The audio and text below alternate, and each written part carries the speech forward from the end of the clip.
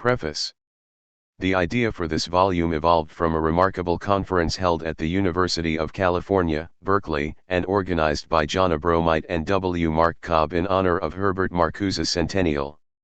For the S generation, Marcuse was a towering living proof that the so-called generation gap was, in large measure, a mass media fabrication. Unlike his Frankfurter School companions de Route, Max Horkheimer, and Theodor Adorno, Marcuse remained remarkably open and receptive to contemporary political developments. Horkheimer and Adorno's skepticism vis-a-vis the student movement resulted from their critical assessment of Bolshevism as a potent and insidious form of political domination.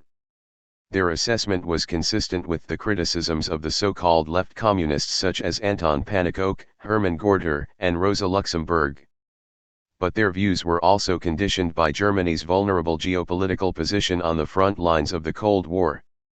Marcuse, conversely, had witnessed firsthand the political evils of McCarthyism, followed by America's grotesque military build-up in Vietnam, in which the horrors of modern war napalm and massive, indiscriminate aerial bombardment seemingly knew no bounds. At the Berkeley Conference, it was clear that John Abromeit and I shared a profound interest in German philosophy of the S, whose high points were undoubtedly George Lukács's History and Class Consciousness, and Martin Heidegger's Being and Time. What made Marcuse's intellectual itinerary so unique was that, at a remarkably young age, he attempted a landmark synthesis of both traditions, Hegelian Marxism and existential ontology. Moreover, both John and I felt strongly that Marcuse's contributions were not of merely historical value. Instead, we believed that his efforts to combine these two orientations helped to shed important light on problems of the philosophical political present. The volume took longer than anticipated to bring to completion. During the late SNS, Marcuse adopted a hybrid, existential Marxist idiom that places peculiar demands on English-speaking readers. Consequently, we felt that our primary responsibility was to ensure that the texts in question appeared in a lucid and accessible English, while at the same time preserving the conceptual rigor of Marcuse's philosophical and theoretical arguments. Publication of Heideggerian Marxism would not have been possible were it not for the solidarity and assistance of a number of individuals. Above all, we would like to thank Herbert Marcuse's son, Peter, for his willingness to grant rights and permissions in his capacity as executor of his father's literary estate. We would also like to publicly acknowledge the efforts of the translators, Ron Haas, Eric Oberl, Matthew Erlin, and John Abromeit. Without their dedication and tenacity, the volume would never have come to fruition. We would also like to thank our editor at the University of Nebraska Press, M.J. Devaney, for her keen editorial discernment and consistent enthusiasm for the project. Allow me to conclude on a personal note. During the S, I had the good fortune to meet Herbert Marcuse on several occasions in San Diego, Toronto, and Berkeley. No one who met him could fail to be impressed by his humanity, his playfulness, and his generosity of spirit. In so many respects, he was a modern embodiment of the proverbial Aristotelian great-souled individual. Our conversations, though they were few, remain permanently etched in my memory. Publishing this collection of his early philosophical writings is a modest way of acknowledging an intellectual and personal debt that I could never hope to repay in full. Lastly, John Abromeit and I would like to dedicate this volume to the man who has perhaps done more than anyone else to promote international interest in the Frankfurt School legacy, Martin J. To me, Marty has been a mentor, friend, condent, and critic.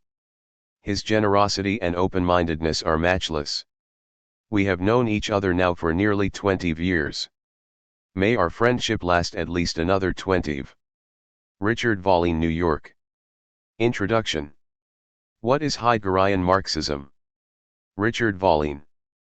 The relatively late and then very rapid reception of Marcuse's work has allowed a historically inaccurate image of him to emerge. The older strata of his development remain unrecognizable. Marcuse's book, Hegel's Ontology, remains essentially unknown. I suppose that one would find few among Marcuse's contemporary readers who would not be completely surprised by the introduction's concluding sentence, Any contribution this work may make to the development and clarification of problems is indebted to the philosophical work of Martin Heidegger. I don't know what Marcuse thinks about this sentence today, we have never spoken about it. But I think that phase of his development was not simply a whim.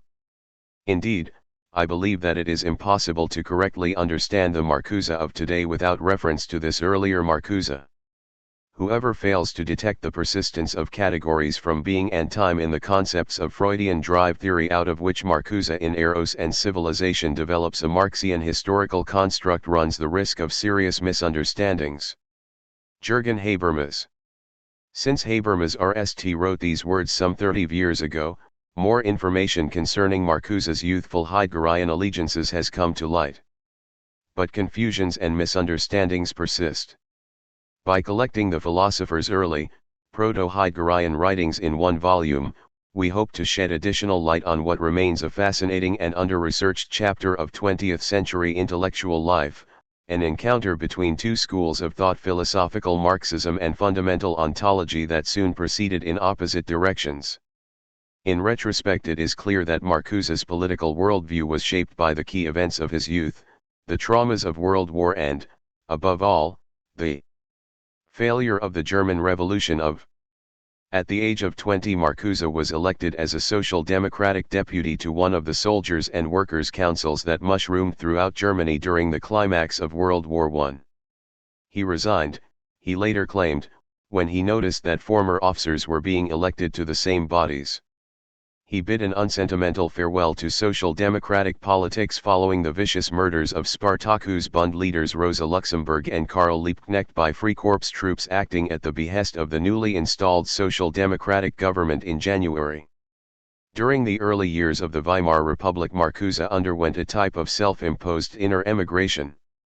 After completing a dissertation on the German artist novel, which was heavily influenced by the early aesthetics of George Lukács, he returned to his native Berlin to work in an antiquarian bookshop. During this time, he compiled a detailed Schiller bibliography, steeped himself in the early Marx, and read two classic texts of Hegelian Marxism that would have a profound influence on his future philosophical development, Lukács's History and Class Consciousness and Karl Korsch's Marxism and Philosophy, both of which had appeared in. Later in the decade there occurred a publication event that lured Marcuse back to the university, the appearance of Heidegger's Being and Time. At the time, Germany's philosophy seminars were still dominated by state and familiar pre-war approaches, neo-Kantianism, neo-Hegelianism, and positivism. For the younger generation, however, the horrors of World War I represented a point of no return. The worldviews and perspectives that had predominated prior to seemed entirely delegitimated. As Marcuse noted time and again, Heidegger's thought seemed to offer something that the conventional academic school philosophies lacked, a philosophy of the concrete. Reacting some years later on the excitement generated by the publication of Being and Time, Marcuse observed to me and my friends, Heidegger's work appeared as a new beginning. We experienced his book Being and Time, and his lectures, whose transcripts we obtained, as, at long last, a concrete philosophy. Here there was talk of existence, of our existence, of fear and care and boredom, and so forth. We also experienced an academic emancipation, Heidegger's interpretation of Greek philosophy and German idealism, which offered us new insights into antiquated, fossilized texts.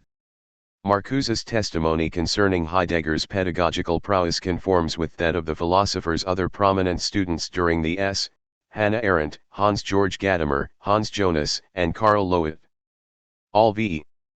affirmed that what they found unique in Heidegger's approach was his capacity to revivify antiquated philosophical texts in light of present historical needs and concerns. The leitmotif of Heidegger's courses seemed to be Augustine's Mayer residential adjutor, my life is at stake. In them, doing philosophy ceased to be an exercise in disembodied, scholarly exegesis.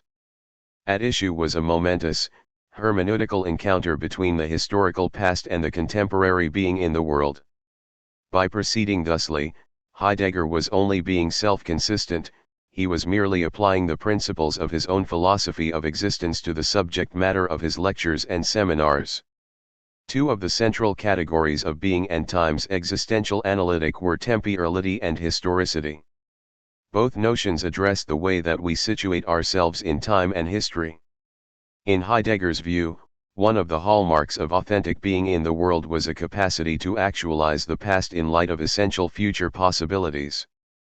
Conversely, inauthentic Dasein, Das Man, displayed a conformist willingness to adapt passively to circumstances and existential lassitude that bore marked resemblances to the inert being of things.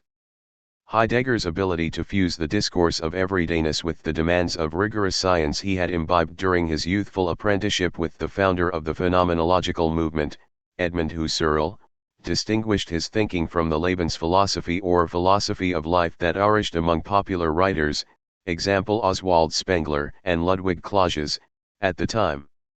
Thus, in view of the conservative approaches to scholarship that predominated among the German Mandarin professorate during the one can readily imagine the genuine excitement Heidegger's philosophical radicalism must have generated, especially among the lost generation of the post-war period. In a colorful letter, Marcuse described his initial impressions of Heidegger, whom he recalled from his previous stay in Freiburg as a PhD student in the early as follows. Concerning Heidegger, it is hard to imagine a greater difference between the shy and obstinate Privatdozent who 8 years ago spoke from the window of a small lecture hall and the successor to Husserl who lectures in an overrowing auditorium with at least 600 listeners, mostly women, in brilliant lectures with unshakable certainty, talking with that pleasant tremor in his voice which so excites the women, dressed in a sports out that almost looks like a chauffeur's uniform, darkly tanned, with the pathos of a teacher who feels himself completely to be an educator, a prophet, and pathfinder and whom one indeed believes to be so. The ethical tendencies found in being and time which aim at philosophy becoming practical really seem to achieve a breakthrough in Heidegger himself, although, to be sure, in a way that is somewhat alienating. He is all in all too rhetorical, too preachy, too primitive. In the large lecture on German idealism and the philosophical problems of the present he has so far treated the dominant tendencies of contemporary philosophy as anthropological tendencies and metaphysics. Part of Marcuse's attraction to Heidegger's brand of existence philosophy was spurred by the so-called crisis of Marxism. For Marcuse's generation hopes for a radical regeneration of the existing political order, one which seemed responsible for so much pointless social suffering and injustice, were rudely dashed with the collapse of the short-lived council republics, Räterepublik, in Bavaria and Hungary following World War I. In his eyes, by brutally crushing the German Revolution, social democracy had merely compounded its sins of August, when, by voting for war credits, it had forsaken the ideals of international socialism in favor of jingoistic militarism. Moreover, it is safe to assume that the Bolshevik Revolution harbored few attractions for him. Marcuse undoubtedly accepted Rosa Luxemburg's trenchant critique of the authoritarian implications of Lenin's vanguardism. In fact, most European socialists viewed Lenin's voluntarism as inappropriate for Western and Central Europe, where a more advanced and experienced proletariat existed. Yet, concomitant with the political crisis of Marxism, there existed an epistemological crisis. In Marcuse's view, the two were necessarily linked. For under the tutelage of Engels and Karl Koski, the Second International had espoused a resolutely anti-philosophical, mechanistic interpretation of Marxism. This approach was predicated on an unrictive scientism, see Engels's The Dialectics of Nature, as well as an antiquated theory of capitalism's automatic collapse. Correspondingly, its leading theoreticians displayed a willful indifference to the subjective factor of working-class consciousness. Conversely, it was a willingness to address such questions directly and unapologetically that made Lukács's historiant class consciousness seem refreshing. It stood as a beacon of illumination in the midst of a bleak intellectual and political landscape. Thus, Marcuse believed that Heidegger's being and time represented a potentially valuable ally in the struggle against the right social continuum of advanced industrial society. He conjectured that Heidegger's philosophy of existence possessed the conceptual means required to counteract an inverted social world in which, according to Marx, social relations between men assume the fantastic form of a relation between things. In part, Marcuse. Read Heidegger's philosophy as an ontologically veiled critique of Reichation, an indictment of the way in which oppressive social circumstances militate against the possibility human self-realization. It seemed that, like the critical Marxists Lukács and Korsch, Heidegger strove to surmount the fetishization of appearances that characterized the shadow world of bourgeois immediacy. Like Lukács and Korsch, in Being and Time, Heidegger strove concertedly to break with the deterministic worldview of bourgeois science, in which human being or Dasein was degraded to the status of a thing among things. After all, this was the main point behind Heidegger's critique of Vorhandenheit, or being present at hand, as a mode of inauthenticity. In Marcuse's view, the critique of everydayness in Being and Time, division, in which Heidegger delivers a powerful indictment of inauthentic being in the world via recourse to concepts such as falling, idle talk, publicness, and the they, represents a welcome ontological complement to the discussions of Reichation in Capital and History and Class Consciousness. As Marcuse formulates this insight in On Concrete Philosophy, the world in which the Dasein lives is also evolving to an ever greater degree into Businessbetrieb. The things encountered in it are viewed from the outset as goods, as things that one must use, but not in the sense of using them to meet the needs of Dasein. Instead, they are used to occupy or to an otherwise aimless existence, until they actually do become necessities. In this way, more and more existences are consumed simply in order to keep the business operational. The form of existence of all classes had to hollow itself out in such a way that it has become necessary to place existence itself on a new foundation. By proceeding positivistically, contemporary social science fetishized the standpoint of the object or things.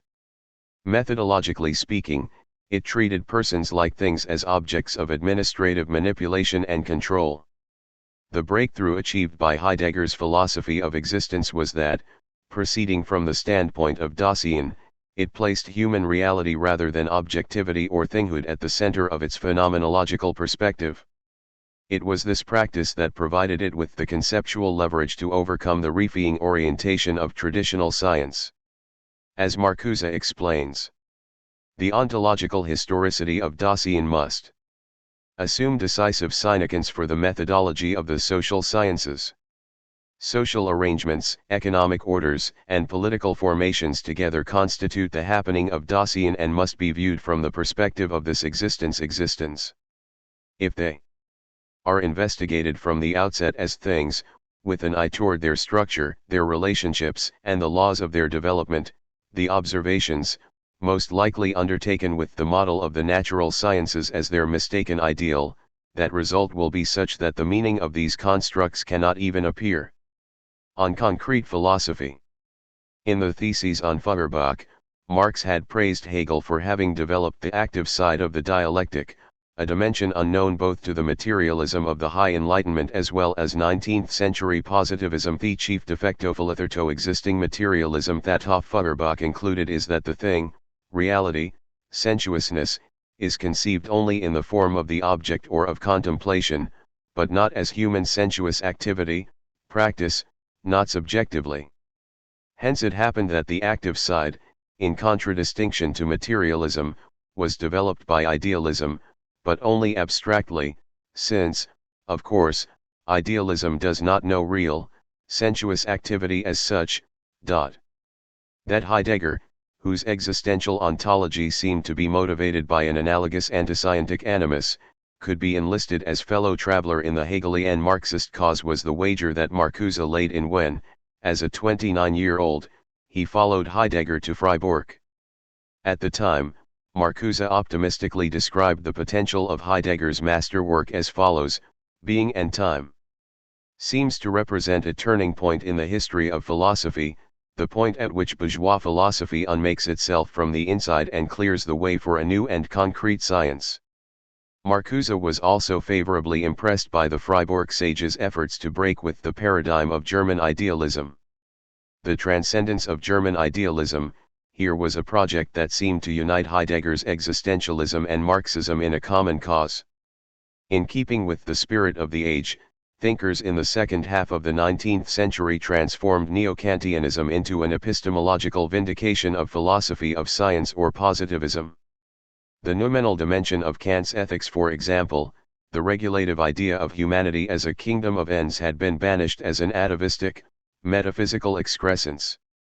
From the standpoint of a young philosopher in the S, it seemed impossible to redeem Kant as a genuine critic of the historical present.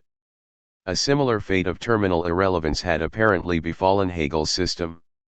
For it seemed that, with the exception of Dilthey's work, Hegel's scholarship had degenerated into a type of neoscholasticism, an incessant, abstract clarication of the master's impressive conceptual edus as propounded in the Science of Logic and other works. Since a critical thematization of lived experience played such a prominent role in Heidegger's fundamental ontology, at the time Marcuse surmised that it might provide the philosophical stimulus necessary to revivify an orthodox Marxist discourse that had lapsed into advanced senescence. Marxism tried to diagnose the objective, economic preconditions of capitalism's collapse, but it seemed to neglect the subjective side of the equation, working-class consciousness. Conversely, whereas Heidegger's philosophy excelled at describing the phenomenological structure of being in the world, its weakness lay in its incapacity to address those aspects of the contemporary crisis that were social and historical as opposed to timeless and ontological. A careful perusal of Marcuse's writings shows that his major reservation about Heidegger's thought concerned its capacity to descend from the rarefied heights of fundamental ontology in order to address matters of contemporary social and historical relevance. In other words, did the existentialian or basic concepts of being and time facilitate the tasks of concrete social analysis, or were they, conversely, an ontological subterfuge? In the Theses on Feuerbach, Marx famously observed, "The question whether objective truth can be attributed to human thinking is not a question oft here but a practical question. Man must prove the truth that is their reality and power, the this-sidedness of his thinking in practice." The dispute over the reality or non-reality of thinking which is isolated from practice is a purely scholastic question. In a parallel vein, being and time's existential analytic commenced with Dasein immersed in a series of practical involvements, everydayness, tools, concern, moods, being with others, and, lastly, historicity. At the time Marcuse imagined, far from implausibly, that the two methodological approaches, both of which sought to transcend the ethereal claims of German idealism in a worldly and practical direction, could be viewed as mutual complements. In his essay, On Concrete Philosophy, Marcuse makes it quite clear why he believed existence philosophy was uniquely relevant to the practical crises confronting humanity.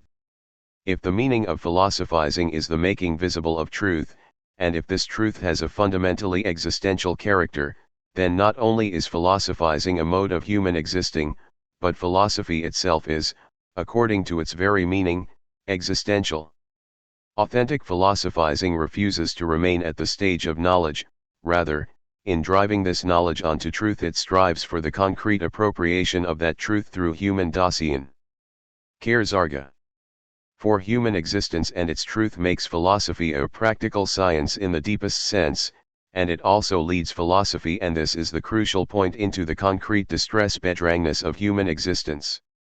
In Marcuse's eyes, Heidegger's orientational breakthrough derived from the fact that in his thought, philosophy is once again seen from the standpoint of concrete human existence and is interrogated with concrete human existence as its end.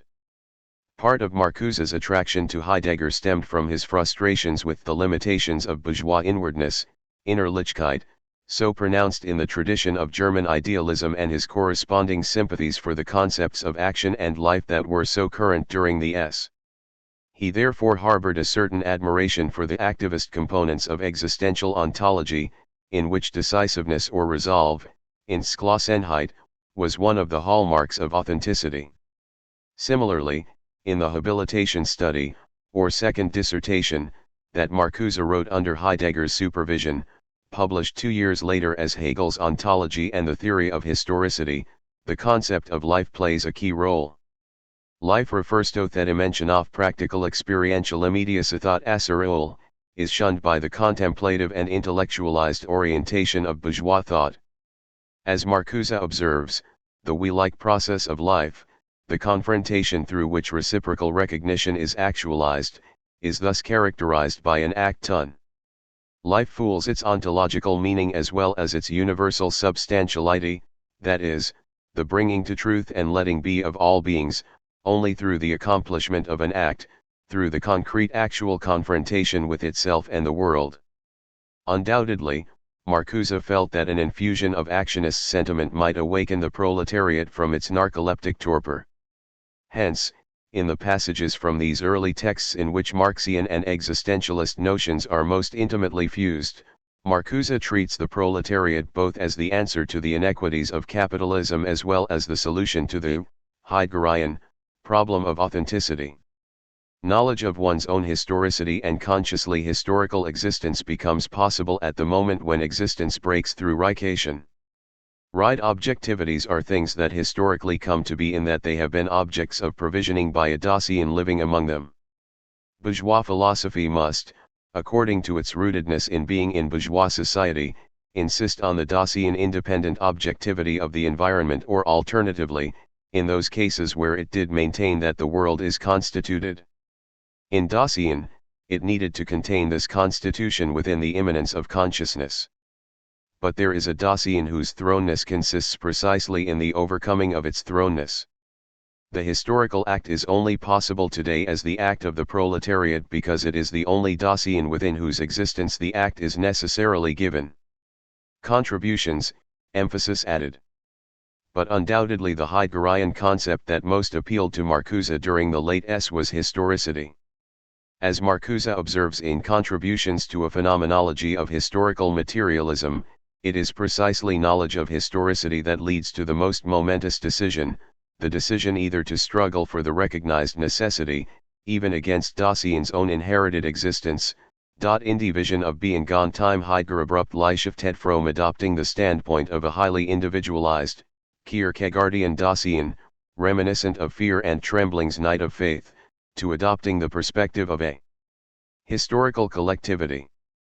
Under Dilthey's Inyence, the categorical framework of division was drastically altered through the employment of concepts such as destiny, community, generation, and the historical life of a people, Vogue. In Marcuse's view, it seemed clear that historicity represented the essential link between existentialism and historical materialism. In the formation of the historical world in the human sciences, Dilthey had stressed the importance of Orlebness lived experience as a response to the crisis of historicism, the 19th-century understanding of history qua positive science. For if in the guise of historicism history writing strove to capture the past the way it really was, Ranke, it remained incapable of providing orientation or directives for the historical present. According to Dilthey, historicity meant not only that all life was historically determined, but that it was in essence meaningfully structured in a way that facilitated hermeneutic understanding across generations. Thus, history qua historicity represented a reservoir of interpretive meaning that transcended the soulless, positivist accumulation of data by traditional history writing, history. But it was left to Heidegger in Being and Time to take the null step in the development of the concept. Whereas Dilthey stressed the fact that life, qua historicity, was in history, Heidegger emphasized that existence was itself historical. The past yielded traditions on which peoples and individuals could act in view of future possibilities. As such, futurity, Zukünftigkeit, became historicity's distinguishing feature. In this way, Heidegger imparted an activist component to historicity as a mode of authentic collective becoming that remained occluded in Dilthey's formulations. As Heidegger remarks, history as Geschichte is a happening Geschichten that we ourselves are, where we are there present. We are history, that is, our own past. Our future lives out of its past. Thus, in Heidegger's optic, historicity ceased to be a category of contemplative, scholarly understanding.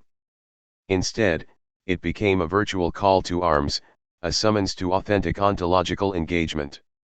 At the same time, it is clear that Marcuse never identified with existence philosophy uncritically or naively.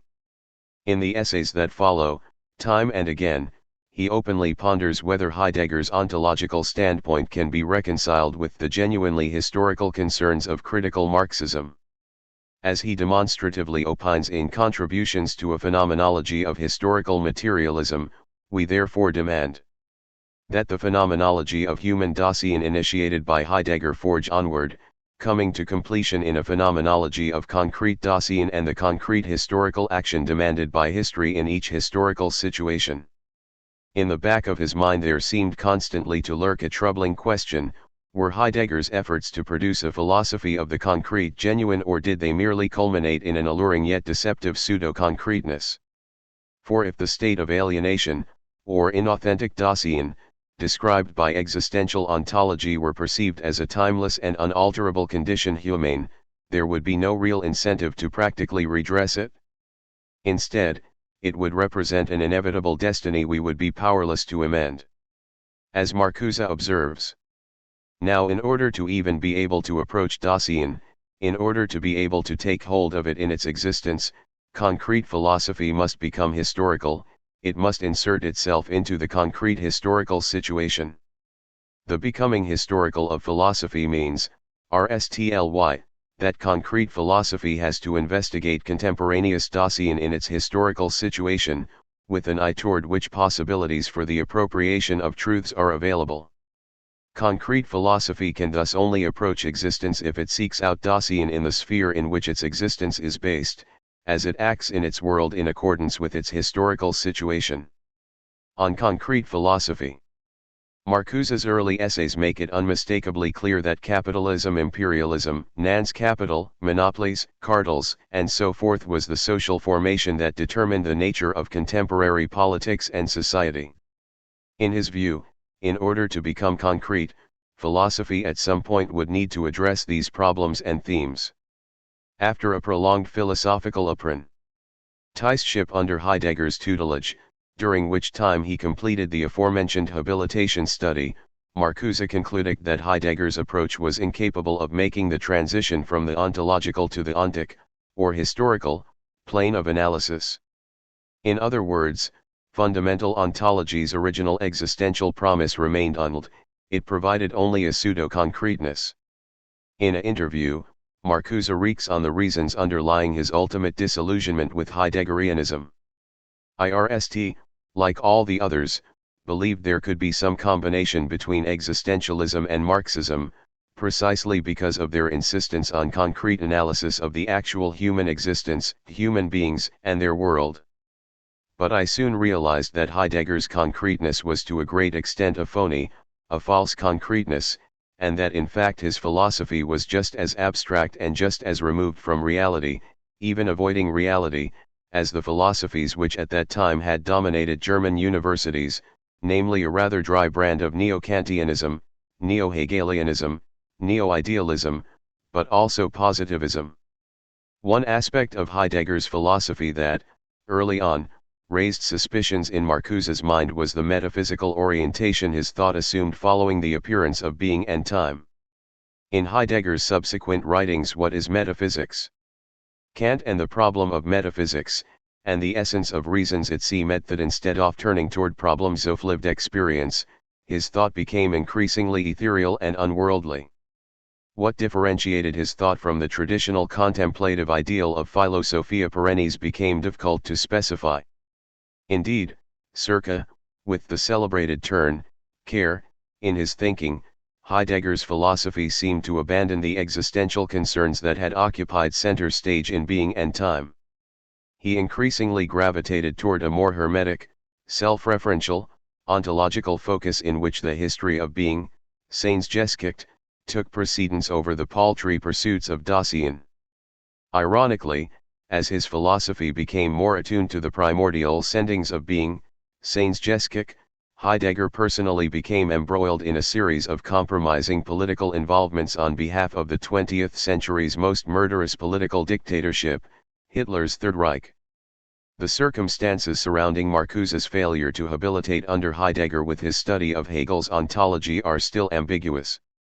Moreover, it seems that, later on, Marcuse himself provided connecting accounts of what actually transpired. To some, he claimed that Heidegger had never read the work; to others, he maintained that Heidegger had refused to accept it. The most likely scenario that suggests itself is that on niching the work in the fall of, Marcuse, apprised of the fact that Heidegger would not accept it, refrained from submitting it in order to avoid the ignominy of having it formally rejected. During the Frankfurt School historian Rolf Wiggershaus found a letter from Edmund Husserl to University of Frankfurt rector Kurt Riesler confirming that, for reasons that are still unclear, Heidegger blocked Marcuse's attempt to habilitate. The ill-starred habilitation study was published in. A year earlier, Marcuse had apparently felt no qualms about asking Heidegger for a letter of recommendation to the eventual publisher, Klostermann Verlag. Despite his failure to habilitate in, Marcuse's fascination with the prospects of a Heidegger-Marx synthesis remained keen, as one can discern from a close reading of his important essay, On the Philosophical Foundations of the Concept of Labor in Economics. Like his earlier forays, this text, too, tries to enrich the traditional Marxist understanding of labor by recourse to an analysis of labor's main ontological features.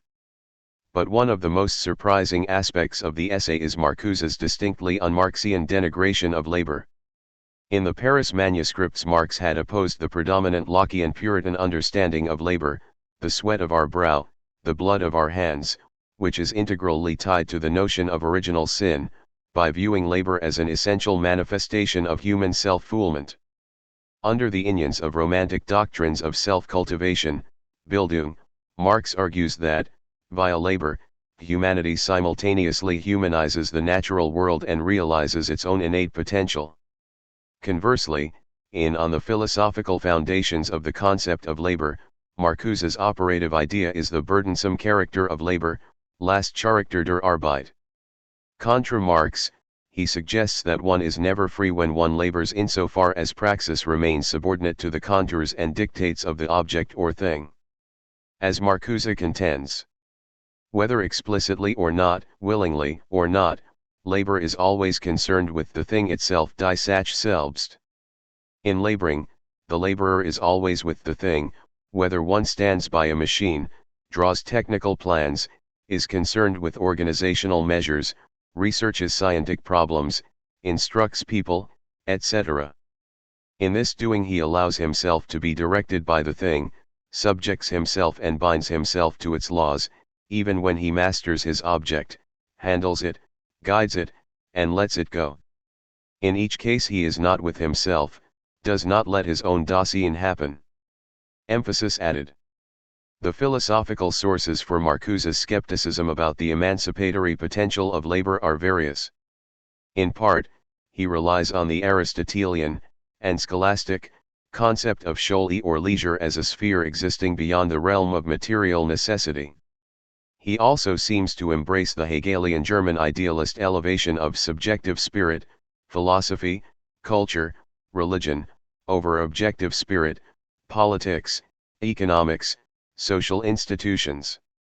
Lastly, he seems to have been influenced by Marx's claim in Capital, volume, that the realm of freedom exists beyond the realm of necessity, that is, beyond the sphere of labor.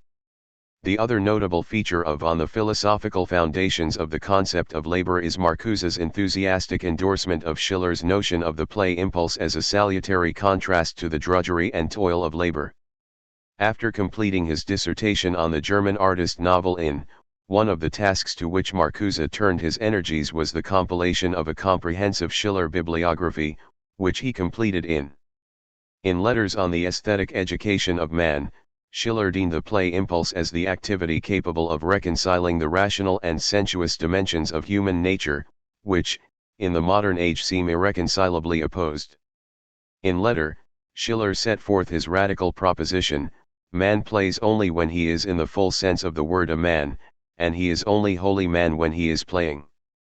In On the Philosophical Foundation of the Concept of Labor, Marcuse emphatically agrees with Schiller, remarking that when one plays, one no longer gives oneself body and soul to objects or things. Instead, for once, one does entirely as one pleases with objects, One places oneself above them and becomes free from them. In a single toss of a ball, Marcuse continues, the player achieves an innately greater triumph of human freedom over the objective world than in the most massive accomplishment of technical labor. As Marcuse admits in a later interview, he had abandoned his dream of becoming a university professor as of owing to Germany's deteriorating political climate. Via the mediation of Husserl and Riesler, he established contact with the Frankfurt-based Institute for Social Research, whose director, Max Horkheimer, had already made plans to transfer the institute's administrative facilities to Geneva. Marcuse oversaw operations of the Geneva branch before emigrating, along with other institute members, to New York the following year. But in a publishing event occurred that functioned as a watershed in Marcuse's intellectual development, the publication of Marx's Ökonomische Philosophisch Manuscript Vom Economic and Philosophical Manuscripts in volume of the Marx-Engels Gesamtausgabe, Mega. Marcuse wrote a long review essay that appeared in the Social Democratic journal, Die Gesellschaft, in which he hailed the manuscript's appearance as a crucial event in the history of Marxist studies. It would only be a slight exaggeration to say that, suddenly, what for 4 years Marcuse had been seeking in Heidegger he found in Marx, a philosophical grounding for historical materialism. As Marcuse observes in retrospect, in the economic and philosophical manuscripts appeared. That was probably the turning point. This was, in a certain sense, a new practical and theoretical Marxism. After that, Heidegger versus Marx was no longer a problem for me, theory and politics. In this way, Marcuse brought to completion a philosophical odyssey that led from Heidegger to Horkheimer. In Marcuse's eyes, the manuscripts confirmed his suspicions, based on close readings of early texts such as the Holy Family, the German ideology, and the theses on Feuerbach, as read through the prism of Lukács, that Marx's project had been formulated in dialogue with classical German philosophy. Moreover, it became increasingly clear that Marxism's philosophical origins, far from being a youthful excrescence, were absolutely central to its status as a program of social and political transformation. As Marcuse remarks, a rough formula that could be used as a starting point would be that the revolutionary critique of political economy itself has a philosophical foundation, just as, conversely, the philosophy underlying it already contains revolutionary praxis, new sources. The Paris manuscripts meant that the Second International scientific understanding of Marxism qua socialist economics was based on a potentially fatal interpretive misunderstanding. Instead, Marxism was centrally concerned with problems of human self-realization with humanity's species being, Gattungswesen, that had preoccupied German idealism, albeit, with an important methodological difference. Marx was interested in solving these problems practically rather than merely theoretically. Moreover, in poring over the manuscripts, Marcuse discovered that the existential concerns that, 4 years earlier, had attracted him to Heidegger were fundamentally shared by Marx. For their leitmotif was alienation.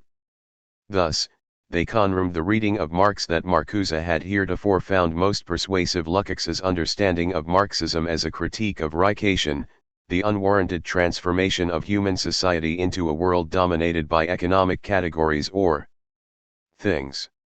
Moreover, Marx's discussion was tied to a vivid, quasi-phenomenological, socio-historical portrayal of alienation's genesis and development, yielding precisely the dimension of concreteness that Marcuse found lacking in Heidegger's ontological account. Marcuse's momentous encounter with the early Marx is also fascinating for historical reasons. It foreshadows the rediscovery of the philosophical Marx by the Central European dissident movement during the Leszek Kolakowski in Poland, Karol Kossak in Czechoslovakia, Agnes Heller in Hungary, and the Belgrade Praxis Circle, which provided impetus for the reforms embodied in the slogan, "Socialism with a Human Face." Of course, these hopes for internal reform were brutally crushed by the Soviet invasion of Prague. Moreover, it anticipates the phenomenological Marxist Vogueau-Sand, whose leading representatives were Jean-Paul Sartre, Maurice Merleau-Ponty Traduc Thao, Kossak, and Enzo Pace. Like Marcuse, the phenomenological Marxists, who often borrowed as much from Husserl's philosophy as they did from Heidegger, believed that phenomenology represented an important philosophical counterweight to the positivist domination of the human sciences and thus a potential methodological stimulus toward the creation of a humane social world. Shortly after Marcuse joined the Institute for Social Research, Germany's political landscape underwent a radical transformation. On January, Hitler was named Chancellor.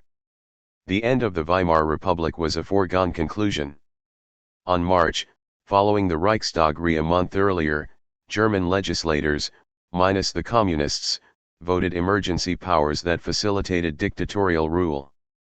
Weeks earlier, the Gestapo commandeered the Institute's facilities in Frankfurt, confiscating its library.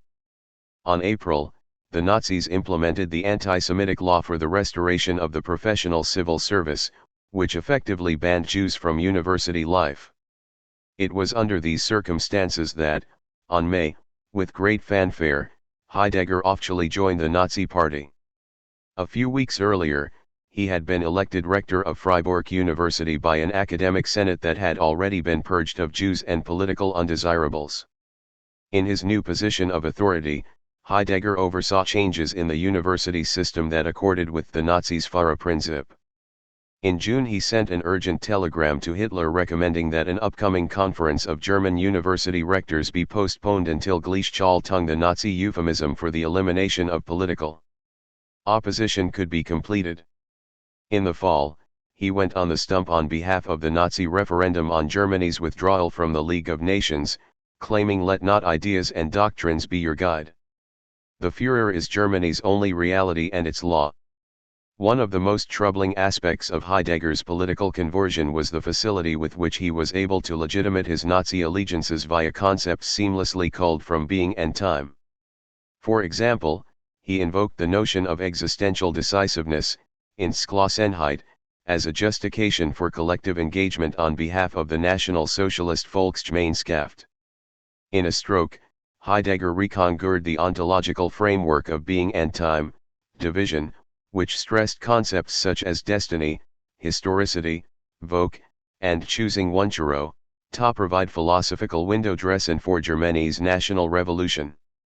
As Karl Loewe remarked perceptively, one need only apply authentic existence in being and time to specifically German existence and its historical destiny in order thereby to proceed from destruction now on the terrain of politics. Marcuse claimed that, although at the time he and his fellow students never suspected Heidegger's right radical political allegiances, in retrospect, the philosopher's engagement on behalf of National Socialism made sense. If you look at his view of the human existence, of being in the world, you will end a highly repressive, highly oppressive interpretation. Idle talk, curiosity, ambiguity, falling and being thrown into, concern, being toward anxiety, dread, boredom, and so on. Now this gives a picture which plays well on the fears and frustrations of men and women in a repressive society, a joyless existence, overshadowed by death and anxiety, human material for the authoritarian personality. Heidegger's politics. To the shock of Heidegger's students and disciples, many of whom happened to be Jewish, it seemed that the philosopher had chosen Hitler as his hero. It turned out to be a fateful decision that would dog Heidegger's reputation until the end of his life. Marcuse, for his part, having recently joined the Institute for Social Research, a milieu that was extremely unsympathetic to Heidegger's thought, had already distanced himself from the master's framework and ignorance. In his eyes, the philosopher's Nazism represented a point of no return. As time progressed, Marcuse seemed able to separate Heidegger's philosophical genius from his ill-fated political alliance with Nazism. In German Philosophy in the 20th Century, written in, he avowed that during what Heidegger proposed as a concrete analysis of human existence and its modes of being constitutes one of the most fertile avenues of modern philosophy. With the war's end, Marcuse returned to Germany in his capacity as OSS operative and met with Heidegger. By his own admission, the encounter was unproductive. There followed an impassioned exchange of letters, in which Marcuse implored his mentor to distance himself publicly from the evils of the regime he had preserved. "Philosophers are allowed to err," remarked Marcuse. But in this case, the error which involved unqualified allegiance to a fundamentally racist and genocidal regime signed the negation of the Western tradition and all it represented. True to form, Heidegger remained unrepentant. In his eyes, the Allies had committed atrocities equal to those perpetrated by the Nazis. And certain Nazi goals, for example, a deliverance of the West from the ills of communism, in his view remained admirable. At this point, there seemed little more to say, and communication between them broke off. Marcuse's renown during the S was totally unexpected. As much as any other works of post-war cultural criticism, his Eros and Civilization and One-Dimensional Man anticipated the decade's libidinal political strivings. Like Tocqueville a century earlier, Marcuse's political influence spread rapidly across two continents. He counseled both the American and German New Lefts that, at best, their actions could serve as a catalyst to heighten awareness about the injustices of imperialism and social inequality. However, should the students delude themselves into behaving as bona fide revolutionary actors, they were destined to run aground. One of the challenging interpretive questions that has beset Marcuse's scholarship concerns the extent to which Heideggerian themes play a role in his later writings. Did Marcuse, in some meaningful sense, remain a left Heideggerian? Did he in fact apply a diagnosis of the age, Zeitdiagnose, formulated by Heidegger and others during the interwar period to the advanced industrial societies of the post-war era? As we have already seen, for a time Marcuse was highly intrigued by the prospects for a concrete philosophy presented by Heidegger's existential interpretive framework. Did the later Marcuse then attempt to write the withering critique of mass society contained in Heidegger's treatment of everydayness for the ends of the political left? In order to answer these questions properly, one must take into account the historical situation with which Marcuse found himself confronted during the post-war period. Fascism had been defeated. Yet, monopoly capitalism, the economic system responsible for its original triumph, remained RMLY entrenched. The Cold War era, dominated by the apocalyptical prospect of nuclear annihilation, exuded a sinister atmosphere of international stalemate in which radical political demands could find no outlet.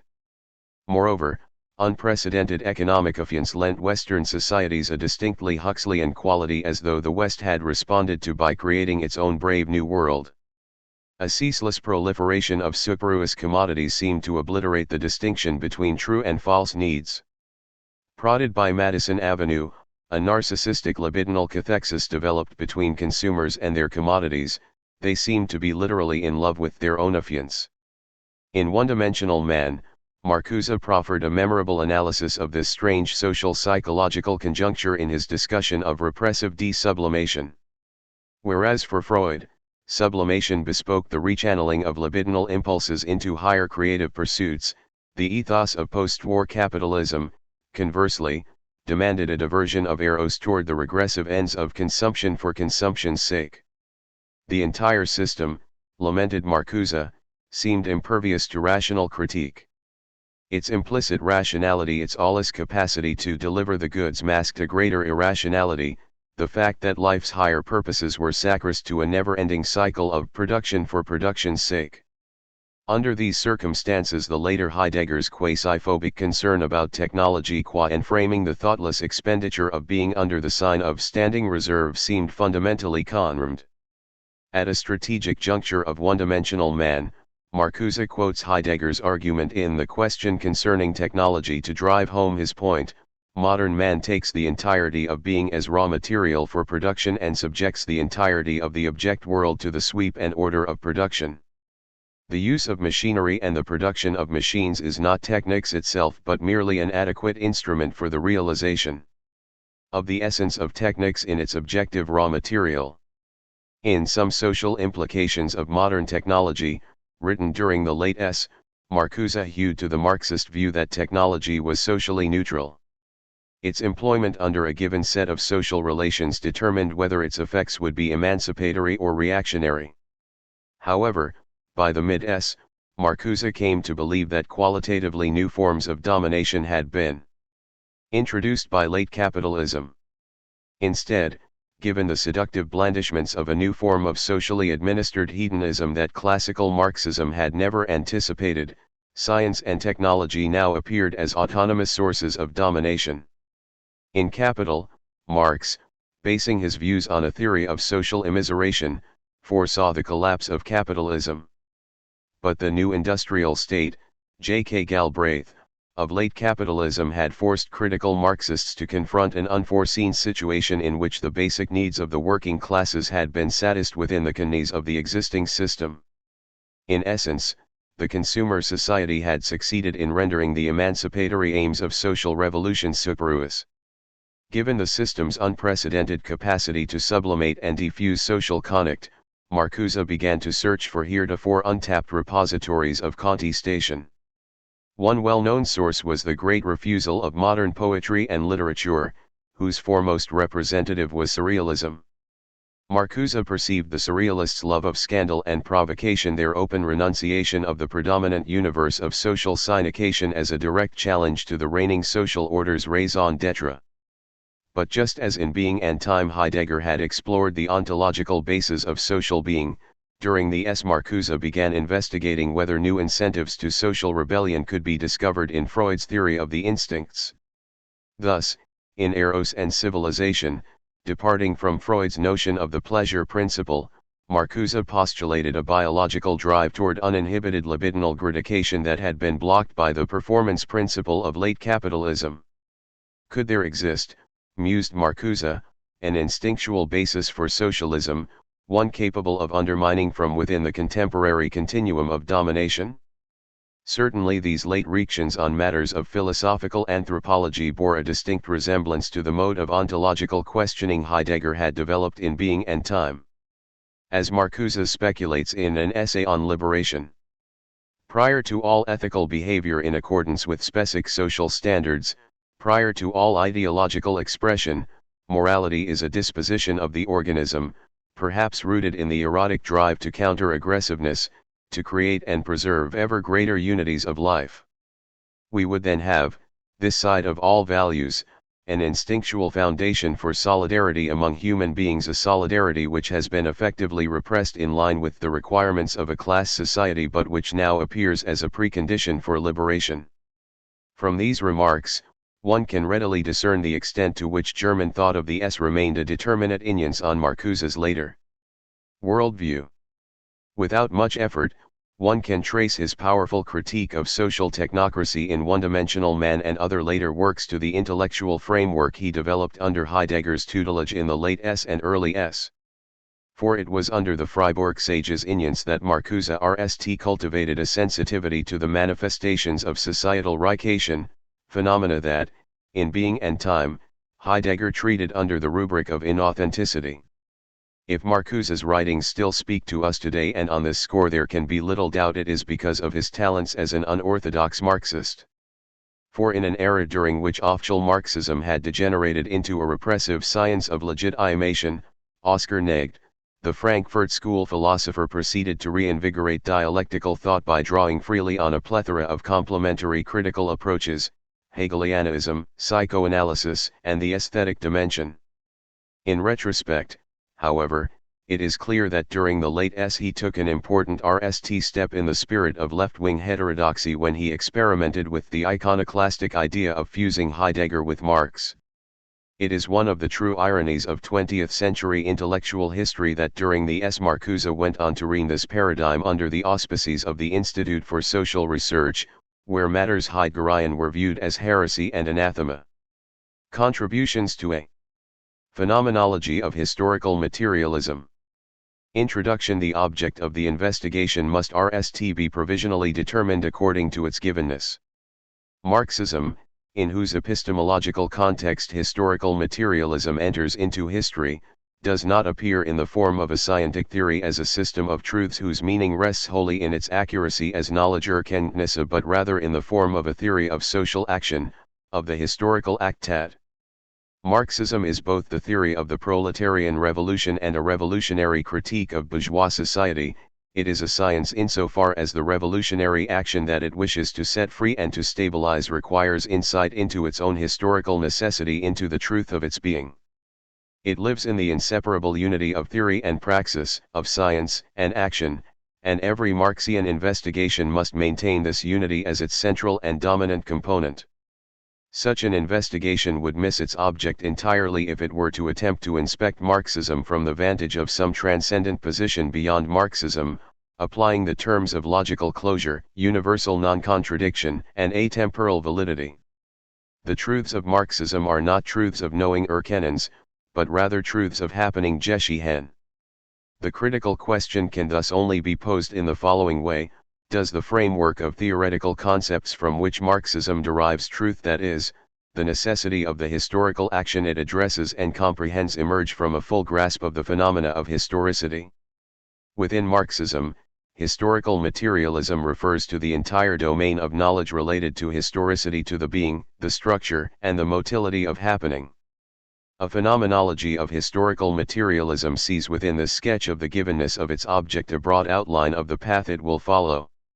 Such a phenomenology begins with the disclosure of the fundamental situation of Marxism, a disclosure through which a new, revolutionary fundamental attitude Grunhaltung gains a new view of the whole of social being by coming to know historicity. The discovery of historicity as the fundamental determination of human Dasein opens, through a new understanding of reality, the possibility of radically transformative action. Next, Heidegger's foundational analysis in being and time is used as a basis for attempting a phenomenological interpretation of historicity. Before the question of whether the statements of historical materialism address the full range of the phenomena of historicity is examined, the methodology of phenomenological interpretation itself will be framed as a problem. The historicity of Dasein demands that phenomenology reorient itself according to the bearings of the dialectical method, a method that shows itself to be the appropriate approach for all historical objects. In this way, the dialectic should also experience a provisional clarification through its methodological application within Marxism. Only then will the phenomenology of historical materialism, which interprets the Marxian theories relevant to the structure of historicity in light of the phenomenon of historicity, be taken up. The fundamental situation of Marxism we will deem the fundamental situation of a human being to be that situation in which that person has a clear view of, and can determine, his or her unique relation to the environment and the task that emerges from this relation. If a life obtains its decisive expression through a process of investigation and research, then the determination of the fundamental situation is obtained from its point of departure, from that point out of which originates its method of investigation and its conceptuality, and from which it receives its meaning. These determinations are intended phenomenologically, not psychologically. It will not be suggested, for example, that Marx saw research as his fundamental task and that his work should be explained wholly in terms of it.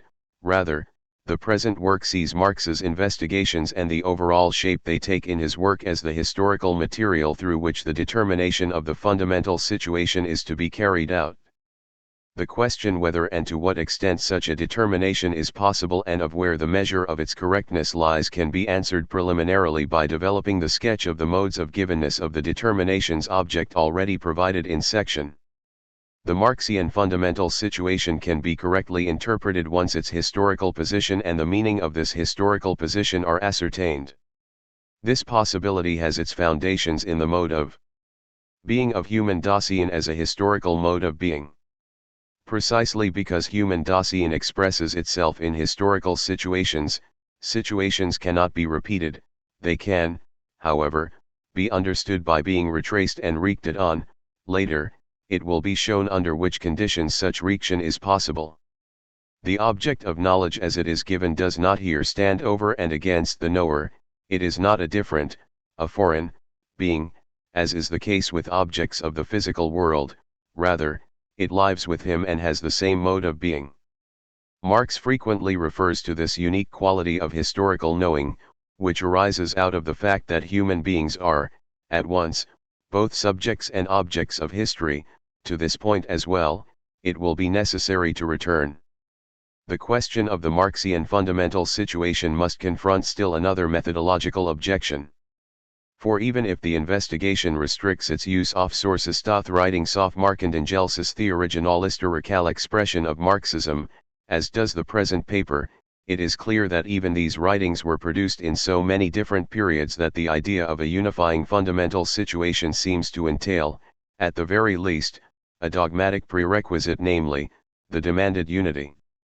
But it seems to us that one can only address the question of Historiendites division ein Toperiadsafteraniha phenomenologically pointed out the fundamental position, because such a historical division of the subject, if it is to be anything other than mechanical and chronological, must relate the different phases of the writings to the fundamental situation. Thus, for example, if in considering Marx's life work, one differentiates among young Hegelian, radical democratic, and scientific communistic periods, then this division must presuppose a value and goal orientation that emanates from a fundamental position, or it will amount to the abstract shattering of the historical totality into fragments connected only by chronology.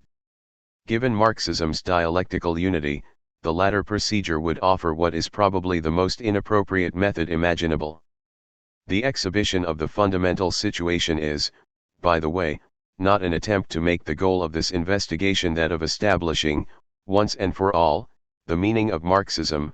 It is, rather, intended simply to demarcate the ground on which such an undertaking must proceed. It is merely a preliminary methodological foray into domains that will only achieve clarity in the course of the investigation. Let us now sketch out a brief outline of the Marxist fundamental situation. Its central concern is with the historical possibility of the radical act of an act that should clear the way for a new and necessary reality as it brings about the actualization of the whole person. Its standard bearer is the self-consciously historical human being. Its sole eld of action is history, revealed as the fundamental category of human Dasein. Thereby, the radical act proves itself to be the revolutionary and historical action of class as the historical unit.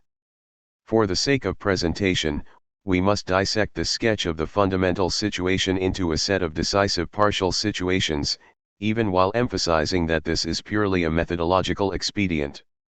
The interrelation among the partial situations will prove to be such that the fundamental situation presents a living unity.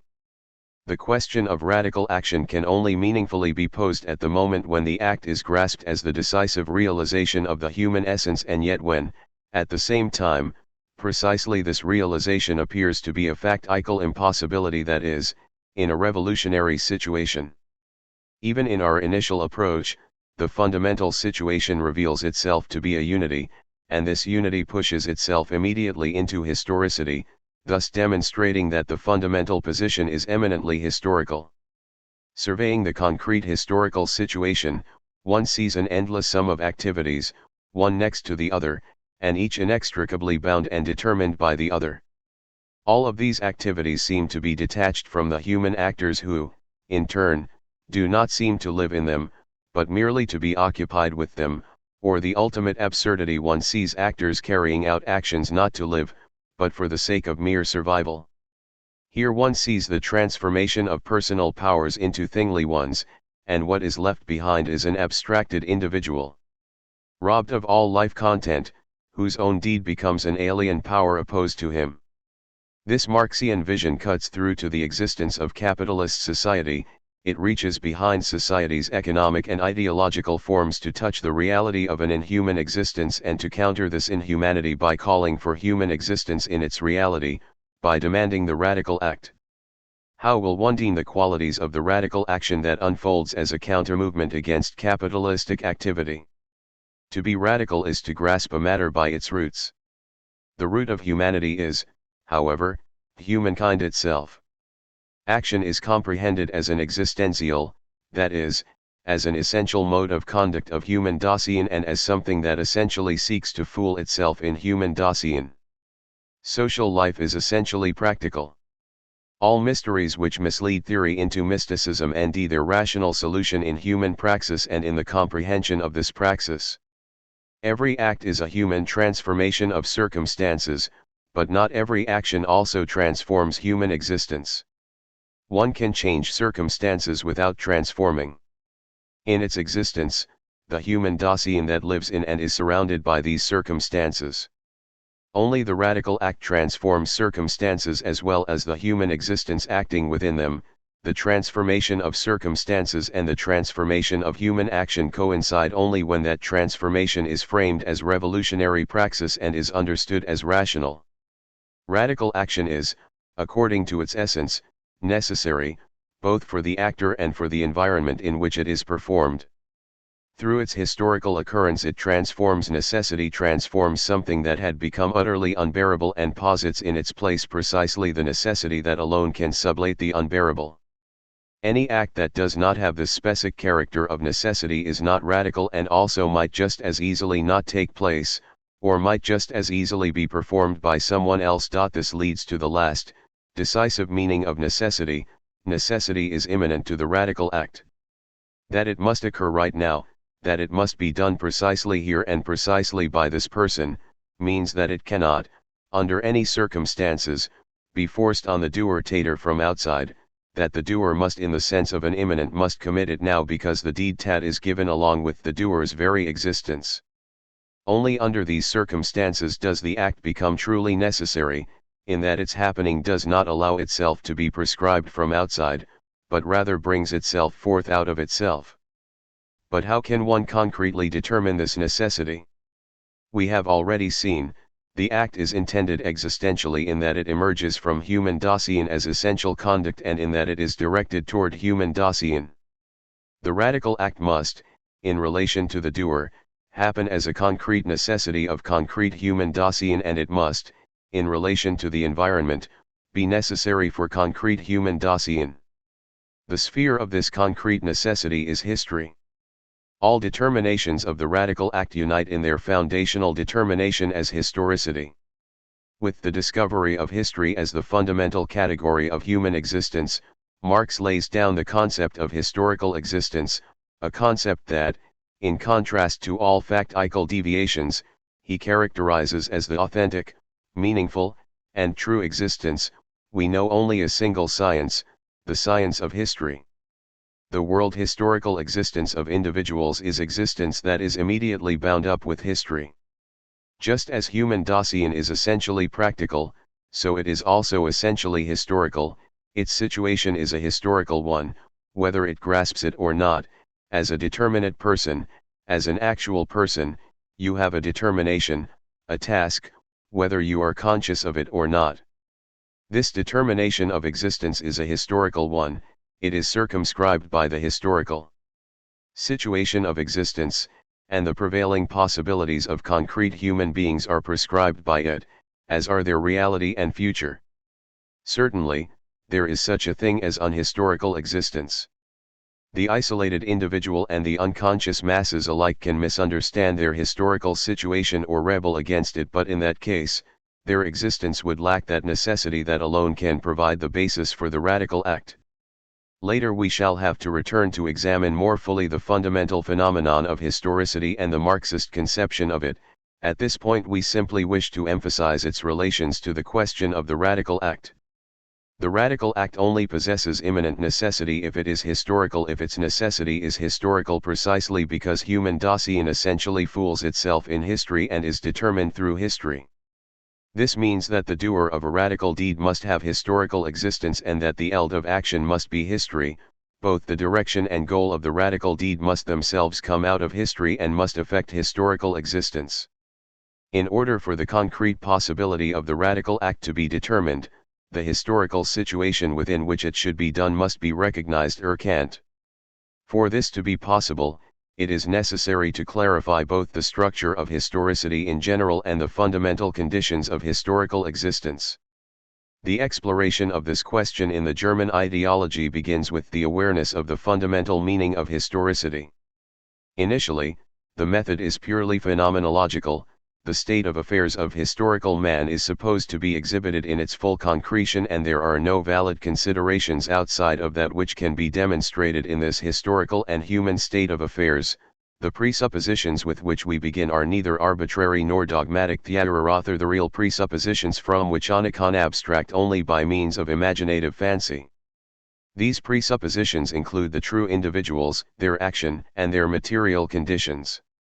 These assumptions are therefore ascertainable through purely empirical means. Whether and to what extent this method represents an approach appropriate to its object, this is something that we shall investigate subsequently. So what is revealed by bringing historical humanity into view? From the very outset, historical humanity does not appear as an isolated individual, but as a human being among other human beings in an environment, as dependent, as belonging to a larger whole. In whatever the historical time or space the phenomenological gaze is cast, it always discovers society as that which is historically concrete, as the historical unity. This concept shall initially designate only a unity of individuals that is grounded and concrete in some way or another, thereby leaving open the question of how this unity is grounded. Society's limit appears within natural space, its reach extends across a determinate spatial environment, village, city, country. The force and direction of society's effective power is constituted through its reproduction, through a t constant renouvellant constant repetition of its existence. Initially, society concerns itself with the needs related to the preservation of its existence. The RST historical act is the production of material life itself.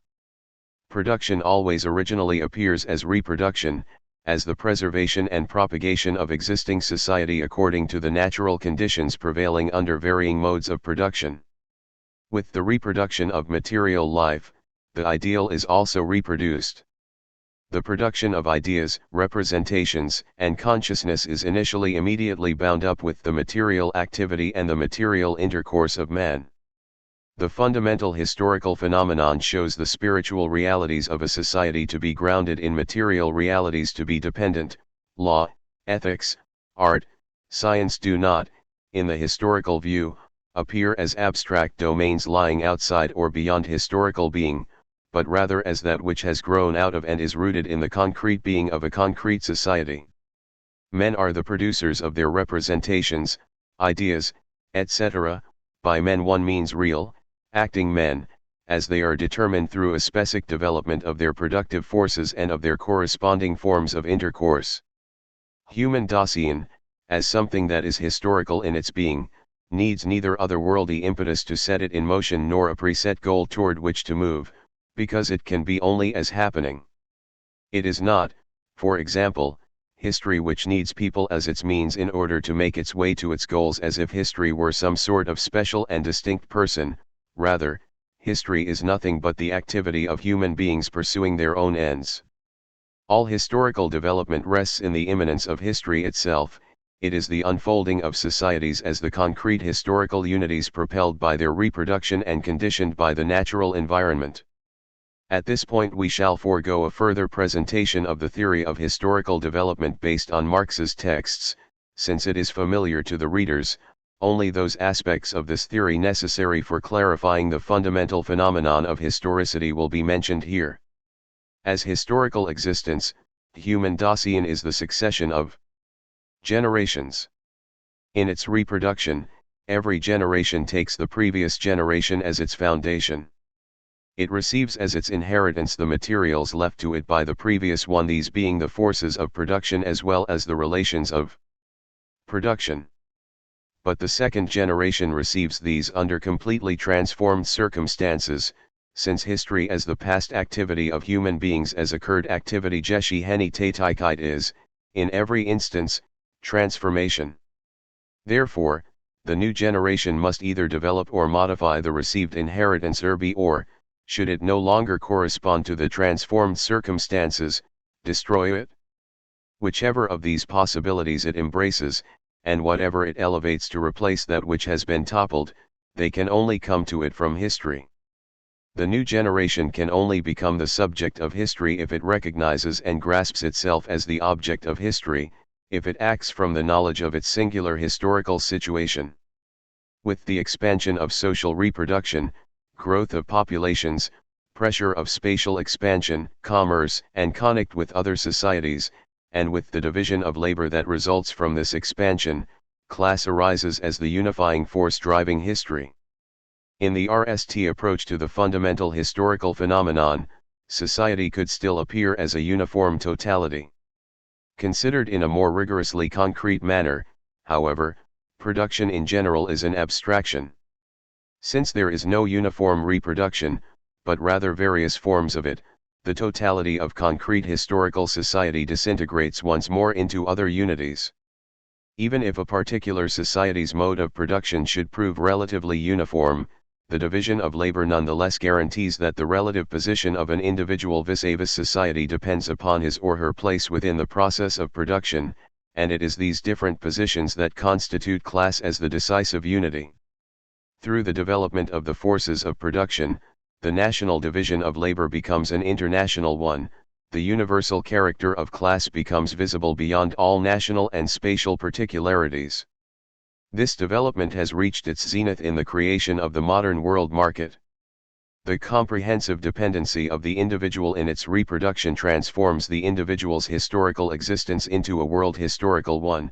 The transformation of history into world history is complete. We have sketched out the Marxian outlines of historical development to the point where the universal class appears as the null-bearer of the movement of history. We now believe ourselves to be able to answer the question of who will be the concrete bearer of that radical act that stands at the center of the Marxian fundamental situation. It is the universal class, which is condemned to this action through its historical existence and whose being completes itself in the double necessity of this act. It is not a matter of what the proletariat might at any given point imagine its goal to be. Rather, it is a question of what the proletariat is and what, in accordance with this being, it will historically be compelled to do. Its goal and its historical action lie irrevocably pregeared in its own life situation. Marx's analysis of historical humanity demonstrated that humanity's consciousness and achievements are parts of the historical social totality and that they are founded on concrete historical being. Knowledge is also not an act that leads human Dasein out of the immanence of historicity. Even if one may speak of the object of knowledge as being above or beyond history, the knowing act erkennend anite is itself not something that descends from nowhere into concrete being, rather, it is always the product of concrete human beings, and the historical situation is the condition of possibility of all knowledge. All true knowledge discloses real objects and states of affairs. As realities, they are valid only if a knowing human Dasein can direct itself toward them in order to make itself true, to make itself correspond to its historical situation. All genuine knowledge is, in the most profound sense, practical knowledge, in that it brings a human Dasein into the truth. That is the meaning of science, and science's sole task is to fool this meaning. Historical existence RST becomes complete in the scientific knowledge wissen of this existence, in the knowledge of its historical situation, its possibilities, and its task. Only then is it immediately bound up with history, only then can it do that which it must do and do it radically. Only that which must be done can be done radically, and it is only through knowledge that human existence can become certain of this necessity. In the historical situation that we have been addressing, class is the decisive historical unity, and the knowledge of the unique, historical social necessity is the achievement of class consciousness. In class consciousness, the chosen class arises to become the bearer of the historical act. Should the revolutionary situation be at hand, it can only be seized by that class that is conscious of its historical situation. Thus is fooled the immediate unity of theory and praxis to which we have already made reference. Historical necessity realizes itself through human action. Mankind can miss its opportunities for action. Recent history has been full of such botched revolutionary situations, and human beings can degrade themselves, can cease to be subjects and become objects of history. Therefore it is the task of theory to free praxis through the knowledge of necessity. At the revolutionary turning points of history, science becomes the conscious product of the movement of history, ceasing to be doctrinaire, it becomes revolutionary. Science becomes reality insofar as it becomes conscious of its historicity. The truth of all genuine reality is fooled in its effectiveness and realization. Philosophers have merely interpreted the world, the point is to change it. The historicity of Dasein according to Heidegger's being and time. We have attempted to show how, in the fundamental Marxian situation, the radical act is set free in its historical necessity. Under the phenomenological gaze, historicity reveals itself to be the primary determinacy bestimtheit of human existence, and the concrete ground of historicity is the touchstone to which all intellectual and material objects that have become abstract must return. Human freedom is fooled in grasping its own necessity, in the will to that immediate historical existence that realizes itself as the radical act in the revolutionary historical situation. Before we move on to see which method of developing thought, dialectic, and action, revolutionary praxis, is afforded by the position achieved through the Marxian fundamental situation, we must ask the question, how does the truth of the Marxian fundamental theses justify itself? How far does its validity extend? From which approach is it possible for a critical analysis to begin to address such questions? An immanent analysis provides the only meaningful approach to a theory that deems human existence as primarily historical and that uses theory only as a way of securing and unleashing the historical act.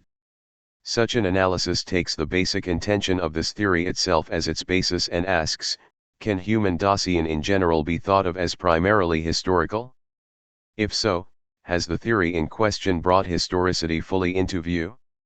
Since the middle of the last century, the problem of historicity has once again come to be recognized as a central philosophical problem.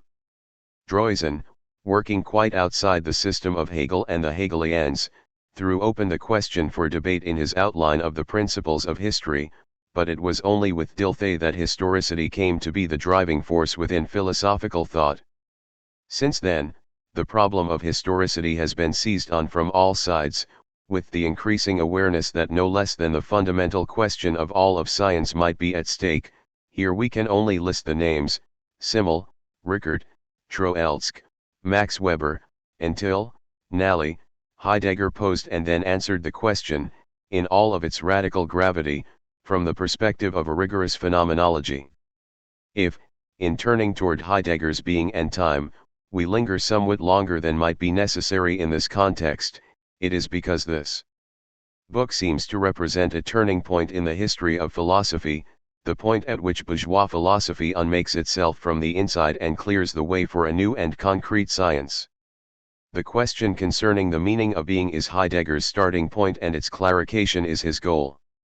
But the entirety of the already published RST part of Being and Time deals with the interpretation of a privileged being, or Dasein, which is always understood to mean human Dasein. This being seen which each of us is himself and which includes inquiring as one of the possibilities of its being, we shall denote by the term Dasein. Heidegger's revelation of Dasein's mode of being proceeds according to the stages yielded by the phenomenological course of the investigation. Initially, the constitution of Dasein's being is that of being in the world. As such, the world is always already there along with Dasein's being.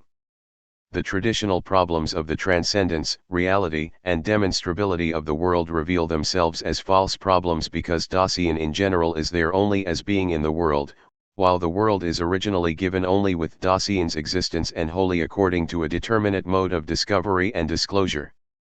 The RST utterance of Dasein is not the cogito, with which an ego is consequently posited, but rather some and in the sense of I am in a world.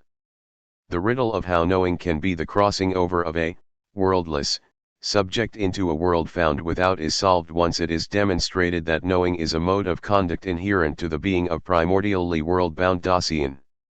So, which type of being does the world existing with Dasein have? Its fundamental constitution is deemed and determined as meaningfulness, as a totality of involvements that is in every case tied to Dasein.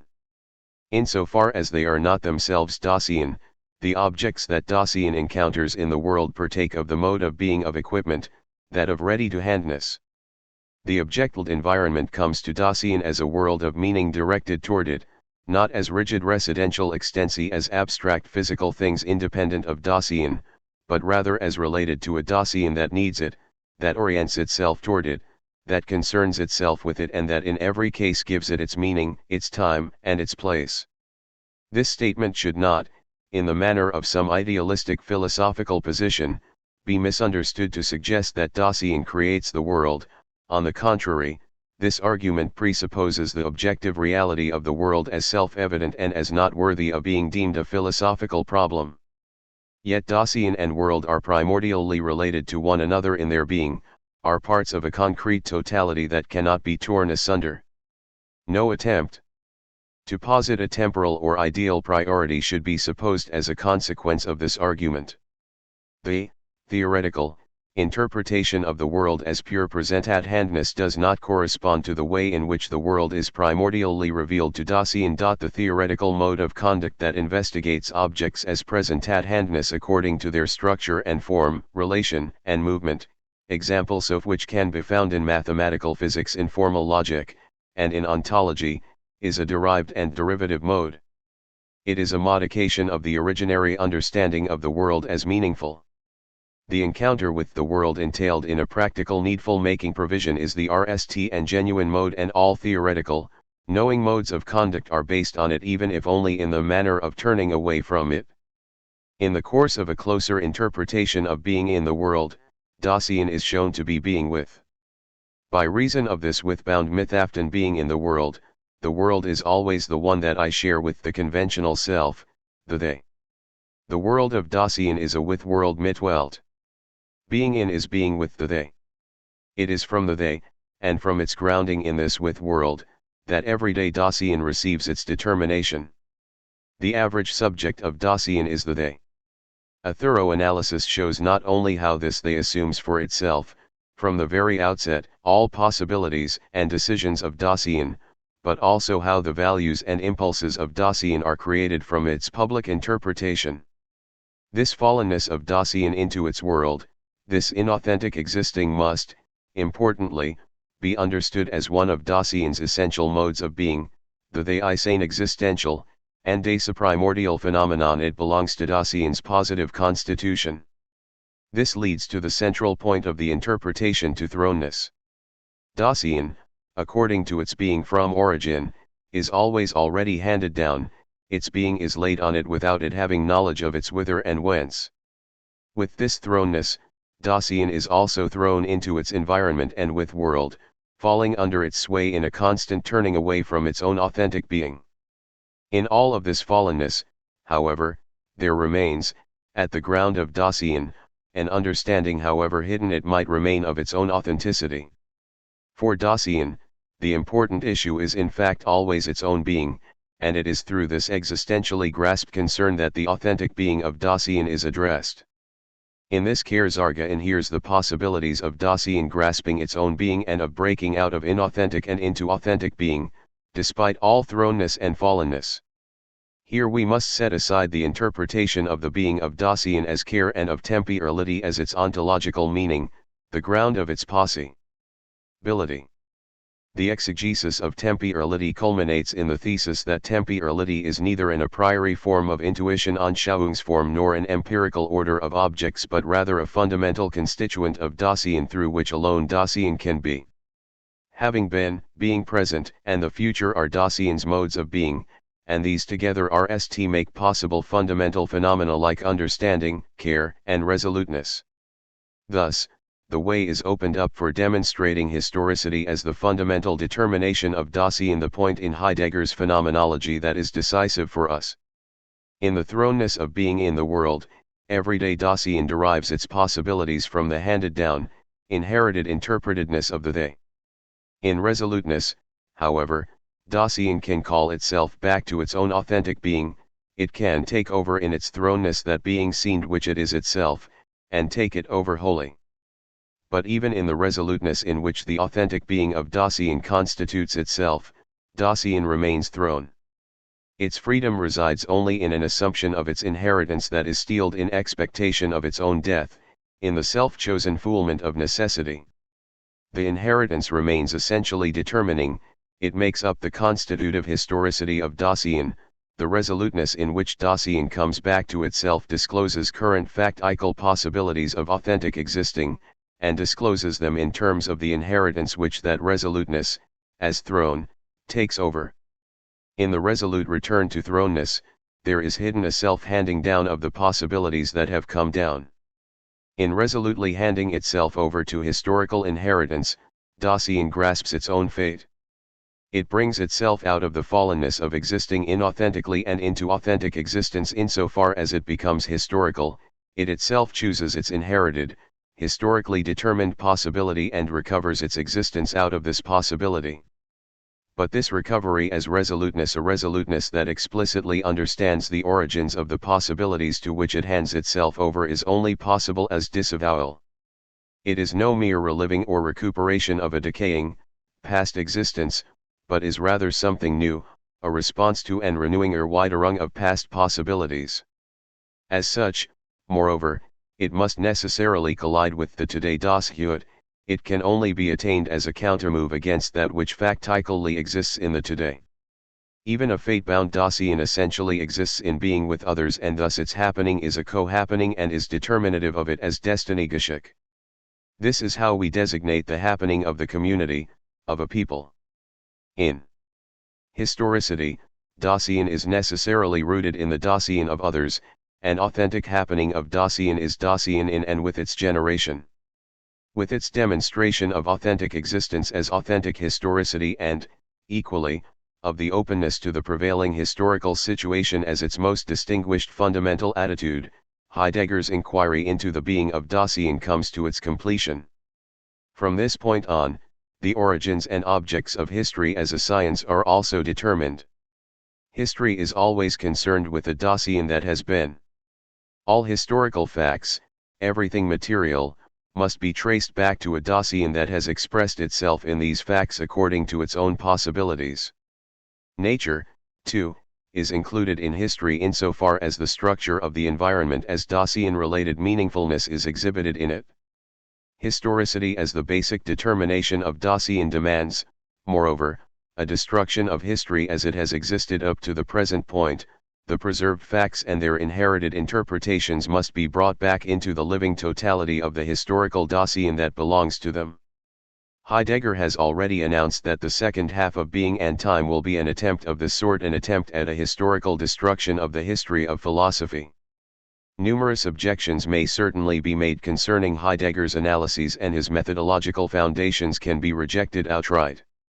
Yet every critique of this sort misses the meaning of this work, which remains true even if it commits significant errors. Decisive, here, is the new philosophical impetus that these interpretations have brought about. Conscious of its acute necessity, the basic question of all living philosophies is posed: what is authentic existence and how is it possible at all? After choosing many false paths, it is now once again evident that the meaning and essence of man is comprised in his concrete Dasein. Man's substance is his existence. Philosophy has found its way back to its original necessity, and it is concerned only with this existence, with its truth and foulement. From this foundation, all philosophical problems can now be approached in an effort to rethink them in their genuine relation to Dasein and to explore the degree to which they have expressed existential struggles and needs, the degree to which they point to truths, lies, or masks of being in the world. It is wonderful how, from this point on, problems and solutions that had become rigid are caught up in dialectical motility, taking the form appropriate to the concrete human beings that lived and live in them.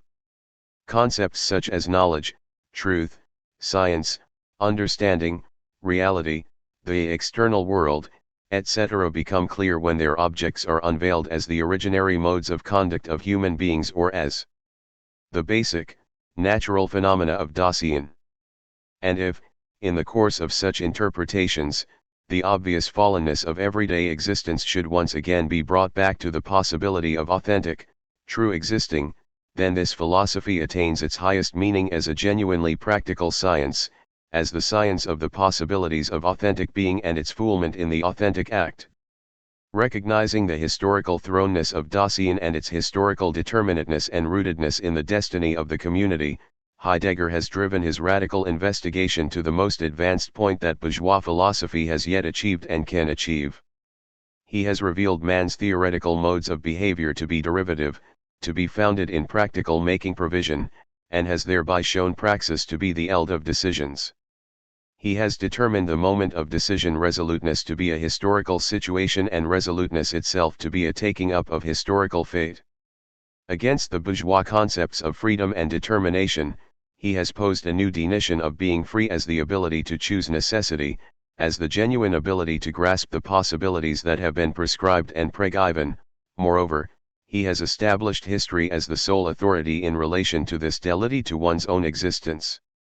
Here, however, the radical impulse reaches its end. Yet if Heidegger's examination is content to limit its analysis to these exhibitions, does it stay true to its own, historical, meaning? The concrete human being in his or her concrete and historical situation was discovered to be the basis of all philosophical thought. Historicity proved to be neither a mere accidental quality of Dasein nor its mere factitious place in the world, but rather the mode of being of Dasein itself, in which its full determination is grounded. Within these discoveries lies the necessity for a project with ambitions as radical as Heidegger's of recourse to the decisive fact of the today in its full historical concretion. It was in and for this today that the buried truths were uncovered. It was not a new attempt to solve the traditional problems of philosophia perennis, but was rather a fate-bound reaction demanded by the threatening situation of contemporary human beings. In view of this today and of the recovery of these truths, certain questions thus needed to be asked and answered. What, concretely, is authentic existence?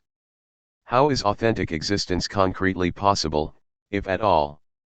Posed to Dasein in general, these questions are empty, that is, they neither require avowal nor entail obligation, which are two characteristics they must possess as existential questions. Incorporating the today and its situation would have shown both that authentic existence which is always possible only as the disavowal of that which in the today is working itself out as the past in the today can only occur today as the act that brings about concrete change, and that it is the fate of today to have to end its way by overthrowing the factically existing situation. Moreover, one must undoubtedly oppose Heidegger's attempt, precisely at this juncture, to refer the decisive resoluteness back to the isolated Dasein rather than driving it toward the resoluteness of the act. This resolute act is not just a modification of existence as it has been, it is a shaping anew of all spheres of public life. Furthermore, as throne being in the world, Dasein is in every case bound to its with world and environment. In turn, this world is in every case rooted, as a context of meaning, in a Dasein that is concerned with and makes provision in it. But how should this Dasein be more precisely deemed for the concrete context? Is it always as individual Dasein, such that there would be as many worlds as individuals? Certainly not. The world that Dasein has is a common world, even though each individual colors and modifies it. But how far does this commonality extend? It has its limits, rst of all, in the historical situation. It may be that an all-inclusive objective world of nature is there and that it extends through all of history. For example, nature as the object of the mathematical natural sciences exists in this way, yet the historical world manifests itself as relevant only as a context of meanings, as life space. Where, then, are the boundaries of the particular historical situation itself? And is the world the same even for all forms of Dasein present within a concrete historical situation? Obviously not. It is not only that the world of significance varies among particular contemporary cultural regions and groups, but also that, within any one of these, abysses of meaning may open up between different worlds. Precisely in the most existentially essential behavior, no understanding exists between the world of the high capitalist bourgeois and that of the small farmer or proletarian. Here the examination must confront the question of the material constitution of historicity, and in so doing achieves a breakthrough that Heidegger fails to achieve or even gesture toward. It should be remarked that Dilthey has gone further than Heidegger in this direction. Specifically, despite Dilthey's recognition of the particular and unique structure of historicity, the essays published under the title of The Formation of the Historical World in the Human Sciences repeatedly end themselves in their analyses running up against the irreducibly material content of history. A short passage may here be quoted. Each age exhibits a distinctive structure. Each involves a system of kindred ideas prevailing in various spheres. But it must be acknowledged that the background of these ideas is a kind of a raw power that cannot be overcome by this higher world. And this is always the case. The facticity of race, of space, and of power relations provides a matrix that can never be wholly brought under the power of spirit. It is Hegel's dream that each age represents a stage in the development of reason. Draft of a dialectical phenomenology. The problematic of historical existence led of its own accord to the material content of historicity. This content is how we have referred, by way of anticipation, to the circle of concrete historical conditions within which a concrete Dasein exists and in which, in every case, Dasein and the totality of involvements Bewandtnisgunst of its world are rooted. Marx determined this material content to be the natural and economic basis of society. It is not some kind of unchanging substance that stands outside of the historical movement and operates on it, rather it is itself included in this movement. For Marx, nature has its own history, just as the economy has a history. Both are things that have come to be. Once they are there, however, they constitute a facticity that cannot be wholly brought under the power of spirit, the basis of concrete Dasein and its totality of involvements. Before we make a transition to the historical materialism that has announced itself in these last sentences, we must sketch out the method that will direct us in this undertaking. It follows from what has previously been said that Marxism is a historical theory in a double sense, because its object is a historical one and is handled in a historical fashion, and second, because it itself intervenes, within a concrete historical situation, in the historical movement. The method with which Marxism approaches its object has been labeled, by Marx, the dialectical method.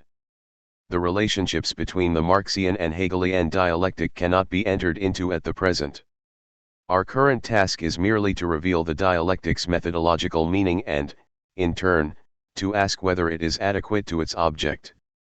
Marx and Engels repeatedly emphasized that the dialectic is not arbitrarily applied to its object, but rather that it corresponds to the movement of history itself. In a celebrated passage at the end of the afterword to the second edition of Capital, Marx notes that the dialectic captures every historically developed form in the process of movement.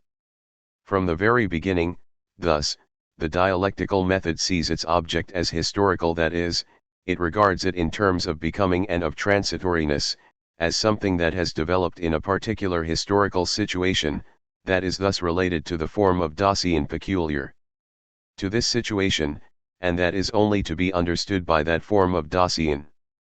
The dialectical method thus dissolves abstract historical categories that have become rigidly unequivocal, revealing them to be forms of existence, Daseins formen, determinations of existence, leading them back to their unique, living, and concrete ground. This is the methodological meaning of the Marxian dialectic, a meaning that must be insisted on in the face of the foolish uses of the dialectic as a rattling scaffold or as a one-size-fits-all schema. Here we will cite two further passages from Engels and Lenin in which this meaning of the dialectical method is clearly laid out.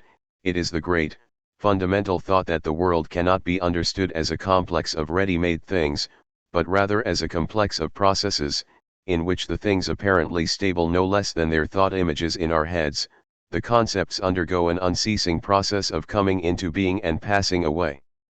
Dialectical logic demands that we go further. In order truly to know the object, it is necessary to grasp and to research it from every side, in all of its connections and mediations. Second, dialectical logic demands that the object be taken in its development, in its self-movement, and in its changes. Third, all of human praxis must be included in the definition of the object, not only as a criterion of its validity but also as a practical determination of the connection of the object with that which man requires. Fourth, dialectical logic teaches that there are no abstract truths, truth is always concrete. Perhaps already in Hegel, but certainly in Marx's work, the specific form of thesis, antithesis, and synthesis indicates in its very method the need to be true to the immanent necessity of historical movement. Rooted in the fundamental character of historicity, this immanent necessity of history and its clearest expression in the fact that the causes of historical movement from the status quo to that which is to come vom Bestehenden zum Kommenden are already fully present in the world as it exists in the present and that they develop only out of it. It is only by this principle that transcendent, metahistorical, or ahistorical impulses or interventions are excluded. However, insofar as this development is realized only through the historical action of man, that which is to come will always take the form of a negation of the status quo. We will recall that as Heidegger made clear, a resoluteness toward authentic existence that is conscious of its fate is only possible as a disavowal of the past, a past whose domination always stands in the way in the form of fallenness. This is, when taken in conjunction with the Marxian breakthrough to practical concretion, the theory of revolution. Since it is the case that, up to a certain point of historical development, that which exists in the present necessarily becomes a fallenness that transforms all forms of existence into inauthentic forms, the historical act that makes authentic existence once more possible is, necessarily, a revolutionary act. Therefore, the dialectical method that makes these contexts apparent is critical and revolutionary in its essence. Marx did not apply the dialectic only to the analysis of social and economic objects in general, but also to the investigation and interpretation of concrete historical situations, particularly in the class struggles in France, the 18th Brumaire of Louis Bonaparte, the addresses of the General Council of the International. For in looking at the totality of human dossier, not only the fundamentals of existence are important. One must also look at the concrete situation, the situation in which the dialectic ends its application as revolutionary praxis. Every attempt to rend this totality into two by viewing theory and praxis as if they were modes of conduct that rested upon different ontological foundations contradicts of the essential structure of historicity. So is the dialectical method an approach that truly corresponds to its objects, and, if so, how far does its validity extend? The prerequisite for the genuineness of the method is a historicity appropriate to the being of its objects. We may now recall how phenomenology demonstrated the historicity of Dasein and consider the modification of the phenomenological method required by Dasein's historicity. Phenomenology means, allowing questions and approaches to be guided by the objects themselves, bringing the objects fully into view.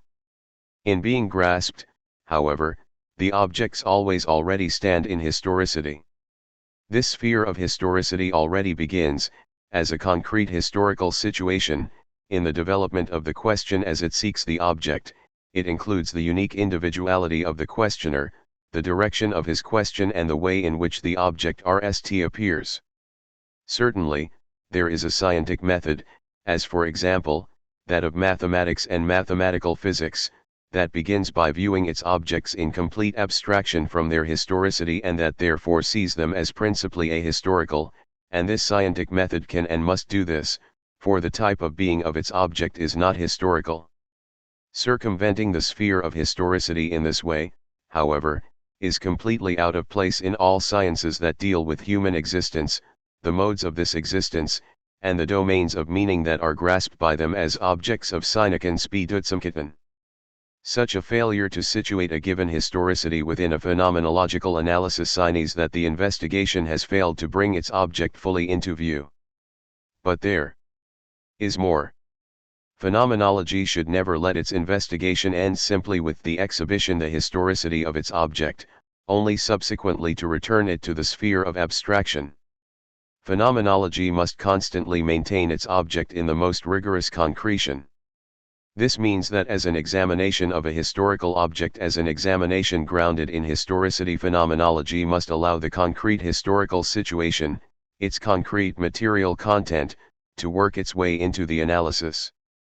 Thus a phenomenology of human Dasein would be lacking in necessary richness and clarity if it were to pass over the material content of historical Dasein. This, as has already been suggested, is the case with Heidegger.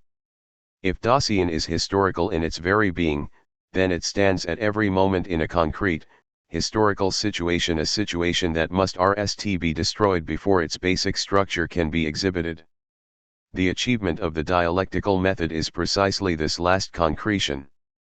For this is exactly what is at stake in the dialectical method, doing justice at every moment to the specific, concrete historical situation of its object.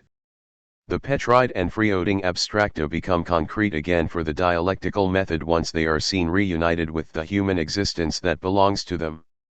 Moreover, the tridialecticonen leiden fulfidement for ultimate concretion and, thus, become true to the type of being of human existence when, on the basis of knowledge of the concrete historical situation, it also draws correct conclusions for the decisive sphere of human existence, the sphere of praxis. At the same time, the dialectic extends the line of concretion along one axis to its utmost extreme. It does so by forcing the specific human Dasein that it addresses in its analyses to take up, with the whole of its existence, a practical position and to act in accordance with its historical situation. The significance of the dialectical method consists precisely in the fact that it culminates in a method of action in accordance with knowledge. If we therefore demand, on the one hand, that the phenomenology of human Dasein initiated by Heidegger forge onward, coming to completion in a phenomenology of concrete Dasein and the concrete historical action demanded by history in each historical situation, we must, on the other hand, demand that the dialectical method of knowing become phenomenological, that it push itself in the opposite direction and thereby learn to incorporate concretion in the full comprehension of the object. In other words, it must not, in its analysis of the particular given, remain content simply to determine the given's historical position or to establish its rootedness in a historical situation of human existence. Rather, it must push its research further, asking whether the particular facts exhaust themselves in that which is given or whether that which is given preserves within itself a meaning of its own, if not an extra-historical one, then at least one that persists throughout all historicity. Though these questions may at RST seem unnecessary for the purpose of deciding about a particular historical doing ton, such work is indispensable if this doing is ever truly to arise out of knowledge. Only with the unification of both methods, a dialectical phenomenology that represents a method of constant, extreme concretion, is it possible to do justice to the historicity of human Dasein. With what has been said above, the domain of validity of dialectical phenomenology has already been broadly charted. It extends, RST, to a human existence that is historical in its very being, in its essential structure as well as in its concrete forms and configurations. It further encompasses all of the dimensions of meaning shaped by human existence. Dilthey called this phenomenology of culture the history of spirit, Geistesgeschichte. The sphere of nature, corporeal world, can also become an object of dialectical phenomenology insofar as those elements of it that are in historicity are thematized. There is a dialectical natural science not, however, in the newer physics, as Engels falsely believed, but rather a dialectical natural science as the history of nature in its active relationship to a particular Dasein. There is also a science, however, that is not dialectical at all, mathematical physics. The question as to which of these sciences is correct is a meaningless one, since the objects of each are distinct in accordance with being. It is precisely in abstraction from all historicity that mathematical physics handles its objects, and it can do this meaningfully because the being of nature is simply not historical in the way the being of Dasein is. Nature has a history, but it is not itself history.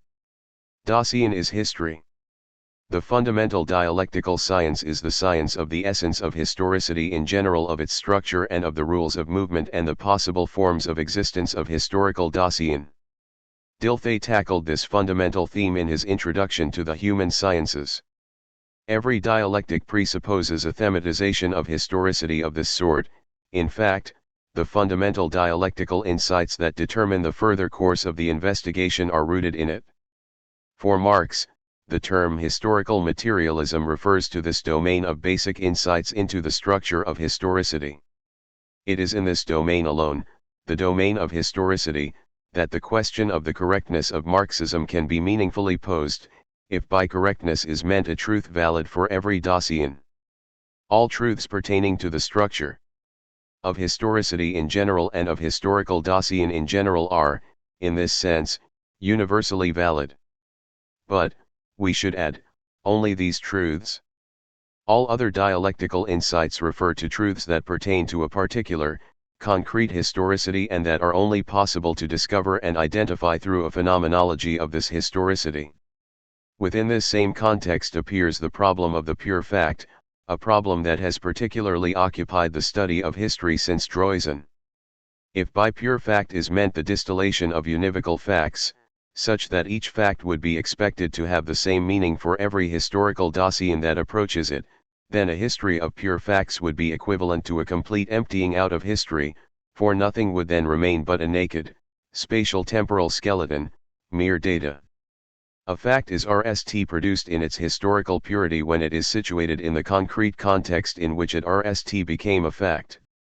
In the process of being situated, however, the fact takes on a multivalent relation corresponding to the multiplicity of meanings that it possessed for the historical dossier of the time, and this multiplicity of meaning must be preserved. Herein, however, an inner untruth of the dialectic would seem to be expressed. If all facts are grasped in their historical necessity, are not all facts then affirmed? Does not this dialectical equivalence of values obstruct the truth of decision? Does not such an equivalence of values devastate the inner significance of the action in its radical meaning? From this point onward, the dialectic is ineluctably confronted with the problem of value. The authentic existential value is the truth of existence, which means existing appropriately within existence's authentic possibility. The authentic possibility, too, is taken over from the historical inheritance. It is an urgent task to differentiate the individual value of a person, his or her existence and contribution, from the historical heritage and the historical social situation in which the person is found. Even more decisive in our context would be the examination of the relations between value and historicity, both in the concrete modes of being with one another and in the authentic historical forms of dossier, and thus also in the sphere of authentic historical action. Here the question should be raised of whether and to what degree concrete historical forms of dossier, social systems, can be valuable in and of themselves, such that historical existing and action might, despite its necessity, also represent the realization of values. If historicity is really an existential determination of human dossier, then it is ontologically possible that existential values are bound up with historicity in their very being. Such, for instance, that historical forms of dossier, social systems, necessarily make the realization of certain existential values impossible, suggesting, in turn, that the realization of these values would only become possible under a new historical form of dossier. All these problems are noted here only in order to counter the misinterpretation that the historicity of human dossier would necessarily require an equivalence of all values that makes no decisions and offers no possibilities. Naturally, the dialectic cannot grasp all realms of value. There are values of the solitary dossier, values that are won precisely in reaction to historicity and whose grandeur feeds, in large part, on the tragic heroism of the hopeless struggle against historicity. The dialectic can demonstrate the marginality of such gers, forms, and patterns. It says nothing, however, about their immanent value. These remarks should merely point to that place at which the problem of value presents difficulty even for the dialectic, and thus refute the objection that the historicity of dossier would paralyze every decision and thus effectively undermine and discourage the act.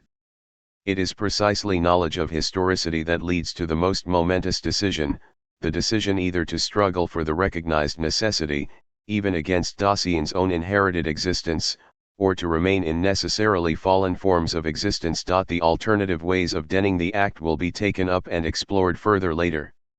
Attempt at a phenomenology of historical materialism. The term historical materialism designates the entire domain of Marxian Insichtserkenntnisse oriented toward the overall structure of historicity and toward the laws of historical movement.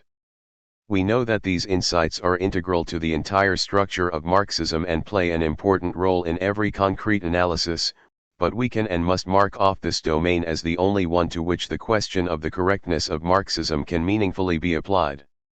Again, this can only be done in terms of an immanent critique. We must ask whether historical materialism has brought the phenomenon of historicity fully into view and whether it has interpreted it appropriately. Here too we seek to build on Heidegger's analyses, because they have revealed the phenomenon of historicity in its most originary form. The primary historicity of Dasein manifested itself in the fact that the particular, thrown Dasein creates its form of existence out of that which has been, modifies this according to its meaning, and thus once again becomes, in the present, a fateful past for the Dasein that is to come. The world, too, is, as natural environment, drawn into this process in that it does not simply stay xed in pure present at-handness as a frozen world of things, but rather, as a world of significance, is rooted in the given Dasein. It is self-evident that there exists an objective world of nature that transcends consciousness. As the most originary form of self-evidence, the objectivity of the external world poses no problems. The problematic only arises with the question of the relationship between human beings and the external world. There are things that are objectively present, toward which Dasein is oriented, that it is concerned with and recognizes, but they always appear to it as significant, as standing in a context of involvement that is a product of tradition and historical becoming. Theoretical modes of conduct can be used to break out of the world of significance, but the knowing phenomenological gaze can only ever penetrate the abstract structures and forms of things only to that about them that can never be real and that can never enter into the context of concretion. Only superficially can these interpretations be confused with some sort of idealistic philosophy of immanence. The weakness of idealistic philosophical interpretations does not lie in their assertion that Dasein and world are interrelated according to being, but rather in their failure to move beyond this assertion, their failure to push forward to discover its ontological grounds. It is not Dasein in general that is drawn, as thrown being in the world, into its world in every case, and it is not worldhood in general that is related, as meaningfulness, in every case to a particular Dasein. Rather, there is always a concrete Dasein in a concrete world, and a concrete world is related to a concrete Dasein. This last abstraction makes it impossible to advance to the material content of historicity. According to its very essence, Dasein is always concrete Dasein in a particular historical situation, spatial-temporal situation, and, as such, it is, according to its very essence, determined by concretely demonstrable material givens. The phenomenological analysis must not come to a standstill once it has discovered Dasein to be the phenomenally ultimate form of thrownness. There is no unitary world of significance that is bound to a unitary Dasein. The bond that exists between Dasein and world is in accordance with being and is not a freeloading abstractum, rather, it constitutes itself in concretely historical processes. To be sure, Dasein is thrown being in the world, but as such it is always determined by its world, and not simply in the mode of fallenness in relationship to some they, even if this they is in accordance with Dasein's being, but rather through the concrete historical with world and environment into which it was born. It is this that we call the material content of historicity. It is not only the factical, but also the structurally null determination of Dasein. Dasein's being in the world means thrownness in a concrete historical with world and environment, such that Dasein determines and develops itself in each case out of this world. Let us recall the phenomenological interpretation's exhibition of Dasein's primary mode of conduct as that of a practical, provision-making being, being as setting itself up in its world, directing itself toward its world, utilizing the objects to be found in its world as they prove useful for its provision. This means that concrete historical Dasein should be understood primarily in terms of how it has provided for itself in its world and according to its world. Dasein's primary care is for itself, for its production and reproduction. In considering this RST principle of historical materialism, we must immediately deal with the objections based on mistaken interpretations that seem automatically to come to the fore. At issue is neither the relative priority of value nor the affirmation of one mode of being as the authentic one for Dasein. Rather, the question is purely one of phenomenal priority, in view of the simple reality of historical Dasein. The making provision for the self that expresses itself in production and reproduction proves to be Dasein's RST mode of behavior. With this, moreover, no ontic temporal priority is intended or implied, as if, for example, pure production and reproduction somehow existed RST, and then the cultural and spiritual/intellectual modes of behavior and objective realms came along afterward. Rather, it is the case, and this often forgotten fundamental principle must not be lost, that Dasein, as being in the world, is always already material and spiritual, economic, and ideological at one and the same time. These terms merely serve to indicate the areas among which tradition generally differentiates, such that the ideological realms are already reproduced along with the historical movement of Dasein. This circumstance is made clear in Karl Liebknecht's studies in the laws of motion in social development. Yet there does exist a foundational relationship in accordance with being, such that in every case the ideal objectivities exhibited in the realm of a concrete historical Dasein are grounded in material objectivities. Their foundations are as they are, certainly, in accordance with being, that is to say that it is not according to their validity or meaning. So far this argument has yet to make any statement whatsoever concerning meaning and validity, but rather according to their existence and historical emergence, that they are grounded in concrete historical, material objectivities. The concepts of ideal and material objectivities are, as already emphasized, makeshift ex pedients, mere placeholders for something to be developed later, even if they correspond to traditional usage. According to these broad, traditional terms, it would be in the spirit of Marxism to attribute to ideality all objects not provided through the production and reproduction of material life. To this realm would belong, for example, not only a mathematical but also an aesthetic object. That is, the aesthetic object precisely insofar as it is aesthetic and not a means of reproduction. For the artisan, it is of course the latter and is therefore not ideal in that context. No one has even begun to clarify these concepts in view of the phenomenon of historicity. This would have to be the object of a separate investigation. By ideology we understand the entire domain of ideal objectivities demonstrable in the concrete totality of a concrete, historical Dasein. This demarcation aims in the same direction as the determination given by Liebknecht. Furthermore, these observations are not directed toward the abstract, individual Dasein but rather toward the concrete historical unity that is, in every case, a society even if it is still lacking in determinacy. To attempt to explain ideology out of materiality in the case of an individual person would be a completely unjust transgression of the phenomenological self-evidence of historicity. The individual person is not the historical unit of Dasein. It cannot be stressed often enough that these formulations are oriented toward the unit and unity that offers itself in an examination of concrete historicity, that is, of a society.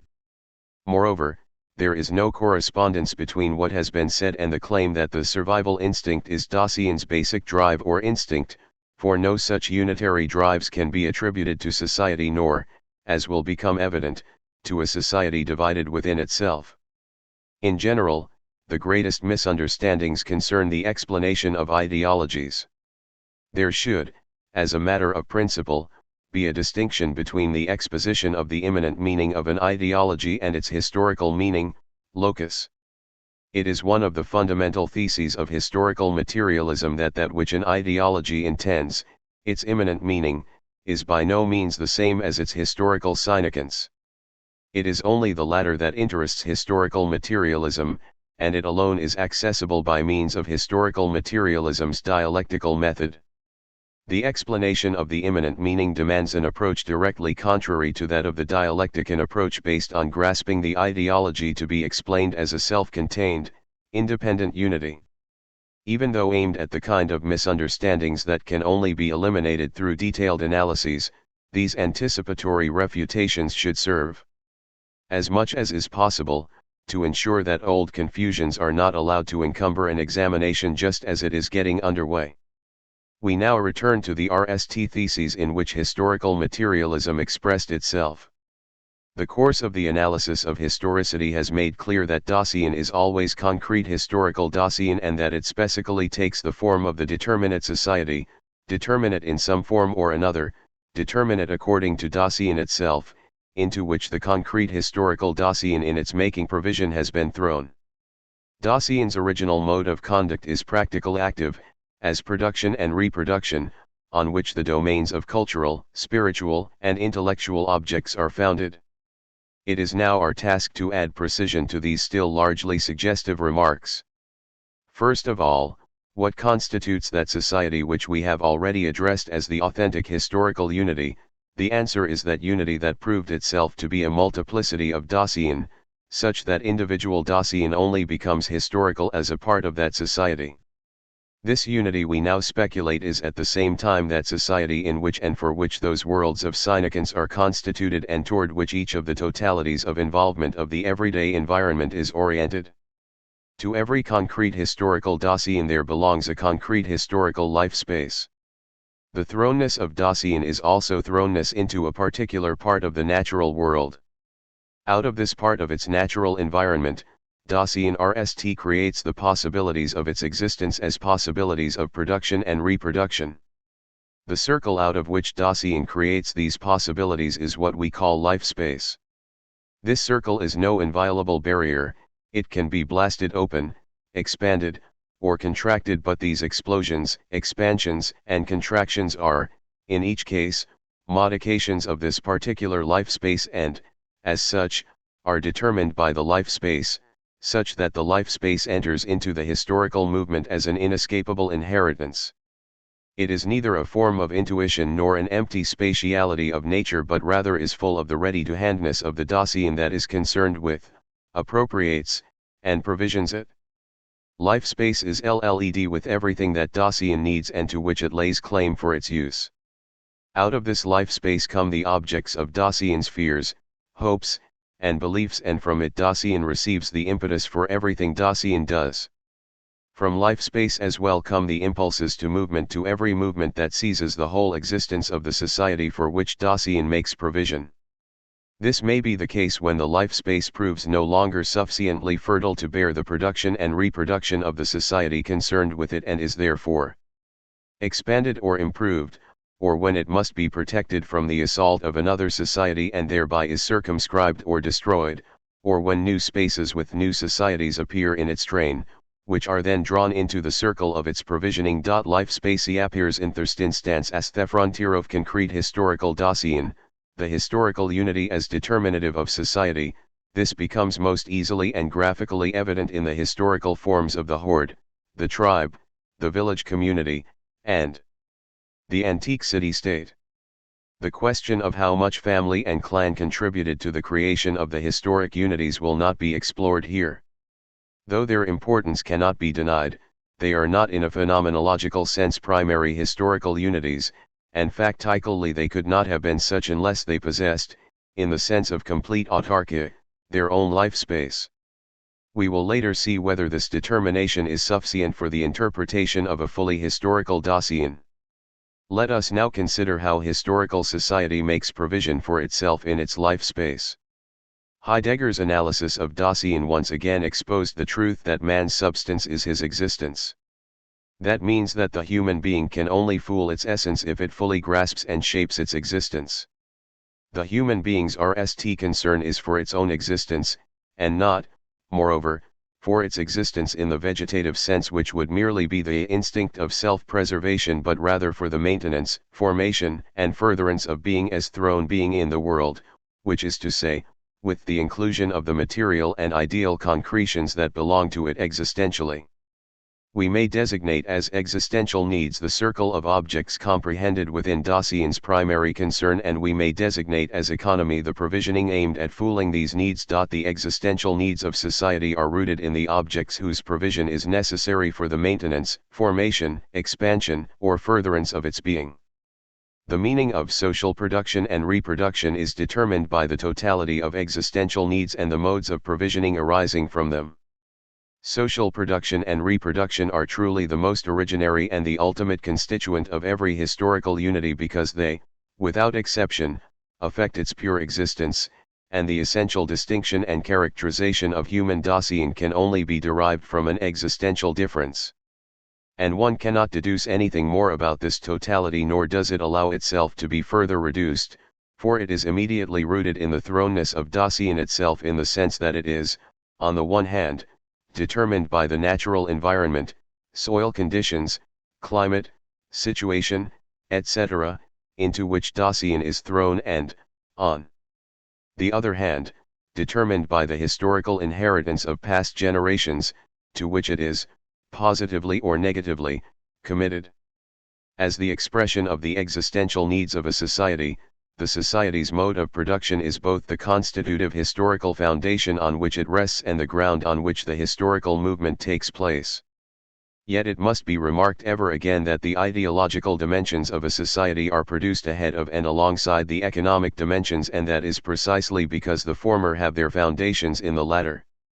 The old question of what has objective priority, of which came RST mind or matter, consciousness or being, not only cannot be answered by a dialectical phenomenology but also becomes meaningless within this framework.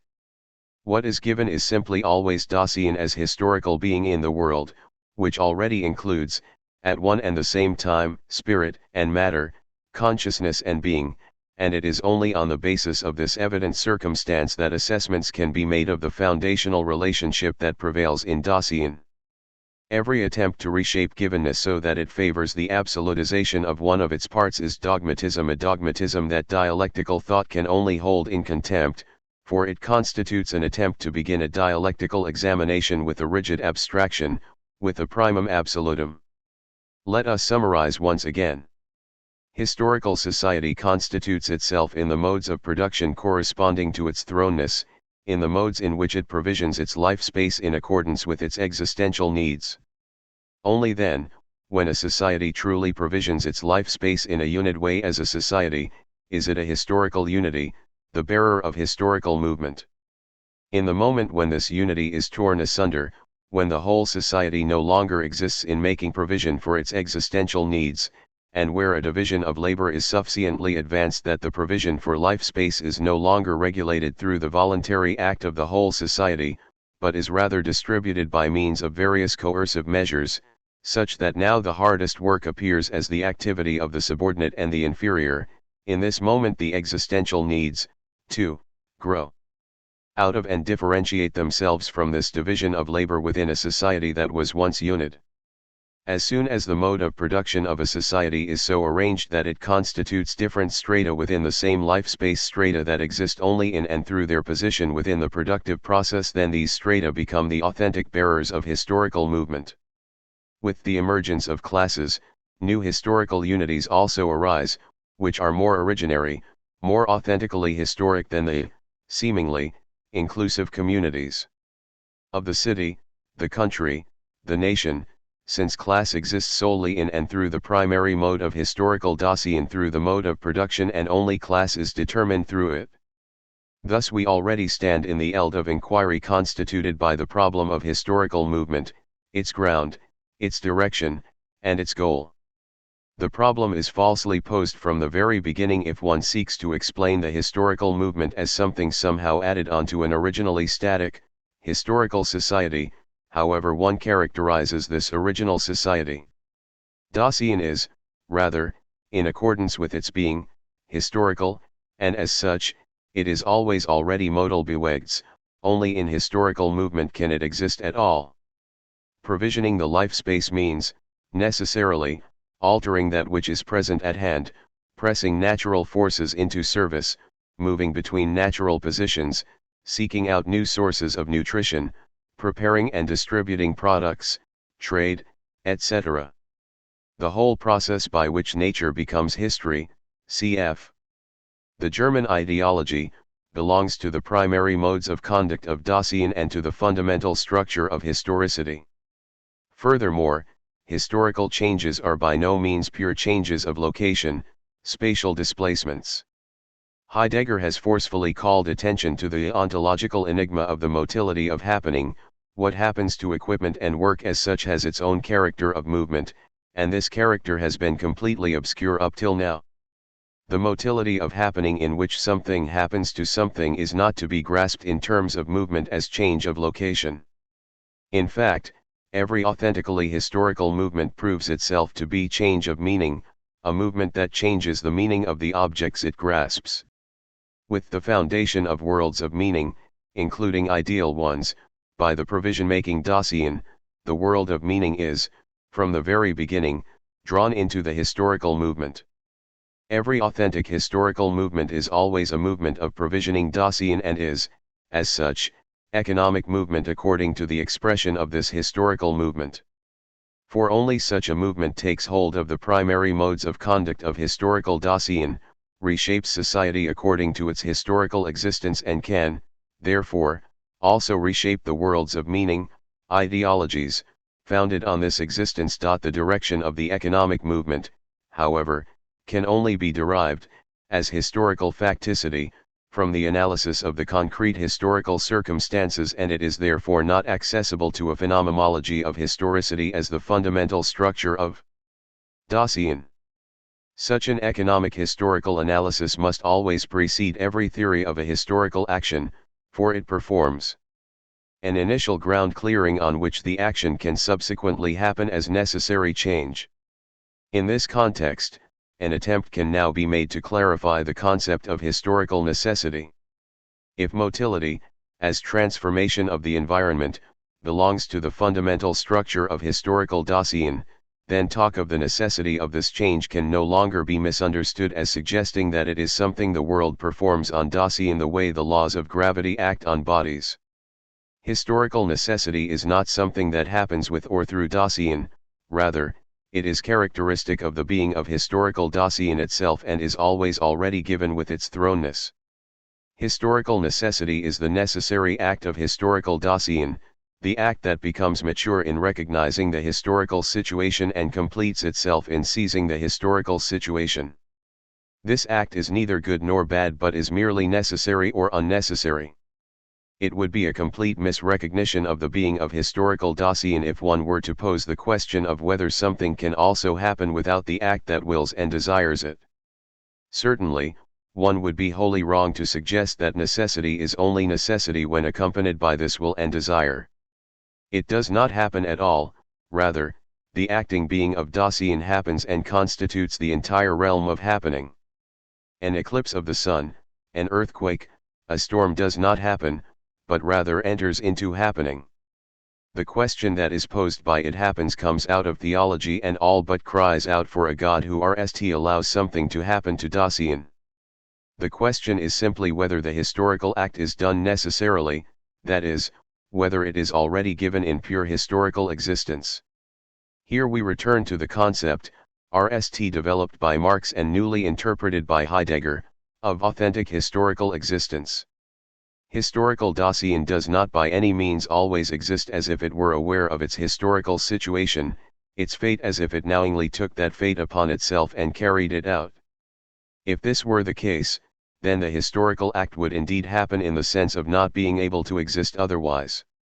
Factically, however, the possibility of authentic historical existence of insight into fate and the ability to grasp existence through the act is only given in specific historical situations. The everyday provisioning of life space necessarily thrusts Dasein into the provisioned environment and helps render the environment independent, transforming it into a rigid world of mere things, a world that holds Dasein captive within it with the inescapability of a law of nature and dictates Dasein's relation to it. This process of rication, depersonalization, alienation discovered by Marx, and its most extreme expression in capitalist society. But is certainly already in force everywhere that the making provision of the life space, rather than being unitarily regulated according to the existential needs of the society, is divided within itself and thus robbed of the mastery it once held over its own existence. Once this has come to be the case, then the mode of production of such a society necessarily comes into contradiction with its forms of existence, and the authentically productive class must, on the strength of its sheer existence, break through the rication and sublate the contradiction. Knowledge of one's own historicity and conscious historical existence becomes possible at the moment when existence itself breaks through rication. If, for a particular Dasein, the world is no longer given except as a life space that must be provisioned, if it no longer exists in anything but this provisioning, if, through its existence, it creates the conditions through which the world is possible at all as life space, then it can know that the world is, in accordance with being, related to a provisioning Dasein, and that all of the right objectivities are things that have historically come to be in that they have been objects of provisioning by a Dasein living among them. With the knowledge of the historicity of the world there comes to Dasein as well the knowledge of its own historicity, which, precisely through its thrownness, can create a new world by means of the transforming act. We now understand why it is that bourgeois philosophy must, according to its rootedness in being in bourgeois society, insist on the Dasein independent objectivity of the environment, or alternatively, in those cases where it did maintain that the world is constituted in Dasein, it needed to contain this constitution within the immanence of consciousness. It is in the moment when revolutionary praxis is known erkant as authentic historical existence, and when concrete change is recognized as the real movement of the world, that bourgeois society can nally be seen in its historical becoming and necessary fallenness. There is a Dasein whose thrownness consists precisely in the overcoming of its thrownness. The historical act is only possible today as the act of the proletariat, because it is the only Dasein within whose existence the act is necessarily given. Phenomenological analysis demonstrated that human Dasein is essentially historical, and it recognized praxis as Dasein's originary conduct, and therefore opened up to view once again the ways in which theoretical reason is grounded in concrete historical existence, not as accidental facticity, but rather as a being bound to one another in accordance with being. Historical materialism merely provides the concrete interpretation of the state of affairs when it speaks of social being, concrete being in the world with each other, as the bearer of historical motility and of its mode of production, the praxis of doing things in the environment, as the determining factor of that which happens. However, as soon as this breakthrough from the phenomenological analysis of historicity in general to its concrete material content was complete, it was only as a theory of revolution that it could gain historical form. In the moment in which praxis is recognized as the decisive attitude Haltung of human Dasein, as the attitude that authentically creates reality, in the moment when the given historical situation is grasped in its historical fallenness as the reality of inhuman existence, in that moment praxis will become the revolutionary praxis that leads toward the foulement of historical necessity. The motility of history is the happening of human existence. Every new historical reality demands a new human existence. Human existence can never become real through a mere change of the present reality, because in that case it would never move beyond the present existence. Indeed, by accepting the present existence as a given, Dasein must necessarily fall into its world of meaning, into its ideology. Every reform, every revision of the status quo, presupposes acknowledgement of the status quo. New existence is only possible as disavowal. There is so little contradiction between organic, historical development and revolution that revolution appears, rather, as the necessary form of historical motility, for it is revolution alone that can change the existence of historical Dasein. From this point on, the historical meaning of historical materialism in the development of German philosophy can also be explained.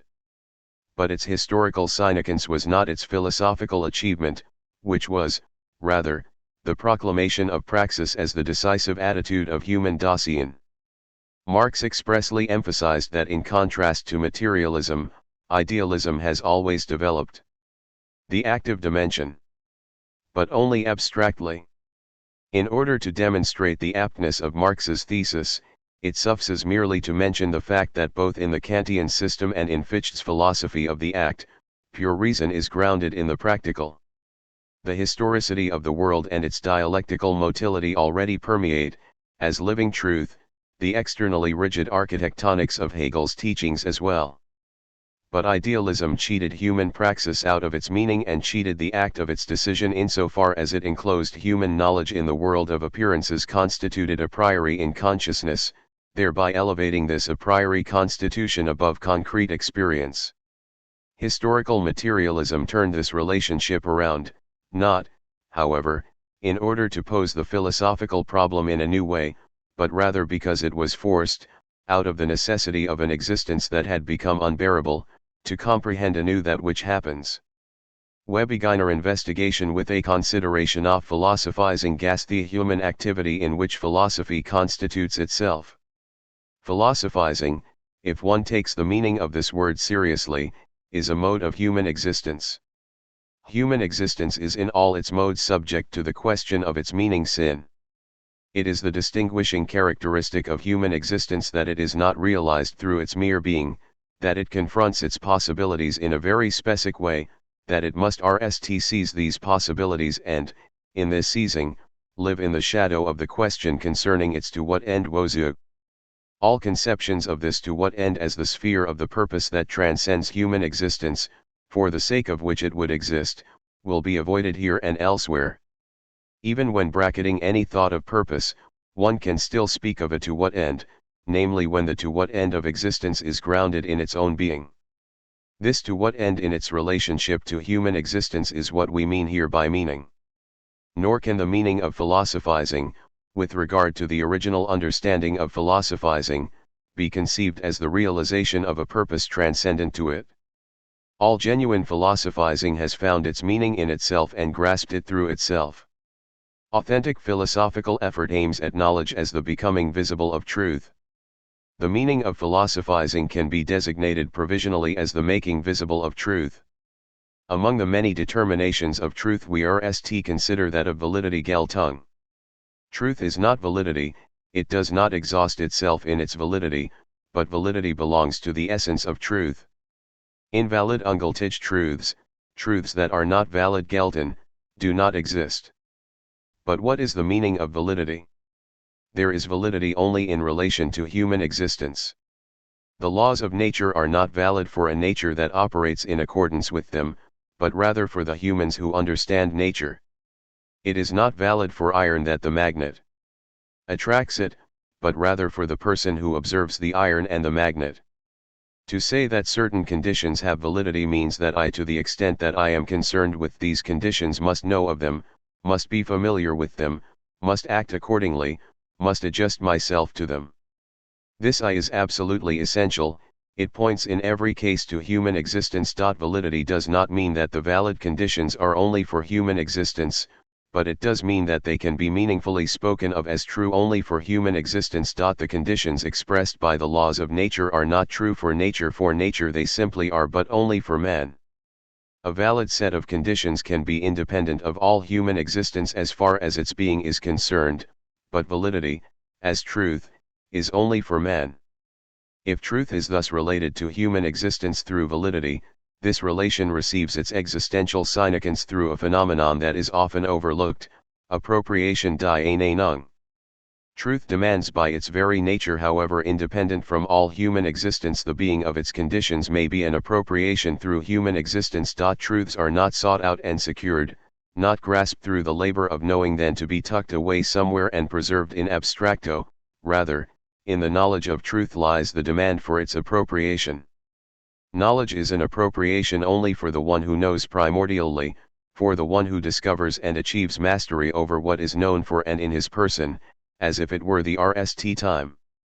For every individual who fails to repeat this process of original discovery with his entire person, knowledge becomes mere familiarity, truth becomes accepting as true. Every genuine truth must be known jouis and possessed, and knowing, wissen and possessing are not temporary acts of human consciousness that appear and then disappear again, rather, they belong to the existing of human Dasein itself, they are a function of existence. Appropriation in no way constitutes the being of truth, the true conditions, but it does constitute the purpose in of truth. The to what end of truth is realized only in appropriation. If its appropriation through human Dasein necessarily belongs to the meaning of truth, and if this appropriation is realized as knowing and possessing in the existing of Dasein itself, then truth must also have an impact in this existing. The existing of human Dasein is, however, at every instant a form of relating to the world, action and reaction. Truth must thus intervene in this actual sphere of existing. Dasein must, in its form of relating, be able to orient itself toward the truth. Every truth has the existential significance that man can, through its appropriation, exist in a true fashion. That which is being considered here must initially, as long as it is still a question of preliminary, general determinations, be understood very broadly. Even mathematical knowledge can, in all cases in which it has the original character of truth, bring man into a true relationship with the world. The mathematical truths of the Greek world, for example, had this existential character. It is palpably evident in the Pythagorean texts and still resonates clearly in some of the Platonic dialogues. Let us return now to our starting point. If the meaning of philosophizing is the making visible of truth, and if this truth has a fundamentally existential character, the noton lies philosophizing gamodave uman existing, but philosophy itself is, according to its very meaning, existential. One can delineate the domain of philosophy however one likes, but in its search for truth, philosophy is always concerned with human existence. Authentic philosophizing refuses to remain at the stage of knowledge, rather, in driving this knowledge onto truth it strives for the concrete appropriation of that truth through human Dasein. Kehrsarge for human existence and its truth makes philosophy a practical science in the deepest sense, and it also leads philosophy, and this is the crucial point, into the concrete distress bedrangness of human existence. The interconnections sketched out here appear to us to ground the philosophical necessity of asking the following questions: must not authentic philosophizing provide self-demonstrating that the appropriation of its truths is of the utmost existential necessity? Is the question of the fruitfulness of philosophy perhaps not as unphilosophical as it is made out to be? Do philosophical problems and truths also have a history, not in the merely factual sense that they take shape in history, but also in the sense that they, historical in their essence, are bound to concrete historical existence and are meaningful and true only from the perspective of and for this existence? By the same token, do philosophical problems and truths also have a specific time, a place, and an hour? Is it not possible that concrete human existence in its mode of Dasein and its historical activity has already appropriated for itself truths that have not yet been discovered by philosophical inquiry, such that the task of philosophy would be the emancipation of these truths through the interpretation of concrete existence? On the other hand, does not care for the very concrete possibilities of appropriation of its truths belong to the domain of philosophy? Is it not also the task of philosophy to prepare the ground for its truths and, if necessary, to GHT in the sphere of historical existence for this preparation? Let us summarize the meaning of the questions posed above. Does not a necessary philosophical beginning come about when philosophy is once again seen from the standpoint of concrete human existence and is interrogated with concrete human existence as its end? We believe that an abstract universal treatment of these questions conceals the crucial, truly urgent significance of the problem, and that only a discussion in the sphere of the most extreme concretion can achieve the necessary clarity. Not the general but rather the concrete necessity of philosophy is at stake. The intrinsic value of authentic philosophizing, this needs to be emphasized once again, is not called into question by this discussion, but is rather presupposed by it. Before the question of the concrete necessity of philosophy can be posed with regard to the current existential situation, however, the general situation in which philosophizing encounters human Dasein must be outlined. We must limit ourselves in this context to only the most necessary preliminary suggestions. Human existence, the subject of philosophy, always stands in a particular historical situation. The subjects and objects addressed by philosophy are not abstract, interchangeable ones. Each individual exists in a particular framework of activity, in which he maintains and shapes his existence, in a particular social situation, through which his everyday environment is deemed, in a particular state of the community of the people, which has in its turn evolved on the basis of particular natural and historical conditions. From birth onward each individual is delivered up to his historical situation, the possibilities of his existence are prescribed through it. And the objects that stand over against Dasein, the things with which it is occupied and with which it LLs a life space, the natural world in which it lives, the structures and forms in which it runs its course, these are not XED, unequivocal, independent quantities that manifest themselves in the same way in any given historical situation. Whenever and wherever they appear, they have already been grasped and changed by a concrete existence, have likewise become history, handed down from one generation to another, shaped according to the necessities of the respective existence. If one intends to be serious about the philosophical concern for Dasein, then philosophy must not view this conditioning of Dasein through the historical situation as mere facticity, as historical perspective, as temporal coincidence, or as the realization of an essential content Wesensgehalt, that is itself extra or supertemporal, but rather as the authentic fate of Dasein, as the concrete fullness of existence itself. Dasein does not make history as its product, it does not live in history as if history were its more or less coincidental space or element, rather, the concrete existing of Dasein is happening Geschehen, that is understood as Historygeschichte. To regard the ontological historicity of Dasein as mere facticity or something like it would not only mean overlooking the actual life sphere of Dasein at the very outset of the philosophical undertaking, but would also contravene the endings of phenomenology, which alone may serve to guide it. Let us observe for a moment the situation in the phenomenological reduction. When consciousness is extracted from its natural comportment toward the real world, when every judgment about this world is bracketed out, every transcendent positing avoided, then an entirely new area becomes available for study, the O of consciousness with the fullness of its experiences on the one hand, and the objects, experienced by this consciousness as intentionalities, on the other. Here all talk of historicity has suddenly become meaningless, because reality is essentially wesentlich happening and history, in the sense of transcendent positing. It is entirely possible to restrict philosophy to this area. A wealth of knowledge can be acquired regarding the nature of consciousness, the construction of its acts, the connections among its experiences, the constitution of its objects, and all of this knowledge, if it has been attained with the requisite phenomenological exactitude, must have supertemporal validity. But in laying claim to the only eld that could provide such knowledge, phenomenology has also made evident the only way in which phenomenological philosophizing is still possible outside of the reduction. The necessary correlatoft phenomenological reductionist becoming historical of philosophy. At the precise moment when the brackets of the reduction fall away, Dasein and its world in its historical concretion are found standing in front of us. Let us consider an example. I observe the factory building standing across from me. In the phenomenological reduction I grasp it in its givenness as an object of perception.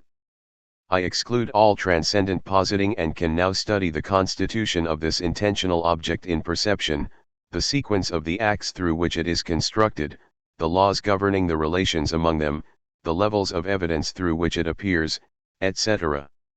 I can, on the basis of the object of perception factory building, illustrate the essential laws of the givenness of a thing Dingegebenheit, as well as the givenness of color, extension, and the like. And now I let the reduction fall away but continue in the execution of the phenomenological method, to allow the object itself, as it stands before me in total concretion, to be seen and to speak.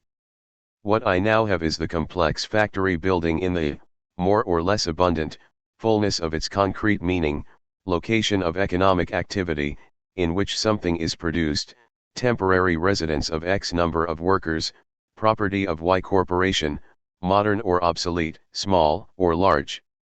The factory appears as integrated into a particular economic system, as one of the elements that results from a long technical development, as the object of bitter conics of interest. These are all facts that reveal themselves to me upon closer consideration of the object factory, facts that extend over an ever larger area, but that have their common location in the historicity of the object factory and the entwinement of its meaning Sinnverbundenheit with historical human existence. The historical reality that reveals itself when philosophy addresses Dasein is just as little a facticity, coincidental to a particular Dasein, from which one could abstract, as it is an independent, pure world of things, which could be cognitively detached from contemporaneous existence without damaging its truth. It becomes clear in this context why the ontological historicity of Dasein must also assume decisive significance for the methodology of the social sciences. Social arrangements, economic orders, and political formations together constitute the happening of Dasein and must be viewed from the perspective of this existence. If they are investigated from the outset as things, with an eye toward their structure, their relationships, and the laws of their development, the observations, most likely undertaken with the model of the natural sciences as their mistaken ideal, that result will be such that the meaning of these constructs cannot even appear. For in and with these constructs a particular Dasein exists in such a way that the very possibility of its rication is only given at a specific historical stage of the fragmentation of Dasein. It is similarly unacceptable to divide historical reality into a collection of discrete layers or spheres, such that, for example, economic and political and social and artistic and scientific activity are dealt with as self-sufficient, independent modes of existing. Such a separation may be necessary for the modern scientific establishment, and it may also be objectively necessary for individual empirical investigations, but every investigation that aims at the essence of such constructs must be born, even at the level of method, by an awareness of the indissoluble unity of historical existence. There are no economic subjects, legal subjects, etc., but only individuals or communities, which, as historical unities existing in their respective situations, engage in economic activity, administer and receive justice, pursue the arts and sciences, and so forth. From this perspective, Max Weber's concept of an ideal type also requires a correction. If the movements of historical reality are viewed as deviations from an ideal type, then one faces the obvious danger that it is precisely these concrete deviations that constitute historical occurrence. We do in fact end a striking confirmation of the methodological reorientation suggested here in modern social science as well. Max Weber provides an example, if not in his treatises on the theory of science, then certainly in the execution of his concrete studies, especially on the sociology of religion and in economy and society. He is deeply committed to a consistently holistic view of all the forces and spaces that historically circumscribe Dasein and to examining these forces and spaces from the standpoint of individual existence. And out of Max Weber's circle came Gottlob Lienfeld, with whom the reorientation in social scientific research RST achieved full awareness of its methodological implications. His entire struggle is directed against the old approach of national economy, which thinks in goods alone, takes facts as data, and, devoid of all historical conscience for the existential character of the economy, lives in pure rication. His draft of a general theory of economics attempts to return to an understanding of economics as life, to grasp economic structures as elements of human communal life. We cannot pursue here the extent to which even his forward-looking definition of the economy as a shaping of human communal life in the spirit of a lasting harmonization of needs and their fulfillment recreates the risk of the elements of the economy being viewed from the position of an abstract economic subject.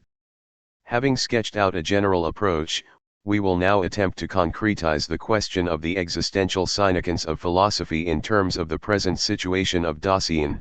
In the current historical situation, can one demonstrate that a particular mode of philosophizing is necessitated by the present form of existence, and which mode of philosophizing is it that proves to be necessary? With this formulation of the question, a problem immediately arises. Is it even permissible to speak of a particular historical situation as a unity? And, by the same token, of a single present existence and a single necessity? Or does the inquiry, precisely in its concrete form, rather run up against a multiplicity of present existences with a multiplicity of necessities in a multiplicity of historical situations? So that the formulation given above ends up leading to an abstraction that either ignores or does violence to concrete existence. When a particular historical situation is addressed, it is already viewed as something differentiable and differentiated, and its specific difference in the O of historical occurrence is accentuated.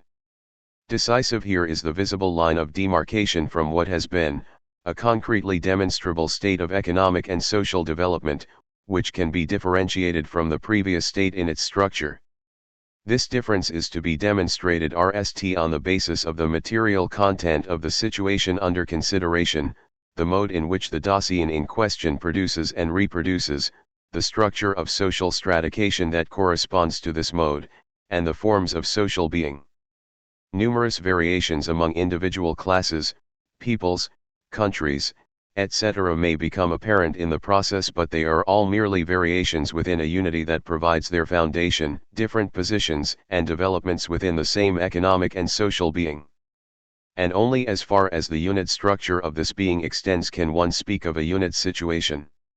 To such a unit situation, however, there must also correspond a unit human existence. All individuals, all communities of a certain epoch, however different they may be, are united by the essential fact that they occupy the same historical situation.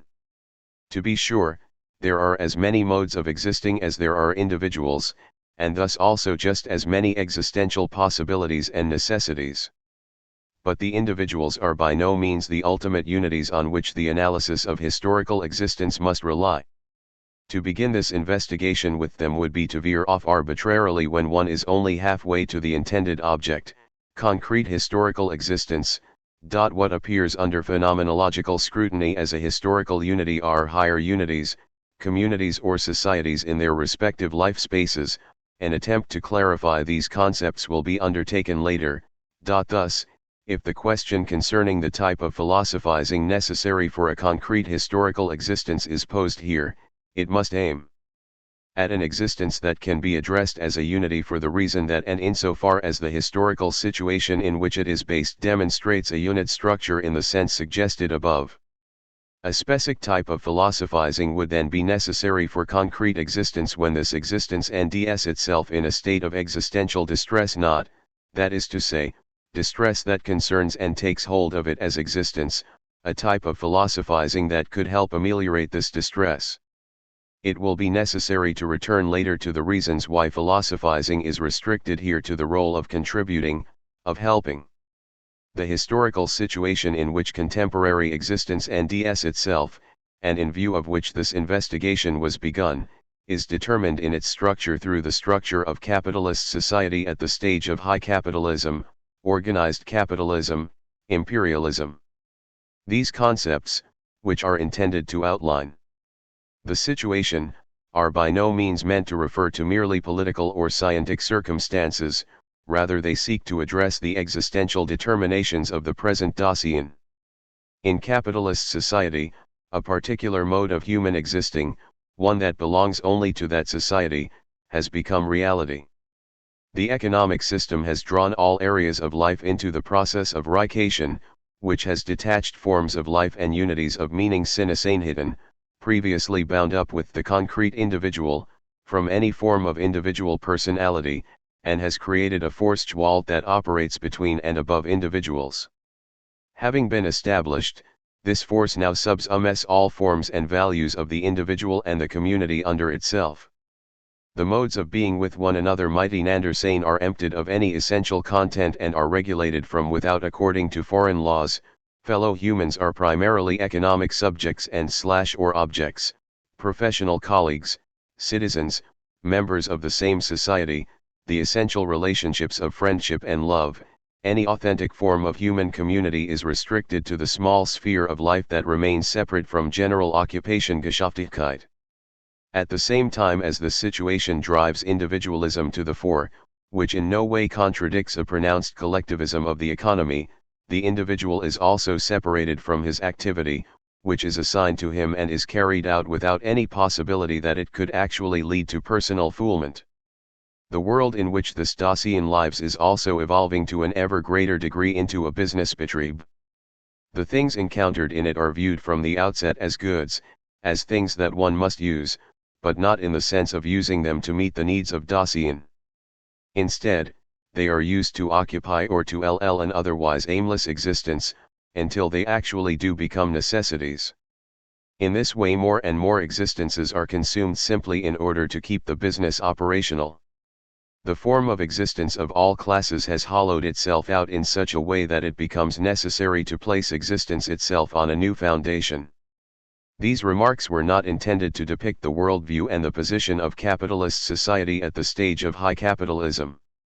The aim was merely to indicate that the crisis of capitalism is a crisis of existence, which has truly been shaken to its foundation. And even this is not yet the crucial aspect of the present situation for our purposes. It is rather this, Science Wissenschaft in this situation is in a position to understand this crisis, its causes, and its resolution or perpetuation. The foundations of contemporary existence, its historical contours, the general conditions that have led to this existence, and the historical consequences that accompany it have all become accessible to science. In these circumstances, philosophy is burdened by existence with the enormous task of making this knowledge wissen concrete, of presenting the necessity of its truths to this threatened existence. Whenever Dasein has found itself in an existential crisis, all genuine philosophy has understood its truths as existential and has seen its task as demonstrating, through the communication of those truths, its necessity for contemporaneous Dasein. We will attempt to clarify what this means. Present existence is not only universally connected to all Dasein contemporaneous with it, but is also determined at its very roots by a universal historical inheritance. As this universal web of connections that originated in the economic structure of society has become more dense, two developments have occurred. On the one hand, the existentially binding truths of each society and its specific elements, status groups, classes, peoples, have become more differentiated, in their historical particularity. On the other hand, the universally valid truths have dissipated into abstractions abstract Sachverhalten. If we add to this the existential distress of contemporary Dasein mentioned above, which is determined by the structure of capitalist society, then it becomes clear that for this Dasein not a single truth can be established in existential concretion as absolutely binding and necessary. The responsibility of philosophy and its duty to dedicate itself to this existence only grows in these circumstances. To be sure, philosophy can continue to occupy itself with establishing essential laws for ethical behavior or being, for the world of values and its construction, and so forth. But if the problems thus solved are then lived through in their existential concretion, it will become clear that contemporary Dasein lacks entirely the possibility of maintaining and realizing these laws in its existence. It is easy to dismiss this problematic by saying that this Dasein is simply not genuine and not in truth, and thus it is not the task of philosophy to be concerned with it. Precisely this, however, is the goal, that philosophical investigation once again directs its attention toward the possibilities of appropriation of truth that are available to a given Dasein. If this Dasein is in a situation whose historical structure, the concrete way in which Dasein maintains and shapes itself socially, makes the appropriation of such truths impossible, then it is the task of philosophy to seek out Dasein and to attempt take it out of this situation and bring it into truth. An example, in the intoxication of power that has accompanied advancements in technology and rationalization in contemporary society, it has been overlooked that the personal power of humans over nature and things has not increased, but decreased. Just as humans as economic subjects and objects themselves enthrall to a commodity economy that has become a self-sufficient entity, rather than in a situation where their industry is an appropriate mode of their existing, so it is that their tools, machines, means of transportation, electricity, light, power have become for them so large and burdensome that, seen from the perspective of the individual, those people who use these tools must increasingly adapt their existences to suit them, must enter into their service. Indeed, it becomes clear that ever more lives are being consumed in order to keep them functioning. This is just one aspect of the fact that in capitalist society all personal values have been lost or have been put into the service of technological and rational objectivity. If philosophizing is to have any possibility of being existentially necessary for such a Dasein, it must attempt to bring this Dasein into a situation in which it can grasp and maintain the truths of its essential laws. Knowledge of the historical possibilities of contemporary Dasein must be achieved. This must include both a comprehension of its origins and a demarcation of the range of its transformations. After supplying a precise analysis of present existence, philosophy has the task of investigating which of these possibilities ensures a true mode of existence. It must carefully observare I movement of existence, it must drive forward those that represent a movement toward truth and hinder those that lead to fallen modes of existence. In this way the noblest desideratum of all philosophizing, the unity of theory and praxis, can become reality. With this we believe to have pointed to the location in which philosophy can become necessary for present Dasein. We will now attempt to characterize the direction and the task of such philosophizing. It is the process of philosophy becoming concrete, whose most important stages shall be sketched out in the following discussion. This philosophizing is directed toward the specific Dasein contemporaneous with it. Its task is to bring this Dasein into the truth of existing. Now, in order to even be able to approach Dasein, in order to be able to take hold of it in its existence, concrete philosophy must become historical, it must insert itself into the concrete historical situation. The becoming historical of philosophy means, rstly, that concrete philosophy has to investigate contemporaneous Dasein in its historical situation, with an eye toward which possibilities for the appropriation of truths are available to this Dasein, which truths it can realize, and which are necessary to it.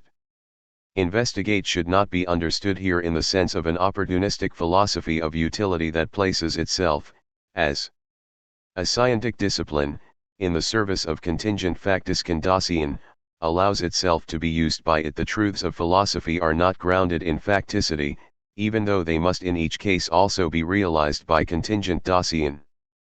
Concrete philosophy knows that truths can never be taken in abstract form and arbitrarily grafted onto any Dasein, rather, they must be grasped out of the midst of the existing Dasein and maintained in existence. For this reason, concrete philosophy incorporates into its teaching the entire concrete situation of contemporaneous Dasein in the complete determinateness of the social structure. Only when it knows how Dasein thus determined suffers and acts, what its real difficulties are, which modes of existing and which paths for change are prescribed to it by the situation, only then can it bring Dasein into truth, become for it an existential necessity. But is not such an analysis of contemporaneous Dasein in terms of its historical situation the task of the actual historical sciences, history, sociology, economics? Certainly, concrete philosophy will make extensive use of the material provided by these sciences, will indeed it necessary to effect a radical break with the long practice of isolating itself from these sciences. Yet despite all of this, one must not forget that the method of philosophical analysis is the phenomenological method, and that a particular method also corresponds to a particular object domain. The object of concrete philosophy is contemporaneous Dasein qua existing, human Dasein in the mode of its existing. In the case of history, the focus is the contingent political situation of this Dasein. In the case of economics, the contingent mode of its economic activity. In the case of sociology, the contingent mode of its social being, or, in each case, the focus is the respective theory of these contingent modes as historical formations, political, economic, social structures, but not existence itself. In concrete philosophy, the focus is Dasein in the concrete fullness of its existence, which includes all of these contingent modes precisely as modes in which Dasein exists. The authentic philosophical character of this analysis further reveals itself in the fact that the destruction of contemporaneous Dasein into its historicity must be completed under constant consideration of the ontological structure of Dasein and the world. A concrete historical phenomenon such as a scientific system, a hierarchy of values, a social order can be recognized in its existential significance only when it is compared in its facticity to the ontological structures of a scientific system, a hierarchy of values, etc., which can only be ascertained by way of the phenomenological method. In addition, the analysis of contemporaneous Dasein outlined here must be assigned to philosophy and not to the historical sciences for the reason that such an investigation cannot remain at the level of mere analysis, but must rather be carried through to the point of establishing normative guidelines for action. If concrete philosophy truly wants to bring Dasein into truth, then it must take hold of it in the only sphere in which existential decisions can occur, in the sphere of action.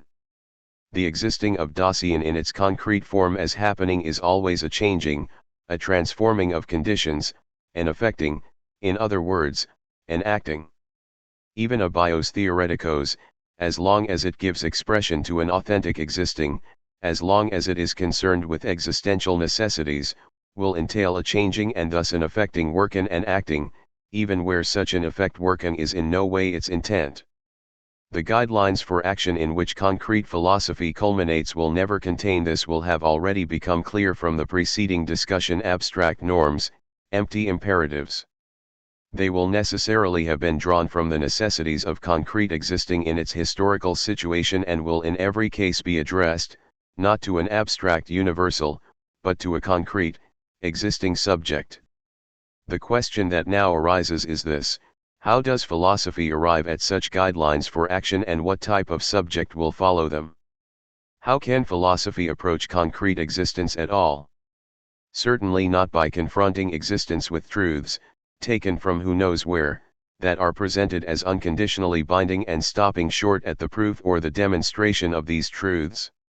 If philosophy in the appropriation of truths is committed to a real movement of existence, then it cannot be satisfied with the knowledge of truth as an impetus for this movement.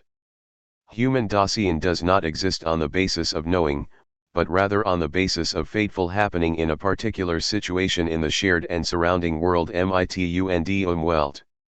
Knowledge can only give rise to an existential movement, which is always a transformation in happening, when it intervenes in the concrete fate of the Dasein it addresses, when it takes upon itself the historical situation of this Dasein, together with its possibilities and its reality, and initiates the movement within and out of this situation. Only by this path can knowledge end and make manifest the concrete necessities of Dasein.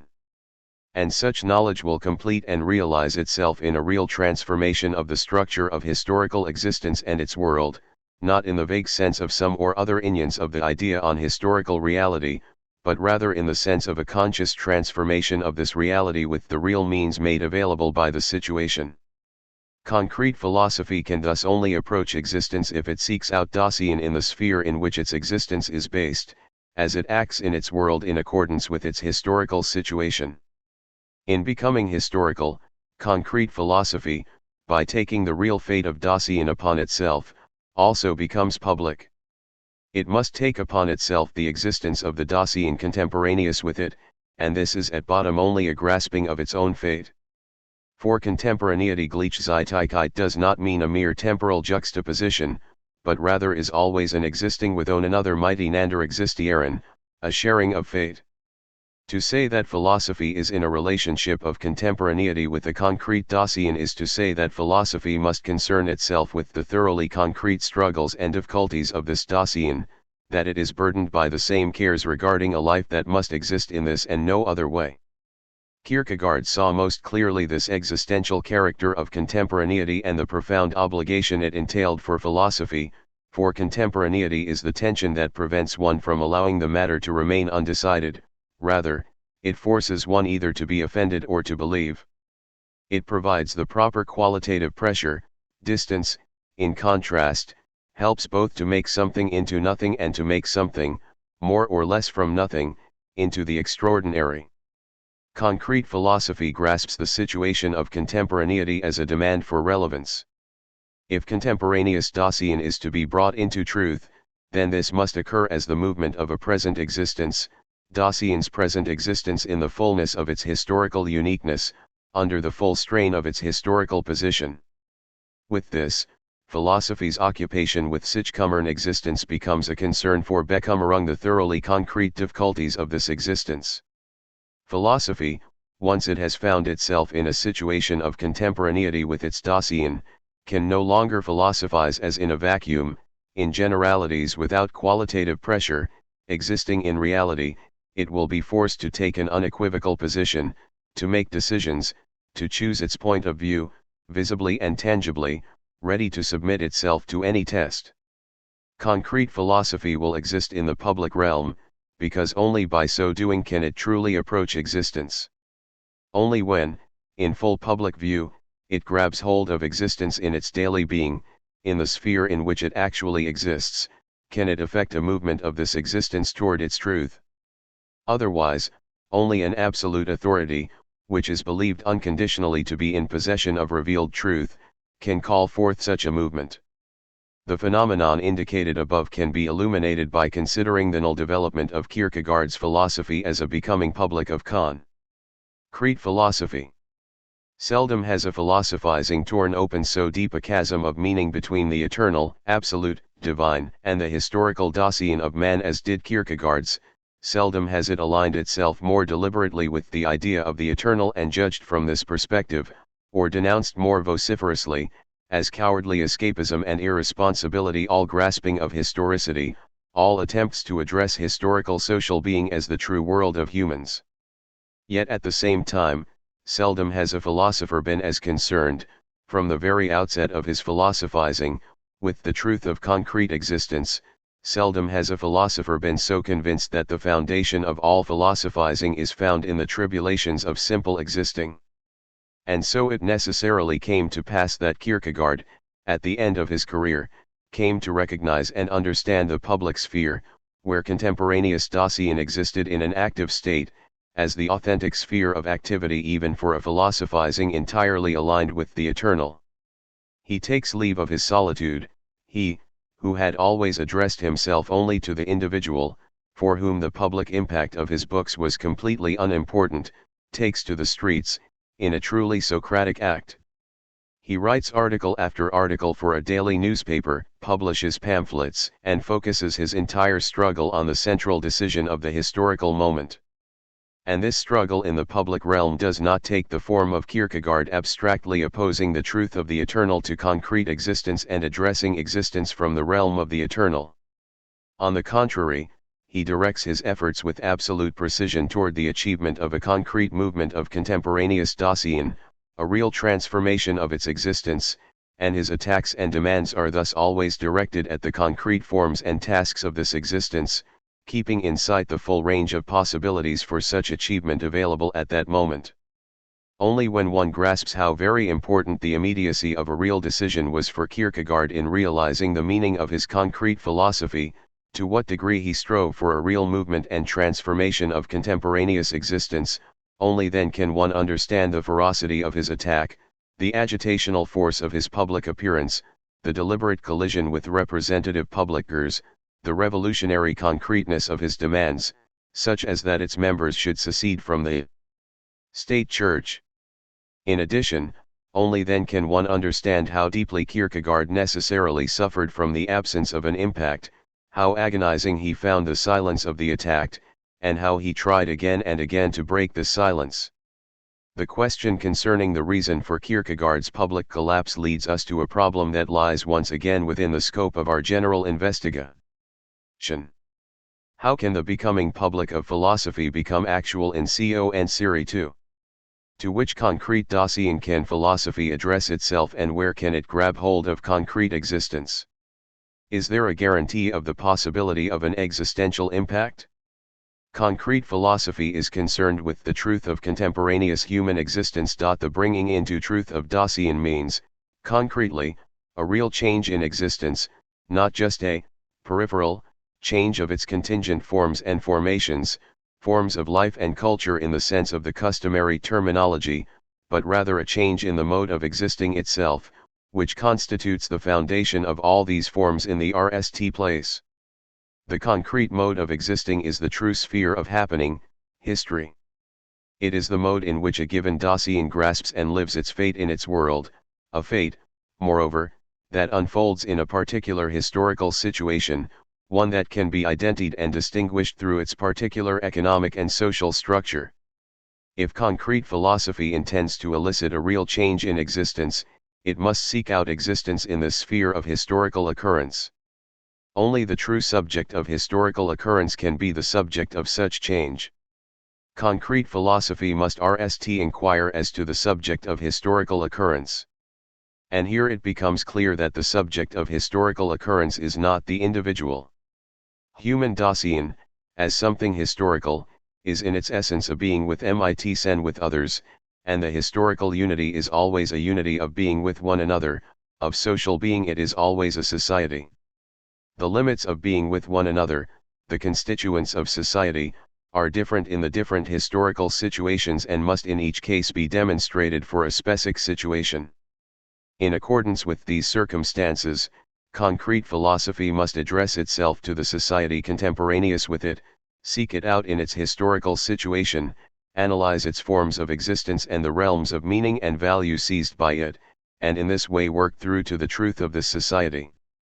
But is this not precisely the attempt to that Kierkegaard opposed so adamantly, into world history from the very personal difficulties of existing, an avoidance of the null, absolutely unequivocal decision, which in every case the individual can make only for himself? For if philosophy truly and in absolute concretion has existing as its object, existing is something that is always done only by the individual, and no society can take his authentic existence away from him, the legitimacy of this objection is incontrovertible. It is true that the meaning of philosophizing is not limited to the individual, but it can only be realized by each individual and is grounded in the existence of each individual. The concretion of philosophy in the existence of each individual must never be pushed off onto an abstract they subject man-subject, the decisive responsibility deferred to some universal category.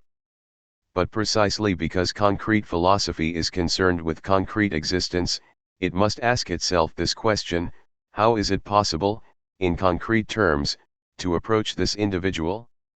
Does the individual even exist in the historical situation of contemporaneity? If so, then it is not enough to write books whose addressee is always merely an abstract universal, books that do not concern themselves with the question of who appropriates their truths and for whom this appropriation is possible. Socrates could still address the individual in the marketplace and philosophize with him, because the individual still existed in the society of the Athenian city-state. His questions are binding for every individual with whom he speaks, and they force this individual to bear the full weight of decision. Whom do the philosophical books oblige to make a decision? Concrete philosophy must not suppose the existence of the individual to be such that its appeal can reach and impact him and his interiority just like that. To be sure, philosophy must take hold of the interiority of the individual existence, and it must struggle to establish itself in this arena, but interiority is not some abstraction that stands beyond historical space and historical time. Both the world of the individual, precisely as a specific, historically determined surrounding and shared world, and the world of nature and society in the fullness of its unique situation, belong ontologically to the Dasein of the individual, even if it is grasped as contrary to them. And this world of the individual is by no means a function of him, such that it could be changed through a simple change in the individual himself. On the contrary, in the thrownness of his Dasein, the individual is given over to this world in such a way that his decisions are prescribed to him by it, without thereby relieving the individual of the seriousness of decision and transferring it to fate or society. Society is neither a determinately existing Dasein subject alongside the individual nor the sum of individuals, rather, society is in a very concrete sense each and every individual, it is the concrete historical mode of individual Dasein. Thus it is precisely when philosophy intends to become serious about its concern for the individual that it must not lose sight of the world in which the individual's Dasein realizes itself. The individual exists as an individual only in a particular situation of the surrounding and shared world, in a particular situation of social being. This situation is never merely coincidental, such that it could or must be stripped away in order to gain access to the authentic existence of the individual. It is the reality of his existence itself, and only through it can the individual truly be addressed, be affected. Admittedly, the question can now be posed whether the path of philosophy must not nevertheless lead from the individual to his surrounding and shared world rather than vice versa, whether or not meticulous care on the part of the individual for the truth of his existence must serve as the starting point from which the truth of his surrounding and shared world can then be grasped. Aside from the fact that both points of departure, when separated in this way, are abstractions, aside from the fact that the main idea of concrete philosophy, in contrast, is a consistently synthetic consideration of the individual together with his surrounding and shared world, this question can only be answered from within the context of the historical situation in which it becomes urgent for philosophy. There are historical situations in which the individual can serve as the foundation for a construction of existence, in which revolutionizing the individual can lead to a social revolution. And there are historical situations when this is no longer possible in any fashion because the contemporaneous mode of social being precludes the authentic existence of the individual. In such cases, revolutionizing the individual can only be achieved by transforming society. In such cases, the individual is no longer the point of departure, but rather the goal of philosophy, because individuality itself must be made possible again. In such a society, the Dasein of the individual is necessarily false, because no essentially true individuals can exist in an essentially false society. In both situations, philosophy can only impact the individual in his existence when it grasps him not as an abstract subject, but rather in the fullness of his unique historical determinacy, when it impacts and grasps together with him a contemporaneous shared and surrounding world, a social being. Philosophy must intervene, on the basis of the knowledge of truth accessible to it, in the distress of contemporaneous existence.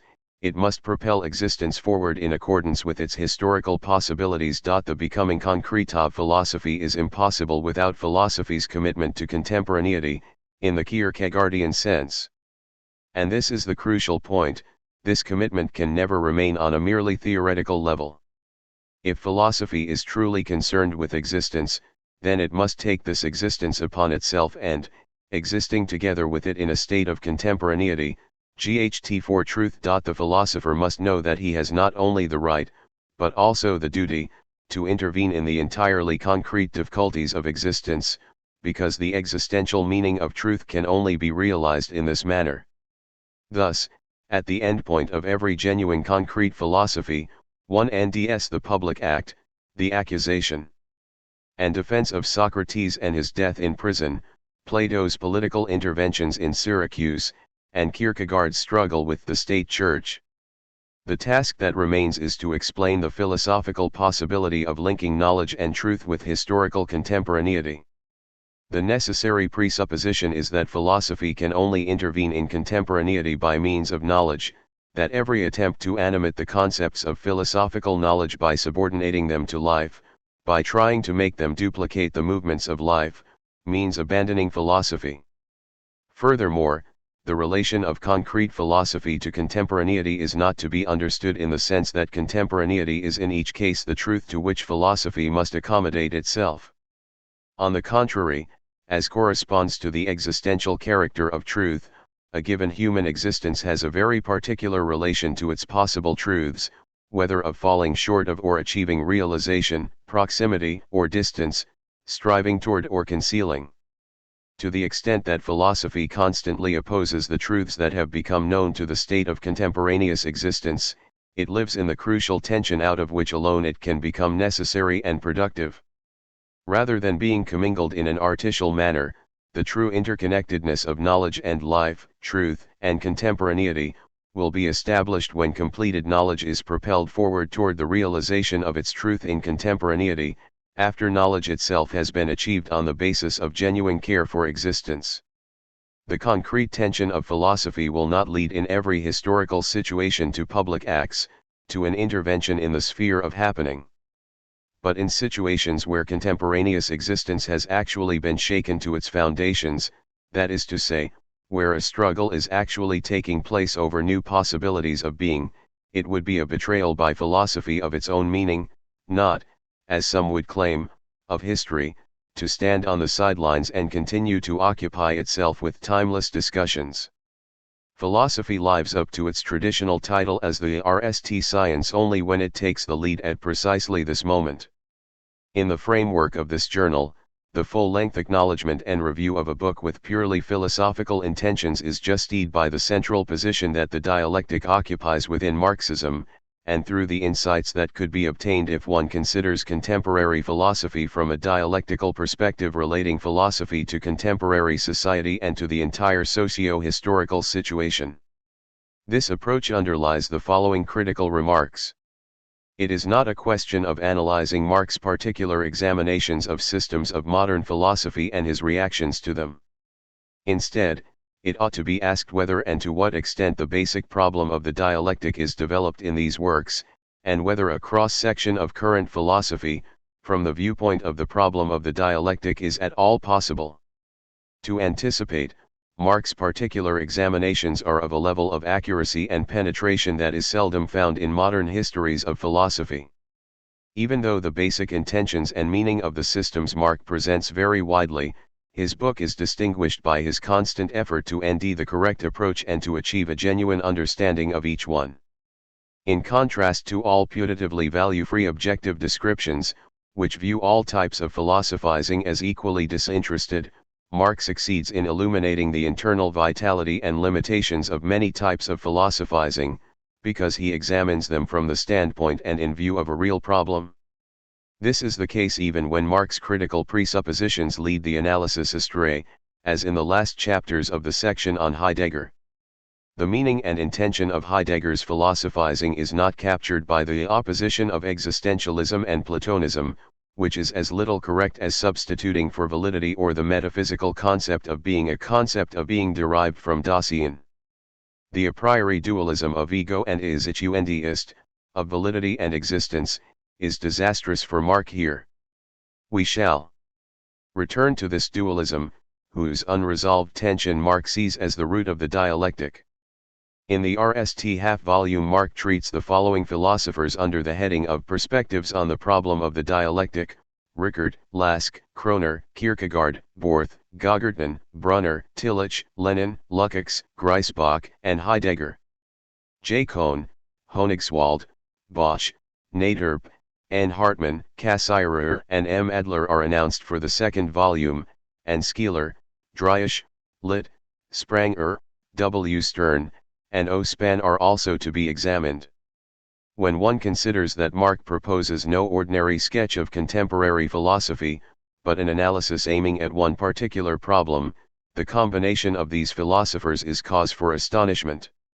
Even when one bears in mind that the RST volume treats the opponents and the second volume the advocates of the critical dialectic, which is the position and the standard of the author, it is still surprising.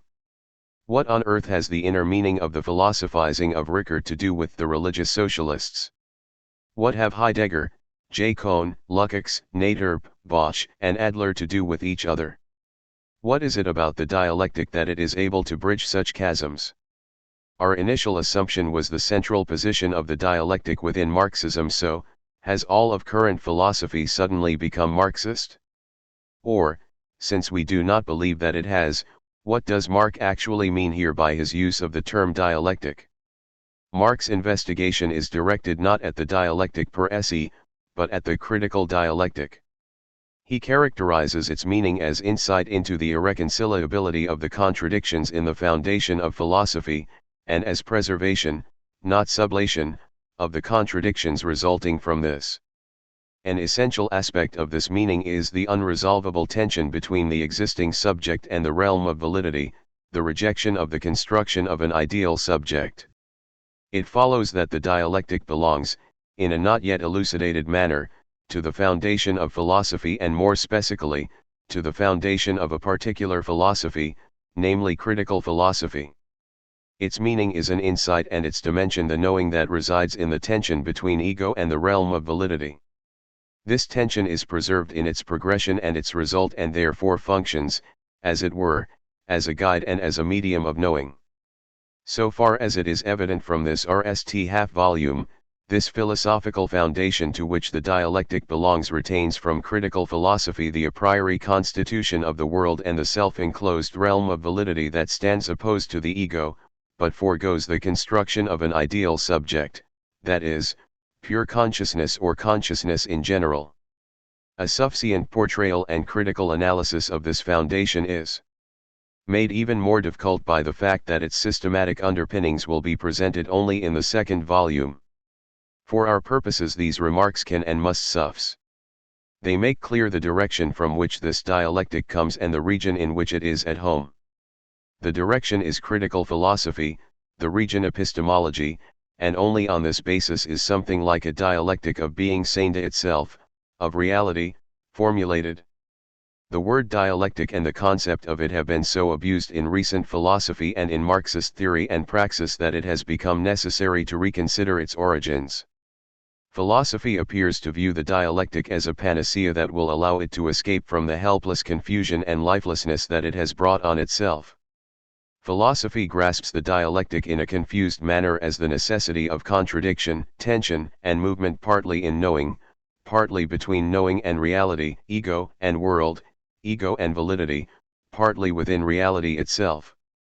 It appears that unequivocal decisions can thereby be avoided, everything can be incorporated into such a dialectical system, and everything remains in an unresolved state.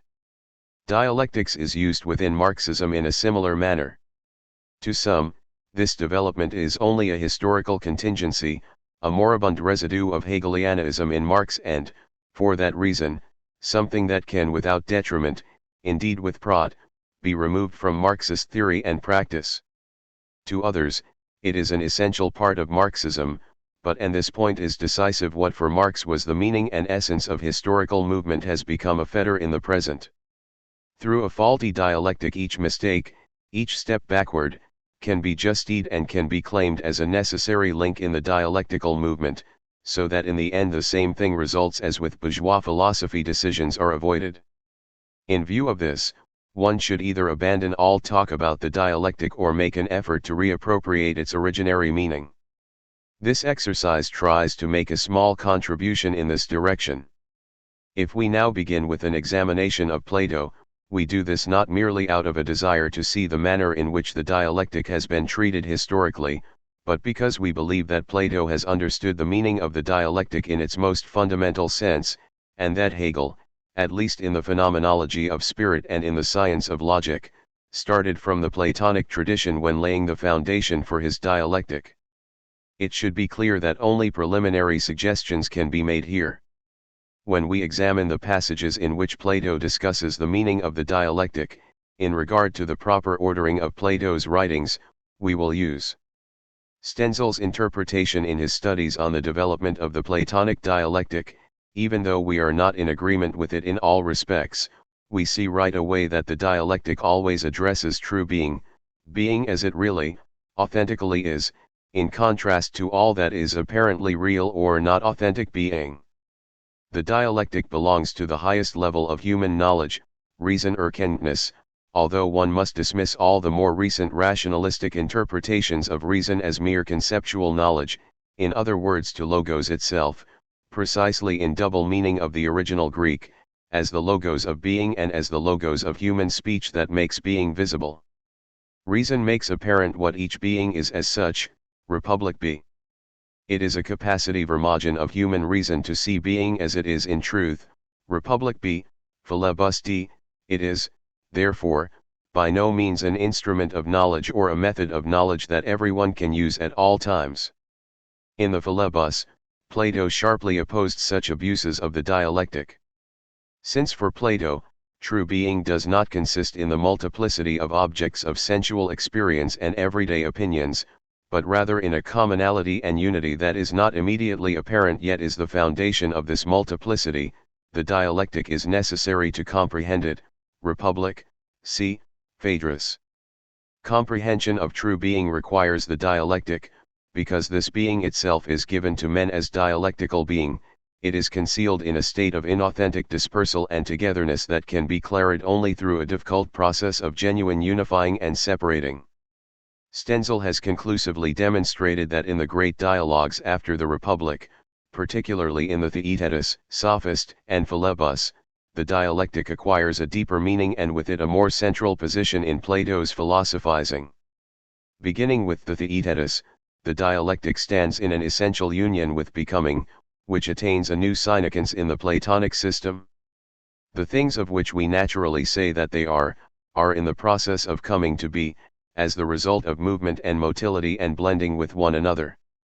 We are wrong when we say they are, since nothing ever is, but everything is coming to be. Theaetetus D. And what is still more important is that this motility and unication is no longer attributed merely to sensual reality as its mode of being sensart, to things that come to be or perish, Philebus A, as their mode of being, but also to the ideas as authentic being itself. The uniqueness, isolation, and unambiguous determination of being, the idea, is replaced by its ontological multiplication, relatedness, and complexity, in which, however, unity and determinacy are still constituted. Sophist D. This is the central problem: how can the one be many and yet be one? Philebus. The realization that all being consists in the one and the many is considered so profoundly important that it is seen as a gift to mankind from the gods, comparable to the Re of Prometheus. Philebus. Everything depends on not misunderstanding the decisive investigations in the Sophist, as though they were concerned with a logical question, a theory of concepts or judgment, the meaning of definition, or the like. In the Sophist it is sufficiently clear, d. that the issue is capturing the being of being itself, the mode of being of the universality of objects as reality and the related problems of true and false being, of appearance and truth, and of being and non-being. This inquiry culminates in the assertion that being is neither movement nor permanence, neither sameness nor difference, but something distinct and different from all that. And since everything is only by being different from everything else, everything must also be different from being, and thus in a certain way not be, although non-being is not the opposite, but rather that which is other than, different from, being. Thus to every being belongs ontologically non-being, otherness, difference, d. In this way the meaning and purpose of the dialectic acquires a deeper justification. The purpose of the dialectic no longer consists merely in discovering true being by removing it from the obscurity and dispersal of the inauthentic being of sensual reality and revealing its unity, determinacy, and permanence. Rather, the being of this being has itself become problematic, and with it its relation to sensual reality, to which it is no longer opposed as unit and permanent being to a diverse and inauthentic, non-being. Being has divided mysteriously into types, which reunite or separate according to their respective natures, and in this motility, through this process, form new unities of being. This being is neither motility nor permanence, and yet it is only in motility and permanence. Sophist C. The major objective of the dialectic, as described in the Sophist, is capturing this being in its multiplicity, which is recognized as its type of being. This is accomplished through a very complex procedure of classification in terms of the types of being. In due course, through increasingly narrow classificatory divisions, the desired unities of being become visible together with the non-being, differences, that belongs to them. The fundamental analyses of being and the dialectic in the Sophist have so far hardly been recognized as foundational, much less clarid, because their misinterpretation as logical and epistemological inquiries have always stood in the way. That they have, nonetheless, been drawn on here in such a superficial manner can be justified because without pointing to the location of the problem it would be completely impossible to demarcate the original basis of the dialectic, even if this means merely showing where the dialectic is not located. With this in mind, we will now attempt to summarize our endings. For Plato, the dialectic is a capacity, cognition erkennen, knowledge wissen, of human reason to comprehend being as it is, in its true being. It is not based on human reason or on the relation of reason as knowledge to the world, but rather in the being of being itself. Every being is in a state of diversity, indeterminacy, and motility only when it is ontologically related to other beings, or when it separates itself from being in order to build a new unity of being with some other being. It is simultaneously with its other, with non-being, with difference only through limitation and determination. Being is only in this motility, change, and multiplicity, and is only in them as unity, permanence, and sameness. Being is inherently dialectical and for that reason can only be comprehended dialectically. For an understanding of the further development of the problem of the dialectic, one needs to be aware that in Plato the exploration of the dialectic's decisive significance occurs together with a turning to the problematic of becoming as a mode of being of reality. The plurality and motility of being is no longer dismissed as mere appearance and opposed to the permanent unity of true being, of the ideas, instead it is recognized as a mode of being itself. This NDS its clearest expression in the statement that to all being necessarily belongs the existence of its other, what is different from it and non-being, through which alone it can be determined and limited. In Philebus, the essential relation of the dialectic to the knowledge of having become Jordansane is demonstrated even more clearly than in the Sophist. In Philebus, the problem of how being can be both unity and plurality also stands in the foreground. It is explicitly emphasized that this problematic is truly grasped only when being as unity becomes a problem, not only in coming to be and perishing but also in the idea of being in itself, Philebus A. We learn from the resolution of this problem that all being is unity and plurality and has united determinacy and indeterminacy in itself, limit and unlimitedness, throughout being as such, not just in the world of sensible reality. The task of the dialectic is to identify the unities of being as determinacies, RST, by perceiving in each being the one comprehensive idea. But it does not stop there, it continues to investigate how many new determinacies as unities this primordial idea has divided itself into, a process that is relatively innate because every being contains unlimitedness in its being, Philebus. Next, there is a general classification of being into three types: determinate and limited being, indeterminate and unlimitable, and that which arises when both are mixed together, indeterminate being that has become determinate. The following point is decisive: only the latter is designated as authentic, true, and essential being, ousia, and only is this true being designated as having become Jordans. What makes is always leading in the order of nature, while the thing made follows since it comes into being through it. In third place comes the being which is mixed and generated out of those two, the unlimited and the limited, b. Not until this point, when having become and motility are incorporated in the being of the essence Wesenheit, is the real purpose of the dialectic fooled, to reveal this having become and motility as the highest stage of knowledge. From the dialectic of being understood in this way, the next step is an understanding of the historicity of being, on which this plurality and motility is based. Hegel was the RST to complete this step, to attain a knowledge of historicity that cannot be found anywhere in Plato's philosophy.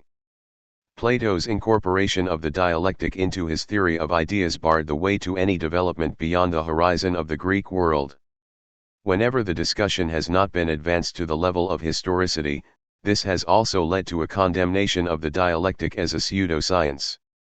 We must skip these developments here and take up the problem of the dialectic where it enters into the consciousness of philosophy in a new and original way in Hegel's philosophy.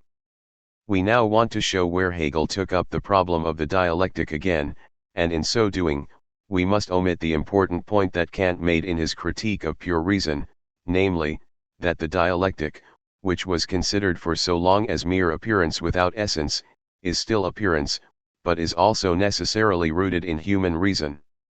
First, one should note that for Hegel, as already for Plato, the dialectic is a capacity of knowledge and a method of knowledge only because and insofar as being itself, the true reality, is inherently dialectical. The abstract and unreal are not its philosophy's element, on the contrary, it is the real, i.e., that which posits itself, that which lives in itself, Dasein in its concept. It is the process that creates its own moments and passes through them.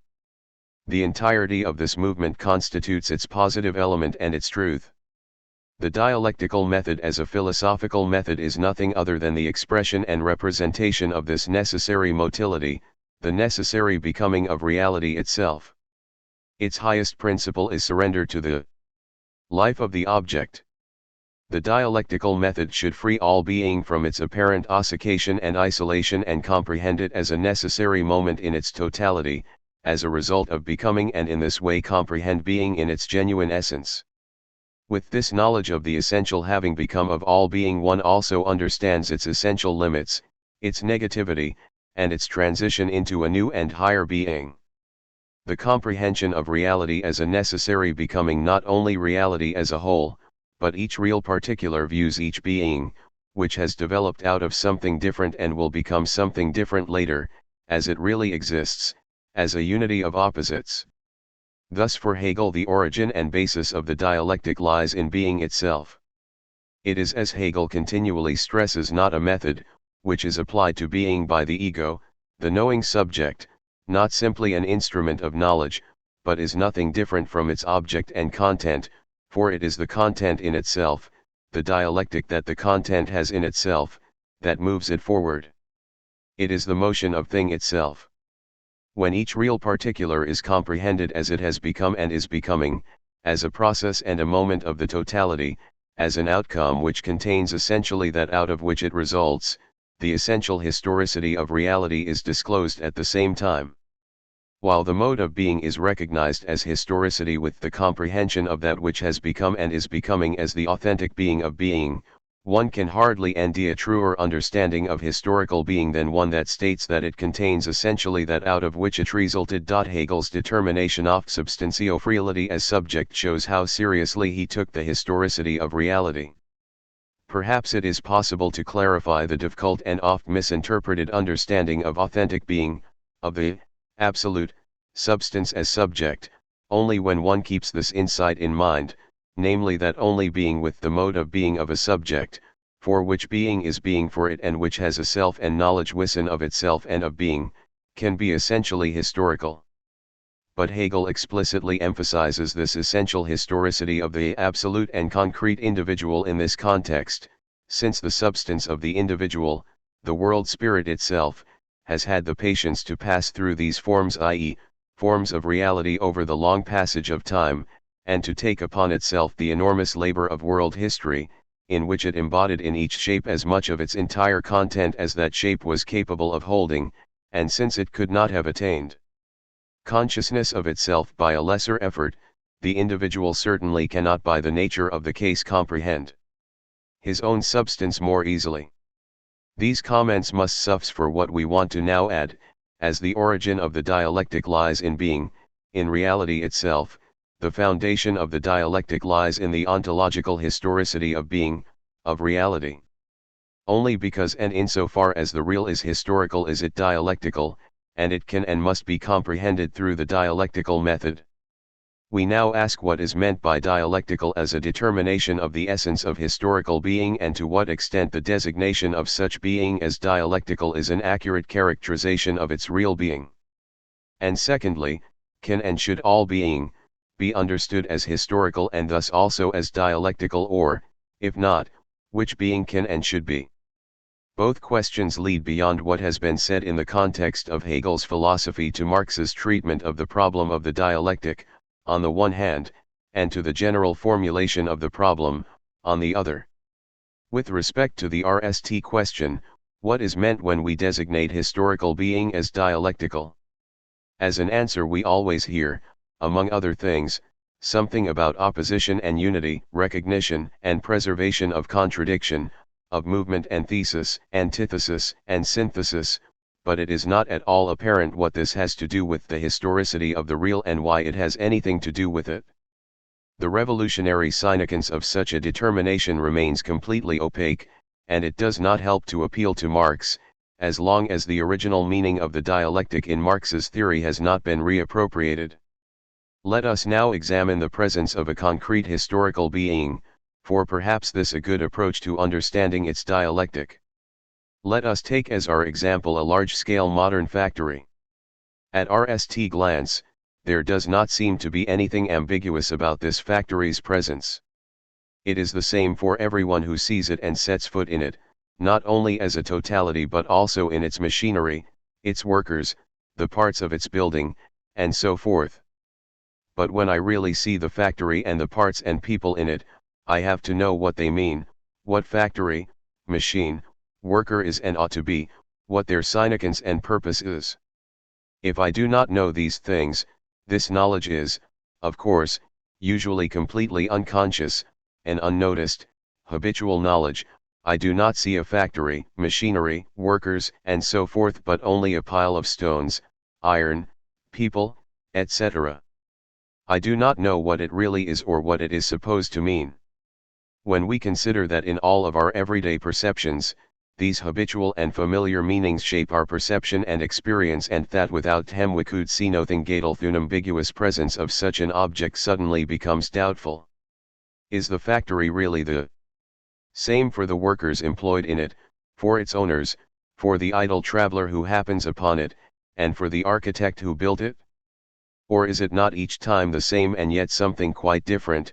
For one, a place of compulsory labor imposed by social relations, a place one enters reluctantly and leaves exhausted; for the other, a source of great pride, stressful and demanding, but nonetheless a place one visits gladly and misses when one has left; for another perhaps the discernment of a beautiful area, something foreign and at best uncanny; for yet another a work of art that, executed with the most modern architectural means and designs, may make its builder famous. When we extend the scope of our considerations, we see how different a factory is for the economy of a people, for the competitive struggle of the large trusts, for the small merchants and dealers dependent on it for their livelihood, and for the industry of the neighboring state. No objections should be made to the effect that all these are all subjective moments that have nothing to do with the factory as such. Such objections emerge from preconceived theories that do not begin to see the concrete object in its real entirety. When one eliminates all these moments from the object, what remains? Certainly not a factory in the dimension of meanings that are always present in a concrete approach not falsified by theory. Indeed, such objects are only in an abundance of different meanings. A continuous tradition belongs to their respective being, a long period of becoming, which has placed them within an extended life space and world space. They continue to develop in this space, determining and being determined by it, steadily altering. In addition to this multiple motility and determinacy, such objects are characterized by a strange duality, even multiplicity. Their reality, their effect on human Dasein within their space and time, is such that it splits this Dasein into contradictions that are grounded in these objects themselves. Consider the following preliminary outline of these contradictions. Human Dasein evaluates its reality as positive or negative, as declining or promising. It takes hold of these contradictions in order to shape its existence, or it struggles with them, or it remains indifferent to them, and this multifaceted movement toward the objects drives them to change constantly. The factory expands or closes down or is paralyzed by a strike, it is bought out and remodeled, a technical or chemical discovery revolutionizes its operation, interest groups struggle over and within it, etc. And all this is not simply an event that happens in the factory or takes place around it as if the factory itself was not affected by all this. On the contrary, all this happens in and to the factory itself and is actually what constitutes its total being, its entire reality. To comprehend a historical object completely in its concrete reality, one has to grasp the motility of its happening in its totality. Such a comprehension is made impossible from the beginning when an object is removed from its historical context and treated as an isolated entity with an identity free of contradictions through the passage of time, instead of being seen as a multifaceted becoming, acting, and passing away in time. Comprehension is also impossible when only the positive moments of the object are brought into view and the negative moments, which equally belong to it, are overlooked. What the object has been, what it will be, and what it is not all help constitute its reality, since they determine and move it. These remarks are intended only to indicate the location where the historical dialectic can become visible. By no means do they exhaust the possibilities for analysis in any area. They are intended simply to indicate the areas that must be researched in more detail. This much perhaps has already become clear.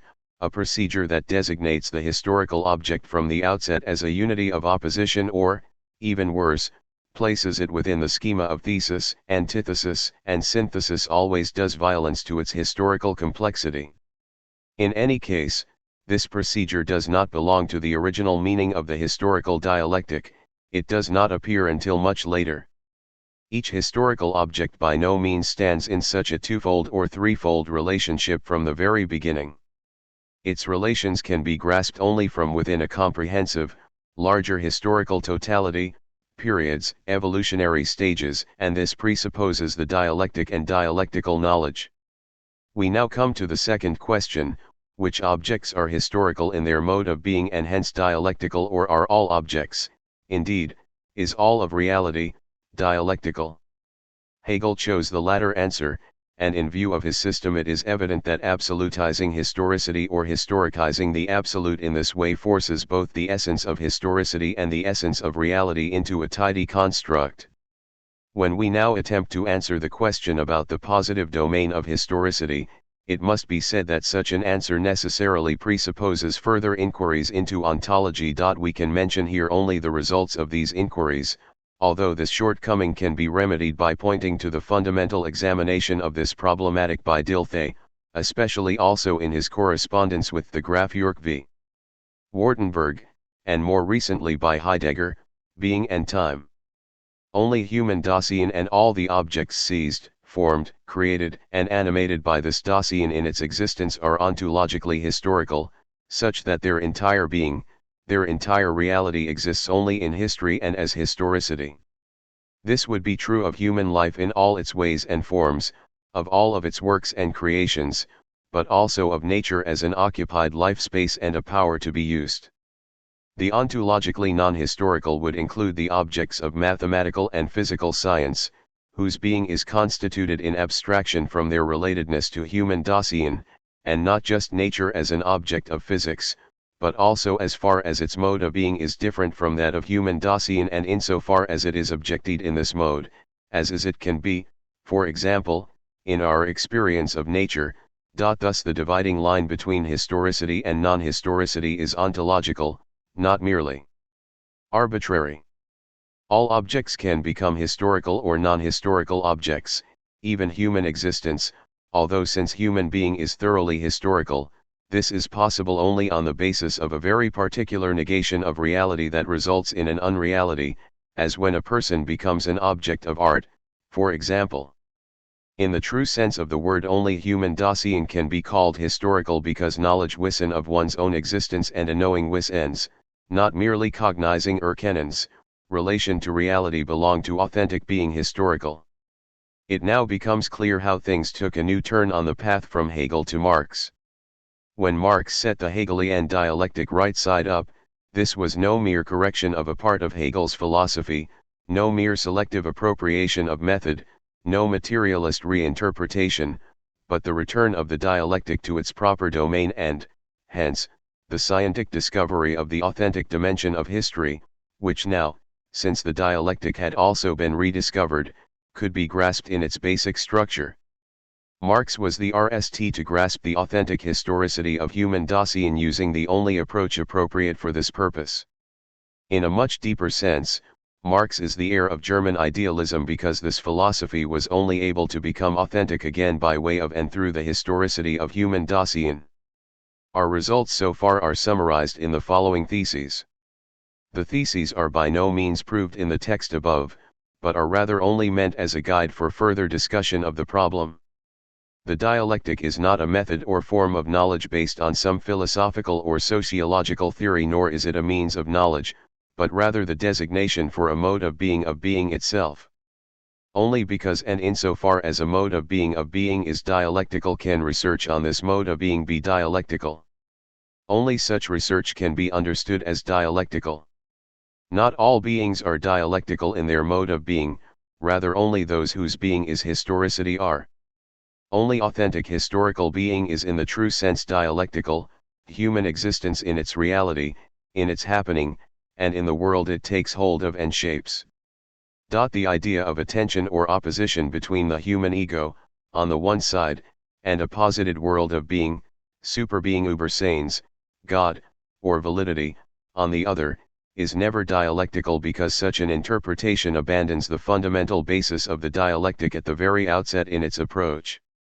It counterposes concrete, historical, human existence, which is viewed from the beginning as an isolated entity, to an ontologically ahistorical world, and in this way the wholeness of the world is torn to pieces, so that it can be bound together again afterward in unity or tension. If these theses apply to the original location and meaning of the dialectic, the following theses concern its concretization in the happening of human Dasein, in history, and hence its application. The primordial unity of theory and practice becomes visible, which Marx, once again, was the RST to grasp in the dialectic. If the dialectic is based on historicity and only human Dasein is authentically historical, such that it exists only in a concrete historical way, that is, determined by the respective concrete historical situation, then the full meaning of the dialectic can be found only in the concrete history of human Dasein, history in the true sense of the term. The concrete dialectic is concerned with happening as the mode of being of human Dasein. It can by no means be assumed that all events occurring in history can be grasped dialectically and termed dialectical. The worst abuses occur here, for the term applies only to those actions and events that are concerned with historical Dasein in its being. Insofar as the concrete dialectic displays the multiplicity, development, and limitations of the historical modes and forms of Dasein, it implies the taking of a certain stance toward these modes and forms of Dasein and their reality. Insofar as each historical reality as reality carries within itself and makes a claim to constancy, determinacy, and validity, the dialectical stance must be critical and must undermine such claims. Concrete dialectics as an objective, value-free science is an absurdity. Let us return now to Siegfried Marx's book. An examination of a problem like the dialectic, which is so unclear, and in which so much is concealed, must give at least a provisional determination of what it means by the dialectic. It will not do to console the reader with a reference to the second volume, because a historical review, from the standpoint of the problem of the dialectic, is meaningful only on the basis of such a determination. But if we take the brief allusions as well as the other relevant points that were developed in the course of the RST volume as a preliminary determination of what is meant here by dialectic, one can, based on preceding considerations, say the following. Marx tries to locate the dialectic in philosophy, or more exactly in the philosophical foundation, and then in a tension between ego and is-hu and deist, knowing and reality. The presuppositions of such a determination have already been touched on. It is, of course, possible to arrive at a meaning of the dialectic from a philosophical foundation and then to examine various forms of philosophizing accordingly, but only those forms whose intent is the demonstration of historicity in the sense suggested above ought to be considered. Given this, a number of forms of contemporary philosophizing that Marx treated in the RST volume can be discarded right away, such as anti-dialectical criticism, Rickert and Lasch, theology, and E. Griesbach. What is decisive is not the extent to which history and historicity are present in these systems. This is the case in Rickert, to be sure, to a considerable extent, but whether or not the inner meaning of the philosophizing in question is oriented toward history and historicity. But this question must be answered in the negative. Perhaps one must answer negatively also in the case of Heidegger, if, as Marx argues, the entire existential analytic in the RST part of being and time is only a starting point for the elaboration of fundamental ontology and metaphysics, an interpretation that Heidegger himself appears to have adopted since his recent publication of The Essence of Reasons and Kant and the Problem of Metaphysics. All these questions go unanswered here, since they can only be cleared within the framework of philosophical discussion. It is our intention now only to consider Marx's critique of Lukács, which brings the problem back onto Marxist ground. Here, nally, a long-standing and gross injustice is redressed. Lukács's book, History and Class Consciousness, is recognized and appreciated as a contribution to the development of Marxism that is essential and whose importance cannot be overestimated. Marx nally puts an end to the primitive critique according to which Lukács's analysis can be refuted by calling it metaphysics, which has been recited in its worst form precisely by the communist side. His critique also pinpoints the weakness of Lukács's dialectic, the concept of correct class consciousness. This concept is, as is the very idea of class consciousness, a violation of the dimension of historicity in its possession of a point outside of what happens from which an artificial and abstract connection with history is subsequently made. But it seems to us that Marx's objection to Lukács's treatment of the problem of nature and the problem of value is not correct. Lukács's polemic against Engels, whose false interpretation of the mathematical physical sciences as dialectical was shown to be indefensible by the partial publication of the Dialectics of Nature, in particular shows that Lukács did indeed clearly recognize the duality of the being of nature, completely ahistorical as an object of physics, historical as the life space of human Dasein, and by no means interpreted nature as purely a product of society. Finally, Marx's objection that Lukács posits value transcendence completely misses the point of Lukács's book, whose aim is concrete dialectics, not philosophical foundations. After these critical observations, the great value of Marx's book must once again be emphasized. We see its value not only in the aforementioned accuracy and depth of his individual analyses, but also in his disentanglement of contemporary philosophy and his exposition of its true problematic, which, despite the problems with this exposition, clearly demonstrates the contemporary relevance of this problematic. Hence, Marx's book can become the source of fruitful discussion, especially for Marxism, because it shows that contemporary philosophy cannot be found where both old and new Marxist theory has normally looked for it, and that a critical confrontation with contemporary philosophy is no mere shadow boxing, but a necessity for Marxism in particular. Part. Also a contribution to the question of the sources of the Marxian dialectic in Hegel. The critique of the second half volume of Marx's work must pass over the very lively and penetrating depiction of the various dialectical movements in contemporary philosophy even more than it did with regard to the RST volume, and must instead limit itself to Marx's systematic explanations of the concept of the critical dialectic. The controversy over the Hegelian dialectic is the central issue at stake. The concept of the critical dialectic, which Marx sees as the single genuine dialectic, is derived positively by differentiation from the speculative dialectic of Hegel. The relation to Hegel is immanent in any work on dialectics. This is true in a most decisive sense insofar as the Hegelian dialectic is not a freeloading and arbitrarily variable methodology, but is inseparably rooted in Hegel's whole metaphysics. Marx clearly articulates the consequences of this position. It is only possible to accept or reject this speculative dialectic in its entirety. The question still remains, however, whether and how a non-Hegelian dialectic is possible. Marx affirms such a possibility. Indeed, he is convinced of the superiority of the critical dialectic to every form of metaphysics. But we shall attempt to demonstrate that in the course of his investigation Marx ends up basing this critical dialectic, precisely in its positive determinations, on the Hegelian dialectic, which he rejects, by grounding his position in a limiting transformation of the speculative dialectic. In this way Marx undermines his own thesis that there are a plurality of dialectical methodologies and a variety of dialectical positions.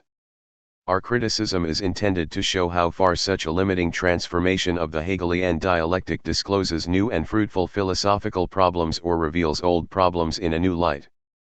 To arrive at a determination of the concept of the critical dialectic, Marx wishes to posit the unacceptable aspects of the Hegelian dialectic and oppose the positive aspects to them.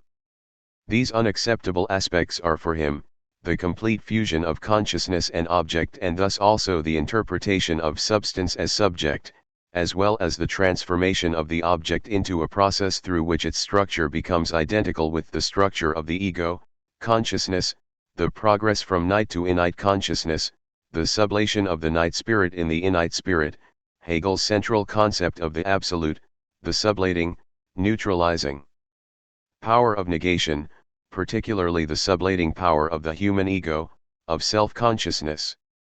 All these moments are internally related. Rejecting them does indeed undermine the entire foundation of the Hegelian dialectic.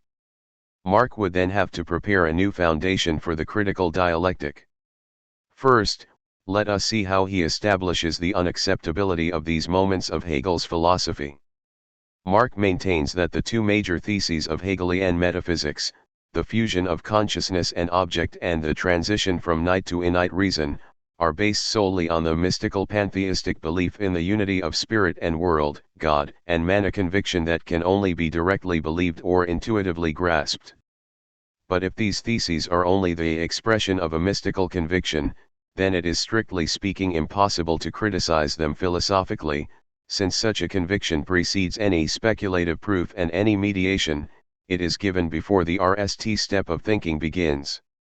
It is given not in the sense of an objective basic assumption, hypothesis, whose correctness is then demonstrated by the philosophical investigation, and not in the sense of self-sustaining evidence requiring no further proof either.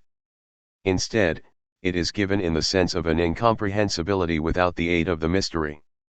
As essential as it is to move beyond the idle talk of the rationalism and panlogicism of the Hegelian system and to expose the true sources of his philosophy, which lie elsewhere, tracing them back to a mystery threatens to destroy the foundations of any discussion of Hegel. But even apart from this, such an approach cannot be justified. It is true that Hegel's philosophy was fed by religious sources that remained strong through his null systematic investigations, but they owe into a purely philosophical foundation, are treated on this philosophical basis, and do not eliminate the necessity of purely philosophical arguments. Many of Hegel's later philosophical concepts are already present in his early theological writings. Not a mystical conviction, but a critical confrontation with ancient, especially Aristotelian, metaphysics, carried out in a rigorously conceptual manner, gives Hegel's system its inner form. I have attempted to work out these connections in an interpretation of the phenomenology of spirit and the science of logic that will be published soon. Here I can only convey some of my endings. Neither the unity of consciousness and object nor the interpretation of substance as subject nor the positing of an absolute reason, of which human consciousness and its object are only modes of existence, grows out of a mystical pantheistic conviction. They were discovered via the difficult path of pure philosophical investigation, guided by the specifically Hegelian questioning about the meaning of being in general. These concepts are not preconceived axioms. Instead, they are presupposed only after they have been established through philosophical investigation. In his analysis of metaphysical questions, about the meaning of being, Hegel takes as his RST point of reference the Kantian problem of the I think that RST makes possible all objective Gegenstand-like being. The transcendental synthesis is one source of the Hegelian dialectic. His second point of reference is the fundamental discoveries of antique metaphysics, particularly the determination of being as motility. Grasping motility conceptually as the fundamental character of being is the second source of the Hegelian dialectic.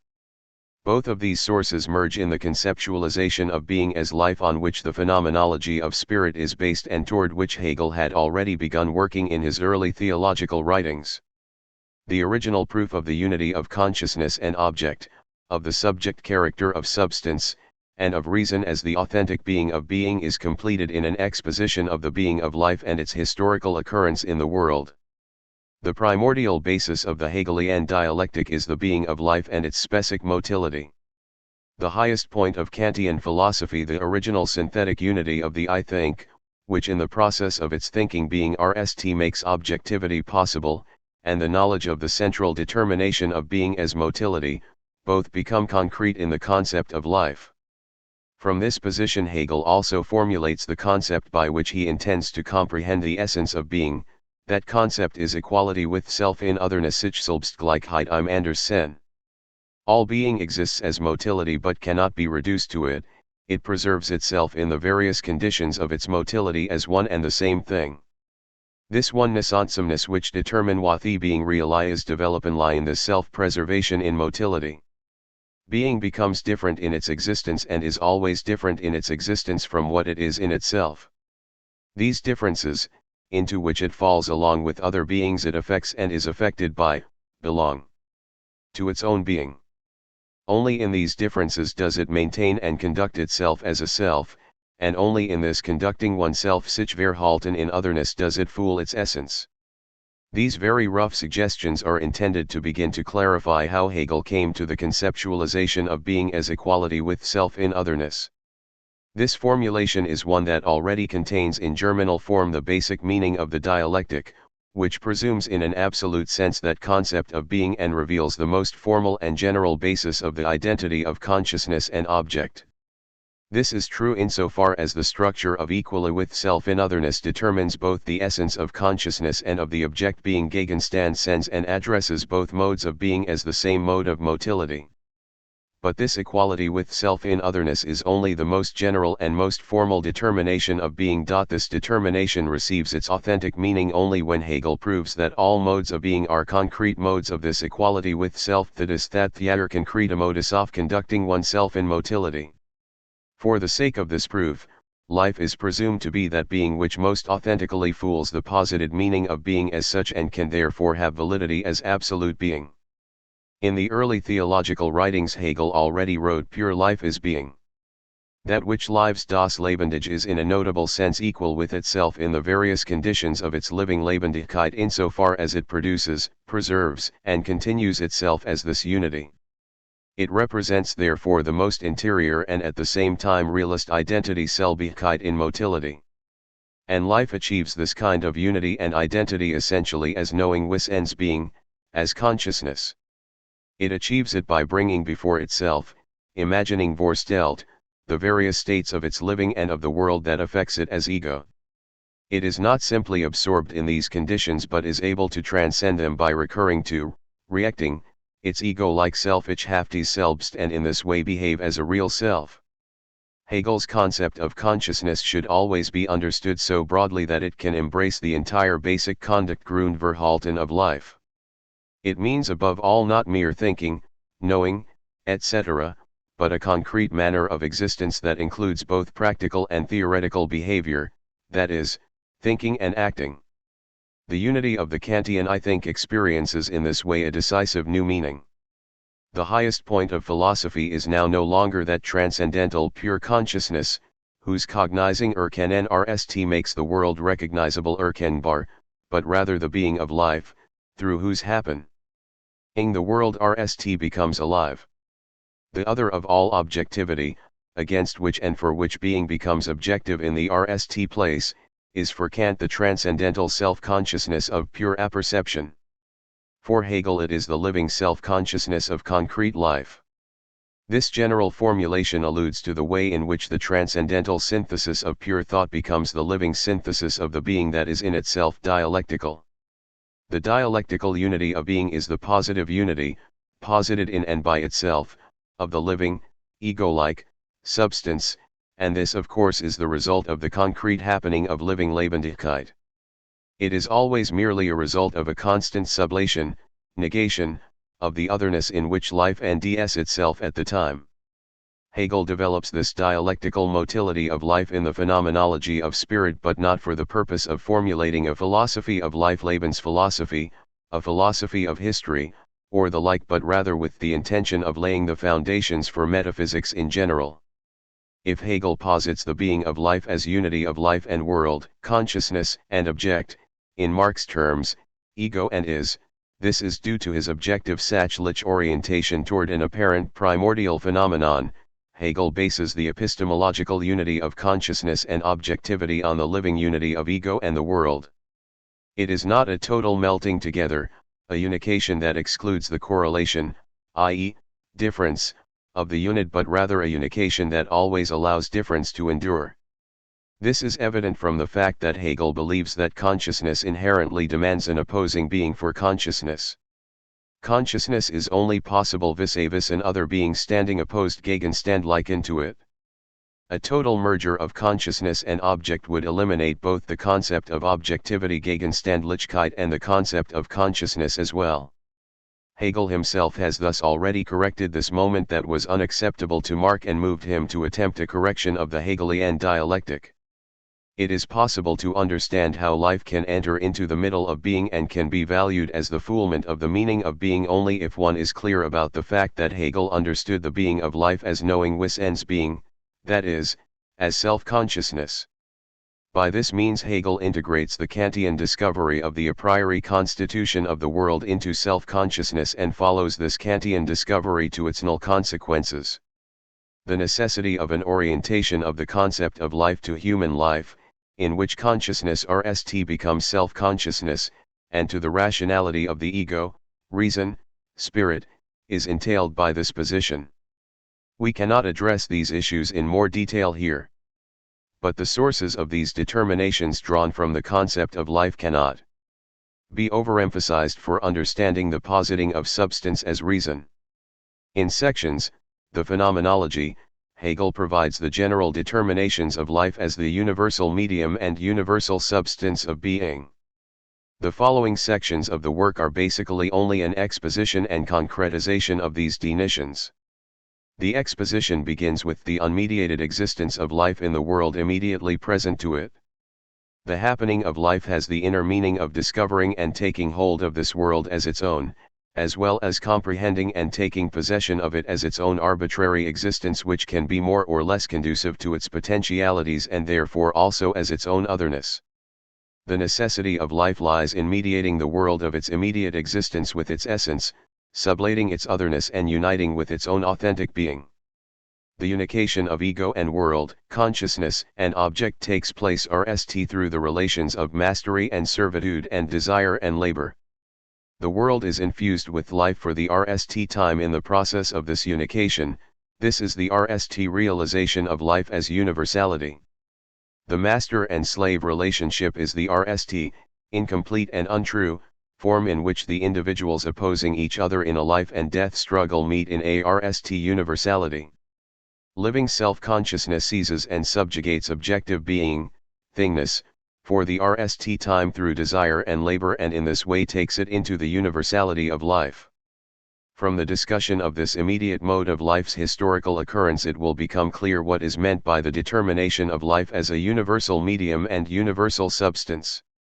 Life is a universal medium of being insofar as all being becomes apparent and real only through the mediation of living self-consciousness.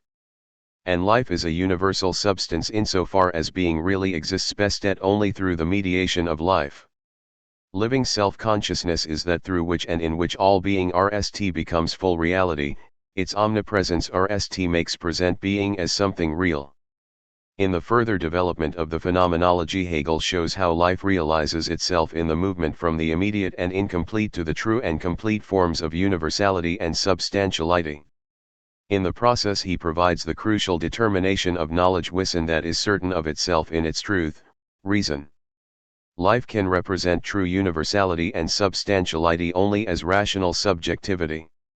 Only if it constantly knows itself and its other, and only if it lives continually according to this knowledge Wissen, can it really maintain its identity in its motility, in its falling into otherness, and in this equally with self in otherness knowingly Wissen mediate all being with itself. When life has realized itself as rational subjectivity and has effected work in the world as its reality, spirit is realized as the substance of being. In the phenomenology, the concept of spirit grows out of the concept of life. Spirit is articulated as the authentic being of substance only on this foundation. This remains true despite Hegel's assessment, in anticipation of the fulfillment of all being in the spirit, of the various modes of being, inorganic nature, organic, and historical life, as, more true or less true, modes of spirit, which makes spirit into the true being at the basis of all being, hence an absolute.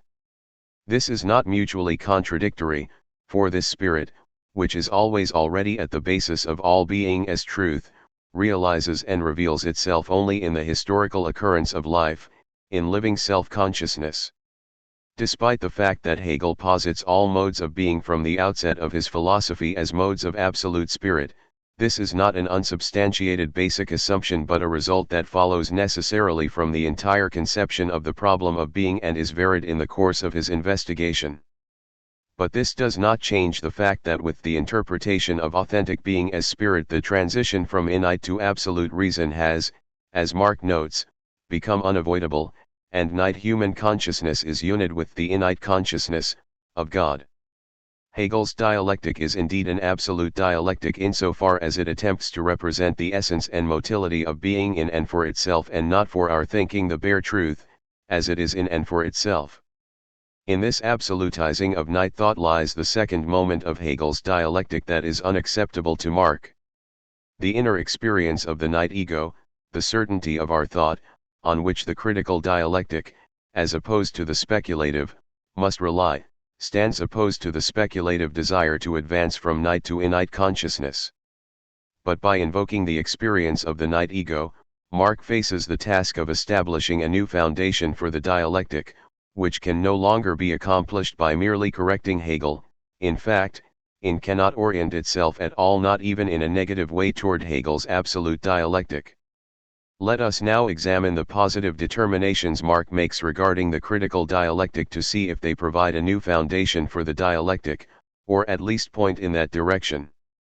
The positive determination of the critical dialectic in its possible systematic unity brings together once again Hegelian motifs that Marx himself refers to only as modifications of the dialectical method. The dialectic of self-consciousness is preserved in the critical dialectic together with the dialectic of the process of knowledge, the dialectical motif in all totality thinking against Denken, and the dialectical function of the passage through contradiction for the thought result achieved. Both of the latter moments refer back to the RST, the dialectic of self-consciousness is central to the critical dialectic. In what sense is the being of self-consciousness for Marx the basis and center of the dialectic? Marx answers this question by referring to the major thesis of Königswald's psychology of thinking. For Marx this is in a real sense critical dialectic. We are treating here only the results of thought psychology that Marx has incorporated into his work and which are supposed to provide a foundation for the critical dialectic. Consciousness and being, experience and object exist in essentially correlative relationships to each other. The law of these relationships is determined by their character as meaning. In meaning, the abstract concepts of object and ego are both overcome. Meaning is supposed to make apparent the ego in existence, das Ich ist, and the existence in ego. The object in itself has the possibility of being experienced, as the content of an experience or Leibniz to mean something and to be known in this meaning by the experiencing ego. On the other hand, the experiencing ego is in itself also a possible object of knowledge wissens and comprehensible as meaning. The entire argument can be summarized in the formula that says that existence can be represented in the ego as the known Saint, and that the ego can be represented in existence as the possibility of knowing within the object. The ego and the object are thus for Marx tied together as a unity, which is not, as in Hegel, total merging but at the same time separation. The object always remains an object and the ego always remains the other of the object. The basic difference between a metaphysical and critical dialectic remains that between actual absolute and potential relative unity. The object is not experience, but experienceable, the experience is not object, but it can be objektivgegenstandlich. These relationships thus remain full of tension. Their parts are connected in a heterogeneous medium. And all essential relationships, like that between temporal and atemporal, temporally determined ego and in itself atemporal truth, are based on this fundamental and inherently dialectical relationship between ego and object. The basic relationships of philosophy are thus always those in a heterogeneous medium. They must appear, therefore, as inherently dialectical and be so understood.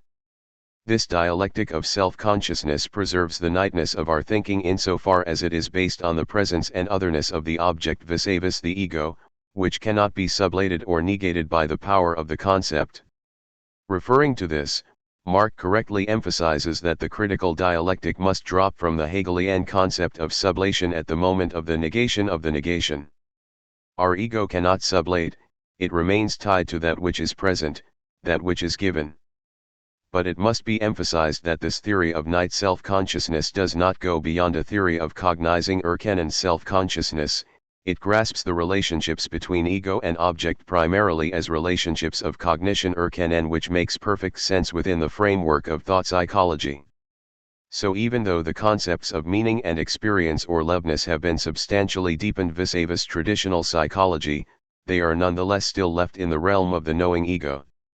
The full being of the ego, as Hegel had incorporated it into the concept of the being of life, is not incorporated into this theory.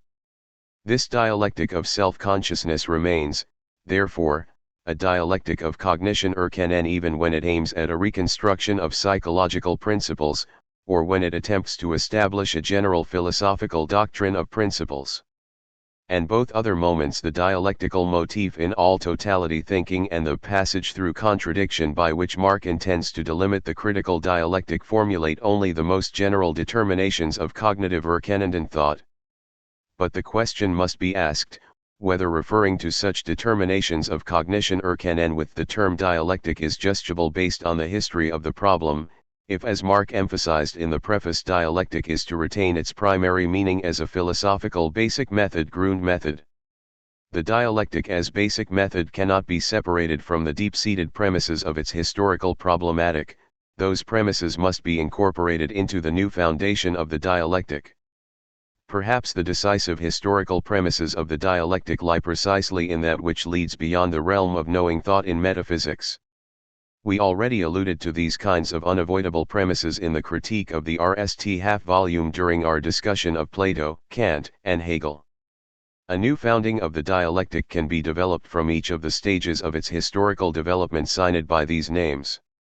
At RST it seems as if Marx were selecting the Kantian dialectic as the starting point for the critical dialectic. But Marx's dialectic of self-consciousness does not take that set of problems, in which Kant situated the transcendental dialectic of pure reason, as its own point of departure. It is not, for him, a question of the dialectic as transcendental appearance, as a natural and unavoidable illusion of human reason, b. It is not the transcendental dialectic that Marx appropriates from the Kantian critique but the transcendental analytic, conceived as a foundation of cognitive thought, of the night ego. But in our opinion the intellectual historical problem Geschichte-like premises of the dialectic do not justify treating this as dialectic, especially if one rejects, as Marx correctly does, a separation of the systematic and the historical and proposes a study of the history of the problem. Seen from the perspective of the history of the problem, neither the potential relative unity of knowing ego and knowable object nor the passage of knowing through contradiction nor the knowable synthesis of unity and diversity is sufficient to establish the dialectic. But the synthetic unity of self-consciousness can indeed provide such a proof. Marx formulates the following historically correct guiding principle: the dialectic arises in the ego and returns to the ego. But this is true only when self-consciousness, ego, is made the origin of the dialectic, not only in its conduct Verhalten as knowing thought, but also as in Hegel in its full being unit with the full being of the world that is its object. This is intended to help clarify the following remarks on the historical problematic of the dialectic. The following remarks on the history of the problem of the dialectic are an attempt to elaborate this point. They are at the same time intended to clarify and complement the theses presented in the RST part of this essay. The origin of the problem of the dialectic within the metaphysics of antiquity can be summarized in the following way. With regard to the question of what comprises the essence of being, what it is itself, what remains constant as opposed to its multiple variations and its changing diversity in the process of becoming and passing away, the investigation comes up against the circumstance that this true being of being itself contains a plurality in its unity. It has varied relationships with other beings, and these relationships are not accidental and superficial but are the very foundation of its essence. The being of each being is only together with that which it is not and which is an other. It is only together with its non-being and otherness and can only be grasped in the passage through that which it is not and what is other. But this set of relations only becomes dialectical and demands a dialectic as access to it. Method: under the following conditions, which were already present in the premises of ancient philosophy. The truth of being is revealed and preserved by human speech, logos, legein. Human speech is essentially talking with another about something. Only in this talking through Durchsprechen with another can it fool its revealing and preserving function. The essence of being revealed and preserved in human speech is supposed in its truth to be available and convenient for human life and its happening.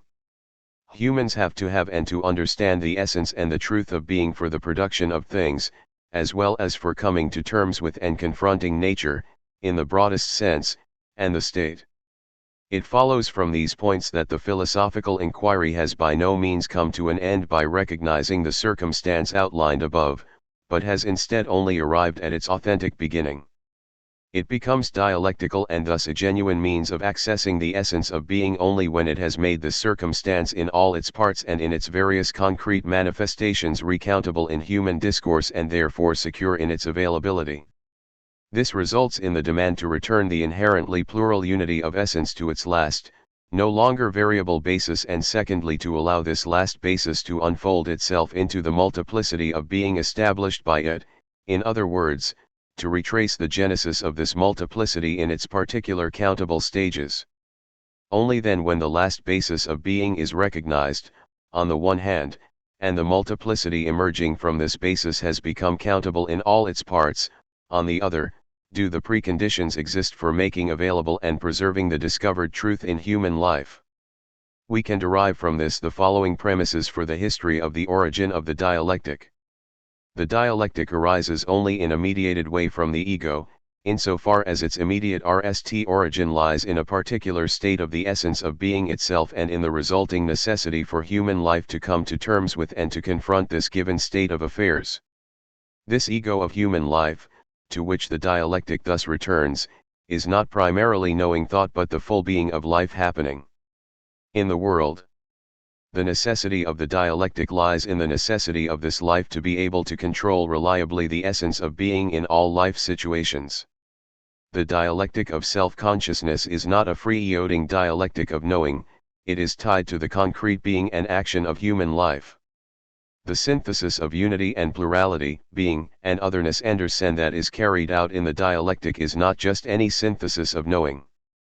Above all, it does not lie in the dimension of diverse appearances, of becoming and passing away, but concerns the essence of being, the idea, even in its possible relation to human life, which through speaking with each other mighty Nanderreden discovers and makes available this essence. It lies beyond the scope of this essay to demonstrate how in Hegel's philosophy the decisive elements of the dialectic of antiquity return on a new foundation determined by Kantian philosophy. We single out instead only one aspect of the dialectic in which all the others are based and from which the radical transformation of the Hegelian dialectic by Marx can best be understood. Only through an interpretation of the RST Hegelian writings and the phenomenology of spirit can one prove that the full being and happening of human life constitutes for Hegel the authentic basis of the dialectic. Here are a few indications that must suffice for now. It has already been indicated above the extent to which the concept of the being of life forms the fundamental basis of the metaphysics Hegel established in the phenomenology of spirit. Even in the science of logic, life is still the RST unmediated form of the idea, that is, of that which is in and for itself true. The idea is to be apprehended and known in this determinacy in which it is life, so that its treatment will not be something empty and devoid of determinate content. Life in its simple relation to itself is true equality with self in otherness. It maintains and comports itself as selfness and oneness in the various states of its living. And in this happening it makes itself into the universal substance and universal medium of being, because it mediates the pre-existent external world with itself. It seizes control of being outside of it and appropriates it in such a way that it makes this being into its means and gives subjectivity to its substance. The concepts explaining this life process, such as seizing control, appropriation, need, production and reproduction, already indicate that we are dealing here not only with a process of knowledge, but also with a really changing and realizable process of all life. This becomes fully clear in the presentation of this same happening in the phenomenology. The happening of life is here primarily the dialectic of knowing wis and an action, of changing doing tun. Although Hegel determines the being of life from the outset as self-consciousness, thus as a mode of spirit with reference to the rationality of life, nevertheless the full concretization of happening life is contained in the concept of self-consciousness. Self-consciousness is at once knowledge wissen and action, theoretical and practical reason, just as in the science of logic the idea of knowing is at once theoretical and practical idea. Indeed, the theoretical idea is only completed in the practical idea. The concepts used in the phenomenology to describe the unfolding of life express the concrete unity of the entire structure of life, desire and labor, observing, legislating, and laudisting reason, action of all and each one, work, and the thing itself, etc. This basis of the Hegelian dialectic will now be clarified by examining more closely one of its central concepts, namely the concept of sublation. Marx distinguishes the critical dialectic from the Hegelian precisely with this concept of sublation. the negation of the negation appears to him as the clearest expression of a metaphysics of absolute spirit that oversteps all boundaries of the night ego and identities God and man. Our thinking can only preserve the contradiction, not sublate it. It cannot remove that which has been posited. This is undoubtedly correct as long as the ego of knowing thought is meant. This ego cannot, of course, sublate. It remains tied to pre-existing conditions. Hegel himself emphasized this strongly. He says of knowing as such, this knowing is night, because it has as its precondition a pre-existing world, thus its identity with this world is not for itself. The truth to which it can come is therefore also only night. For Hegel it is precisely in this point that the motive to go beyond simple knowing as such lies. Mere knowing is not yet the true form of the idea because of this pre-existing Präsenzgegebenheit of the object that can never be sublated by it. It leads of its own to a demand for the practical idea of action as its fulfillment and completion. For the acting, and, indeed, the knowing wissend acting, ego really can sublate, can remove that which is posited. The will of the acting ego can truly create and change. It can remove that which is present in order to put its own work in its place. The way in which this fact is related to the foundations of the dialectic becomes the actual basis of the disagreement between Marx and Hegel. The concept of sublation made concrete in this way aims at the unique mode of motility of human life in the pre-existing world in which it ends itself.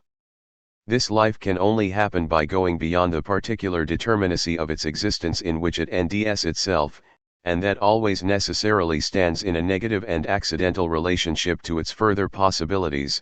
It must overcome its own immediately present situation and draw on its own possibilities to drive itself to a higher situation.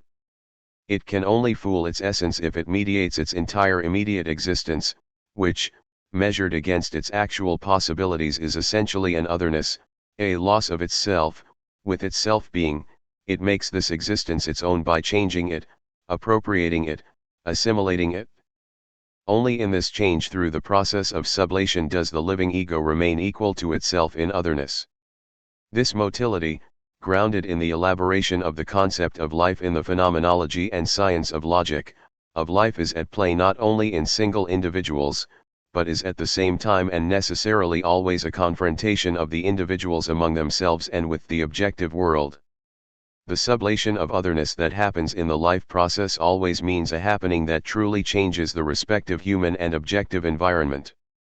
The dialectic of the process of life has essentially such a real character. It is not a dialectic of pure cognition erkennens, but a dialectic of knowing wissend, doing. Hegel's concept of doing has the decisive meaning of expressing precisely the essence of living self-consciousness and its reality. Things are undertaken because doing is in and for itself the essence of reality, and the absolute matter sach is a reality whose existence is the reality and the doing of self-consciousness. Let us give just one example here of the essential character of sublation as an act. In the phenomenology, the RST, still incomplete, sublation of objectivity, and hence the RST union of consciousness and object, takes place through the labor of the slave.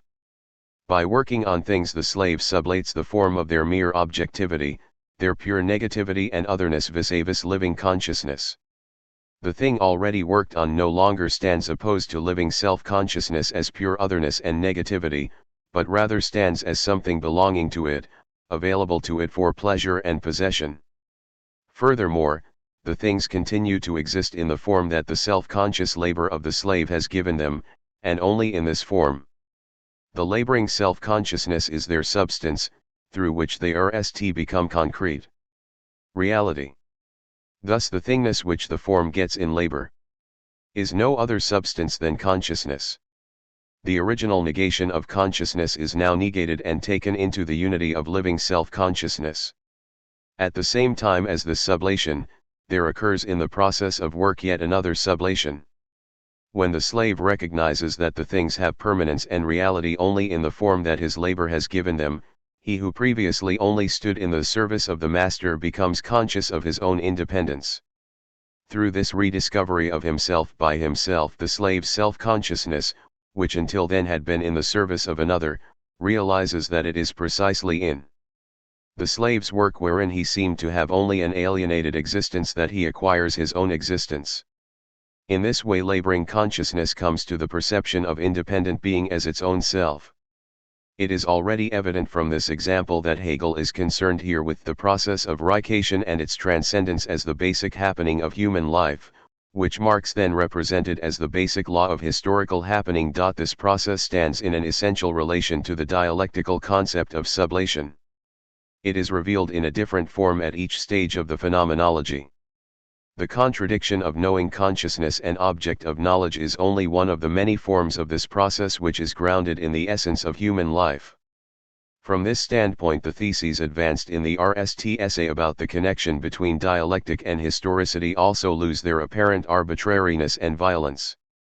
The being of self-consciousness, as developed by Hegel in the Phenomenology, is essentially historical being and was originally seen as such by Hegel. The dialectic is inherently related to historicity precisely insofar as it arises from the ego and is the dialectic of self-consciousness. For the full essence of self-consciousness is determined by historicity. This does not mean, as Marx thinks, that the expansion of human existence is carried through to an absolute logos. On the contrary, such an expansion is totally out of the question. For constituting the totality of being in the historical being of human life forbids precisely any statement about absolute being and any determination of being from the standpoint of absolute logos.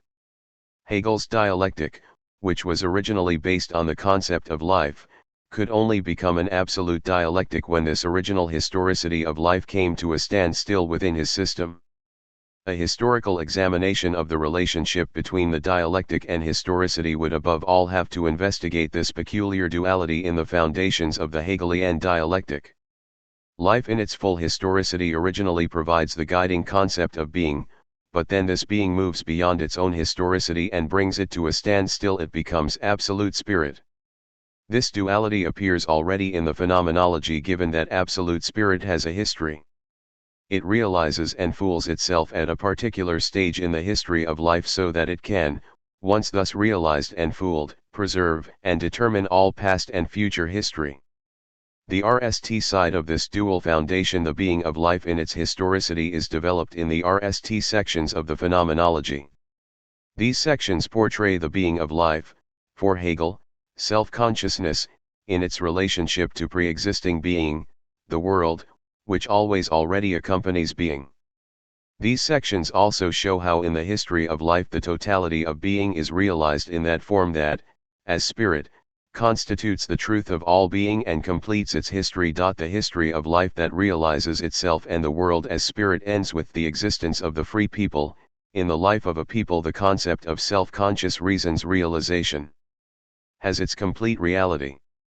The fact that the history of spirit begins with the history of the people, and that the life of the free people is the RST form of the realization of the spirit, already points to the historical happening of life as the basis of the phenomenology of spirit.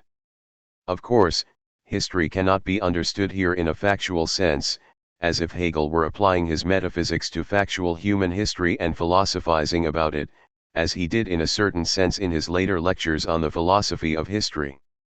The phenomenology of spirit is not a history of philosophy, which always comes post festum.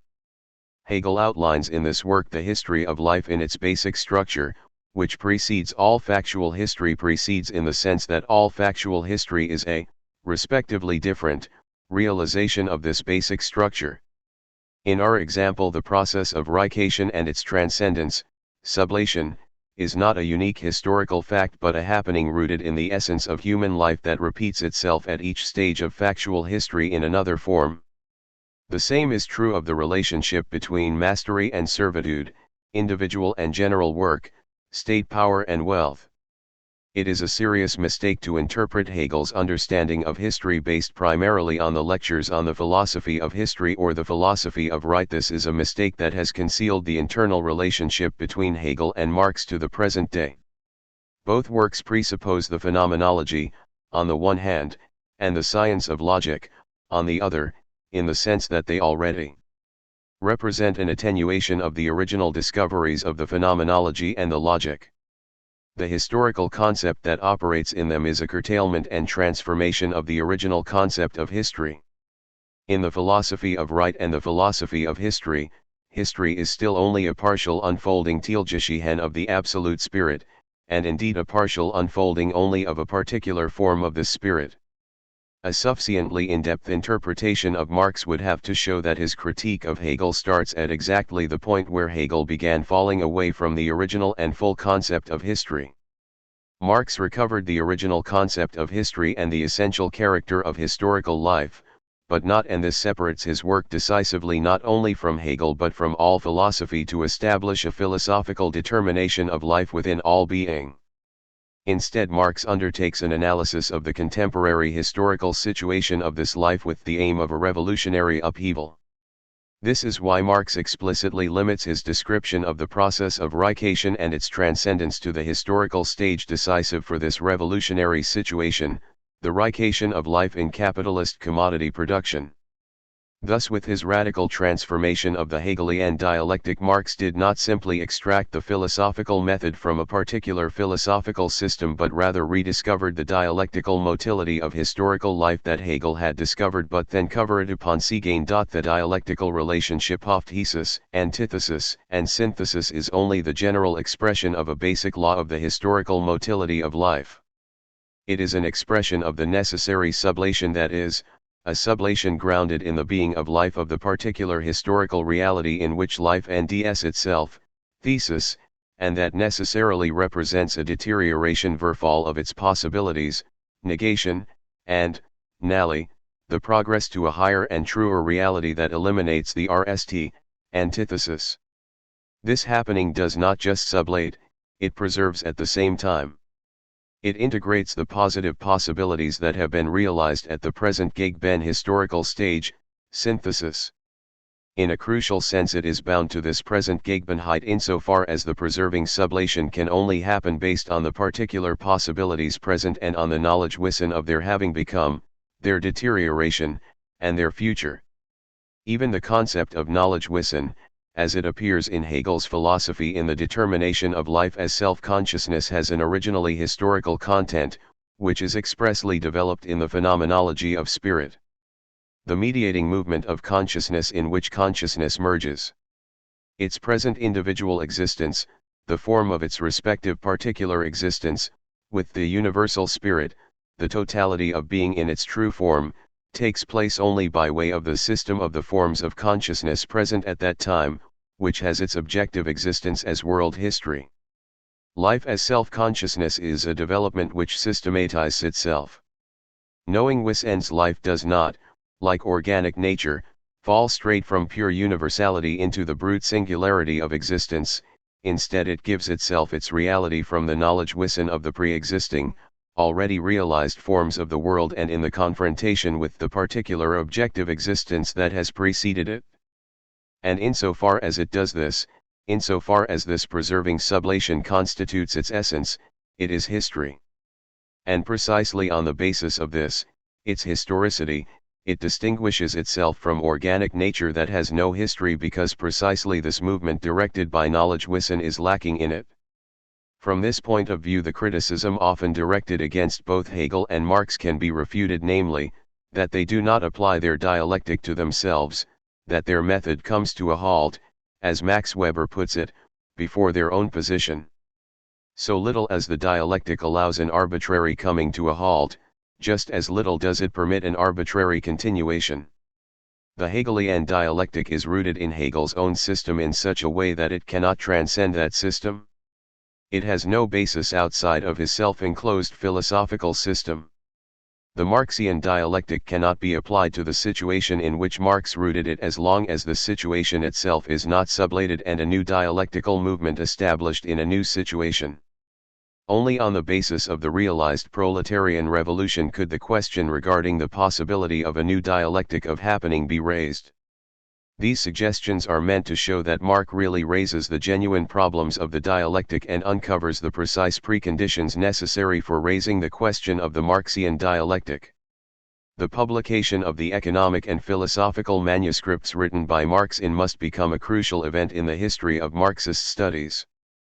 These manuscripts could put the discussion about the origins and original meaning of historical materialism, and the entire theory of scientific socialism, on a new footing. They also make it possible to pose the question of the actual connections between Marx and Hegel in a more fruitful and promising way. Not only does the fragmentary nature of the manuscripts, substantial sections seem to have been lost and the analysis often breaks off at crucial points, there are nonal drafts ready for publication, necessitate a detailed interpretation that constantly relates individual passages to the overall context, but the text also demands an exceptionally high level of technical knowledge on the part of the reader. For, if I may anticipate, we are dealing with a philosophical critique and foundation of political economy as a theory of revolution. It is necessary to place such strong emphasis on the difficulties involved right at the outset in order to avert the danger that these manuscripts will once again be taken too lightly and hastily put into the usual compartments and schemata of Marx scholarship. This danger is all the greater because all the familiar categories of the subsequent critique of political economy are already found together in this work. But in the economic and philosophical manuscripts, the original meaning of the basic categories is clearer than ever before, and it could become necessary to revise the current interpretation of the later and more elaborate critique in the light of its origins. Perhaps this provisional review of the manuscripts will suffice to show the inadequacy of the familiar thesis that Marx developed by moving from providing a philosophical to providing an economic basis for his theory. We are dealing with a philosophical critique of political economy, for the basic categories of Marx's theory here arise out of his emphatic confrontation with the philosophy of Hegel, example labor, objectification, alienation, sublation, property. This does not mean that Hegel's method is transformed and taken over, put into a new context, and brought to life. Rather, Marx goes back to the problems at the root of Hegel's philosophy, which originally determined his method, independently appropriates their real content, and thinks the philosophy through to a further stage. The great importance of the new manuscripts further lies in the fact that they contain the explicit documentary evidence of Marx's critical reception of Hegel's phenomenology of spirit, the true point of origin and the secret of the Hegelian philosophy. If Marx's discussion of the basic problems of Hegel's philosophy informed the foundation of his theory, it can no longer be said that this foundation simply underwent a transformation from a philosophical to an economic basis, and that in its subsequent, economic, form philosophy had been overcome and niched once and for all. It is rather the case that the foundation includes the philosophical basis in all its stages. This is not invalidated by the fact that its sense and purpose are not at all philosophical but practical and revolutionary, the overthrow of the capitalist system through the economic and political struggle of the proletariat. What must be seen and understood is that economics and politics have become the economic political basis of the theory of revolution through a quite particular, philosophical interpretation of human essence Wesen and its historical realization. The very complicated relationship between philosophical and economic theory and between this theory and revolutionary praxis, which can only be clarified by an analysis of the entire situation in which historical materialism developed, may become clear after a full interpretation, which I only want to introduce in this essay, of the economic and philosophical manuscripts. A rough formula that could be used as a starting point would be that the revolutionary critique of political economy itself has a philosophical foundation, just as, conversely, the philosophy underlying it already contains revolutionary praxis. The theory is in itself a practical one. Praxis does not only come at the end but is already present at the beginning of the theory. To engage in praxis is not to tread on alien ground, ground external to the theory. With these introductory remarks we can proceed to describe the overall content of the manuscripts. Marx himself describes their purpose as the critique of political economy, a positive critique, and thus one that, by revealing the mistakes of political economy and its inadequacy for the subject, also provides it with a basis to make it adequate to its task. The positive critique of political economy is thus a critical foundation of political economy. Within this critique the idea of political economy is completely transformed, it becomes the science of the necessary conditions for the communist revolution. This revolution itself signifies, quite apart from economic upheavals, a revolution in the whole history of man and the determination of essence wessens Bestimian. This communism is the genuine resolution of the conflict between man and nature and between man and man, the true resolution of the strife between existence and essence, between objectification and self-confirmation, between freedom and necessity, between the individual and the species. Communism is the riddle of history solved, and it knows itself to be the solution. If political economy can gain such central importance, it is clear that it must be treated from the outset as more than just another science or specialized scientific field. Instead, it must be seen as the scientific expression of a problematic that affects the entire essence of man. Thus we must begin by considering more closely in which way political economy is subjected to criticism here. Political economy is criticized as the scientific justification or obfuscation of the total estrangement and devaluation of human reality as it appears in capitalist society, as a science that treats man as something unessential, ein Unwesen whose whole existence is determined by the separation of labor, capital, and land, and by an inhuman division of labor, by competition, by private property, etc. This kind of political economy scientifically sanctions the transformation of the historical social world of man into an alien world of money and commodities, a world that confronts him as a hostile power and in which the greater part of humanity ceases to be anything more than abstract workers, torn away from the reality of human existence, separated from the object of their work, and forced to sell themselves as a commodity. As a result of this alienation of the worker and of labor, the realization of all man's essential powers becomes the loss of their reality. The objective world is no longer truly human property appropriated in free activity as the sphere of the free operation and self-confirmation of the whole of human nature. It is instead a world of objects in private possession that can be owned, used, or exchanged, and whose seemingly unalterable laws even man must obey. In short, a world of the universal domination of dead matter over mankind. This whole situation has often been described under the heading of alienation, estrangement, and reification, and is a widely known element of Marxist theory. The important point is, however, to see how and from what angle Marx interprets it here at the starting point of his theory. At the beginning of his positive critique of political economy, at the point where he takes up the matter of alienation and estrangement, Marx states, "We proceed from an economic fact of the present. But are alienation and estrangement economic facts like, for example, ground rent or the price of commodities in its dependence on supply and demand, or any other law of the process of production, consumption, and circulation?" Bourgeois political economy, as criticized here, does not regard alienation and estrangement as such as a fact. The circumstances to which these words refer are covered in the bourgeois theory under quite different headings. For socialist political economy, this fact will only exist if and insofar as the theory is placed on the foundation that Marx worked out in the context of the studies we are discussing. We must therefore ask what sort of fact this is, since it is essentially different from all other facts in political economy, and on what basis it becomes visible and can be described as such. The description of the circumstances of alienation and estrangement seems initially to proceed completely on the ground of traditional political economy and its theorems. Marx significantly starts by dividing his investigation into the three traditional concepts of political economy: the wages of labor, the prod of capital, and the rent of land. But more important, and a sign pointing in a completely new direction, is the fact that this division into three is soon exploded and abandoned.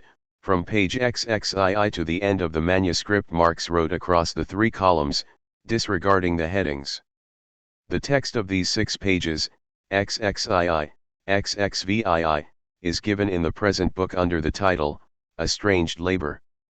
The development of the concept of labor thus breaks through the traditional framework for dealing with problems. The discussion continues with this concept and discovers the new fact, which then becomes the basis for the science of the communist revolution. Our interpretation must therefore take Marx's concept of labor as its point of departure. When Marx depicts the manner of labor and the form of existence of the worker in capitalist society as complete separation from the means of production and from the product of his labor, which has become a commodity, the balancing of wages around the minimum for mere physical survival, the severance of the worker's labor, performed as forced labor in the capitalist's service. From his human reality, all these features can in themselves still denote simple economic facts. This impression seems to be confirmed by the fact that Marx, by analysis from the concept of alienated labor, reaches the concept of private property and thus the basic concept of traditional political economy. But if we look more closely at the description of alienated labor, we make a remarkable discovery. What is here described is not merely an economic matter. It is the alienation of man, the devaluation of life, the inversion and loss of human reality. In the relevant passage, Marx identifies it as follows: the concept of alienated labor, i.e. of alienated man, of estranged labor, of estranged life, of estranged man. It is thus a matter of man as man, and not just as worker, economic subject, and the like, and of a process not only in economic history but also in the history of man and his reality. In the same sense he writes about private property.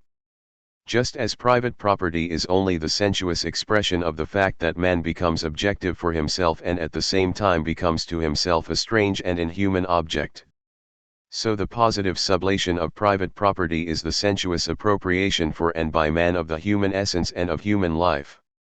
It is not because Marx is limited by a particular kind of philosophical terminology that he so often speaks here of human essential powers and the essence of man, or, for example, that he calls the established objective existence of industry the open book of man's essential powers, or wants to grasp industry's connection to the essence of man and, in the places quoted above, uses philosophical concepts to describe labor and private property. His interpretation rather attempts to make it clear that the whole critique and foundation of political economy was developed on a philosophical basis and grew explicitly out of a philosophical dispute, and that the philosophical concepts used cannot be regarded as remnants that were later discarded or as a disguise that we can strip off as the result of an idea about the essence of man and its realization that evolved out of Marx's dispute with Hegel. A simple economic fact appears as the inversion verkehrung of the human essence and the loss of human reality. It is only on this foundation that an economic fact is capable of becoming the real basis of a revolution that will genuinely transform the essence of man and his world. What we are trying to show is this: from the outset the basic concepts of the critique alienated labor and private property are not simply taken up and criticized as economic concepts, but as concepts related to a decisive happening in human history. Consequently, the positive abolition of private property by the true appropriation of human reality will revolutionize the entire history of mankind. Bourgeois political economy has to be basically transformed in the critique for this very reason. It fails to recognize man who is its real subject. It disregards the essence of man and his history and is thus in the profoundest sense not a science of man Wissenschaft vom Menschen but of inhuman beings unmentioned and of an inhuman world of objects and commodities. Crude and thoughtless communism is just as sharply criticized for the same reason. It is not grounded in the reality of human essence either but operates instead in the world of things and objects and thus remains in a state of estrangement.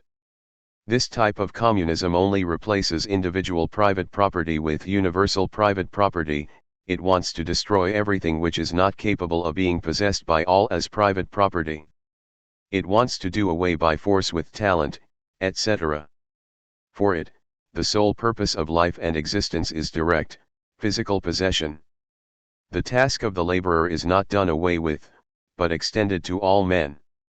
The objections to the absolute economism of Marxist theory, which have been thoughtlessly raised time and again right up to the present day, were already raised here by Marx himself against the crude communism that he opposed. For him the latter is merely the simple negation of capitalism and as such exists on the same level as capitalism, but it is precisely that level which Marx wants to abolish. Before beginning with our interpretation we need to avert another possible misunderstanding.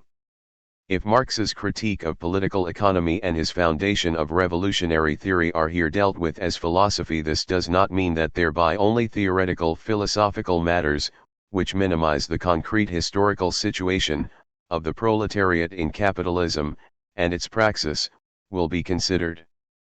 The starting point, the basis, and the goal of this investigation is precisely the particular historical situation and the praxis that is revolutionizing it. Regarding the situation and praxis from the standpoint of the history of man's essence makes the acutely practical nature of the critique even more trenchant and sharp. The fact that capitalist society calls into question not only economic facts and objects but the entire existence of man and human reality is for Marx the decisive justification for the proletarian revolution as a total and radical revolution, unconditionally excluding any partial upheaval or evolution. The justification does not lie outside or behind the concepts of alienation and estrangement. The justification is rather precisely alienation and estrangement itself.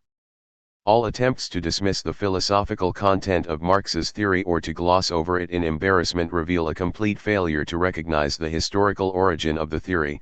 They set out from a point of an essential separation of philosophy, economics, and revolutionary praxis, which is a product of the Reichation against which Marx fought and that he had already overcome at the beginning of his critique. We begin now with the interpretation of the concept of labor. In capitalist society, labor not only produces commodities, i.e., goods that can be freely sold on the market, but also produces itself and the worker as a commodity, the worker becoming an ever cheaper commodity the more commodities he creates. The worker not only loses the product of his own labor and creates alien objects for unknown people, he is not only reduced spiritually and physically to the condition of a machine through the increasing division and mechanization of labor, so that from being a man he becomes an abstract activity and a stomach, but he also even has to sell himself and his humanity, that is, he must himself become a commodity in order to exist as a physical subject. So instead of being an expression of the whole man, labor is his alienation. Instead of being the full and free realization of man, it has become a loss of realization. So much does labor's realization appear as loss of realization that the worker loses realization to the point of starving to death. It should be noted that even in this depiction of the economic fact of alienated labor, the simple economic description constantly breaks through to man's reality. The economic condition of labor is cast back onto the existence of working man. Beyond the sphere of economic relations, the alienation and estrangement of labor concern the essence and reality of man as man, and only for this reason can the loss of the object of labor acquire such central significance. Marx makes this quite clear when he states that the fact he has just described is the expression of a more general state of affairs. This fact expresses merely that the object which labor produces, labor's product, confronts it as something alien, as a power independent of the producer. The product of labor is labor which has been embodied in an object, which has become material. It is the objectification of labor. He also makes this clear when he says, all these consequences of the capitalist economic system result from the fact that the worker is related to the product of his labor as to an alien object. The economic fact of estrangement and Reichation is thus grounded in a particular attitude by man, as a worker, toward the object of his labor. Alienated labor must now be understood in the sense of this kind of relation of man to the object and no longer as a purely economic condition. The alienation of the worker in his product means not only that his labor becomes an object, an external existence, but that it exists outside him, independently, as something alien to him, and that it becomes a power on its own confronting him. It means that the life which he has conferred on the object confronts him as something hostile and alien. In what follows it will also become apparent that the economic fact of private property too is grounded in the situation of alienated labor, understood as the activity of man. Private property is thus the product, the result, the necessary consequence, of alienated labor, of the external relation of the worker to nature and to himself. An astonishing, idealistic inversion of the actual facts seems to have taken place here. An economic fact is supposed to have its roots in a general concept and in the relation of man to the object. Private property thus results by analysis from the concept of alienated labor. This is Marx, not Hegel, writing. The apparent distortion expresses one of the crucial aspects of Marx's theory, the breakthrough from economic fact to human factors, from Fact-Sach to Act-Handlung, and the comprehension of XED situations and their laws, which in their right form are out of man's power, in motion, in the course of their historical development, out of which they have fallen and become XED, see the programmatic introduction of the new approach to the problem on pp. We cannot go into the revolutionary significance of this method here, we shall continue to pursue the line of approach outlined at the beginning. If the concept of alienated labor includes the relation of man to the object, and, as we shall see, himself, then the concept of labor as such must also cover a human activity, and not an economic condition. If the alienation of labor signifies the total loss of realization and the estrangement of the human essence, then labor itself must be grasped as the real expression and realization of the human essence. But that means once again that it is used as a philosophical category. Despite the above development of the subject, we would be loath to use the often misused term ontology in connection with Marx's theory, if Marx himself had not expressly used it here. He says that only through the medium of private property does the ontological essence of human passion come into being, in its totality as in its humanity, and he suggests that man's feelings, passions, etc., are not merely anthropological characteristics, but truly ontological affirmations of his essence, nature. Marx's positive determinations of labor are almost all given as counter-concepts to the determination of alienated labor, and yet the ontological nature of this concept is clearly expressed in them. We shall extract three of the most important formulations. Labor is man's coming to be for himself within alienation, or as alienated man. It is man's act of self-creation or self-objectification, and it is man's life activity, productive life itself.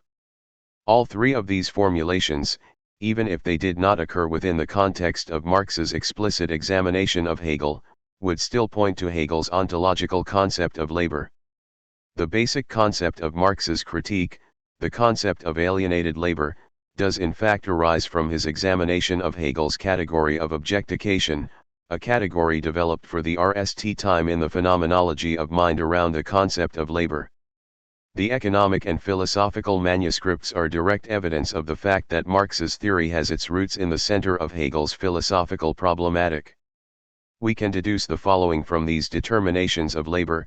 Labor is man's act of self-creation, that is, the activity through and in which man really becomes what he is, according to his essence, as man. He does this in such a way that this becoming and being are there for himself, so that he can know and regard himself as what he is, man's becoming for himself. Labor is a knowing wisend and conscious activity.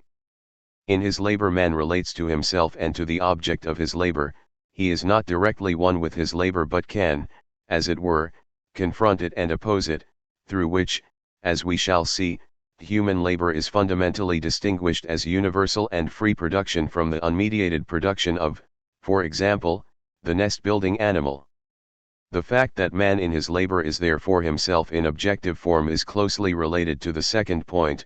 Man is an objective or, more exactly, an objectifying being. Man can only realize his essence if he realizes it as something objective, by using his essential powers to produce an external, material, objective world. It is in his work in this world, in the broadest sense, that he is real and effective. In creating a world of objects by his practical activity, in his work upon inorganic nature, man proves himself a conscious species being. In his activity man shows himself as the human being he is according to his species as distinct from animal, vegetable, and inorganic being. We will examine the central concept of objectification at a later stage below. Labor, understood in this way, is the specifically human affirmation of essence in which human existence is realized and confirmed.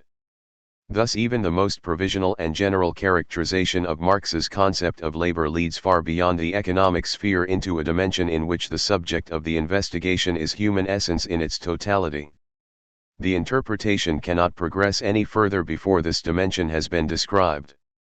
We must answer the question of how and from what starting point Marx deems man's existence and essence. The answer to this question is a prerequisite for understanding what is really meant by the concept of estranged labor and for understanding the whole foundation of revolutionary theory. There are two passages in the economic and philosophical manuscripts in which Marx gives an explicit determination of man, encompassing the totality of human being. Even if they are only a rough outline, these passages give a clear enough indication of the real basis of Marx's critique. On several occasions Marx describes positive communism, which will achieve the abolition of estrangement and reichation, as humanism, a terminological hint that for him the basis is a particular kind of realization of the human essence. The development of this humanism, as far as it is a positive determination of the human essence, is here primarily enunced by Feuerbach. As early as in the preface we read positive criticism as a whole, and therefore also German positive criticism of political economy owes its true foundation to the discoveries of Feuerbach, and it is only with Feuerbach that positive, humanistic, and naturalistic criticism begins. Later the establishment of true materialism and of real science is described as Feuerbach's great achievement. In our interpretation, however, we shall not follow the road of philosophical history and trace the development of humanism from Hegel through Feuerbach to Marx, but attempt to unfold the problem from Marx's text itself. Man is a species being, not only because in practice and in theory he adopts the species as his object, his own as well as those of other things, but and this is only another way of expressing it, also because he treats himself as the actual, living, species, because he treats himself as a universal and therefore a free being. The determination of man as a species being has done a lot of damage to Marx scholarship. This passage is so valuable because it exposes the real origins of Marx's concept of species. Man is a species being, that is, a being Wesen that has the species, his own and that of the rest of being, as its object. The species of a being is that which this being is according to its stock and origin. It is the principle of its being that is common to all the particular features of what it is, the general essence of this being. If man can make the species of every being into his object, the general essence of every being can become objective for him, he can have every being as that which it is in its essence. It is for this reason, and this is expressed in the second half of the sentence quoted, that he can relate freely to every being. He is not limited to the particular, actual state of the being and his immediate relationship to it, but he can take the being as it is in its essence beyond its immediate, particular, actual state. He can recognize and grasp the possibilities contained in every being. He can exploit, alter, mold, treat, and take further, produce, any being according to its inherent standard. Labor, as the specifically human life activity, has its roots in this species being of man. It presupposes man's ability to relate to the general aspect of objects and to the possibilities contained therein. Specifically human freedom has its roots in man's ability to relate to his own species, the self-realization and self-creation of man. The relationship of man as a species being to his objects is then more closely defined by means of the concept of free labor, producing freely. Man as a species being is a universal being Wesen. Every being can become for him objective in its species character. His being consists in a universal relationship to objectivity. He has to include these theoretically objective things in his praxis, he must make them the object of his life activity and work on them. The whole of nature is the medium of his human life, it is man's means of life, it is his prerequisite, which he must take up and reintroduce into his praxis. Man cannot simply accept the objective world or merely come to terms with it, he must appropriate it. He has to transform the objects of this world into organs of his life, which is manifested in and through them. The universality of man appears in practice precisely in the universality which makes all nature his inorganic body, both inasmuch as nature is his direct means of life and the material, the object, and the instrument of his life activity. Nature is man's inorganic body, nature, that is, in so far as it is not itself the human body. The thesis of nature as a means for man implies more than merely that man is dependent simply for his physical survival on objective, organic, and inorganic nature as a means of life, or that under the direct pressure of his needs he produces, appropriates, treats, prepares, etc., the objective world as objects for food, clothing, accommodation, etc. Marx here explicitly speaks of spiritual, inorganic nature, spiritual nourishment, and man's physical and spiritual life. This is why the universality of man as distinct from the essentially limited nature of animals consists in freedom, for an animal produces only under the dominion of immediate physical need while man only truly produces in freedom therefrom. An animal thus only produces itself and what it immediately needs for itself or its young. It produces one-sidedly, whilst man produces universally. Man does not have objects merely as the environment of his immediate life activity and does not treat them merely as objects of his immediate needs. He can confront any objectandex house and realize its inner possibilities in his labor. He can produce in accordance with the laws of beauty and not merely in accordance with the standard of his own needs. In this freedom man reproduces the whole of nature, and through transformation and appropriation furthers it, along with his own life, even when this production does not satisfy an immediate need. Thus the history of human life is at the same time essentially the history of man's objective world and of the whole of nature, nature in the wider sense given to this concept by Marx, as also by Hegel. Man is not in nature, nature is not the external world into which he or st has to come out of his own inwardness. Man is nature. Nature is his expression, his work and his reality. Wherever we come across nature in human history it is human nature while man for his part is always human nature too. We can thus see provisionally to what extent consistent humanism is immediately naturalism. On the basis of the unity thus achieved between man and nature Marx moves toward the crucial determination of objectification, through which the specifically human relationship to objectivity, the human way of producing, is more concretely determined as universality and freedom. Objectification, the determination of man as an objective being, is not simply a further point appended to the determination of the unity of man and nature, but is the closer and deeper foundation of this unity. Objectification as such belongs like his participation in nature to the essence of man and can thus not be sublated. According to revolutionary theory, only a particular form of objectification, rication, estrangement, can and must be sublated. As a natural being man is an objective being Wesen, which for Marx is a being equipped and endowed with objective, i.e. material, essential powers, a being who relates to real objects, acts objectively, and can only express his life in real, sensuous objects.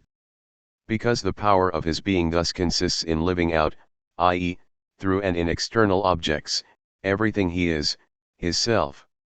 Realization at the same time means the establishment of a real, objective world, which is overpowering because it has a form external to him and is thus not part of his being. The objective world, as the necessary objectivity of man, through the appropriation and sublation of which his human essence is rst produced and conformed, is part of man himself. It is real objectivity only for self-realizing man. It is the self-objectification of man or human objectification. But this same objective world, since it is real objectivity, can appear as a precondition of his being that does not belong to his being, that is beyond his control, and that is overpowering. This connect in the human essence that it is in itself objective is the root of the fact that objectification can become rication and that externalization Außerung can become alienation in Außerung. It makes it possible for man to lose completely the object as part of his being and to let it become independent and overpowering. This possibility becomes a reality in alienated labor and private property. Marx then attempts to implant objectification and the connect appearing within it even more deeply into the determination of man. An objective being would not act objectively if the quality of objectivity did not reside in the very essence of his being Wesensbestimmung. He creates, posits objects alone because he is posited by objects because at bottom he is nature.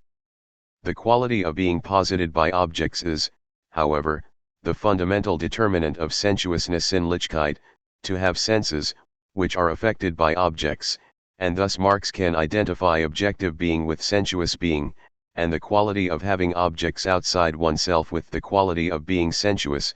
To be sensuous, i.e. real, is to be an object of the senses, a sensuous object, and therefore to have objects outside oneself which are subject to the operations of one's senses.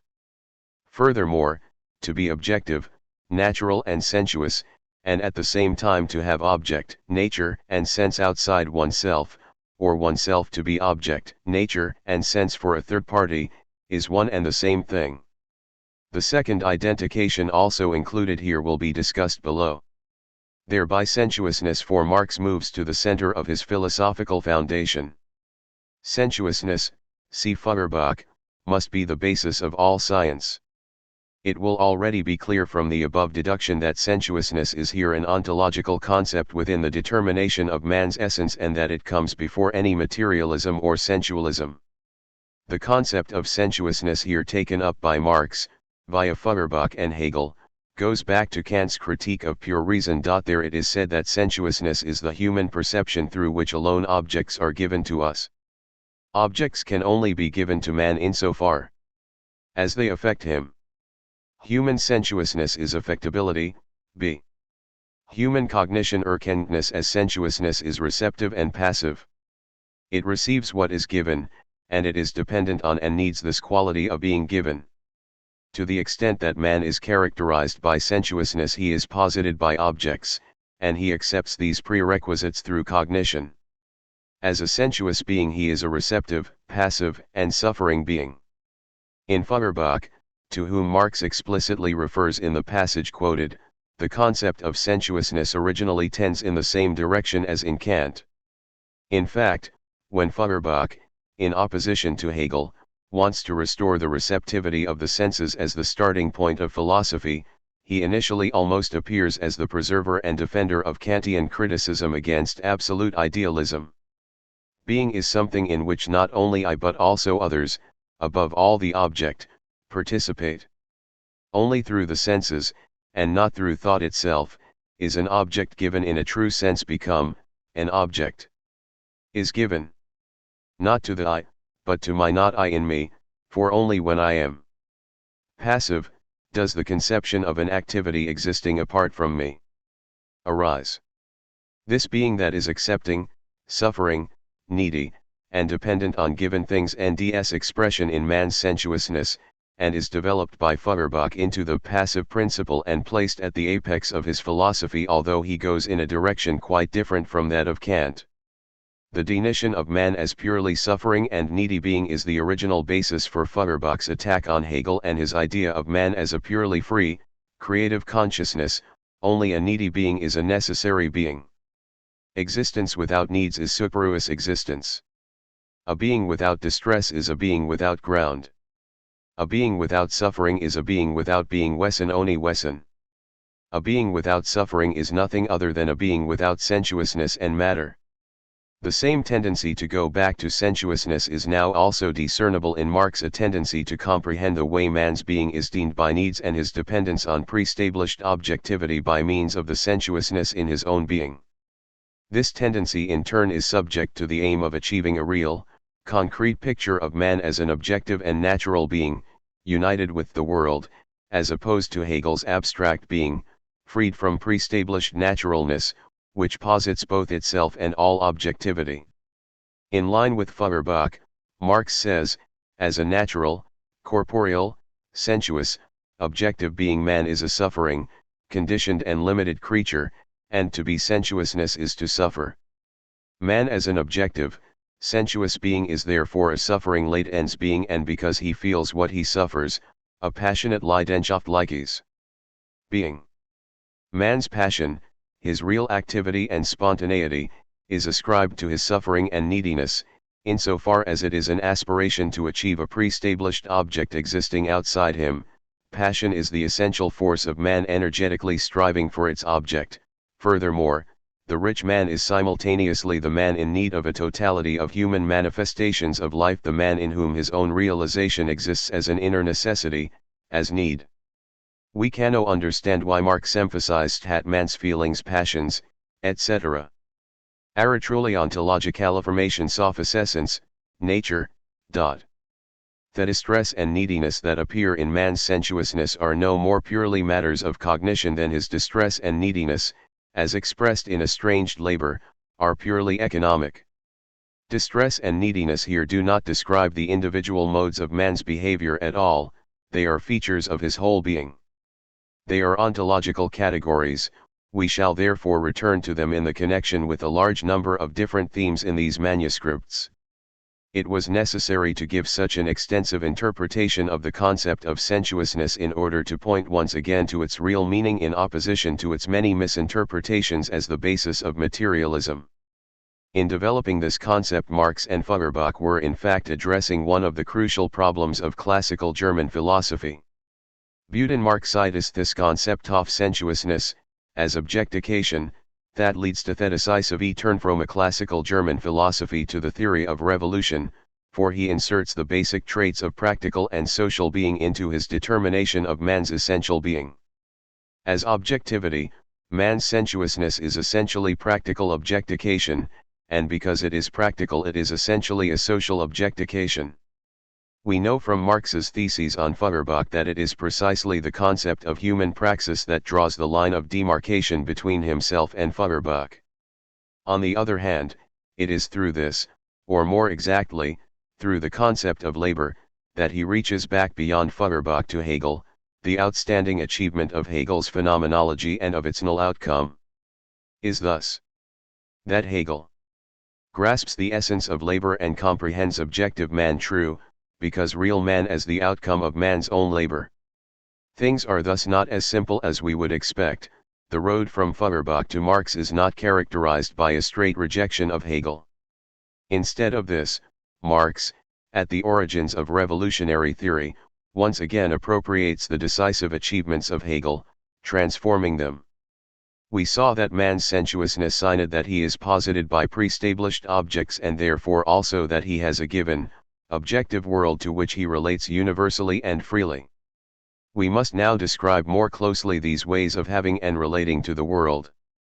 For Feuerbach, man's having and relating to the world remain essentially theoretical, and this is expressed in the fact that the way of relating, in which man really has reality, is perception Anschauung. For Marx, to put it briefly, labor replaces this perception, although the central importance of the theoretical relation does not disappear, it is combined with labor in a relationship of dialectical interpenetration. We have already suggested above that Marx grasps labor, beyond all its economic significance, as the human life activity and the genuine realization of man.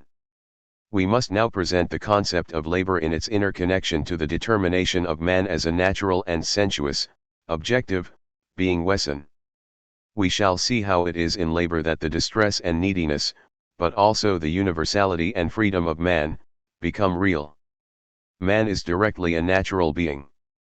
As a natural being and as a living natural being he is, on the one hand, endowed with natural powers of life, he is an active natural being. These forces exist in him as tendencies and abilities as instincts. On the other hand, as a natural, corporeal, sensuous, objective being he is a suffering, conditioned and limited creature. That is to say, the objects of his instincts exist outside him, as objects independent of him, yet these objects are objects that he needs, essential objects, indispensable to the manifestation and confirmation of his essential powers. Objects are thus not primarily objects of perception, but of needs, and as such objects of the powers, abilities, and instincts of man. It has already been pointed out that need is not to be understood only in the sense of physical neediness. Man needs a totality of human manifestations of life. To be able to realize himself he needs to express himself through the pre-established objects with which he is confronted. His activity and his self-affirmation consist in the appropriation of the externality that confronts him, and in the transference of himself into that externality. In his labor man sublates the mere objectivity of objects and makes them into the means of life. He impresses on them the form of his being Wesen and makes them into his work and his reality. The objective piece of niche work is the reality of man. Man is as he has realized himself in the object of his labor. For this reason Marx can say that in the object of his labor man sees himself in objective form, becomes for himself, perceives himself as an object. The object of labor is, therefore, the objectification of man's species Liefgattungsleben, for he duplicates himself not only, as in consciousness, intellectually, but also actively, in reality, and therefore he contemplates himself in a world that he has created. Marx speaks here of the objectification of the species life, for it is not the isolated individual who is active in labor, and the objectivity of labor is not objectivity for the isolated individual or a mere plurality of individuals, rather it is precisely in labor that the specifically human universality is realized. Dus we kan already discern second basic karakteristic of objectification, it is essentially a social activity, and objectifying man is basically social man. The sphere of objects in which labor is performed is precisely the sphere of common life activity. In and through the objects of labor, men reveal themselves to one another in their reality. The original forms of communication, the essential relationship of men to one another, were expressed in the common use, possession, desire, need and enjoyment, etc. of the objective world. All labor is with and for and against others, so that in it men mutually reveal themselves for what they really are. Thus every object on which a man works in his individuality is simultaneously his own existence for the other man, the existence of the other, and that existence for him. If the objective world is thus understood in its totality as a social world, as the objective reality of human society and thus as human objectification, then through this it is also already deemed as a historical reality. The objective world that is in any given situation pre-established for man is the reality of past human life, which, although it belongs to the past, is still present in the form it has given to the objective world. A new form of the objective world can thus only come into being on the basis and through the sublation of an earlier form already in existence. The real human and his world arise in this movement, which sublates the past into the present. History is the true natural history of man, his act of origin, the creation of man through human labor. Not only man but also nature comes to be in history, insofar as it is not something external to and separated from the human essence but belongs to the transcended and appropriated objectivity of man. World history is the transformation of nature for man. It is only now, after the totality of the human essence as the unity of man and nature has been made concrete by the practical social historical process of objectification, that we can understand the determination of man as a universal and free species being. The history of man is at the same time the happening of the whole of nature.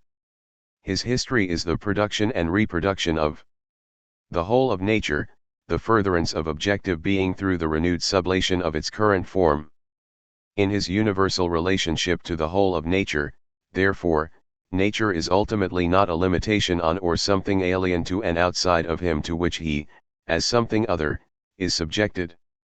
It is his expression, confirmation, activity, externality is. Sensuousness externalizing itself and opening itself to the light and to the sensuous human. We now want to summarize the determinations brought together in the concept of man as a universal and free being. Man relates verhält sich to himself and what exists, he can sublate what is given and pre-established, appropriate it and thus give it his own reality and realize himself in everything. This freedom does not contradict the distress and neediness of man, of which we spoke at the beginning, but is based on it insofar as it is freedom only as the sublation of what is given and pre-established. Man's life activity is not a determinacy with which he directly merges like an animal, it is free activity, since man can distinguish himself from the immediate determinacy of his existence, make it into an object, and sublate it. He can turn his existence into a means, can himself give himself reality and himself produce himself and his objectivity. It is in this deeper sense, and not only biologically, that we must understand the sentences that man produces man and that human life is genuinely productive and life-engendering life. Thereby Marx's determination Bestimmung returns to its starting point, the basic concept of labor. It is now clear to what extent it was right to deal with labor as an ontological category.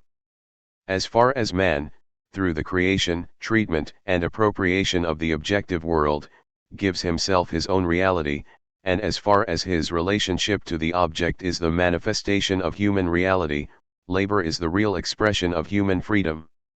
Man becomes free in his labor. he freely realizes himself in the object of his labor, when, for man in society, the objective world everywhere becomes the world of man's essential powers, human reality, and for that reason the reality of his own essential powers.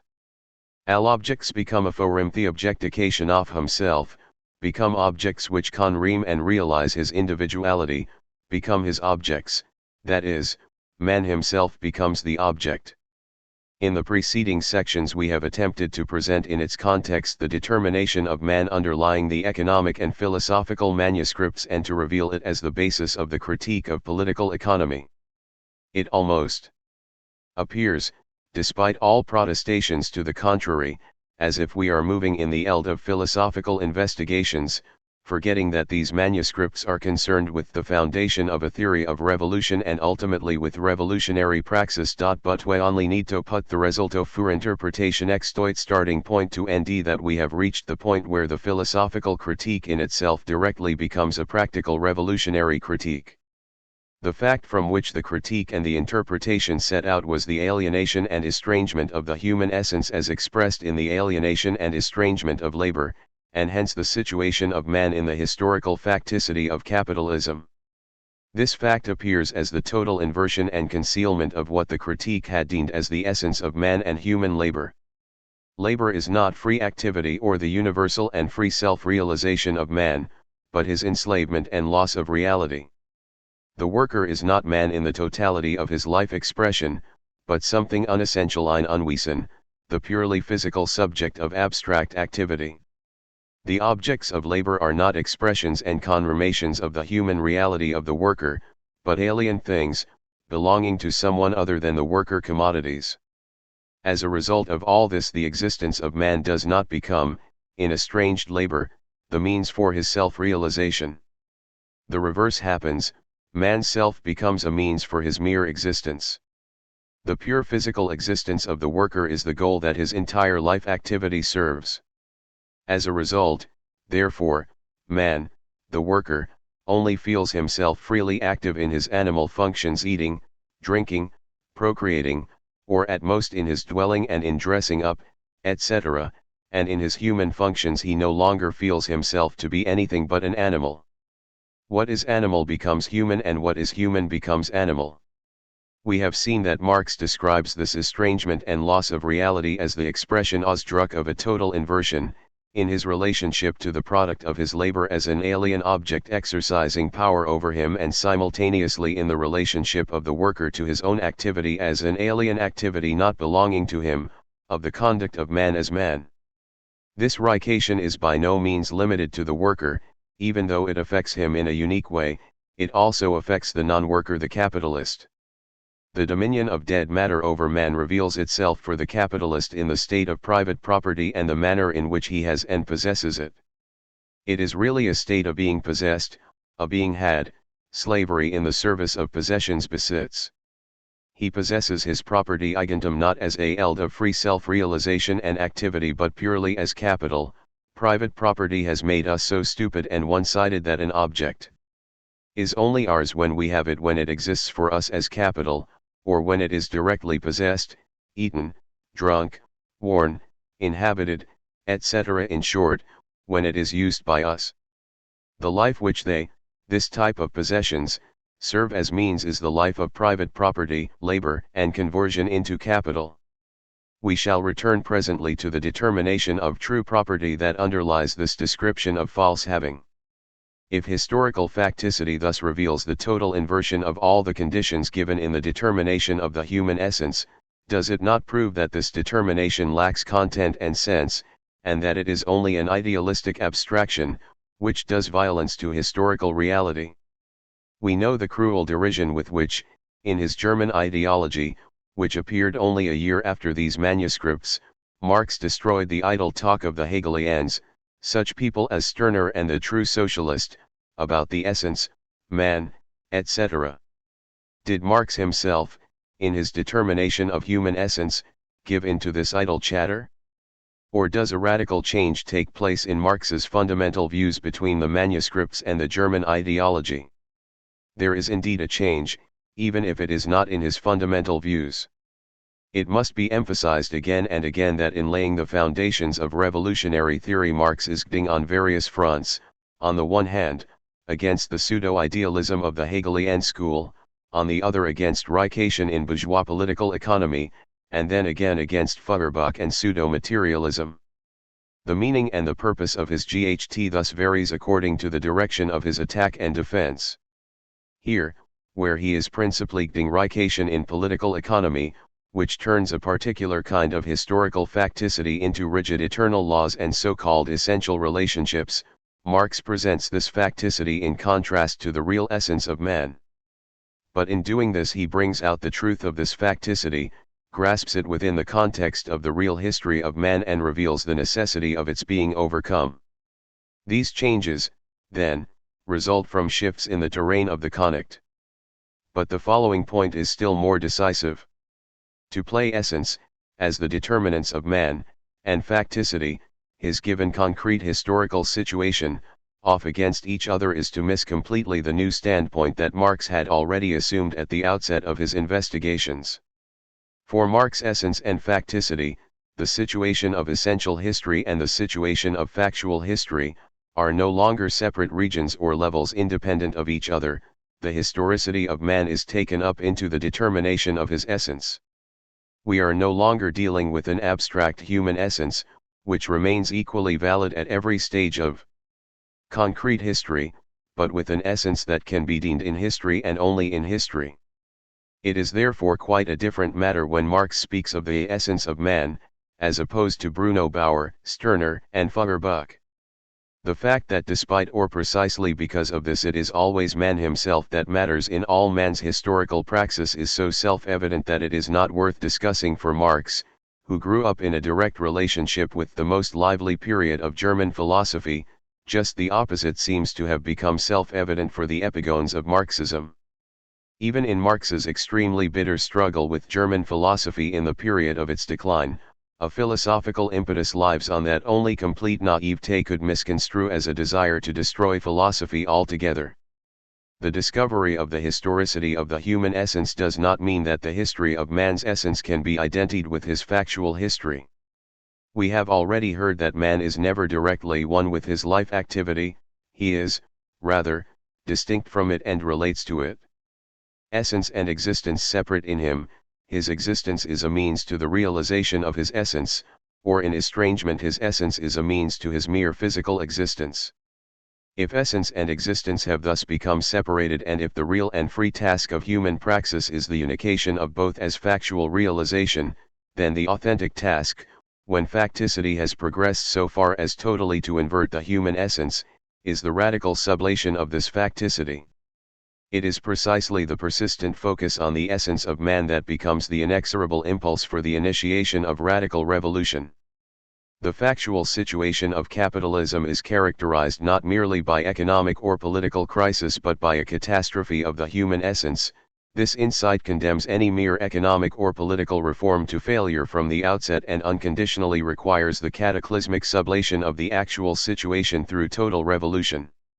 Only after the basis has been established in this way, so RMLY that it cannot be shaken by any merely economic or political arguments, does the question of the historical conditions and the bearers of the revolution arise, the question of the theory of class struggle and the dictatorship of the proletariat. Any critique that only pays attention to this theory, without coming to grips with its real foundation, misses the point. We shall now look at the manuscripts to see what they contribute to the preparation of a positive theory of revolution and how they treat the real sublation of Reichation, alienated labor, and private property. We shall once again limit ourselves to the basic state of affairs expressed in the economic and political facts. What also belongs to this positive theory of revolution is, as we shall show, an investigation of the origin of Reichation, an investigation of the historical conditions and emergence of private property. Two main questions must therefore be answered. How does Marx describe the accomplished sublation of private property, that is, the state of the human essence after the total revolution? How does Marx handle the problem of the origin of private property or the emergence and development of Reichation? Marx himself explicitly asked both these questions.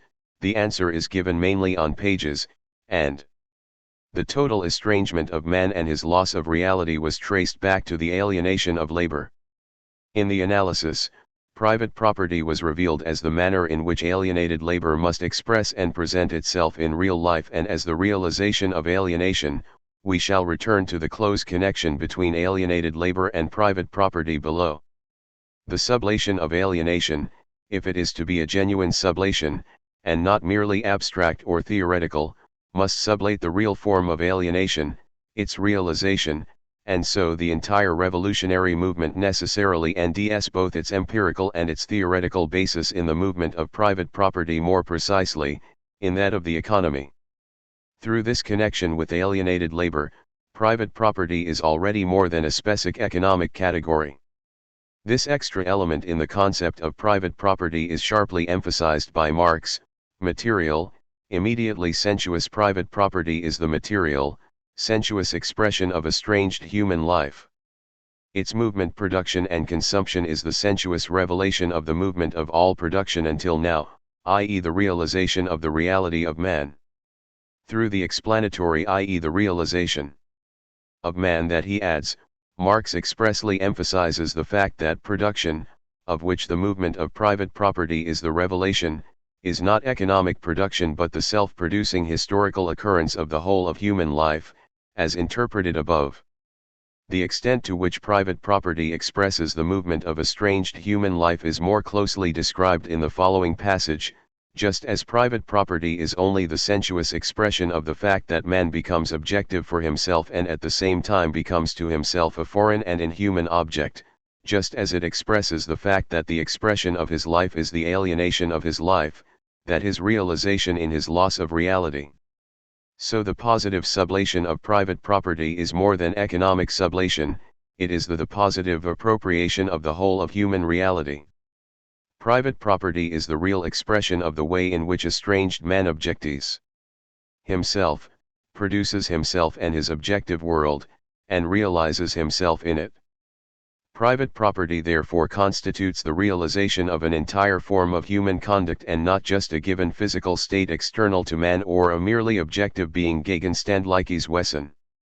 But if an estranged form of behavior that has lost reality is thus realized in private property, then private property itself can only represent an estranged and unreal form of true and essential human behavior. There must therefore be two real forms of property, an estranged and a true form, a property that is merely private and a property that is truly human. There must be a form of property belonging to the essence of man and positive communism that, far from meaning the abolition of all property, will be precisely the restoration of this truly human form of property. How can one deem the general nature of private property, as it has arisen as a result of estranged labor, in its relation to truly human and social property? The answer to this question must at the same time make clear the meaning and goal of the positive sublation of private property.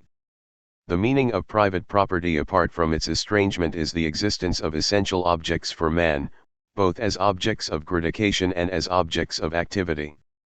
This is the most general positive determination of true property, the availability and usability of all the objects that man needs for the free realization of his essence. This availability and usability is realized as property which is by no means self-evident, but is based on the idea that man never simply and directly has what he needs, but only really possesses objects when he has appropriated them. Thus the purpose of labor is to give to man as his own possessions objects that he has transformed and to make them into a world through which he can freely engage in activity and realize his potentialities. The essence of property consists in appropriation. A particular manner of appropriation and realization through appropriation is the basis of property and not merely having and possessing. We must now more closely deem this new concept of appropriation and property that underlies Marx's analysis. We have seen how private property consists in an untrue mode of having and possessing objects. In conditions of private property, an object is property when it can be used. This use consists either in immediate consumption or in the capacity of the property to be turned into capital. Life activity stands in the service of property instead of property standing in the service of free life activity. It is not the reality of man that is appropriated but objects as things, goods and commodities, and even this kind of appropriation is one-sided. It is limited to the physical conduct of man and to objects that can immediately gratify or be turned into capital. In contrast to this, true human property is now described in its true appropriation, the sensuous appropriation for and by man of the human essence and of human life, of objective man, of human achievements should not be conceived merely in the sense of possession, of having. Man appropriates his total essence in a total manner, that is to say, as a whole man. This total appropriation is then described more closely.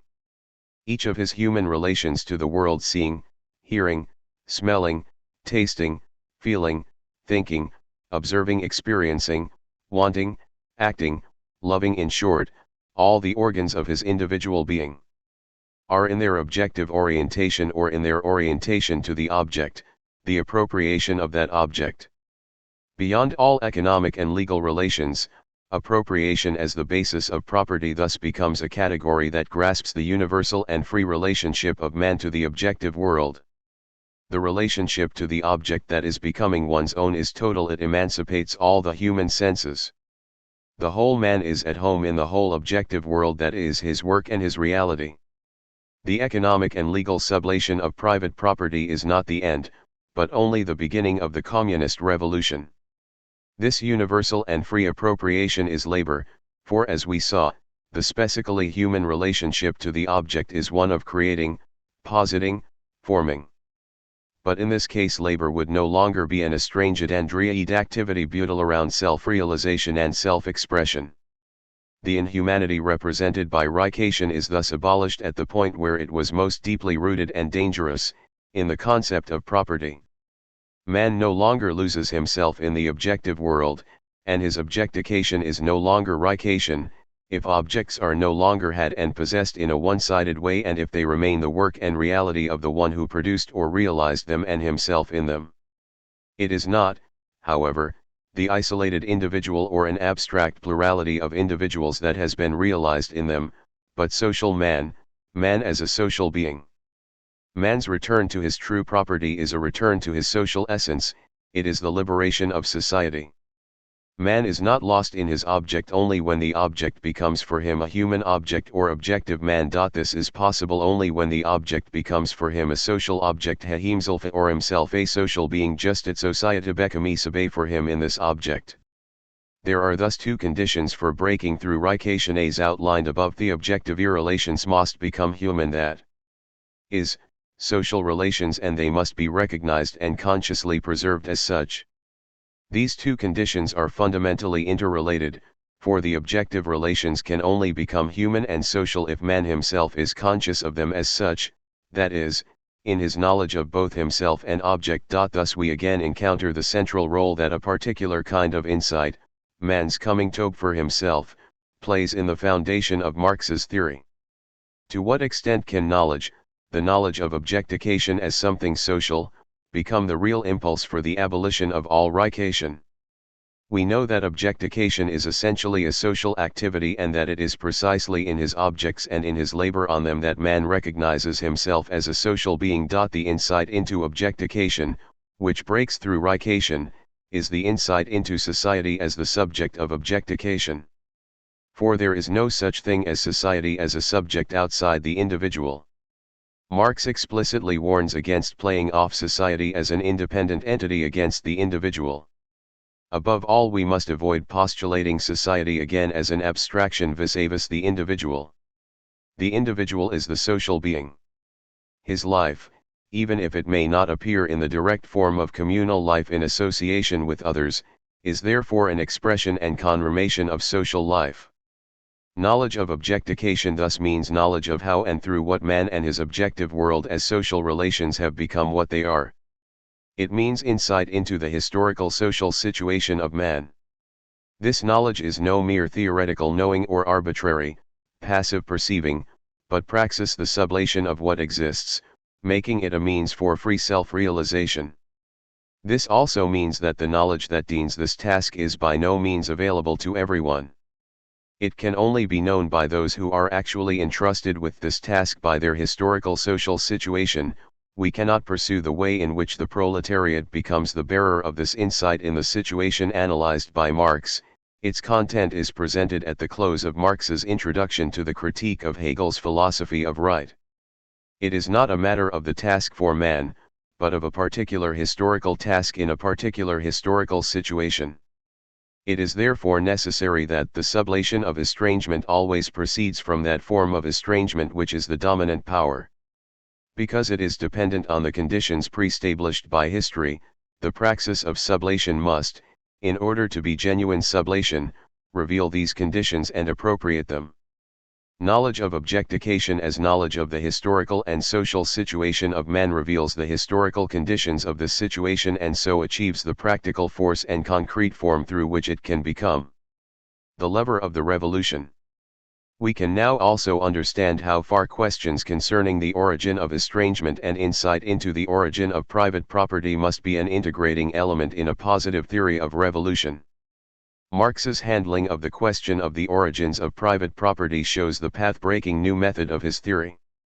Marx is fundamentally convinced that when man is conscious of his history he cannot fall into a situation that he has not himself created and that only he himself can liberate himself from any situation.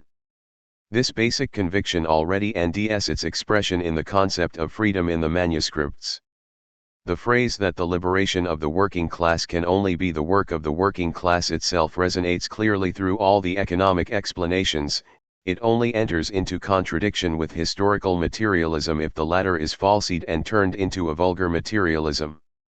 If the relations of production have become a fetter and an alien force determining man, then this is only because man himself has at some stage alienated himself from his power over the relations of production.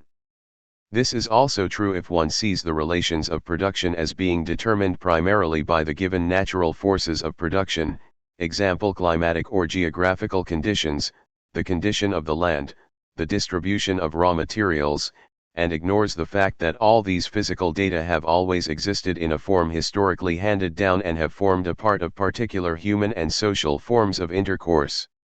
For the situation of man that exists through such pre-existing forces of production only becomes a historical and social situation through the fact that man reacts to what he NDS pre-existing, that is, through the manner in which he appropriates it. In truth, these relations of production that have been wrought into alien, dominating forces are always objectifications of particular social relations, and the abolition of the estrangement expressed in these relations of production can only be total and real if it can account for economic revolution in terms of these human relations. Thus the question of the origin of private property becomes a question of the activity through which man alienated property from himself. How, we now ask, does man come to alienate, to estrange his labor? How is this estrangement rooted in the nature of human development? Being aware of the crucial importance of this new way of formulating the question, Marx adds, we have already gone a long way toward the solution of this problem by transforming the question of the origin of private property into the question of the relation of alienated labor to the course of humanity's development. For when one speaks of private property, one thinks of dealing with something external to man. When one speaks of labor, one is directly dealing with man himself. This new formulation of the question already contains its solution. The answer to this question is not contained in the economic and philosophical manuscripts, it is worked out in his later critiques of political economy. The economic and philosophical manuscripts do, however, contain a proof within the determination of man's essence that objectification always carries within it a tendency toward rication and labor a tendency toward alienation, so that rication and alienation are not merely chance historical facts. In connection with this, it is also shown how the worker through his alienation even engenders the non-worker and thus the domination of private property, and how he therefore has his fate in his own hands at the origin of estrangement and not just after liberation. Marx gives his determination of estrangement as self-estrangement in a reference to the real achievement of Hegel's phenomenology, the real, active orientation of man to himself as a species being is only possible through the utilization of all the powers he has in himself and which he has as belonging to a species. He treats these generic powers as objects, and this, to begin with, is again only possible in the form of estrangement. We fail to end an explanation here as to why this is, to begin with, only possible in the form of estrangement.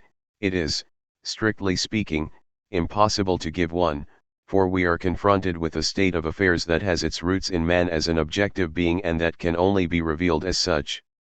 It is man's neediness as already interpreted above for objects alien to him, overpowering and not part of his being, to which he must relate as to external objects, although they only become real objects through and for him.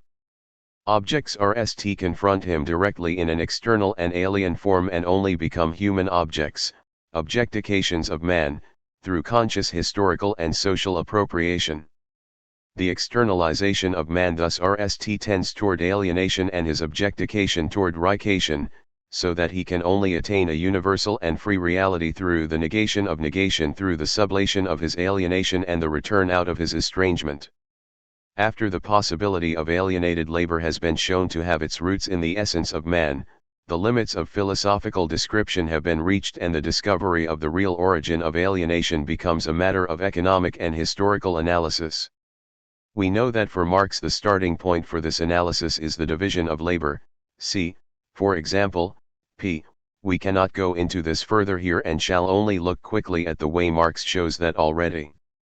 With the alienation of labor the worker engenders the domination of the capitalist and thereby of private property. At the head of this analysis there stands the sentence, every self-estrangement of man, from himself and from nature, appears in the relation in which he places himself and nature to men other than and differentiated from himself. We are already acquainted with the context of this sentence. The relation of man to the object on which he works is directly his relation to other men with whom he shares this object and himself as something social. Thus, if the worker in the self-alienation of his labor possesses the object as something alien, overpowering, and not belonging to him, this object nowhere confronts him as an isolated thing, belonging to no one and, as it were, outside humanity. The situation is rather this: if the product of labor does not belong to the worker, if it confronts him as an alien power, then this can only be because it belongs to some other man than the worker. With the alienation of labor the worker immediately stands as a servant in the service of a master. Thus, if the product of his labor is for him an alien object, then his position towards it is such that someone else is master of this object, someone who is alien. If he is related to his own activity as to an unfree activity, then he is related to it as an activity performed in the service, under the dominion, the coercion, and the yoke of another man. It is not a case of a master existing subordinating someone else to himself, alienating him from his labor, and making him into a mere worker and himself into a non-worker. Nor is it a case of the relationship between domination and servitude being the simple consequence of the alienation of labor. The alienation of labor, as estrangement from his own activity and from its object, already is in itself the relationship between worker and non-worker and between domination and servitude. These distinctions seem to be of only secondary importance, and they do in fact disappear into the background again in the later, purely economic analysis. Nevertheless they must be expressly emphasized in the context of the manuscripts, if only because they are relevant to Marx's crucial reaction to Hegel. Domination and servitude are here not concepts for particular, pre- or early capitalist, formations, relations of production, etc. They give a general description of the social condition of man in a situation of estranged labor.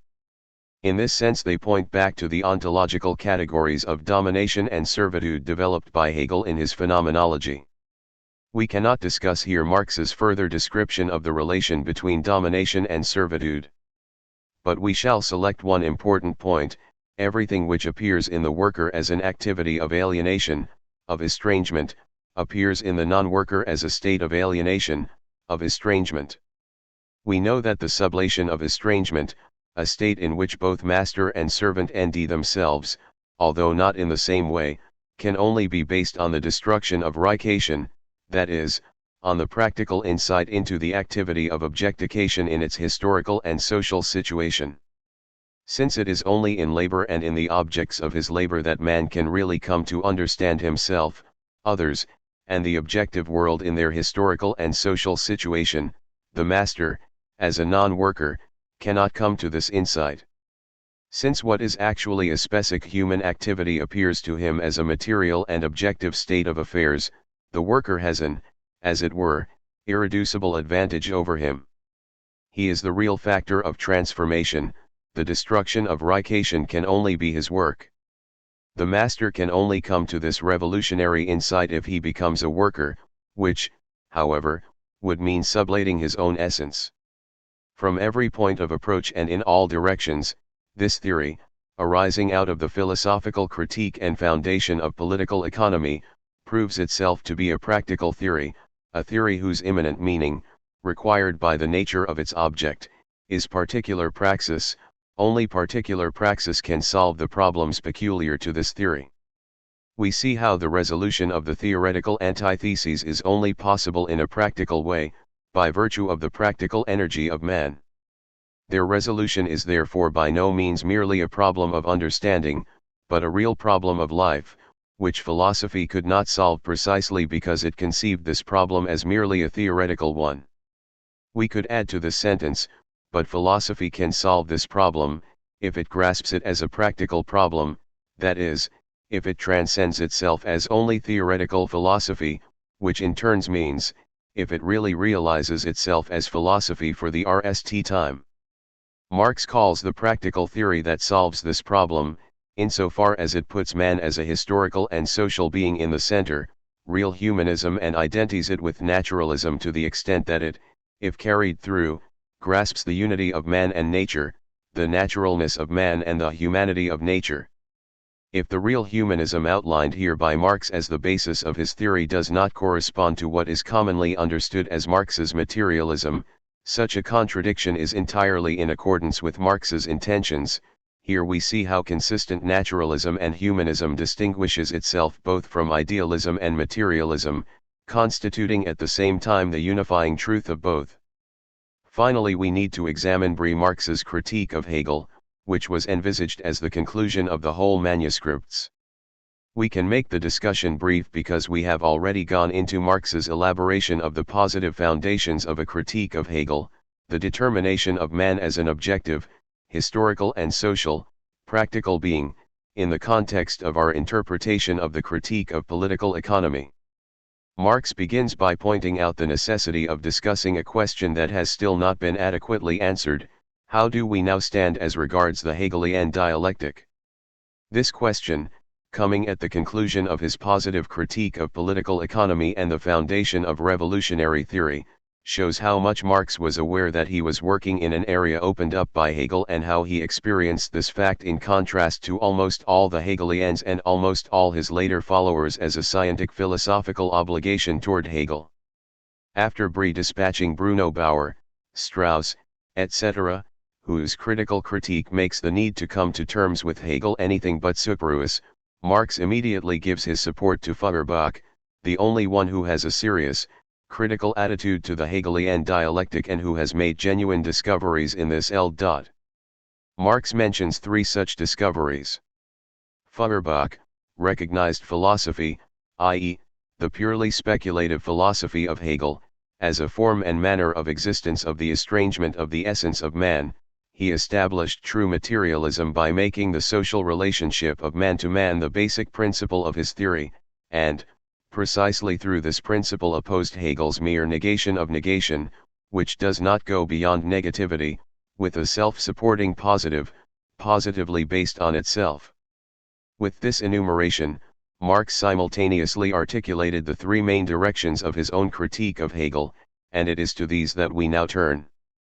One must begin with Hegel's phenomenology, the true point of origin and the secret of the Hegelian philosophy. From the beginning, Marx tackles Hegel's philosophy where its origin is still visible in an unconcealed form, in the phenomenology. If at the beginning of the critique it may still have looked as if it was really only a critique of what one is accustomed to regarding as Hegel's dialectic, we now see that what Marx criticizes as the dialectic is the foundation and actual content of Hegel's philosophy, not its supposed method. And while Marx criticizes, he simultaneously extracts the positive aspects, the great discoveries made by Hegel, that is, only because for Marx there are genuinely positive discoveries in Hegel, on the basis of which he can and must do further work, on the basis of which Hegel's philosophy can and must become for him the subject of a critique. We shall begin with the negative part of his critique, Marx's collation of Hegel's mistakes, so that we can then extract the positive aspects from these negative ones and show that the mistakes are really only mistaken interpretations of genuine and true states of affairs. In the Phenomenology, Hegel gives speculative expression to the movement of the history of the human essence, but not of its real history, only its genetic history. That is, he gives the history of the human essence, in which man rst becomes what he is, and that has, as it were, always already taken place when the real history of man occurs. Even with this general characterization, Marx has grasped the meaning of the Phenomenology more profoundly and accurately than most interpreters of Hegel. He then proceeds to a critique of the core of Hegel's own problematic. Hegel's philosophical description of the history of the human essence fails at the start, because Hegel grasps it from the outset only as abstract self-consciousness, thought, mind, and thus overlooks its true concrete fullness. Hegel equates the essence of man, man himself, with self-consciousness. The history of the human essence runs its course purely as the history of self-consciousness, or even as history within self-consciousness. What Marx had shown to be crucial for the determination of man's essence, and what he had put at the center of his conceptual structure, the objectivity of man, his essential objectification, is, fatefully, precisely what is given a different meaning and inverted by Hegel. The object, i.e., objectivity as such, is in Hegel only an object for consciousness in the emphatic sense that consciousness is the truth of the object and that the latter is only the negative side of consciousness. Having been posited, created, engendered, by consciousness as its alienation and estrangement, it must also be sublated by consciousness again, or taken back into consciousness. The object is thus, by the nature of its existence, a purely negative thing, a nullity. It is merely an object of abstract thought, for Hegel reduces self-consciousness to abstract thought. The main point is that the object of consciousness is nothing else but self-consciousness, or that the object is only objected self-consciousness as an object.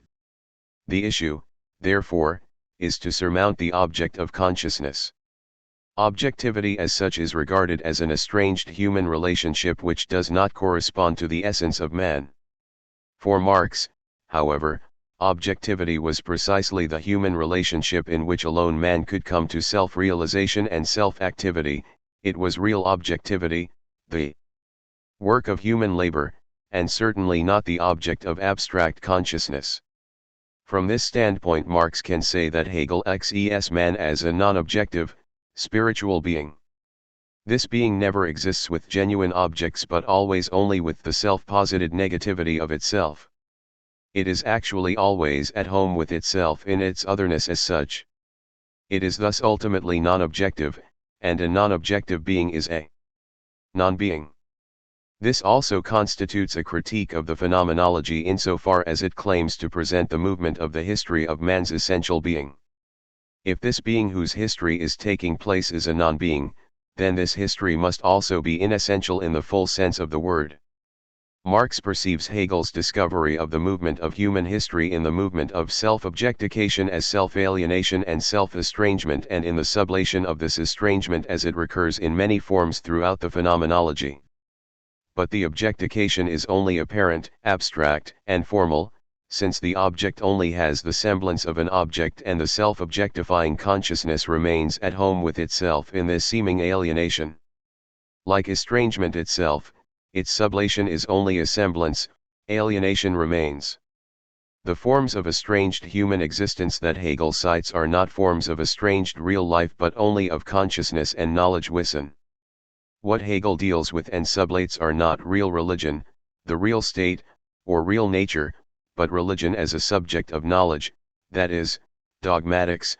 The same holds true for jurisprudence, political science, and natural science. Because alienation is thus only sublated in the mind and not in reality, that is, because this sublation of thought leaves its object standing in reality, Marx can say that the whole phenomenology and indeed the whole of Hegel's system, insofar as it is based on the phenomenology, remains within estrangement.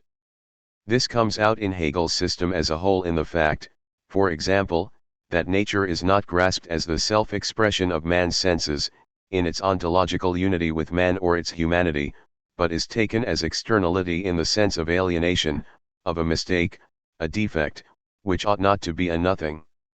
We shall not go into the other features of the negative critique here.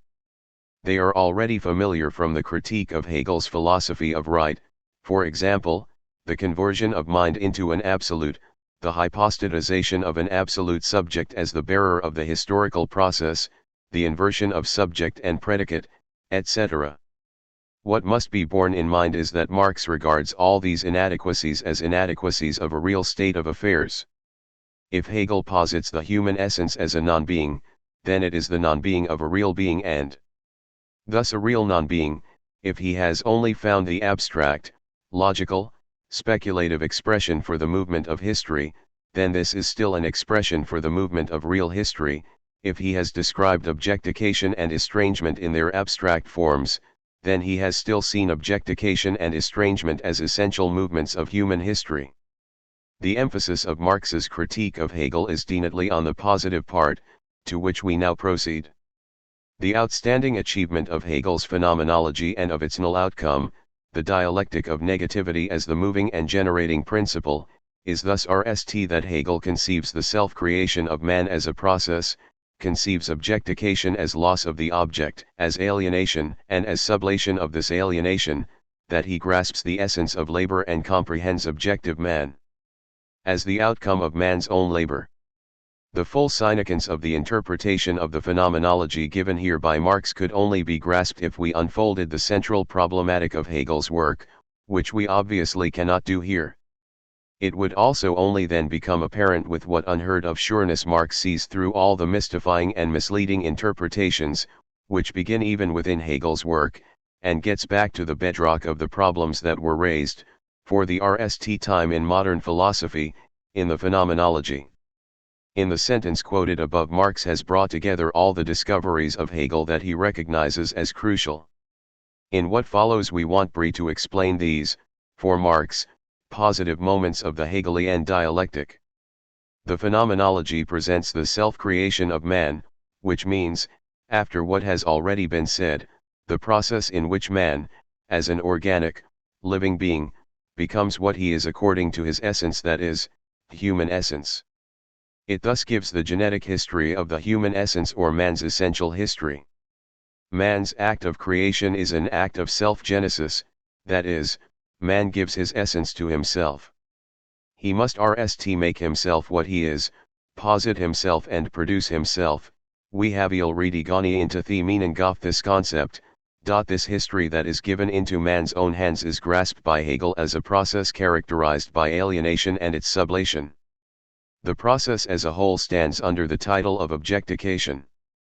The history of man thus occurs and fools itself as objectification. The reality of man consists of creating real objects out of all his species powers, or establishing a real, objective world. It is this establishing of an objective world that Hegel treats merely as the alienation of consciousness or Knowledgewissen, or as the relation of abstract thought to thinghood, while Marx grasps it as the practical realization of the whole of man in historical and social labor. Hegel deans the relation of Knowledgewissen to the objective world in such a way that this objectification is simultaneously the loss of the object, that is, the loss of reality or estrangement, so that, to begin with, objectification is again only possible in the form of estrangement. In other words, Knowledgewissen, in the process of becoming objective, initially loses itself in its objects. They confront it as something alien and other, in the form of an external world of things and matters that have lost their inner connection to the consciousness that has expressed itself in them and now continue as a power independent of consciousness. In the phenomenology, for example, morality and right, the power of the state and wealth, appear as estranged objective worlds only as worlds of thought and not as real worlds, since for Hegel they are externalizations in Tauserungen of mind only and not of real, total human existence. Although objectification consists initially in the loss of the object or estrangement, it is precisely this estrangement that in Hegel becomes the recovery of true being. Hegel conceives man's self-estrangement, the alienation of man's essence, man's loss of objectivity and reality as self-discovery, change of his nature, objectification, and realization. The human essence always conceived in Hegel as exclusively knowledge-wissen is such that to be able to discover itself it must not only express but alienate itself, not only objectify itself but lose its object. Only if it has really lost itself can it come to itself, only in its otherness can it become what it is for itself. This is the positive meaning of negation, the dialectic of negativity as the moving and generating principle. We should have to go into the foundations of Hegel's ontology to justify and clarify this assertion. Here we need only show how Marx interprets this discovery by Hegel. Through the positive concept of negation just referred to, Hegel conceives labor as man's act of self-genesis. He grasps labor as the essence of man as man's essence in the act of proving itself. With reference to this, Marx goes so far as to say, Hegel's standpoint is that of modern political economy, a seemingly paradoxical statement in which, however, Marx summarizes the colossal, almost revolutionary concreteness of Hegel's phenomenology. If labor is here deemed as man's essence in the act of proving itself, this obviously refers to labor not purely as an economic, but as an ontological category, as Marx deems it in this very passage. Labor is man's coming to be for himself within alienation, or as alienated man.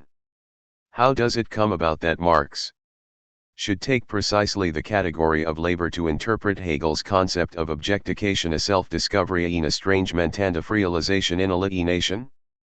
It is not only because Hegel uses labor to reveal the objectification of the human essence and its estrangement, or because he depicts the relation of the laboring servant to his world as the RST sublation of estranged objectivity. It is not only because of this, although the fact that this is viewed as the real beginning of human history in the phenomenology is neither a coincidence nor the result of a purely arbitrary decision, but expresses the innermost direction of the entire work. Marx has thereby, albeit in an exaggerated form, discovered the originale Meanengaft die Historie of die Humanischen Societies elaboraten Phenomenology in the form of the history of self-consciousness. It is praxis, free self-realization, always appropriating, sublating, and revolutionizing pre-established immediate facticity. It has already been pointed out that Marx holds Hegel's real mistake to be the substitution of mind for the subject of praxis. Hence for Marx, the only labor which Hegel knows and recognizes is abstract mental labor. But this does not alter the fact that Hegel grasped labor as man's essence in the act of proving itself, a fact that retains its vital importance. Despite the spiritualization Vergeistigung of history in the phenomenology, the actual leading concept through which the history of man is explicated is transforming doing tun.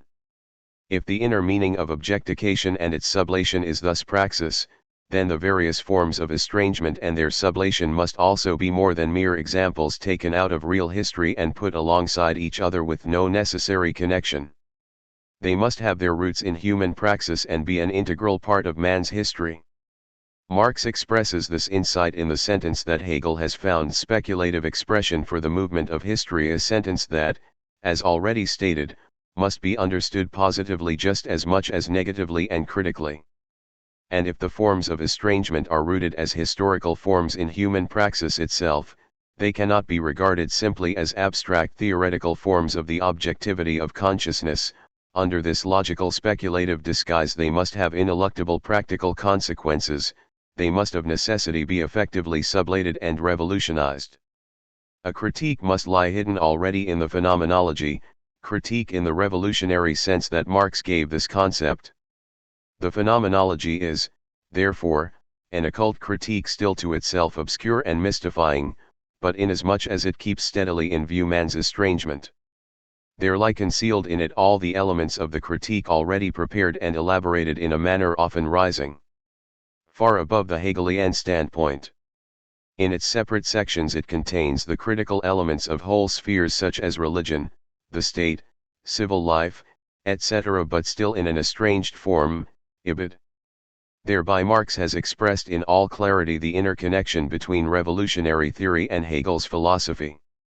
What seems amazing, as measured by this critique which is the result of a philosophical debate, is the decline of later interpretations of Marx, even sit venia furbo that of Engels, by people who believed they could reduce Marx's relationship to Hegel to the familiar transformation of Hegel's dialectic, which they also completely emptied of content. These suggestions will have to suffice. Above all, we cannot go into the question if and how the mistakes with which Marx charges Hegel can really be attributed to him. It has perhaps become clear through this paper that the discussion really starts at the center of Hegel's problematic.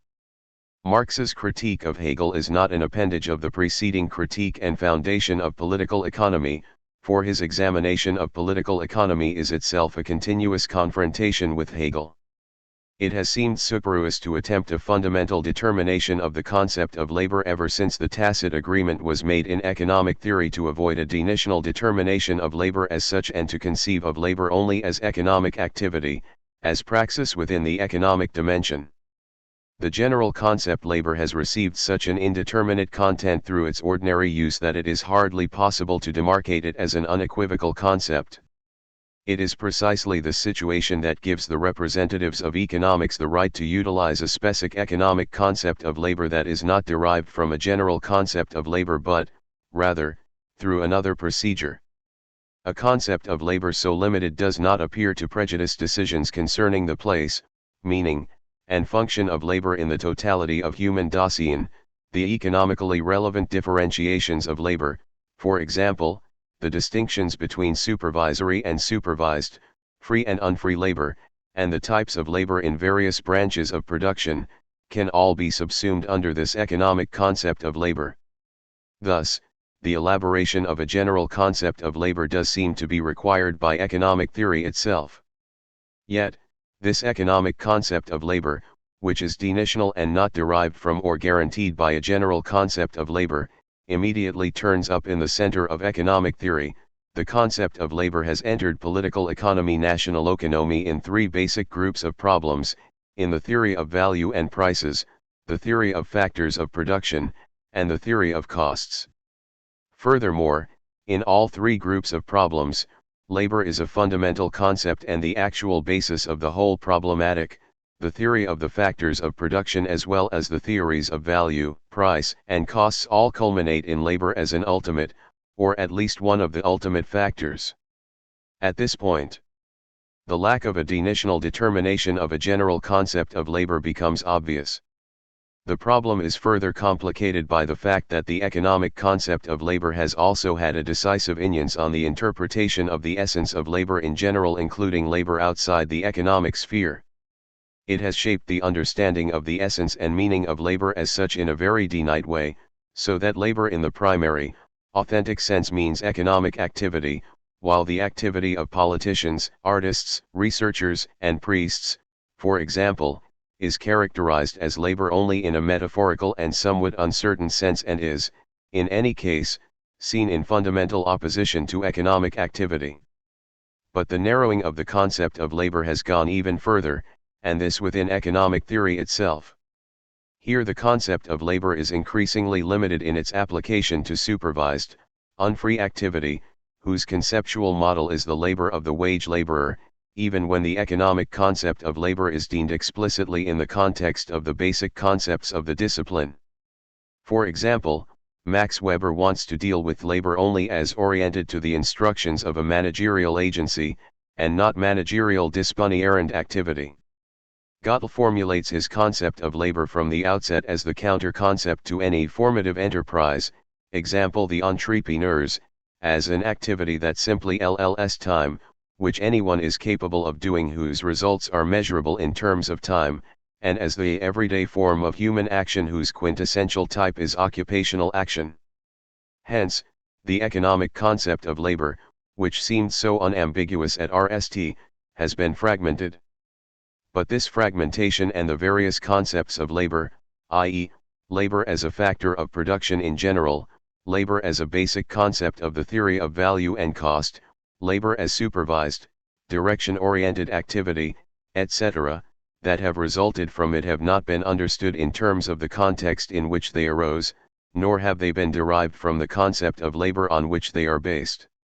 Is it justice to claim that economic activity is labor in the proper sense? How is economic activity related to other activities in the totality of human Dasein? Why is it that within the various economic activities precisely supervised, direction-oriented activity is seen as labor in the proper sense? It could be that economic theory's limiting of itself to economic labor already presupposes a very specific concept of labor expressing a very specific mode of practicing economics that contains a very specific conception of the essence and meaning of economic being in the totality of human Dasein, and that, therefore, the apparent obviousness of the economic concept of labor is already highly prejudiced by certain presuppositions. In our opinion, all these questions can only be clarified by a fundamental philosophical discussion of the concept of labor, a discussion that seeks to outline reliably the place and significance of labor within human Dasein. It is precisely the indeterminate content that the general concept of labor has acquired that makes it our duty to concern ourselves with this concept again. Perhaps this discussion, which we will only attempt to introduce here, will also shed some light on the immanent sachlich relations between philosophy and political economy, relations whose significance Marx was the last to recognize and that have since been lost from view. Recently it has become widely recognized again that it is necessary to re-examine the immanent connection between philosophy and political economy. Over 30 years ago, Max Scheler programmatically demanded a philosophical discussion of basic economic concepts as a means of reaching this goal, and he himself began with a philosophical discussion of the concept of labor. In a completely different context and from a completely different perspective, Max Weber reduced the economic systems of various periods to the ethic on which they were based. In this way he brought economic theory into the theological philosophical sphere, precisely by using the concept of labor as his guiding thread. The modern science of labor seeks to do justice to the problem of labor in its full complexity. However, it undertakes this task on a natural scientific biological basis, whenever it goes beyond the economic technical dimension. The science of labor views the problem, insofar as it transcends the economic technical dimension, essentially as a psychological problem.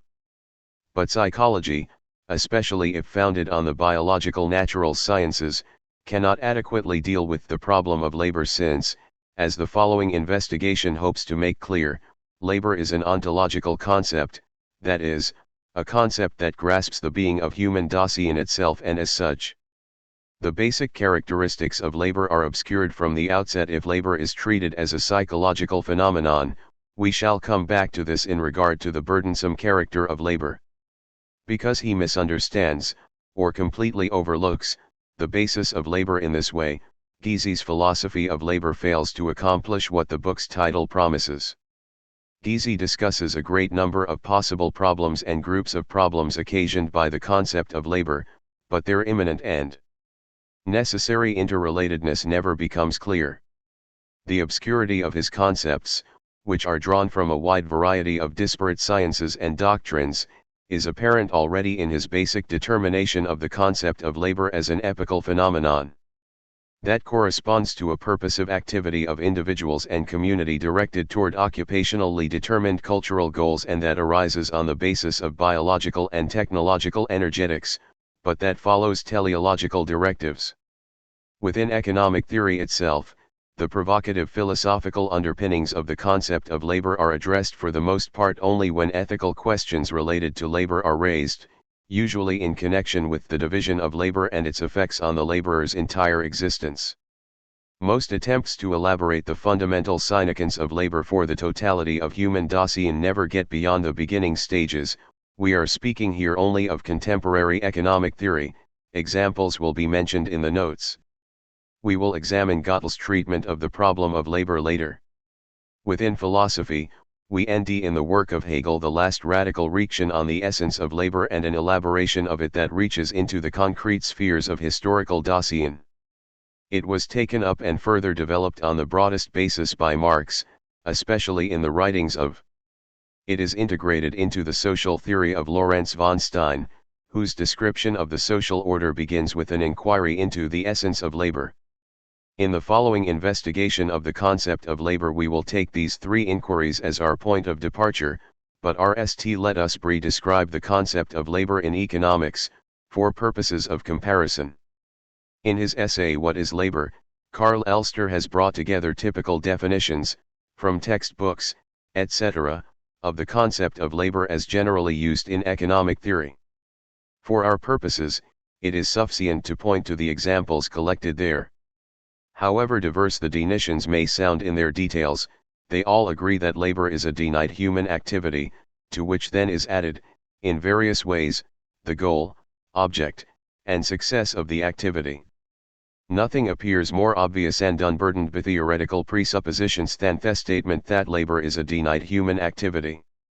Are not the demarcations of the phenomenon of labor made by directly contrasting labor with inactivity of all sorts and with pseudo-activities such as play, distraction, and so on?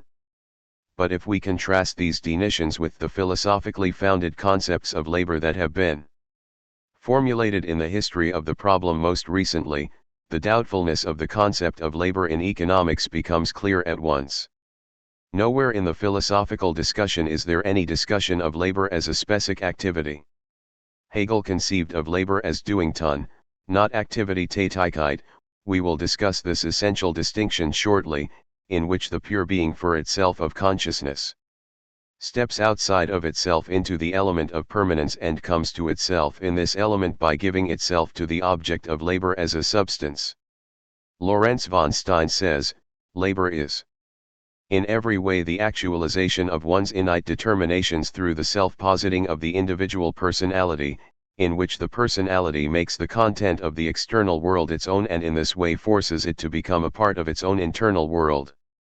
In the context of his efforts to establish a new foundation for political economy, Marx adopts the Hegelian concept of labor with all its essential characteristics.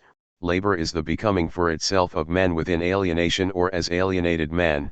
It is the self-creating or self-objectifying act of man. Of course, in contrast to the concrete analyses of the labor process in Capital, this is only an abstract determination of labor, that is in no way sufficient for economic theory.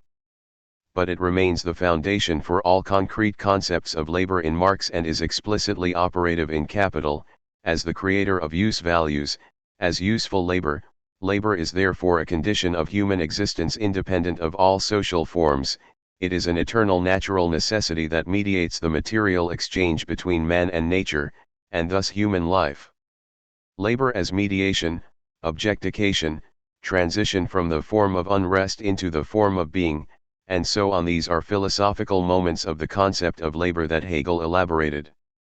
We have introduced Hegel's philosophically founded concept of labor only to the extent necessary to outline his starting point. Its essential difference from the concept of labor in economics is this: in Hegel's concept labor appears as a fundamental happening of human Dasein, as a happening that constantly and continually penetrates the entirety of man's being, during which something also happens to man's world.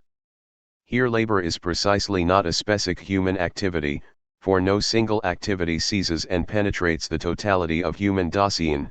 Every activity affects only particular regions of this totality and happens only in particular regions of its world. Rather, it is that on which every single activity is based and to which each activity always returns, a doing tun. It is precisely the doing of man as his mode of being in the world, through which he or st becomes for himself what he is, comes to his self, acquires the form of his Dasein, his permanence, and at the same time makes the world his own. Conceived in this way, labor is not determined by the nature of its objects, nor by its goal, content, result, etc., but by what happens to human Dasein itself in labor. We want to pursue the course suggested by this interpretation of the concept of labor and try to obtain a clear view of this happening itself, labor as the specific praxis of human Dasein in the world.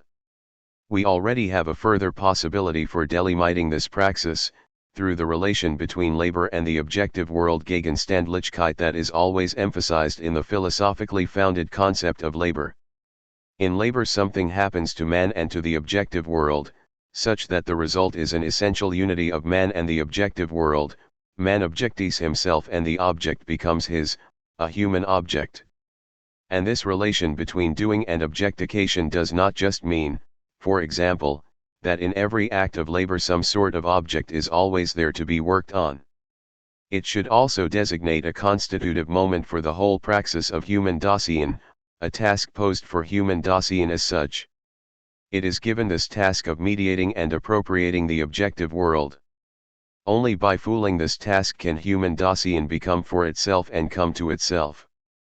It is precisely this threefold unity of doing, objectification, and given task that is implicit in the meaning of the word labor, as Grimm's dictionary indicates.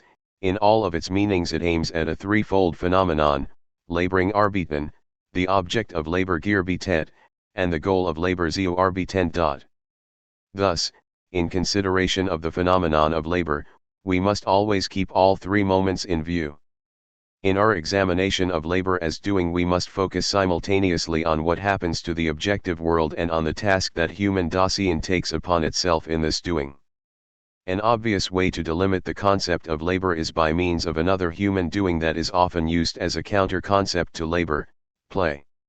In what follows, we will briefly summarize the characteristics of play, which will make possible at least a preliminary definition of the term, with a view to our ensuing examination of the character of labor. Play can, but need not, also involve objects. A person can occupy himself with objects when playing. But in this instance the object has a completely different meaning and a completely different function than in labor. When playing, a person does not orient himself toward the objects, toward their immanent lawfulness, determined by the specific nature of the object, nor toward the demands of their objective content Sachhaltigkeit, the way that labor must orient itself to the objective content of its object in the treatment, use, and formation of it. Rather, play negates as far as possible this objective content and lawfulness of the object and puts in its place another lawfulness, created by man himself, to which the player adheres of his own free will. The rules of the game, in the broadest sense, those who play alone also follow rules.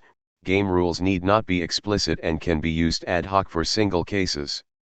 In play it is as if the objectivity of objects and their effects and the reality of the objective world, which one is normally forced constantly to recognize and interact with, had been temporarily suspended.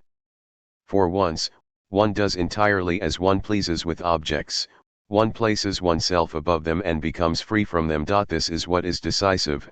In placing oneself above the objective world one comes precisely to oneself, into the dimension of one's freedom that one is denied in labor. In a single toss of a ball, the player achieves an innately greater triumph of human freedom over the objective world than in the most massive accomplishment of technical labor. In regard to the meaning and goal of play, a person is, in playing, with oneself and not with objects, which are other than himself. One expresses one's freedom by acting on the objects, going along with or playing around with them. If we want to express in everyday language the function of play in human life, we refer to specific modes of the happening of the self and not to objects. We speak of distracting oneself, relaxing oneself, forgetting oneself, and recuperating oneself. With this we already have a further characteristic of play that points directly to labor as its counter-phenomenon. Within the totality of human Dasein, play has no duration or permanence. It happens essentially in intervals, between the times of other doings tons that continually dominate human Dasein. But the way that life happens in play is not a happening that is completed in and through itself, it is essentially dependent and points inherently to another doing. Play is self-distraction, self-relaxation, self-recuperation from regimentation, tension, toil, intense self-awareness, etc.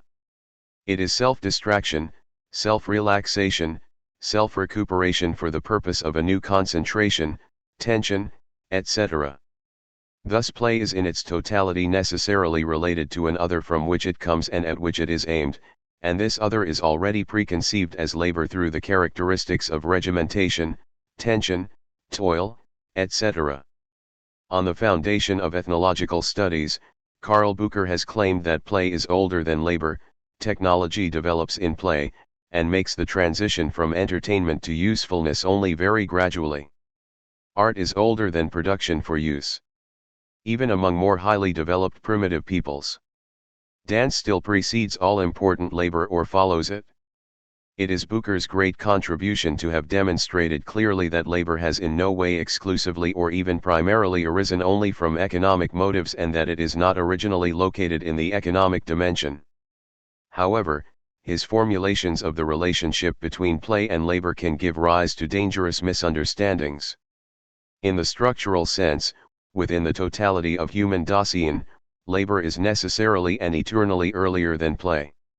It is the starting point, basis, and principle of play insofar as play is precisely a break from labor and recuperation for labor. Definitive insights into the relationship between play and labor can be found in concentrated form in the philosophy of Aristotle.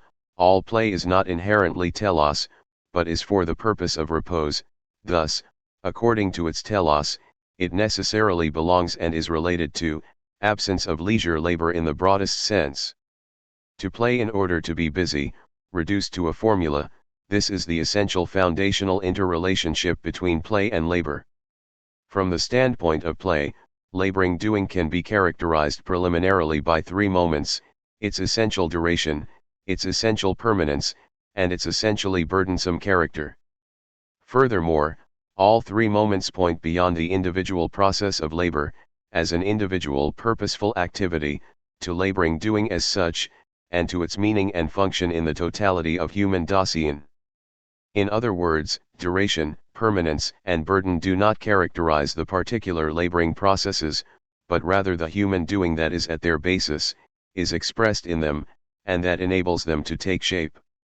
Understood in this way, the duration of labor means that the task that labor poses for human Dasein can never be fooled in one or in many individual labor processes. Thus, this task corresponds to an enduring being at and being in work, and an orientation and concentration of the whole human Dasein toward labor, which is also the case when a life fools itself in only a single labor process or a single deed, for the continual orientation of one's Dasein to labor must not be mistaken for continual activity.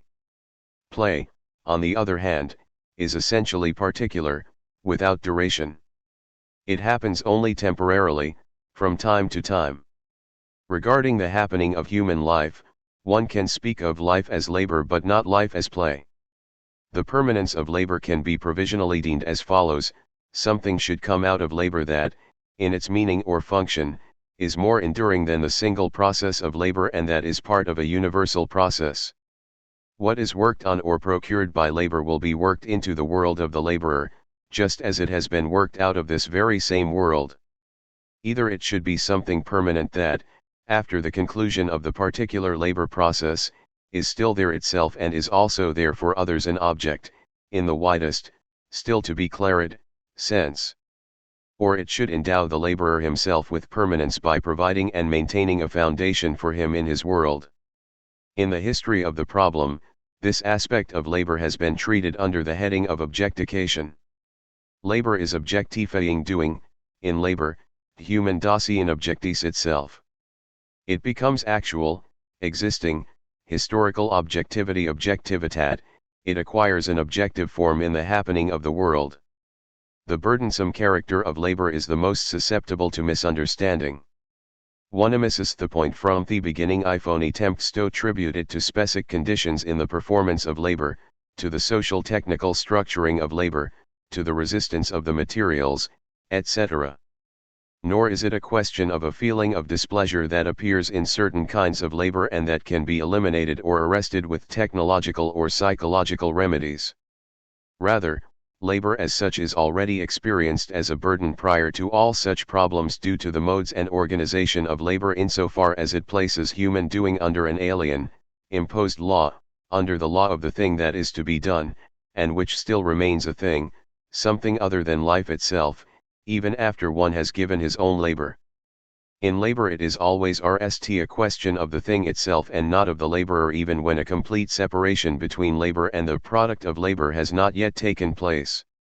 In labor man is always taken away from his self-being and towards something else, he is always with an other and for an other. It will be the task of the following investigation to develop and derive these characteristics of labor out of the specific doing of humans, out of human praxis. This should also make clear that labor is by no means primordially an economic phenomenon, but is actually rooted in the happening of human Dasein itself, and that precisely through the concept of labor, economics leads back into deeper spheres that provide its foundation. Thus, any fundamental treatment of the concept of labor by economics demands a return to these spheres, which are the basis of economics, but which transcend it as well. The characteristics of labor that have become visible thus far lead the question of the meaning and function of laboring doing back to the mode of human happening in the world. We must now attempt to bring this happening itself, as doing, praxis, into focus, since it is precisely this doing that was brought to light by the philosophical analysis of the concept of labor. Human life happens as praxis in the eminent sense that man must make his Dasein himself, in such a way that he has to seize it and fool it as a task. Man's happening is a continual making happen, while the happening of animal Dasein is a mere letting happen. The animal lets its Dasein happen immediately, even when it does something, for example, when it builds a nest, protects itself from attack, seeks nourishment. For animals, all this doing is, in Wexberg's apt expression, biologically sanctioned. The animal does not have its Dasein as a given task that it has to fool through its modes of being. Man constantly NDS himself and his world in a situation that is not immediately his own, so that he cannot simply let his Dasein happen in this immediacy. Instead, he must make every situation his own, by mediating it with himself. This process of mediation is designated by the concepts of production and reproduction. After Marx, these concepts were deprived of their original essential meaning and relegated to the economic dimension. Production and reproduction by no means refer simply to the happening of material Dasein in economic doing, but rather to the mode of making happen of human Dasein as a whole, appropriation, sublation, transformation, and development of human Dasein in all spheres of life. This applies to both the immediate situation of the world and to Dasein within it. This process is a bringing before oneself and, as having brought before oneself, represented, a creation and development of Dasein and its world in all regions, including material, vital as well as intellectual geistig being. For humans, this doing is essentially a knowing wis-ends doing, which keeps its goal, producing and developing Dasein and its world in an ever more appropriate and suitable way, in sight, and that uses this purpose as a guide purposeful doing. Labor is grounded in this mediating knowing doing vermittelnd wissenden tun and in the continual production and reproduction of human Dasein, as opposed to the immediate letting happen process of animal Dasein. All the characteristics cited in the previous analysis of labor are present in this mode of happening. Furthermore, in this, its most universal meaning relating to the happening of human Dasein in the world, one encounters the concept of labor everywhere, whenever something is said about the essence of labor, from the passage in Genesis, which Augustine heavily emphasized in his commentaries, and the Pauline letters all the way up to Hegel. This brings us already to a point where a shift in meaning of the concept of labor and its relegation to the economic sphere begin. One poses the question, why after all is the happening of human Dasein essentially mediation, production, and reproduction? Why is man, by his very essence, prevented from letting his Dasein happen immediately? One answers by pointing to the quasi-natural situation of man in the world. The happening of human Dasein is labor because the world, as it is, can never satisfy his needs. Thus he must occupy himself constantly in order to live in the world at all, procuring clothing, nourishment, housing, tools, etc. This primordial lack in man's natural situation makes need the driving force of his doing. The and necessary goal of this doing is the satisfaction of needs, and here we are already in the sphere of the traditional definitions of economy and labor as economic doing. Here are three randomly chosen examples. The object of research in political economy is the activity of man directed toward the satisfaction of his needs. The goal of every economy is the satisfaction of human needs. Thus, economy is an activity that aims at making possible such a satisfaction of needs. In economic terms, labor is characterized by the goal. of creating means for the satisfaction of needs. These types of definitions do not change essentially when the concept of need and the concept of the activity undertaken to satisfy needs are determined more closely. All these definitions rest on a foundation that is unable to support a genuine comprehension of the essence of labor. This will be elaborated briefly. Every theory that starts from need as the stimulus of activity takes man primarily as an organic being, as organic life in the biological sense, for being organically based and conditioned is an essential characteristic of need. Only an organism, a natural organic unity, has needs. This is not altered by distinguishing human from animal needs through conscious, mastering, or guiding aim orientation, the freedom of conduct, etc. These things by no means extricate needs from the natural organic sphere. But positing man as a natural organic being is inadequate if the specific mode of his being in the world, if the praxis of his Dasein itself, is in question, as in our hypothesis concerning the concept of labor. Such a procedure would absolutize a finite dimension of human being from the beginning, quite apart from whether human being is divisible into dimensions at all, and therefore could consider the other dimensions only as superstructures or adjoining structures. This absolutized dimension would be precisely where the satisfaction of needs takes place, the world of the means for the satisfaction of needs, or the world of goods. This is not the place to investigate whether economics can legitimately take as its starting point a concept of man as a natural organic being Wesson, as it explicitly or implicitly does by using need as a foundational concept, or whether man performing economic activities does so with his whole being, as it were, and not only as an organism satisfying his needs. In any case, it is certain that a definition of labor based on and located in the realm of need satisfaction has already tailored its meaning to a very specific dimension, the material world of goods. Indeed, such a definition actually roots the meaning of labor in this dimension, so that all other non-economic aspects of labor are seen primarily from this standpoint. If, however, human being should not be posited primarily as natural organic being when dealing of the concept of labor, how should it be posited? How is human being posited with a philosophically founded concept of labor, want to speak of it preliminarily as historical being? The following considerations should allow labor to emerge as a category of historical being. Economic theory has not always failed to realize that perhaps the traditional interpretation of the concept of labor is not adequate to account for the full phenomenon of labor. At the very beginning of his book Work and Rhythm, Karl Bucher indicates that labor has always been considered only as an absolute economic category, whereas all other activities, which are ends in themselves, are not seen as labor. Yet, he continues, it is highly doubtful that such a distinction between labor and other activity can be made at all stages of human development. Bucher, however, does not develop this fruitful insight any further, nor does Thomas Brouwer, who, through his consideration of the problem of labor, is forced explicitly to revise the concept of need. Brouwer replaces the satisfaction of needs with procuring what is lacking, Bedarfsversorgung, which is no longer directed primarily toward mere Dasein, but rather toward a specific type of being. In principle, this would have made it possible to treat man differently in economics, not merely as a subject of the world of needs, but in his full being.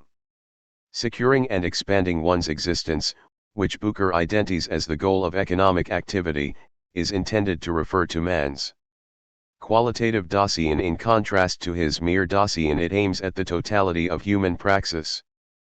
But Bucher does not stick to these insights through the course of his investigation. He falls back quickly on the explanation of economic action through drives. More radically, Friedrich von Gottel has recently attempted to place the question of the determination of economic doing on new ground. Here we need to treat his theory only insofar as it relates directly to grasping the concept of labor. According to Gottel, the economy is driven not primarily by the satisfaction of needs, but by providing what is lacking. Roughly speaking, this approach is intended to break through the one-sided absolutization of the economic dimension as a world of goods and to initiate a consideration of economics as life that considers human being in its totality. Lack is not primarily related to individual economic subjects, as mere economic individuals as it were, but rather to the structures of the economy as themselves already organized forms of life. Secondly, lack always refers to a totality of demands that in the null analysis aims at nothing less than a determinate affirmation and promotion of life itself. The interaction of lack and provision always leads in the end to an affirmation of life, that is, it inherently tends toward the promotion of life. This means that the economy does not aim for any quantitative maximum, it aims explicitly for an overall optimum. Decisive here is the incipient re-establishment of the link between economic activity and the happening of human Dasein itself. For Gödel is concerned not with goods as a means of satisfying needs, nor with performance in the service of the production of goods, Elster, etc. Rather, it is a question of the ability of human Dasein to happen in the plenitude of its possibilities. The significance of this thesis for our inquiry becomes clearer when we see how Gödel determines the immanent telos, the authentic task, of this happening. It is the synthesis of happening in a unity of reality, such that it appears as happening ordered in terms of duration and, as unity, in terms of permanence. Whenever life is actualized as a living process, there is also an active unity whose duration it has effected itself. This is a unity with internal permanence that has been brought about by labor and that has always been adjusted to its surroundings as well. Economic doing must also be seen from this perspective, and therefore all exchange and production is always a contribution to bringing all happening together in the form of a unity of duration and permanence. For the problem of labor, this implies that economic labor, which is, after all, the only kind at stake in economics, itself has, inherently, a duty and a goal that is itself no longer economic, in the sense of satisfying needs within the world of goods. It has the task essential to human Dasein as such of self-effectuation Selbstverwirkung, of creating forms with duration and permanence. In fact, the RST and null purpose of labor in general is to bring about the being of Dasein itself, in order to secure its duration and permanence. Individual lack of all kinds is ultimately grounded in this primordial and constant lack of Dasein in itself, the incomplete process of its self-effectuation in duration and permanence. With this conceptualization, Gödel seeks to move beyond the economic dimension, to the being of man, and to the specific mode of human praxis in the world. And precisely in this being itself is where labor appears, as constant and enduring self-effectuation. Gödel explicitly stresses the foundational character of his conceptualizations, which reveals itself in, among other things, the theoretical and actual impossibility of ever providing for everything that is lacking.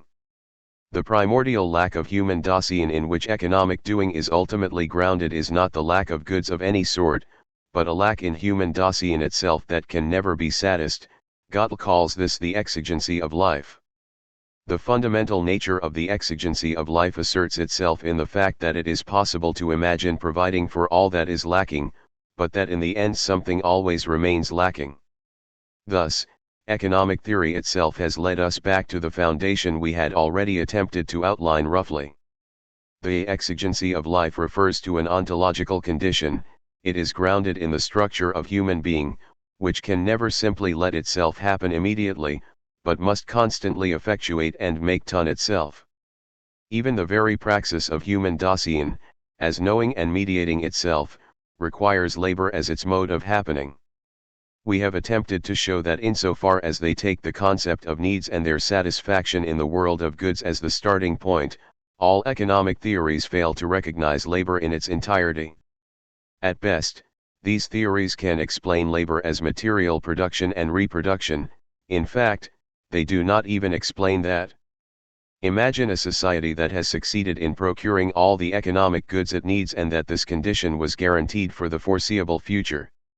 The interaction between human Dasein and its world would continue to happen as labor, even if all economic motives and compulsions disappeared. Then this happening would for the most part shift from the economic dimension to other dimensions of human Dasein and its world, and thus the place, form, and function of the economy in the totality of human life would also change completely.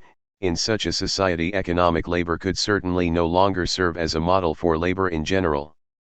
The essential aspect of labor is not grounded in the scarcity of goods, nor in a lag between the supply of goods present and utilizable at any particular time and human needs. On the contrary, it is rooted in an essential excess of human Dasein beyond every possible situation in which it NDS itself and its world. Human being is always more than its Dasein at any given time. It transcends every possible situation, and for this very reason there is always a discrepancy between it and its immediate existence. This is a discrepancy that demands constant labor for its overcoming, even though human Dasein can never rest in possession of itself and its world. This essential excess of being over Dasein constitutes the fundamental and irremovable exigency of life, God. This is also the source of man's inherent neediness, whose appeasement is the null meaning of labor. Man is constantly in need of enduring self-foolement, in need of the reality of his own existence in all its possibilities, a task in whose service the economy also ultimately stands. Further pursuing this train of thought would lead necessarily to an ontology of man, and only on this basis could the concrete character of labor be elaborated. This is of course impossible within the limits of this essay. In order to give greater concreteness to the concept of labor, and especially in order to determine the meaning of its use in economics, we must proceed otherwise. We will take the aforementioned fundamental characteristics of laboring doing, whose basis in the happening of human Dasein has now been outlined, if only roughly, as our point of departure, and then proceed to a consideration of the relation between labor and the objective world Gegenstandlichkeit and the Objektification-Vergegenstandlichung of life in labor. By proceeding in this way we will develop our insight into the Objektivity-Sachlichkeit of labor that became apparent during our RST examination of the phenomenon of labor.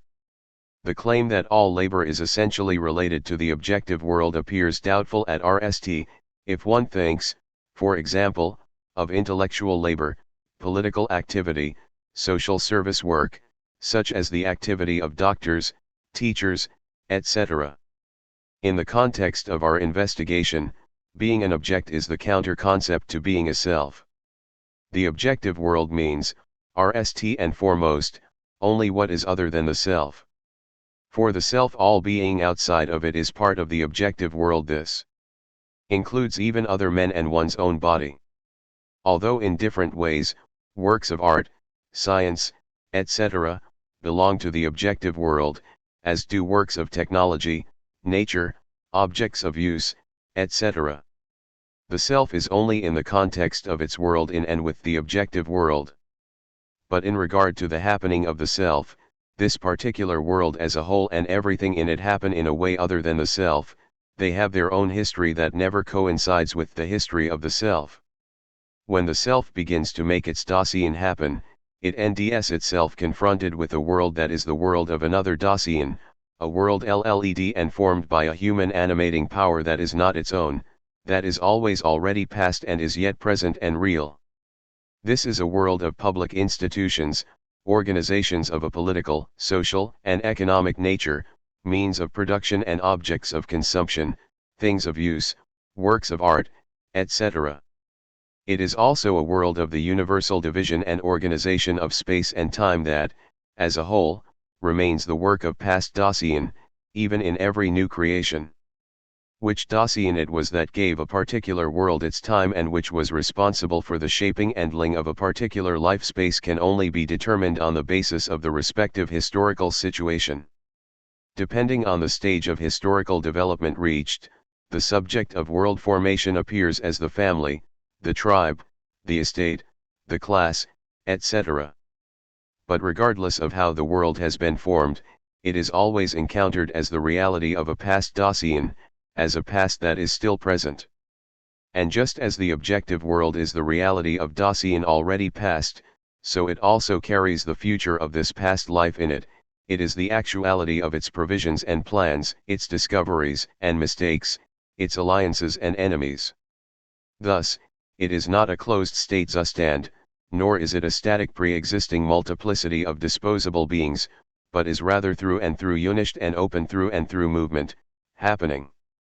The happening of the objective world with which Dasein is always already confronted, and which extends from the past into the present and anticipates the future, is a happening with its own temporal and spatial dimensions that proceeds alongside the happening of Dasein. It has its own immanent dynamic and its own immanent laws, which even enable it to take on a life of its own and to elude the control of Dasein.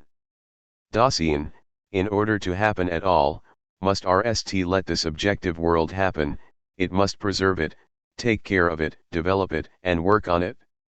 This is the decisive experience that laboring doing has. Now we can already say that the process of mediation, of production and reproduction, begins with the sublation of the past currently present. In order for Dasein to generate its own situation, to appropriate and shape its own world, it must interact with this happening past, which presents itself as an objective process making certain demands on Dasein's happening.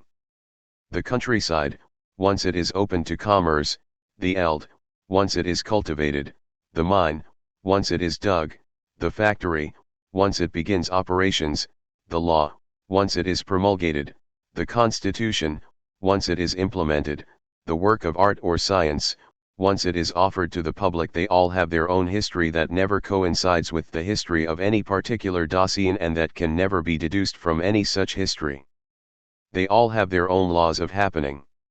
For Dasein to keep happening at all of these elements of the objective world must, each in their own way, be cared for, maintained, secured, expanded, and preserved.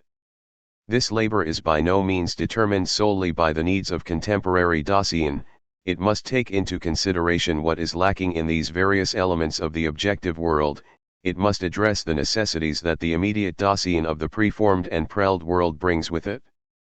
To these demands posed by the objective world, human doing responds by consciously adapting itself to its object and by binding itself to its immanent laws. Both of these responses are expressed in every single act of labor, and both together are what give the mediation between man and the objective world the character of a relation among things, and what makes the object into a thing, to be treated as such. Whether explicitly or not, willingly or not, labor is always concerned with the thing itself, die Sache selbst. In laboring, the laborer is always with the thing, whether one stands by a machine, draws technical plans, is concerned with organizational measures, researches scientific problems, instructs people, etc. In this doing he allows himself to be directed by the thing, subjects, and binds himself to its laws, even when he masters his object, handles it, guides it, and lets it go. In each case he is not with himself, does not let his own Dasein happen. On the contrary, he places himself in the service of something other than himself, and he is with something other than himself even when this doing fools his own freely assumed life. This alienation and estrangement of Dasein, this taking on oneself the law of the thing rather than letting one's own Dasein happen, is fundamentally inevitable, although it can disappear to the point of being completely forgotten during and after labor. This phenomenon is by no means identical with the resistance of the material stuff, and it does not stop with the termination of a particular process of labor. Dasein is in and of itself subject to this objectivity Sachlichkeit.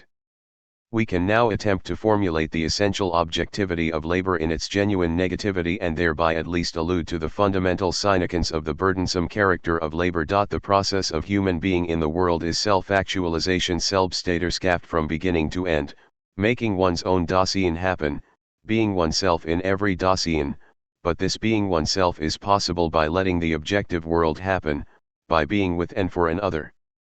This is why laboring on the objective world is essentially burdensome, independent of any burden implicit in any particular process of labor.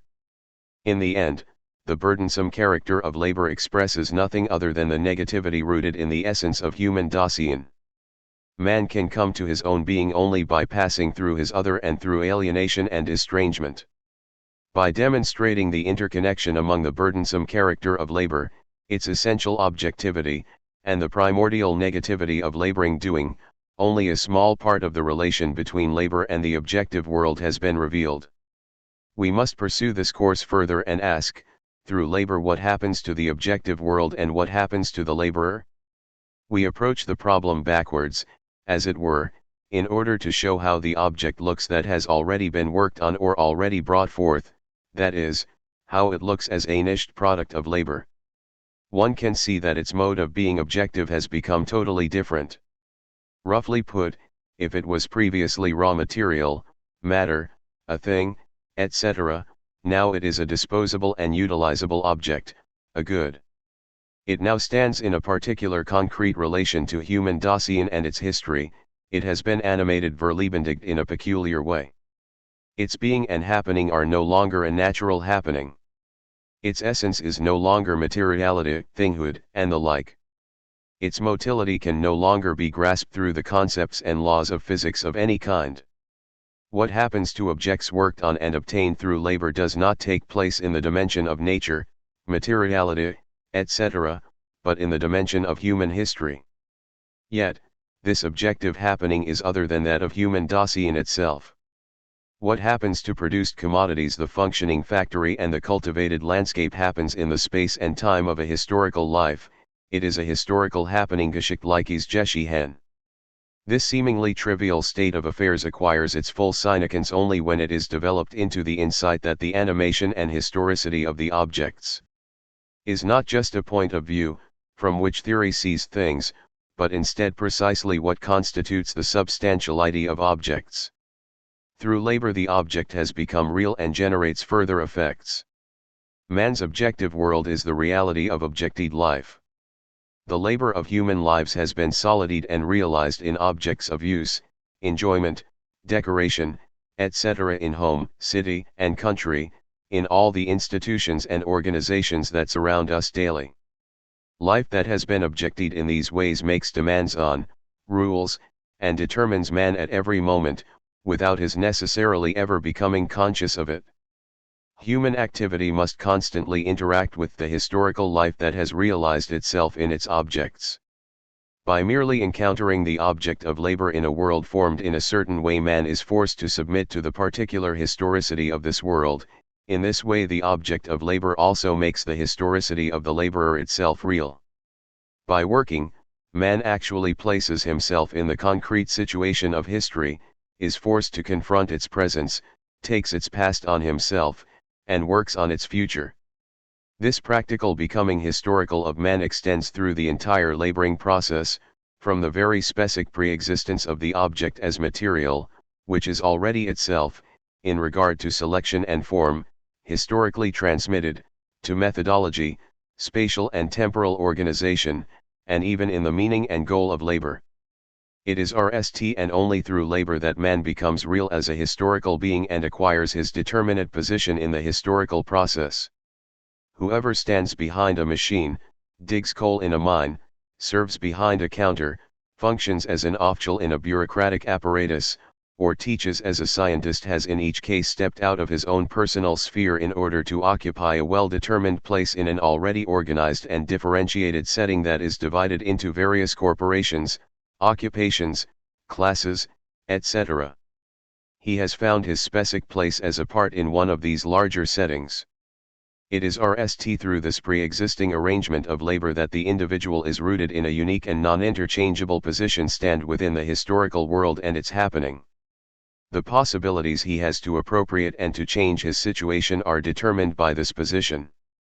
Before and outside of labor, that is, before and outside of praxis in the service of production and reproduction, human Dasein can project many possibilities but it can realize none. Through labor it has entered into a finite realm of possibilities, its Dasein has acquired historical permanence. The laborer is now a factory worker, an employee, a civil servant, a businessman, an intellectual, and so on. These titles serve here as examples of actual historical positions, and thereby he has taken over all the concrete relations, conditions, and possibilities of these positions. The laborer has now become a real historical force, or he has become powerless. He is part of a social stratum, a class, a group, etc., and is exposed to the power or powerlessness of these groups. Man becomes historical through labor. Precisely this is expressed in the objectification of labor. By working himself into the object of his labor, as it were, the laborer becomes in this object, which he has worked on and brought forth, something persevering present, objectively real and influential within the historical domain and in historically lived time. Marx has sharply emphasized this state of affairs in his description of the labor process. Labor has bound itself up with its object. It is objected and the object has been worked upon. What appeared in the form of unrest from the standpoint of the laborer, now appears, from the standpoint of the product, as a static property in the form of being. During the labor process, labor is constantly converted from the form of unrest into that of being, from the form of movement into that of an object. By now it has perhaps become clear the extent to which labor is a specifically historical category, a category of human Dasein as historical Dasein. Labor presupposes a well-determined relation to time that thoroughly penetrates Dasein and guides its praxis. We have already mentioned several modes of this relation to time. Human praxis is labor on and in the present through the transformative sublation of the past with anticipatory care for the future. The laborer continually maintains himself in his own temporality and in that of the objective world, and this is expressed in many ways, in creating, handling, and evaluating the material of labor, in distributing and administering the means of labor, and especially in partitioning time according to a general rule, to which all laborers are more or less subjected, within individual labor processes, in the division of Dasein into labor and free time, in the regulation of the length of the working day, etc. Only within very narrow boundaries is the individual free to organize his own time. The true subjects of lived time are various historical communities, more precisely, those groups that have established themselves in historical communities as the dominating class. From this standpoint, one can shed some light on the question of the role of labor in the life of so-called primitives. It has always been emphasized that labor seems to have an essentially different meaning for primitive people than it has for so-called civilized people. Indeed, one cannot speak of labor in the strict sense at all in relation to primitive people at a certain stage of development. For these people labor is not a regular doing. In providing what is lacking they do not go beyond what is necessary at the moment, even when they know very well that in the future, for example, in the winter, they will suffer from shortages. The time dedicated to labor stands in striking incongruity to time devoted to play, dance, production of decorations, etc. These facts directly evoke the interconnection between Dasein's relation to time, historicity, and labor as a mode of Dasein's praxis. Primitives do not have that relation to time that makes human existence historical and constitutes labor as Dasein's praxis. Their existence is essentially prehistorical, even when we encounter them in our history, or even in our present. The boundary between historical and prehistorical existence cannot be marked with a precise date in our historical chronology. It is an essential boundary that separates various modes of Dasein.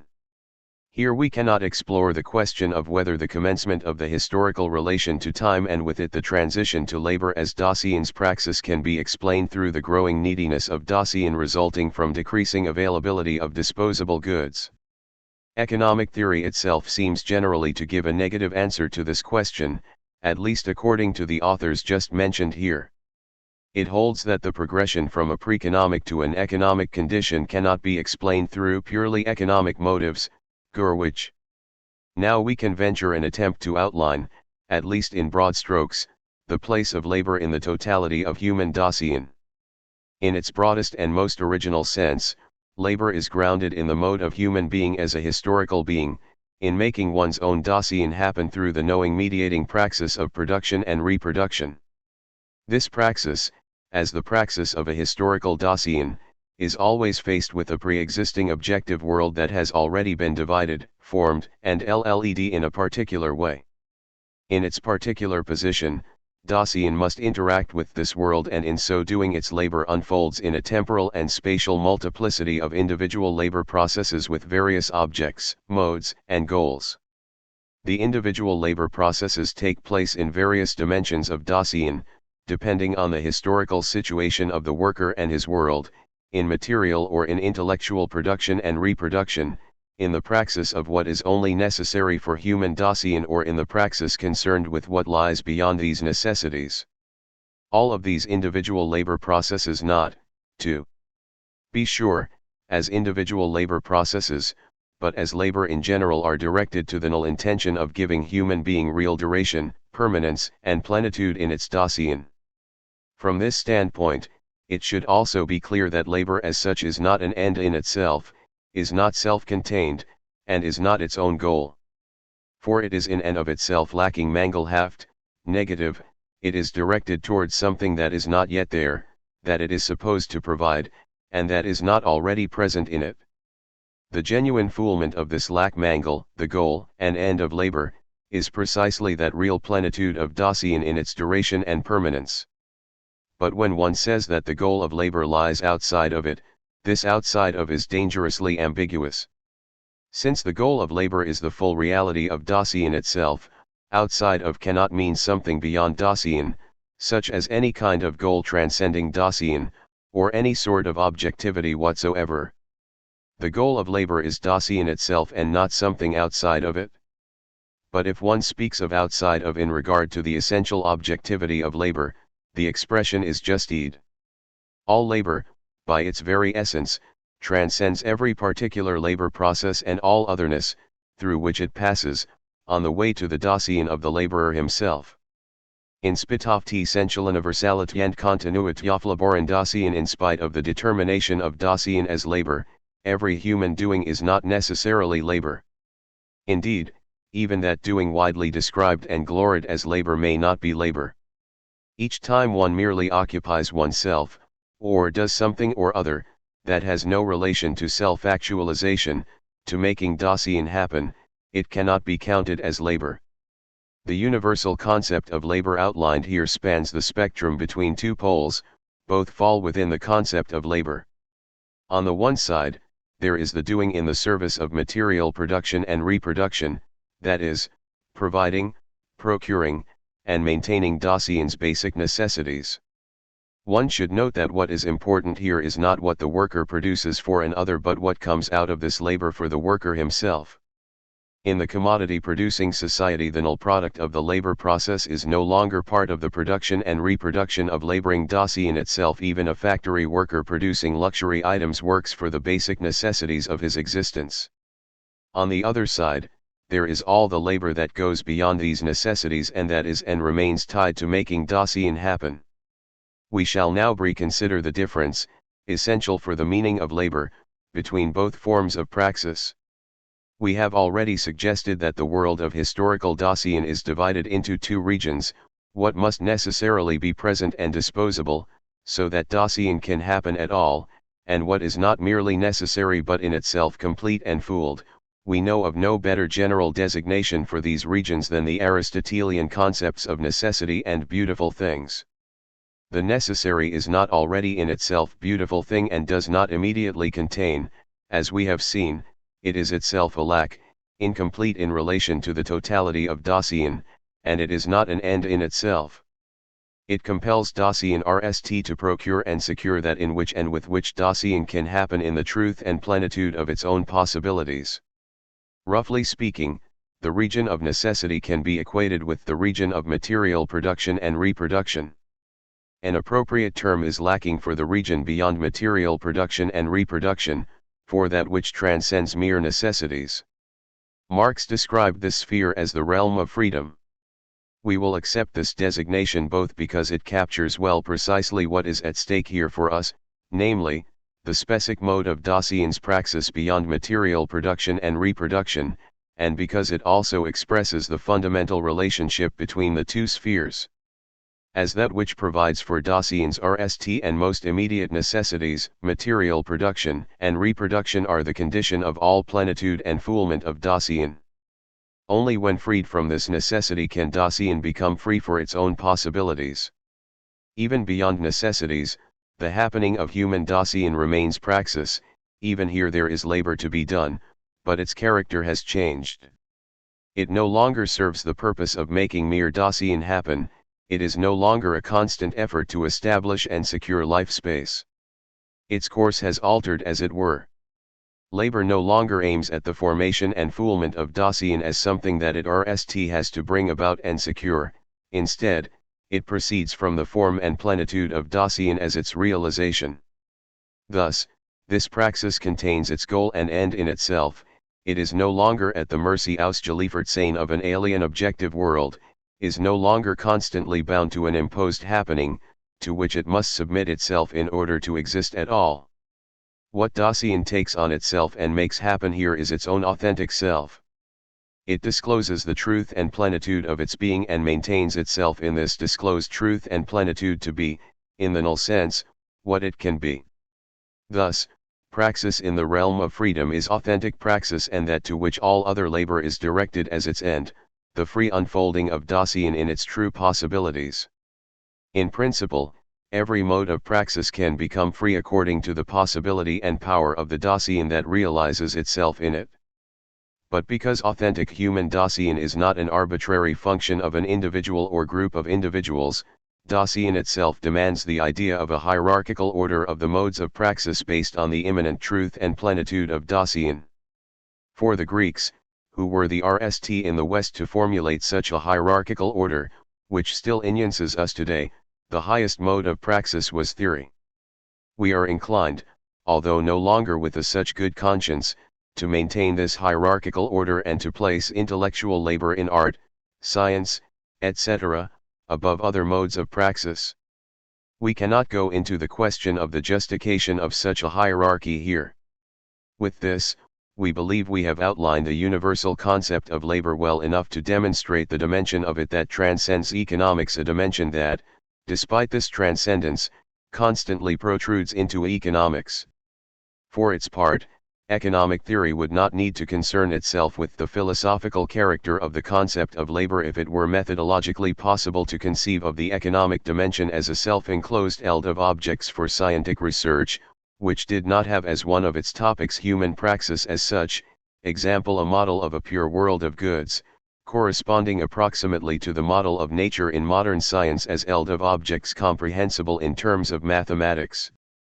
But this possibility is precluded precisely because economic theory constitutes a dimension of human praxis, a dimension whose being and happening are constituted through the being and happening of historical, human Dasein, through its ontological location within the totality of being. The meaning of labor, which is grounded in this ontological location of man and is the constitutive element for all human praxis, cannot be excluded from any dimension of the latter. Hence, every genuine economic theory is explicitly or implicitly connected with an ontology of man that transcends it. This ontology provides at least a rough idea of historical human Dasein as such, which guides the economic theory. In order to understand how the concept of labor has been reduced and limited to the economic dimension, and the change in its meaning this has entailed, we need to examine a fact to which we have already alluded several times, the division of labor. The expression division of labor is misleading insofar as labor has historically never existed as a unity and totality that at some later point in time was divided. On the contrary, historical labor is always already divided, it is itself partial and must not be divided. The praxis of every Dasein as it unfolds in individual labor processes always deals only with specific objects in specific dimensions of human Dasein and its world. What individual Dasein needs, in the broad sense, as necessities related to the totality of life, in order to happen comes from others and from a past that is not his own, it also ends with others in a future that is not his own. Dasein happens in a space shaped by others and in a time brought forth gezeitigt by others. From his position, every individual Dasein contributes his part to this shaping of space and time. This essential particularity terminates only with the various historical communities, family, tribe, city, state, etc., that are the true subject of their respective worlds. Only they have the totality of all that Dasein needs in order to happen. The praxis of procuring, shaping, securing, and taking care of the objective world always happens within the boundaries of the living space and living time of these particular communities. Through labor, individual Dasein takes what he needs from this world and replaces it as well. The happening of individual Dasein is in itself a happening with others, among others, and for others. Within the totality of the historical community, Dasein's praxis is partial. The divisions of labor traditionally distinguished as natural and social obtain only within this particularity. By natural division of labor, what is understood is the division of labor according to, or under consideration of, sex, constitution, talent, etc. This division of labor arose in the family as the RST historical community, but, within certain limitations, it is still operative at every stage of historical development. Its prototype is sexual division of labor between man and woman. The social division of labor concerns the division of labor according to positions, classes, occupations, etc., and the socially determined ascription of certain kinds of labor to certain groups, beginning with the process of material production and reproduction and eventually encompassing all dimensions of Dasein. Here, we need to concern ourselves with both types of the division of labor only insofar as it is necessary to explain the social and economic manifestations of labor and their ascription to a specific mode of Dasein. Despite all the differences in the causes and principles that determine them, the natural and social divisions of labor coincide in that the division of labor manifests itself based on the opposition between dominating and dominated labor, directing and directed labor. This opposition as such, considered prior to its realization and crystallization in socio-economic relations, lies in the very essence of labor as the praxis of historical Dasein. Laboring as knowing doing demands that one maintain and conduct oneself with a view to one's own possibilities and one's objectivity. It also demands a certain circumspection and foresight regarding what is supposed to happen in and through labor, as well as self-assurance about what is to be done with objects and with Dasein. And since all labor is partial labor in a common living space and time, this circumspection and foresight always encompasses the Dasein and the labor of others as well. It implies reckoning with other Dasein, with their possibilities and necessities. The RST guarantee for the establishment, securing, and further development of Dasein lies in the depth, breadth, and force of this circumspection and foresight, within the conditions of the natural and socio-economic situation of Dasein. Since praxis always confronts a non-interchangeable, unique situation of Dasein, a unique and non-interchangeable set of possibilities and necessities, this circumspection and foresight is also, from the very beginning, already divided differently. This does not mean, however, that this original difference, which is rooted in the always situated historicity of Dasein, already implies either socio-economically determined difference in terms of status groups, stand, classes, etc., or socio-economically determined appropriation of labor. Instead, the power of Dasein, which is a function of the degree of his circumspection and foresight, could determine its standing in the world, without being determined by mere socio-economic ascription. But the social division of labor and the respective relations of production in these societies decisively oppose every essential, i.e., directed toward the most authentic possibilities of human Dasein, division of labor. In what follows we must refer to states of affairs Sachverhalt whose basis we cannot elaborate. But we will make reference to them only to a limited extent and in such a general way that they would be accepted by any theory as a basis for further discussion.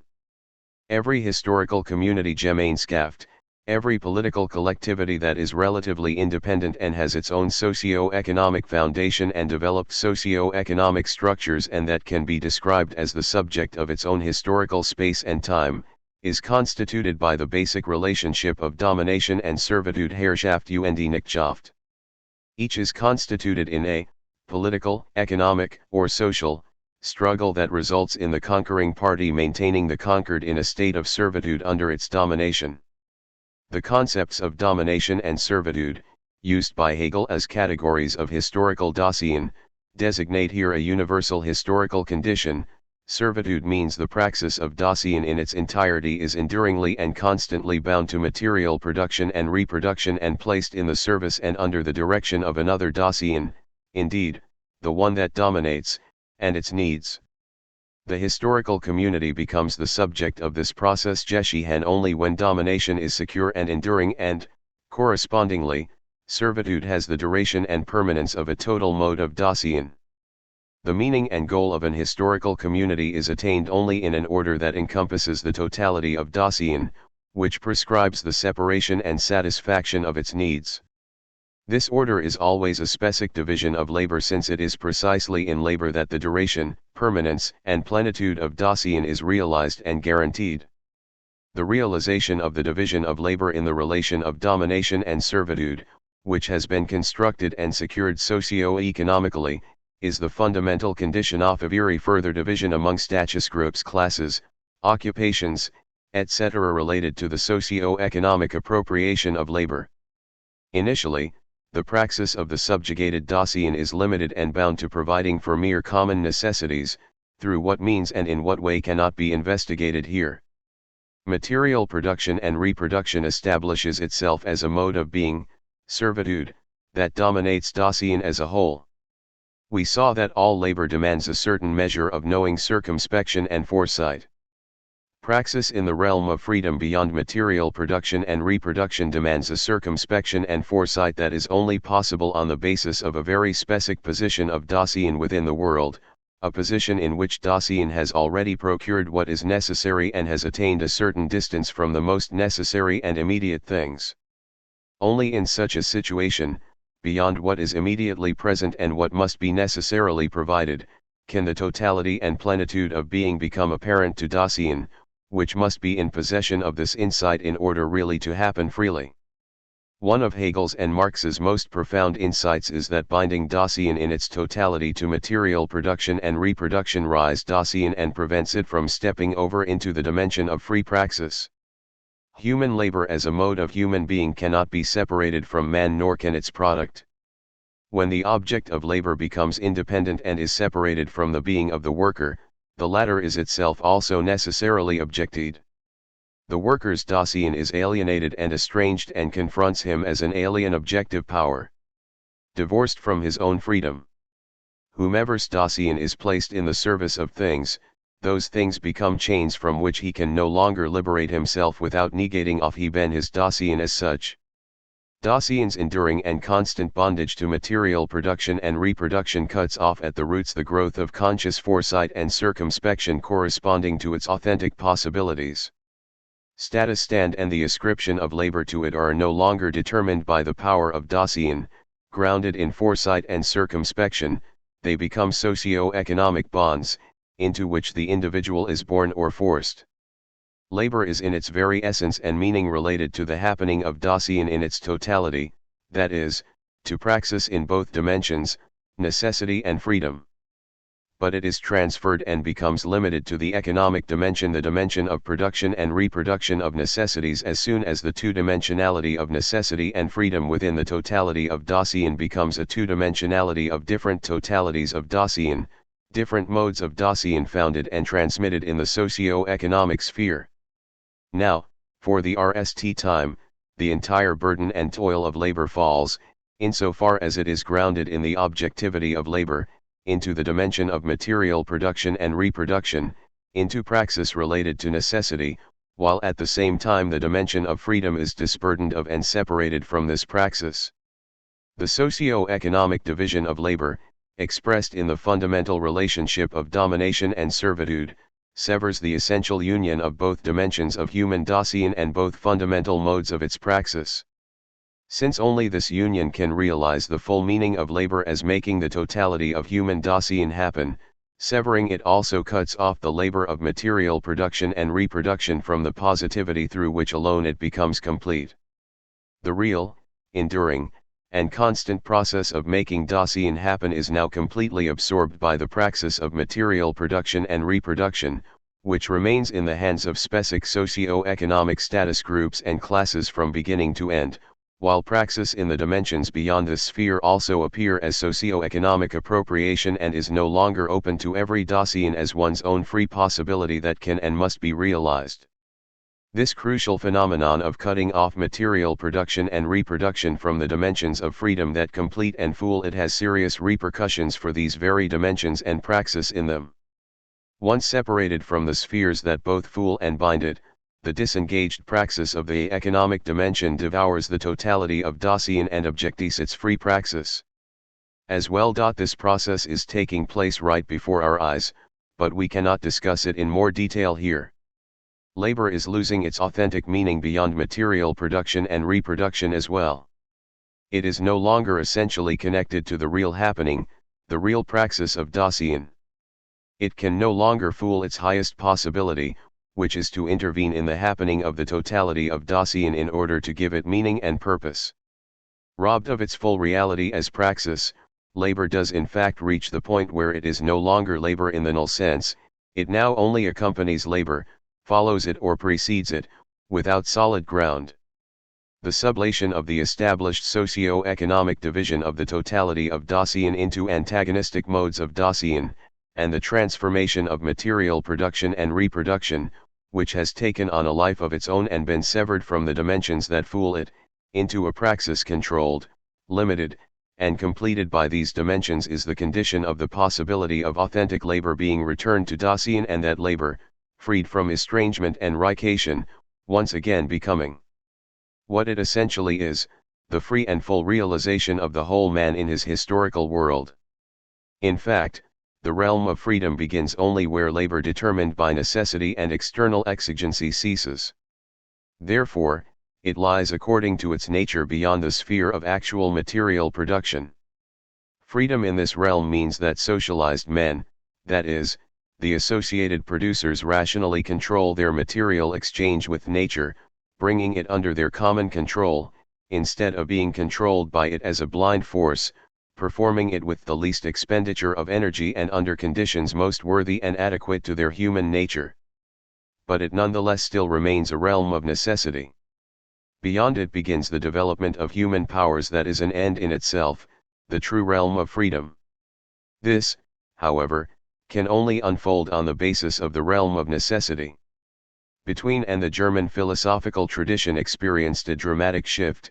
With Neo-Kantianism, it began with the attempt to renew philosophy by establishing it as an exact science, following the example of mathematics, and ended with the jettisoning of scientific philosophy by heroic and racist realism. This transformation coincided almost perfectly with the historical development of the Third Reich from the Second Empire, that is to say, with the passage from a liberalism enhanced by feudalism and military aristocracy to the overt dictatorship of monopoly capitalism in the service of a totalitarian state. The tendencies that would spell the end of the particularly bourgeois mentality of the 19th century as well as its rationalist philosophy were at work from the beginning. This transition developed in the following manner: the foundations of transcendental idealism re-established by Neo-Kantianism, and also by Edmund Husserl's phenomenology, which we will consider in a moment, were undermined by the anti-rationalist currents of vitalist philosophy, existentialism, historicism, and intuitionist metaphysics. Some of these philosophical ideas were beginning to move beyond the limits of bourgeois thought in an attempt to envision a rational ordering of human society. But at the same time it hath the most advanced elements of the bourgeoisie were being suppressed and losing their influence. These ideas, which had been the essence of the bourgeoisie, were losing their critical capacity. Rendered powerless through vulgarization, such was the case with Nietzsche's critique of bourgeois conceptions as well as with Dilthey's discovery of the world of history, they became instead a sanctification of the existing social order. Neo-Kantianism, after the fall of Hegelian philosophy, which reigned practically unchallenged in Germany up until the middle of the 19th century, scientific positivism sought to assume the role of philosophy. From the start, however, the power and the technological successes of the methods of the physical sciences proved useless when applied to human society. This ignorabimus had implications that reached beyond metaphysics. In the face of the sterility of social theory and practice, there arose a need to sketch some well-grounded philosophical basis for a conception of the human world. This need became still more urgent in light of cyclical economic crises and as the quality of life for the lower classes, instead of increasing with technological advances, declined steadily. Even though the average living conditions tended to rise during periods of prosperity, the lower classes lost all security. A shift in ideology was certain to come about. Insofar as this transformation was achieved through bourgeois philosophy itself, it consisted of a turn to transcendental philosophy as the basis of bourgeois rationalist theory. Neo-Kantianism represented the RST attempt to overcome theoretical anarchy by returning to the Kantian notion of pure reason as a domain autonomous from theory and practice. The true founder of Neo-Kantianism was Hermann Cohen, professor at Marburg. He began with a new interpretation of Kantian philosophy, Kant's Theorie der Erfahrung, Kant's theory of experience, Kant's Begründung der Ethik, the foundation of Kant's ethics, and Kant's Begründung der Ästhetik, the foundation of Kant's aesthetics. Cohen's philosophical system provided a solid foundation for philosophy as well as for the leading scientific theory of his day, Logik der reinen Erkenntnis, the logic of pure knowledge, Ethik der reinen Willens, the ethic of pure will, Ästhetik der reinen Gefühls, the aesthetic of pure emotion. Cohen's collaborator, Paul Naderp, also a professor at Marburg, completed the philosophical system with respect to social philosophy and psychology, Sozialpädagogik, social pedagogy, Plato's philosophy of ideas, Die logischen Grundlagen der exakten Wissenschaften, the logical basis of the exact sciences, Allgemeine Psychologie, general psychology, and Vorlesungen über praktische Philosophie, lectures on practical philosophy. Ernst Cassirer RMLY established the philosophical and historical foundations of Neo-Kantianism. He would later enter into discussion with the modern proponents of transcendental idealism, irrationalism and the philosophy of existence. Among his works the following deserve mention: Das Erkenntnisproblem in der Philosophie und die Wissenschaft der Neuenzeit, the problem of knowledge in philosophy and science since the Middle Ages, Substance and Function, and Philosophy of Symbolic Forms.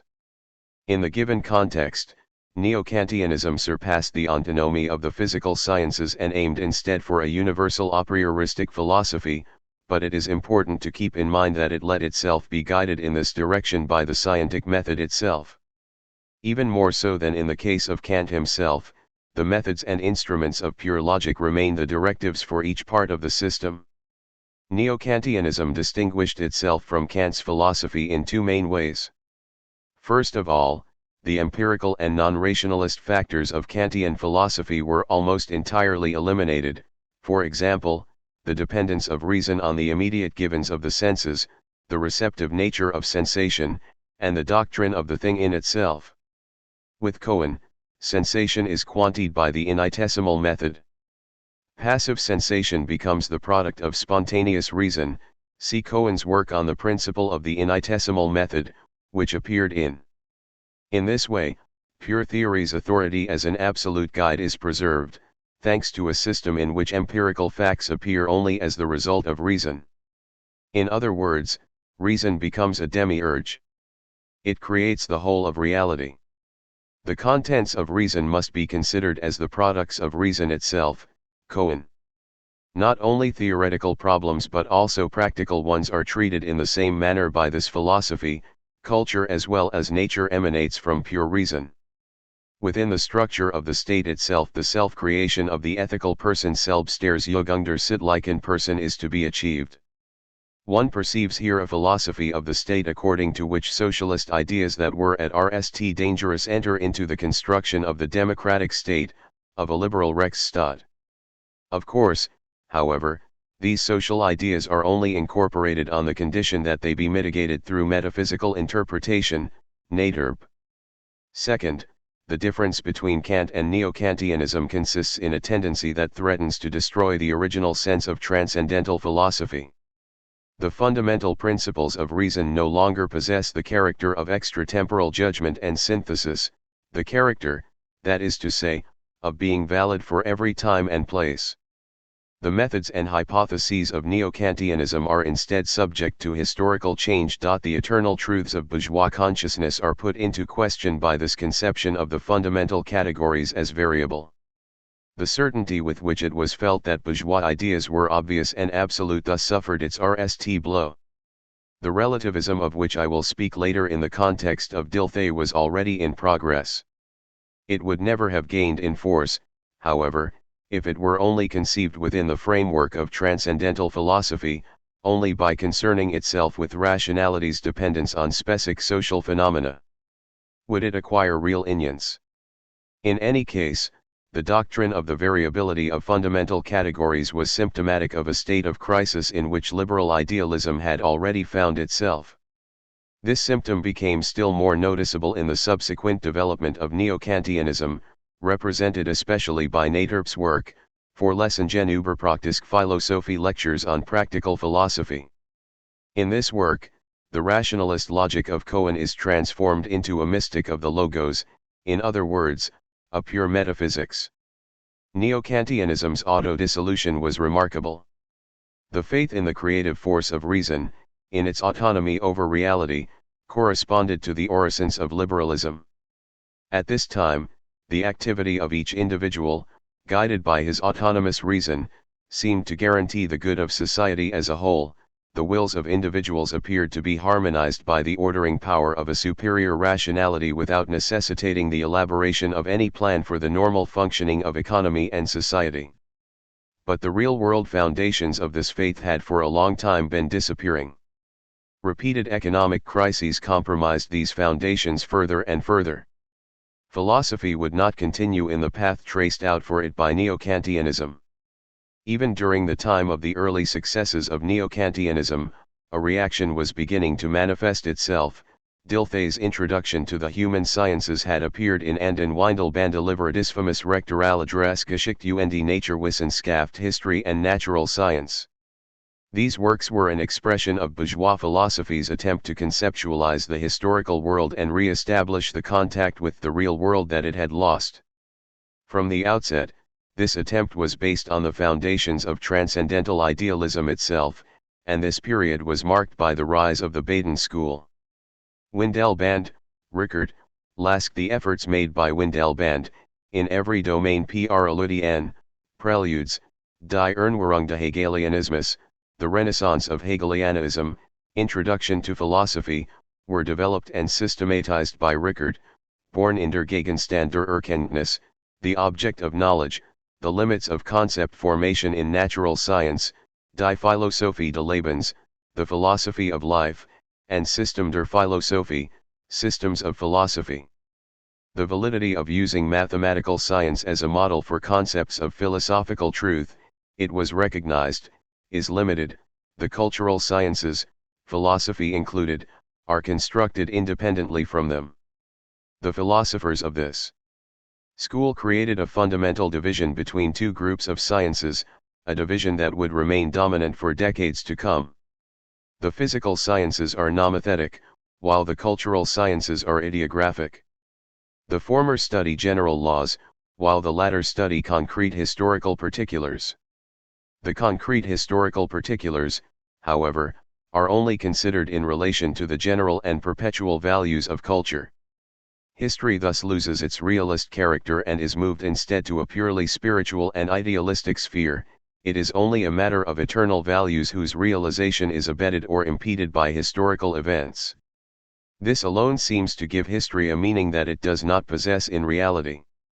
According Rickert, one cannot speak of the laws of history in the same way one speaks of the laws of science. In fact, history appears much too superior to be explained by laws. It is easy to see that this philosophy is directly opposed to historical materialism, and one might easily speculate that one of the reasons for the success of this philosophy was the desire of certain circles of intellectuals to oppose an idealist philosophy of history to the tradition of Marxism that was beginning to gain ground. Reality is transformed into a system of values.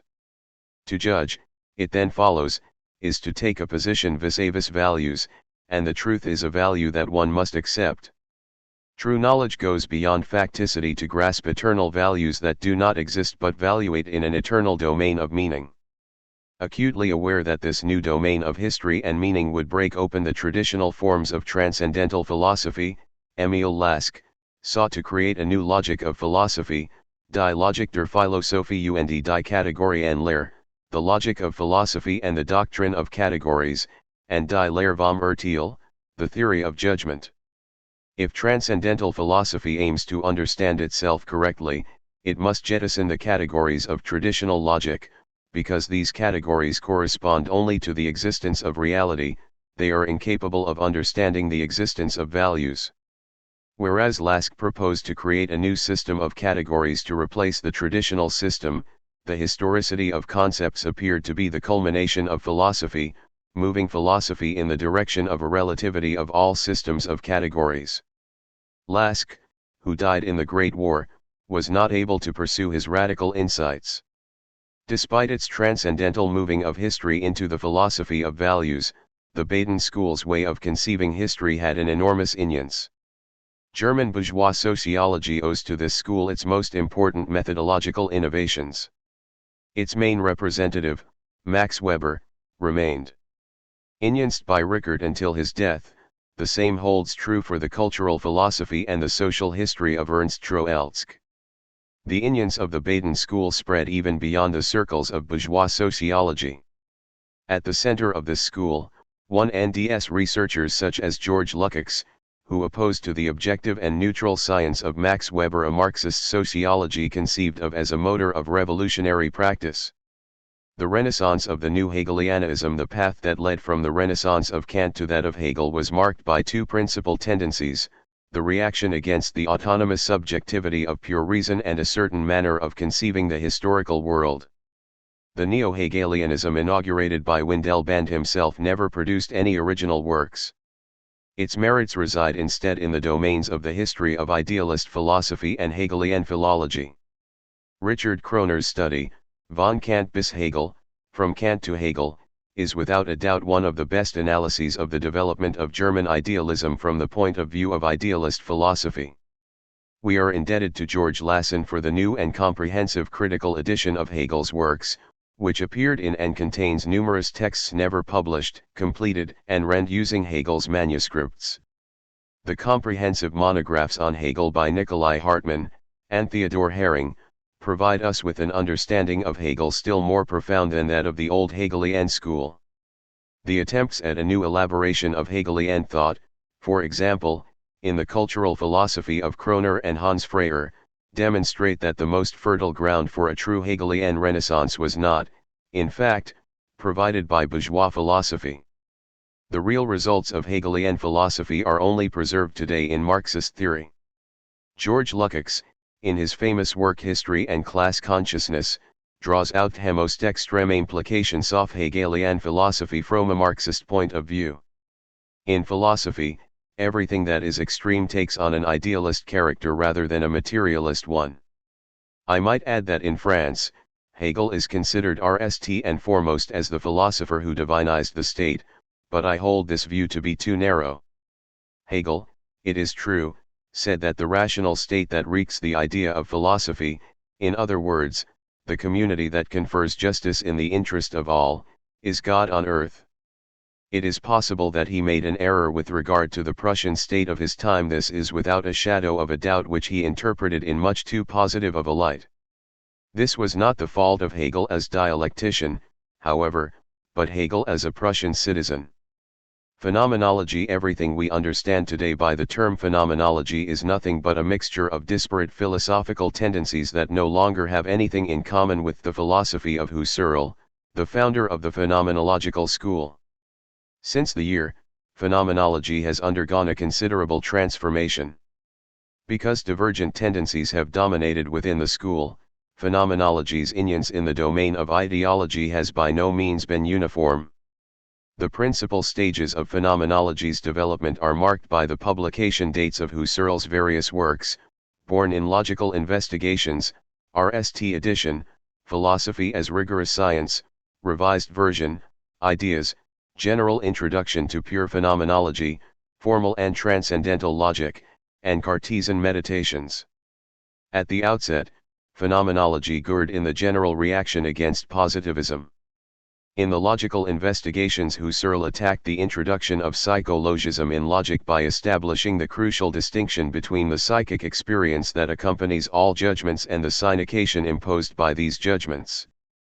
Pure logic only deals with the latter significations, which form an ideal sphere of meanings and relationships between meanings, unaffected by time, and in which legitimacy manifests itself everywhere a priori. The decisive innovation of Husserl's Logical Investigations lies in its theory of intuition. Up to this point, philosophy only recognized sensory intuition, pure, empirical sensation. Husserl enlarged the domain of intuition by recognizing nonsensory intuition as well, the intuition of ideal significations and their relationships. Through nonsensory or eidetic intuition, one perceives clearly the categories and the categorical laws of being in itself, independent of empirical determination, in other words, the universal ideas of concrete facts. This theory, known as the intuition of essences, would later become one of the most discussed aspects of phenomenology. In its original intention, it bore no relationship either with a mystical theory of knowledge or with the speculation of a metaphysical domain of ideas. Phenomenology became one of the most influential currents in German philosophy. Its new pathos issued from its strict pretension to penetrate to the things themselves, to jettison all false theories in favor of the facts as they present themselves, as simple phenomena. Phenomenology permitted one to interrogate these phenomena as to what they said about their logos, phenomenology. The massive influence of the logical investigations came only with the second edition, at a time when Husserl himself had already transformed phenomenology into a transcendental science of essences, ideas. To the world of facts, Husserl systematically added a world of essences, the study of which constituted the foundation of pure phenomenology, considered as the fundamental a priori science of all other sciences. Simultaneously, this science of essences found its direction and its transcendental justification through the phenomenological reduction. This reduction, which recalls the Cartesian method of the Meditations, is the suspension of the everyday habits involved in the perception and comprehension of the world, the suspension of faith in the existence of reality. The bracketing of reality opens the path toward the only absolutely certain foundation of philosophy, the transcendental subjectivity of pure ego in which the world constitutes itself as it is. The two principal trajectories, Brie stated, in which phenomenology developed are, the transcendental strain and the objective metaphysical strain. These trajectories played very different roles in the preparation of the new ideology of monopoly capitalism. Transcendental phenomenology had hardly been developed by Husserl himself when he transformed it into a constitutive phenomenology. This phenomenology went well beyond the transcendental philosophy of Kant and aimed to bring to light nothing less than the origins of the world along with the a priori structures of being. Insofar as it maintains a universal justification of all theory based on the pure reason of consciousness in general, it continues to work today against the subordination of theory to extra-rational suppositions. Though now fractured, this philosophy is still connected to progressive moments of liberal consciousness and belongs properly to the pre-Rousseauist era. The case of objective metaphysical phenomenology is completely different. The exploitation of the intuitionofficence in the service of an intuitionist metaphysics suppresses the critical and rationalist tendencies of phenomenology. The total subordination of reason to metaphysical reality, essentially emotive and irrational, prepares the way for racist ideology. Max Scheler began as a disciple of Eucken, die Transcendental und die Psychologische Method, the transcendental and psychological method. Then, relatively independently of Husserl, Scheler moved in the direction of phenomenology, formalism of ethics and non-formal ethics of values. He next developed a system of philosophy founded on the general bases of sociology, psychology, and biology, vom Umsturzterwert, the revolution of values, on the eternal in man, the nature of sympathy, die Wissenformen und die Gesellschaft, the forms of knowledge and society, man's place in nature, and Schriften aus dem Nachlass posthumous works. Scheler led the most energetic philosophical attack against the ratio. He privileged the emotional dimensions of human being, feelings and values, over the ratio as the real foundations of knowledge. These values are grouped in a complete system, distinct from man, in a XED hierarchy. Scheler's metaphysics, however, is often interrupted and suspended by sociological and anthropological forays. The introduction of the historical world, to which Scheler's philosophy remained open. Scheler is one of the richest and most lively influences in contemporary German philosophy, rendered the system mutable. Scheler arrived at an understanding of mind in its reciprocal relationships with the vital, political, and economic spheres. In his anthropology, mind is, in the end, only a thin, superior layer of vital and organic being.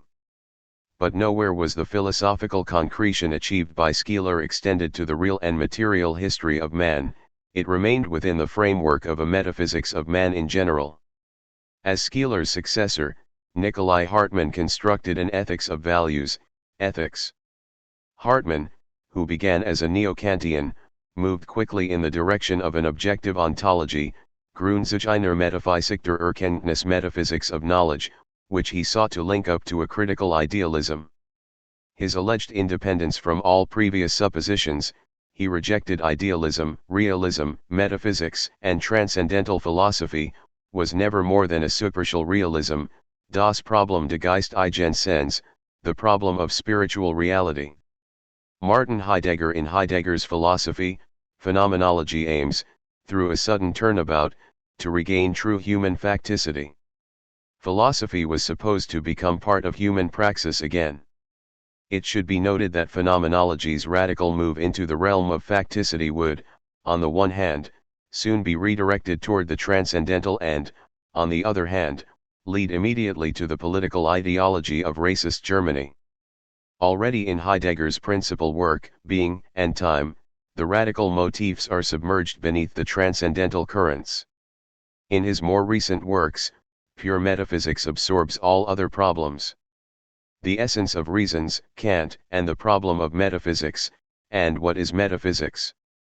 In his most recent publications, Heidegger places himself RMLY in the camp of political existentialism. He has become a spokesman for the Third Reich. For Heidegger, metaphysics, in its ancient form of ontology, that is to say, as a theory of being in itself and in its entirety, is the RST and ultimate task of philosophy. However, and here Heidegger follows in the direction RST delineated by Husserl, being exists only in the understanding of man.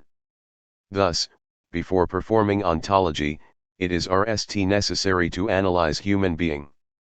Grasping human being, for Heidegger, is not a matter of pure consciousness of the transcendental ego as in Husserl, but one of concrete man in his facticity. Therefore, it is not the ego cogito, the pure abstraction that dominated philosophy from Descartes until Hegel, that serves as the foundation for philosophy, but real human existence such as it is found in its real history. Here Heidegger distinguishes himself from Husserl. Phenomenology becomes a hermeneutic of human existence known as existential analytics.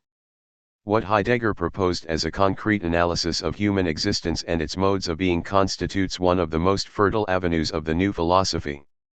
It is here that the influence of Dilthey's philosophical research is manifestly present. Here I will say a few words about the work of Willem Dilthey. His works became available in the period from to, but their true worth was not recognized until after the war. Gesammeltschriften, complete works. Dilthey's philosophy represents the highest point that bourgeois thought was able to reach in terms of the nature and structures of history. Dilthey employed his insightful analyses of man and the historical world to combat positivistic and dogmatic metaphysics. He recognized clearly the dangers inherent in transcendental philosophy, its propensity for turning the philosophy of concrete man away from man's real affairs and concerns.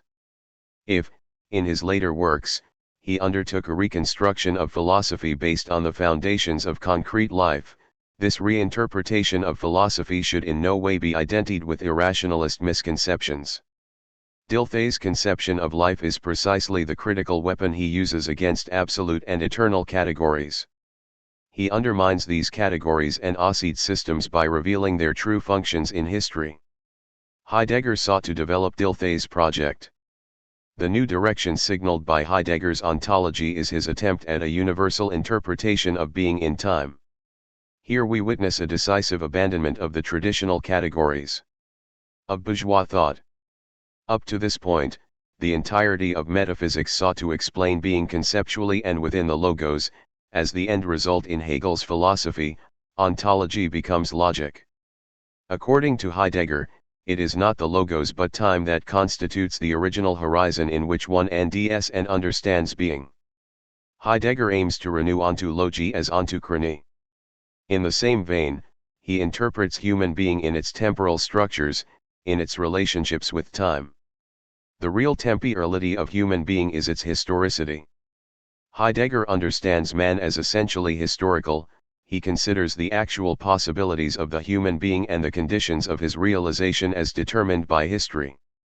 However, opposed to this tendency toward historicity in his philosophy, there is also a transcendental trajectory necessitated by the very idea of phenomenology and ontology. Heidegger's existential analytic distorts concrete man and orients itself toward human existence in general, in the neutrality of its ontological essence. Heidegger's philosophy is wedded to the idea of an authentic existence that is realized through a willingness to die for one's own possibilities. It is here that Heidegger's existential analytic is transformed into a politics of heroic, racist realism. Pure consciousness as a residue of the destruction of the world in Husserl becomes, with Heidegger, pure human existence in its transcendental purity. The original inclination toward historicity is paralyzed, history is transported into human existence, it even becomes identical with real existence. In the end, man has no other choice but to accept and appropriate the historical situation in which he ends himself. Since the material sphere remains entirely outside of this philosophy and can in no case serve as a criteria for real existence, man, isolated within himself, becomes easy prey for any real power, that, by referring to the actual situation as the true historical situation, demands of man total submission to its domination. The characteristics of authentic existence, the resoluteness toward death, the decision, the risking of life, and the acceptance of destiny are severed from all relations to the real misery and the real happiness of mankind and from all relations to the reasonable ends of humanity. In this abstract form, these characteristics become the fundamental categories of the racist worldview. The dissolution of bourgeois philosophy into heroic, racist realism. The transformation of contemporary German philosophy began with the restitution of philosophy as an exact science, following the example of mathematics, in other words with an extreme rationalism. But the faith in liberalism. Adjoined to this conception was undermined, the more the irrationalist and naturalistic currents within it came to the fore. As was the case for society as a whole, the progressive forces and groups within this movement backed down in the face of monopoly capitalism in its dictatorial phase. Thus, the development of philosophy did not lead to the renaissance of philosophy, but to its further submission to economic and social forces. The destruction of the absolute ratio and the suspension of the traditional categories of bourgeois thought were not achieved through the progression toward the nature and structures of history, but through the return to the prehistoric domain of organic nature, life, race, blood, spirit. The forces of this reactionary irrationalism are multiple. The philosophy of life, that, with Nietzsche and particularly with Bergson, incorporated a critique of contemporary society, now wages an attack against all critical and progressive tendencies. Ludwig Klage's, Der Geist als Widersacher der Seele, spirit as antagonist of the soul, interprets spirit as the deterioration of life as a whole that, in the obscurity of blood and instincts, possesses its own truth. Oswald Spengler, who, in his Decline of the West, had already derationalized the categories of Hegel's philosophy of history, has become in his more recent works, Man and Technics and the Hour of Decision, the prophet of brutal heroism and the enemy of progress and culture. Power for power's sake, movement for movement's sake, war for war's sake. With such phrases as these he legitimates the politics of social and economic imperialism.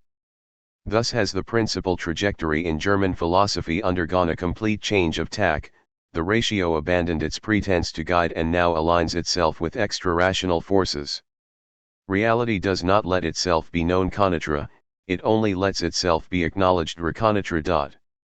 In this phrase, which signals not only the abandonment of philosophy but all theory as well, the new ideology is powerfully present.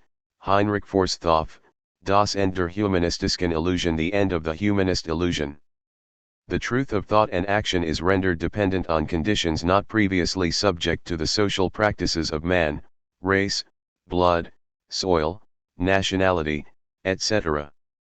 The result is a total destruction of the dialectical relationships between theory and practice, theory enters into the service of a practice predestined to transgress or conceal it.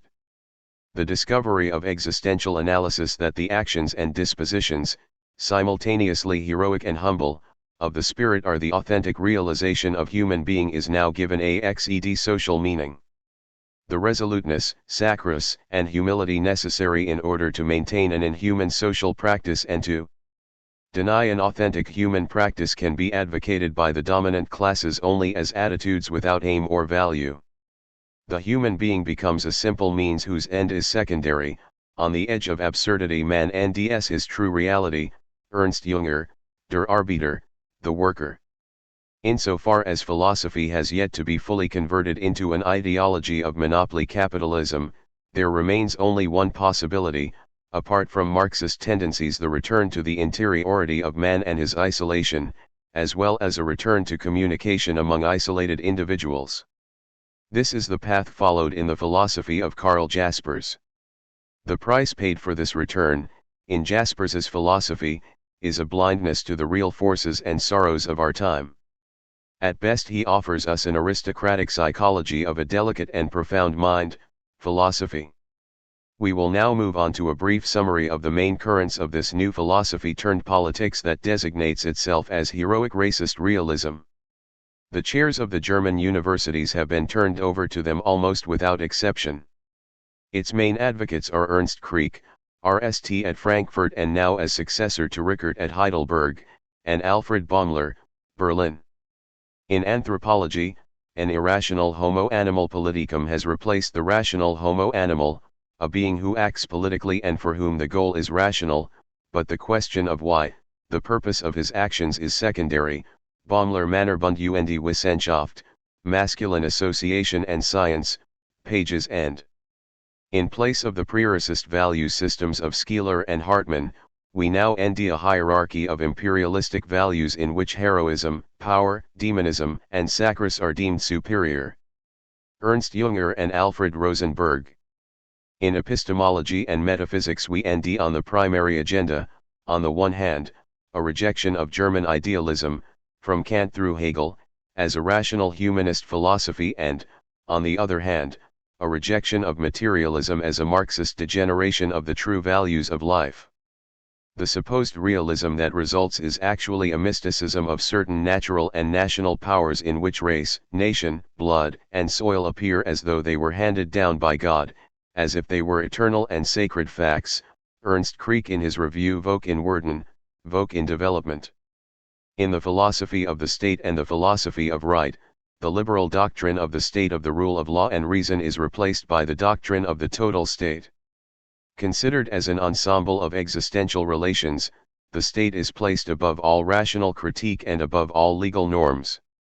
It is authorized to mobilize constantly, for its own ends, the entire citizenry and to accept their sacrifices, even though it itself does not offer a reciprocal terrestriate.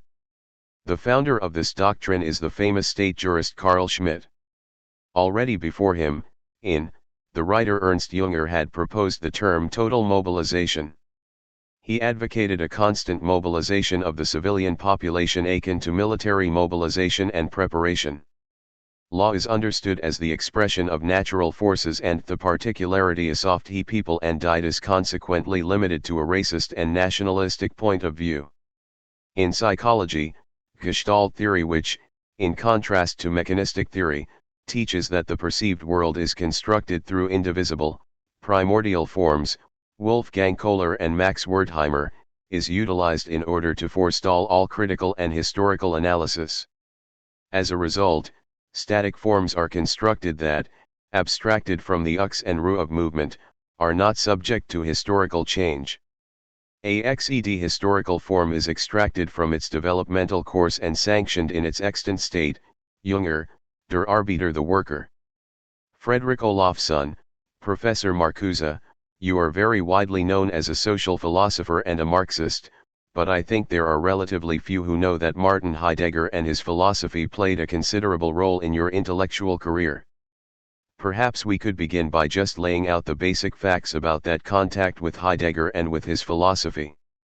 Herbert Marcuse, Here are the basic facts. I read Senuendizide when it came out and after having read it I decided to go back to Freiburg, where I had received my PhD in order to work with Heidegger.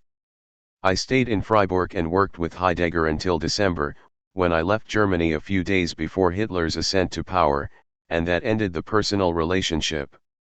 I saw Heidegger again after the war, I think in the Black Forest where he has his little house. We had a talk, which was not exactly very friendly and very positive. There was an exchange of letters, and since that time there has not been any communication between us. Olafsson, would it be fair to say that during the time you were in Freiburg you accepted the principal theses of being and time, and that you were, in some sense, at that time, a Heideggerian? Or were there major qualifications and reservations even then?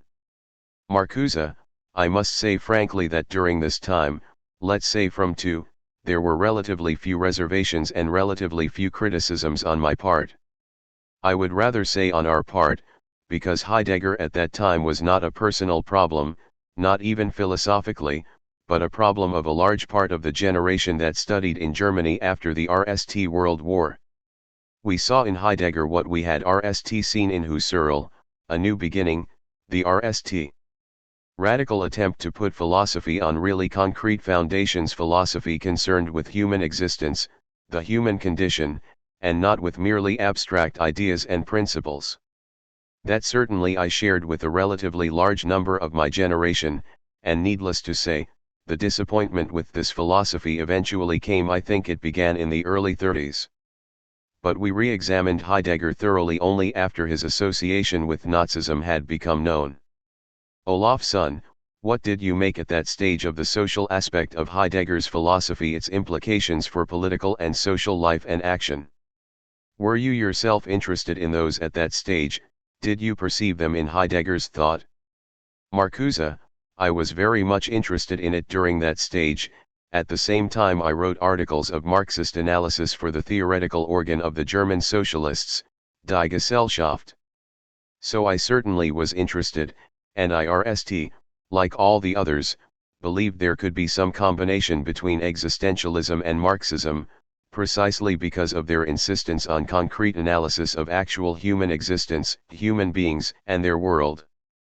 But I soon realized that Heidegger's concreteness was to a great extent a phony, a false concreteness, and that in fact his philosophy was just as abstract and just as removed from reality, even avoiding reality, as the philosophies which at that time had dominated German universities, namely a rather dry brand of neo-Kantianism, neo-Hegelianism, neo-idealism, but also positivism.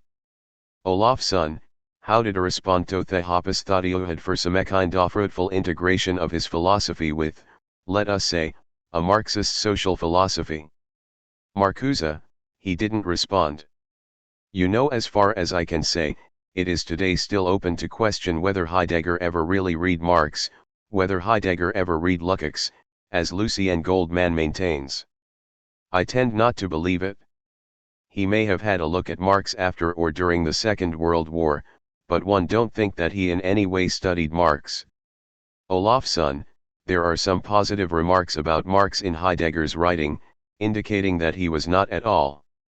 Marcuse, that's interesting. I know of only one, the letter on humanism. Olafsson, yes. Marcuse, where he says that Marx's view of history exceeds all other views. That is the only remark. I know the letter was written under the French occupation after the World War. One didn't know yet how things would go, so one don't give much weight to this remark. Olafsson, more generally, how do you view the importance of phenomenological and ontological analyses of the kind that Heidegger offered in Being and Time, their importance I mean, for purposes of social analysis? You've made it clear that Heidegger himself was not interested in developing them in that direction. Do you think that they might have had uses beyond those that he was interested in? Marcuse, in my RST article, Contribution S to a Phenomenology of Historical Materialism, I myself tried to combine existentialism and Marxism. Sartre's Being and Nothingness is such an attempt on a much larger scale. But to the degree to which Sartre turned to Marxism, he surpassed his existentialist writings and narrowly dissociated himself from them. Even he did not succeed in reconciling Marx and Heidegger. As to Heidegger himself, he seems to use his existential analysis to get away from the social reality rather than into it.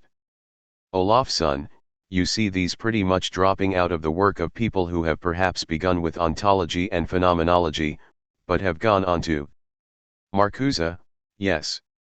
Olafsson, to Marxism. You don't see a continuing role for that kind of Marcuse. I don't think so. You see, I said at the beginning, I spoke about the false concreteness of Heidegger. If you look at his principal concepts, I will use German terms because I am still not familiar with the English translation, Dasein, Das Man, Sen, Scenes, Existence. They are bad abstracts in the sense that they are not conceptual vehicles to comprehend the real concreteness in the apparent one. They lead away. For example, Dasein is for Heidegger a sociologically and even biologically neutral category. Sex differences don't exist. The Frage nach dem Sinn remains the ever unanswered but ever repeated question. The distinction between fear and anxiety tends to transform very real fear into pervasive and vague anxiety. Even his at first glance most concrete existential category, death, is recognized as the most inexorable brute fact only to be made into an insurpassable possibility. Heidegger's existentialism is indeed a transcendental idealism compared with which Husserl's last writings, and even his logical investigations, seem saturated with historical concreteness. Olafsson, does that leave social theorists then with materialism or behaviorism as some kind of working theory of human nature? I take it that both Heidegger and Sartre have been attempting to resist philosophies of that kind. Does the dropping out of phenomenological and ontological elements in social theory mean an acceptance, de facto, of behaviorism? Marcuse, no, it does not. It depends entirely on what is meant by ontology. If there is an ontology which, in spite of its stress on historicity, neglects history, throws out history, and returns to static transcendental concepts, I would say this philosophy cannot provide a conceptual basis for social and political theory. Olafsson, let me take you up on that reference to history. This is one of the things that Heidegger interested himself in quite considerably, and there are at least 2 chapters in Being and Time that deal with history.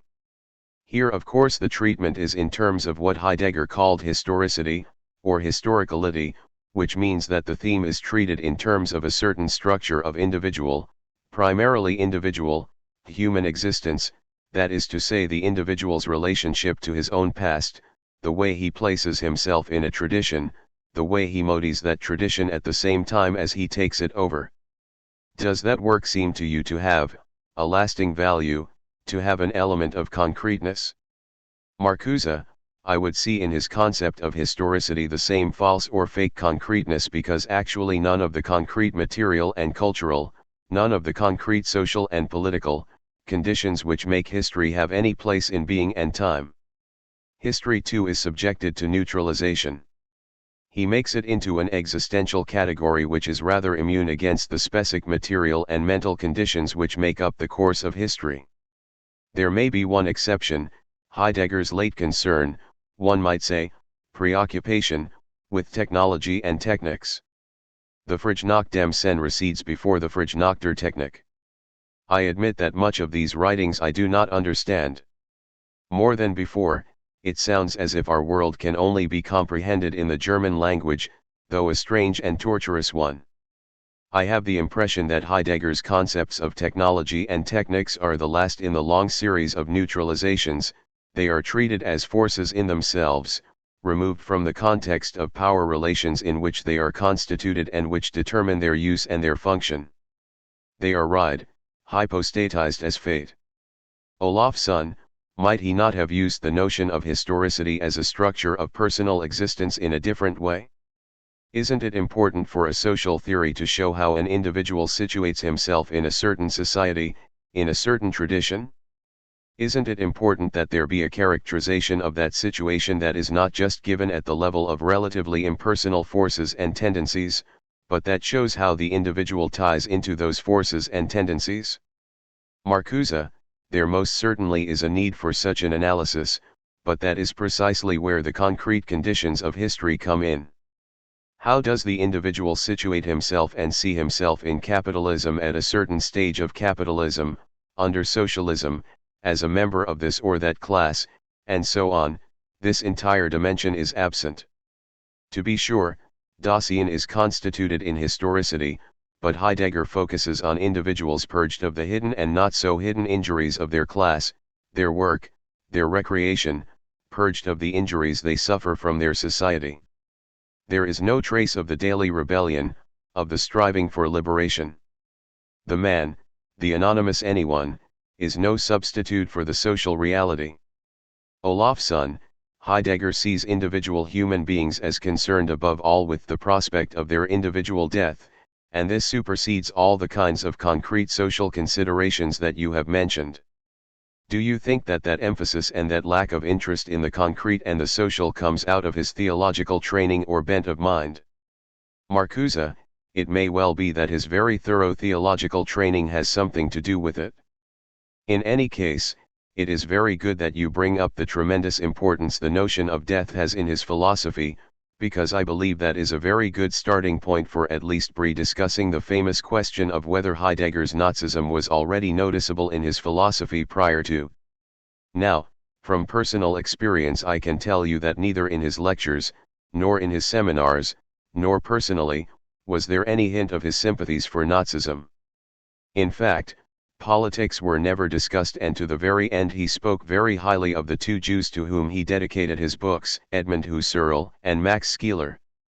So his openly declared Nazism came as a complete surprise to us. From that point on, of course, we asked ourselves the question, did we overlook indications and anticipations in Being and Time and the related writings? And we made one interesting observation, ex post. I want to stress that, ex post, it is easy to make this observation if you look at his view of human existence, of being in the world, you will envy a highly oppressive interpretation. I have just today gone again through the table of contents of Being and Time, and had a look at the main categories in which he sees the essential characteristics of existence or Dasein.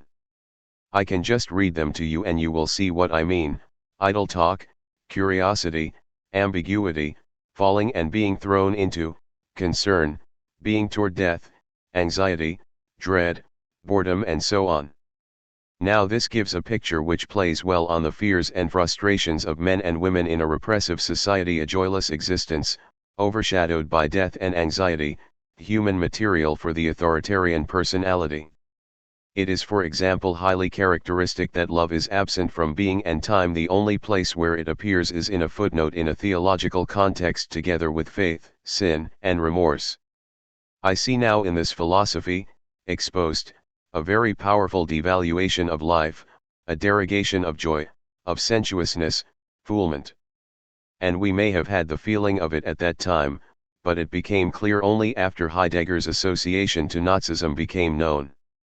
Olafsson, do you think that Heidegger as a man was simply politically naive? Do you think he understood the implications of his collaboration with the Nazi Party as rector of the University of Freiburg? Marcuse, well, I can speak rather authoritatively because I discussed it with him after the war. In order to prepare my answer, let me read the statement which he made. I quote literally, "Let not principles and ideas rule your being. Today, and in the future, only the Führer himself is German reality and its law." These were Heidegger's own words in November. This is a man who professed that he was the heir of the great tradition of Western philosophy of Kant, Hegel, and so on. All this is now discarded. Norms, principles, ideas are obsolete when the Führer lays down the law and deems reality the German reality. I talked with him about that several times and he admitted it was an error. He misjudged Hitler and Nazism, to which I want to add two things. That is one of the errors a philosopher is not allowed to commit. He certainly can and does commit many mistakes, but this is not an error and this is not a mistake. This is actually the betrayal of philosophy as such, and of everything philosophy stands for. Secondly, he admitted, as I said, it was a mistake, but there he left the matter. He refused, and I think that somehow this rather sympathetic, he refused any attempt to deny it or to declare it an aberration, or I don't know what, because he did not want to be in the same category, as he said, with all those of his colleagues who suddenly didn't remember any more that they taught under the Nazis, that they ever supported the Nazis, and declared that actually they had always been non-Nazi. Now, in the case of Heidegger, as far as I know, he gave up any open identification with Nazism, I think, he was not rector of the university anymore. In other words, from that time on he withdrew, but to me this in no way simply cancels the statement he made. In my view, it is irrelevant when and why he withdrew his enthusiastic support of the Nazi regime. Decisive and relevant is the brute fact that he made the statement just quoted, that he idolized Hitler, and that he exhorted his students to do the same. If, today and in the future, only the Führer himself is German reality and its law, then the only philosophy that remains is the philosophy of abdication, surrender. Olafsson, in his discussions with you, did he give any indication of his reasons for withdrawing, or what he believed the mistake of Nazism to be? I'm wondering in particular if it was motivated by anything that one would call a moral consideration, or Marcuse. In fact, I remember he never did. No, he never did. It certainly wasn't anti-Semitism. That I remember. But he never did, you are quite right. I think I do understand now why he turned against the pre-Hitler democracy of the Weimar Republic, because life under the Weimar Republic certainly in no way conformed to his existential categories. The struggle between capitalism and socialism waged almost daily on the streets of the workplace with violence and with the intellect, the outburst of a radically rebellious literature and art. This entire world, existential throughout, lies outside his existentialism. Olafsson, there's one important concept in being and time which we haven't alluded to, and that is the concept of authenticity or Eigentlichkeit, a concept that has known a wide popularity, I guess, both before and after Heidegger, implying a certain false relationship to oneself, and thereby a certain false relationship to one's fellow men and I suppose to one's society. Does this strike you as a concept, in Heidegger's development of it, that has any continuing utility? Marcuse, it is an interesting concept. Again, if I remember how he actually deans authenticity, the same categories come to my mind, which I would call rather oppressive and repressive categories. What is authenticity? Mainly, if I remember correctly, and please correct me if I don't, the withdrawal from the entire world of the others, das Man. I don't know what the English translation is. Olafsson, the anonymous anyone. Marcuse, authenticity would then mean the return to oneself, to one's innermost freedom, and, out of this inwardness, to decide, to determine every phase, every situation, every moment of one's existence. And the very real obstacles to this autonomy? The content, the aim, the what of the decision? Here too, the methodical neutralization, the social, empirical context of the decision and of its consequences is bracketed. The main thing is to decide and to act according to your decision. Whether or not the decision is in itself, and in its goals morally and humanly positive or not, is of minor importance. Olafsson, there is another side to the concept. I agree with what you have been saying about this side of it, but there's another side in which Heidegger treats inauthenticity as a kind of deep attempt that human beings make to present themselves to themselves in a form that suppresses or blocks out the element of decision, the element of responsibility for themselves, that incorporates them into some kind of larger, whether it be physical or social, entity, and thus relieves them of the necessity for decision. Now that bears, it seems to me, perhaps I am wrong, some analogy to things that you have had to say about tendencies in modern technological society.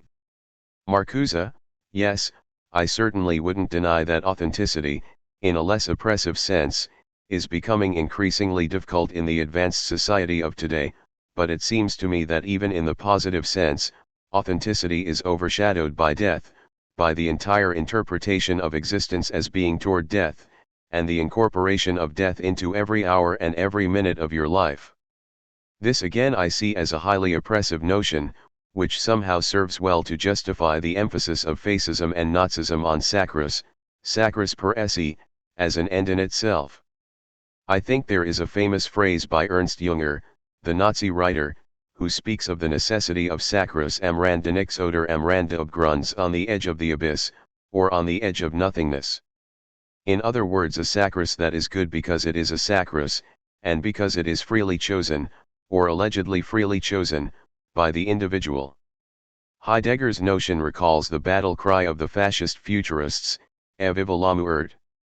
Olafsson, you mentioned Sartre's name a while ago, and I'd like to turn now, if I may, to the relationship between Heidegger and Sartre. As you yourself have pointed out, I think, on occasion Sartre's being and nothingness is very heavily dependent upon Heidegger's being and time, as, of course, it is upon other works in the German tradition, like the Phenomenology of Mind. Heidegger, on the other hand, has from the standpoint of his latter thought, repudiated any suggestion of common ground between these two philosophies, or these two statements. And that, of course, has been contested by others. How do you see this problem of the relationship between Heidegger and Sartre, and the relationship of Heidegger to the whole wider phenomenon of existentialism in the post-war period? Marcuse, well, it is a large question and I can only answer a small part of it. I believe there is a common ground between Sartre's early work and Heidegger, namely the existential analysis, but there the common ground ends. I would do injustice to Sartre if I would prolong it beyond that point. Even L'être is already much more concrete than Heidegger ever was. Erotic relationships, love, hatred, all this the body, not simply as abstract phenomenological object but the body osidi sensuous lie experienced plays a considerable role in Sartre. All this is miles away from Heidegger's own analysis, and, as Sartre developed his philosophy, he surpassed the elements that still linked him to existentialism and worked out a Marxist philosophy and analysis. Olafsson, doesn't the critique of dialectical reason still strike you as a very idiosyncratic version of Marxism, still marked importantly by the earlier thought? Marcuse, it is important, and again it contains elements of truth, but I don't know whether you can really incorporate them into his earlier work, and his later work I just haven't followed adequately, so I wouldn't know. Olafsson, the interesting question that arises of course in connection with that is what Heidegger's place would be in the history of Western philosophy so conceived, because it has seemed, as you were saying, to many that being and time was anal turn on the transcendental screw, as it were, and that he would stand then in the same tradition as the people that he seems to be criticizing so trenchantly. Marcuse, in the specific context of the history of philosophy, this may be true. In the larger political context, one may say that German idealism comes to an end with the construction of the Nazi state. To quote Carl Schmitt, on January, Hegel died. Olafsson, and yet Heidegger's philosophy enjoyed enormous prestige in Germany in the post-war period. I think that is beginning to slack off a bit. Marcuse, true. Olafsson, or has been for the last decade, and I suppose it was more the later philosophy than the philosophy of being and time that formed the basis for that renaissance of interest in Heidegger. Do you have any impressions of his influence on German intellectual life in the post-war period? Marcuse, I only know that by now it has been reduced considerably. There was a great interest in Heidegger for quite some time after the war, and I think you are right, it was mainly the late work and not the early work. Olafsson, Theodor Adorno, a former colleague of yours, has characterized that influence in highly critical terms. Marcuse, yes. Olafsson, as a glorification of the principle of heteronomy, which I take to mean essentially the principle of external authority of some kind. If that is true, then there is a kind of paradox in the fact that a philosophy of will and self-assertion, of authenticity, has turned around into an ideological basis for an essentially heteronymous and authoritarian social orientation. Marcuse, Yes, but as we discussed, I think the roots of this authoritarianism you can again exposed, in being and time, and the heteronomy may not only be that of outside authorities and powers, but also, for example, the heteronomy exercised by death over life. I think that Adorno has this too in mind when he speaks of it. Olafsson, do you think that Hegel is dead, that classical German philosophy is effectively at an end? Can there be continuators, more successful, perhaps, than Heidegger? Marcuse, you mean the tradition of German idealism? Olafsson, I mean, is it still possible for living philosophies to be built on the great classical authors, Hegel and Kant, whether through revision, or however? Are these still living sources of philosophical inspiration? Marcuse, I would definitely say yes. And I would definitely say that one of the proofs is the continued existence and development of Marxist theory. Because Marx and Engels themselves never failed to emphasize to what extent they considered themselves as the heirs of German idealism. It is, of course, a greatly moded idealism, but elements of it remain in social and political theory. Olafsson, I think you've already characterized, in general terms, what permanent effect Heidegger's philosophy, his teaching, had upon your own thought, upon your own philosophical work. Is there anything that you want to add to that? On balance, does the encounter with Heidegger seem to you to have enriched your own philosophical thinking, or is it something that you essentially had to see through and overcome? Marcuse, I would say more.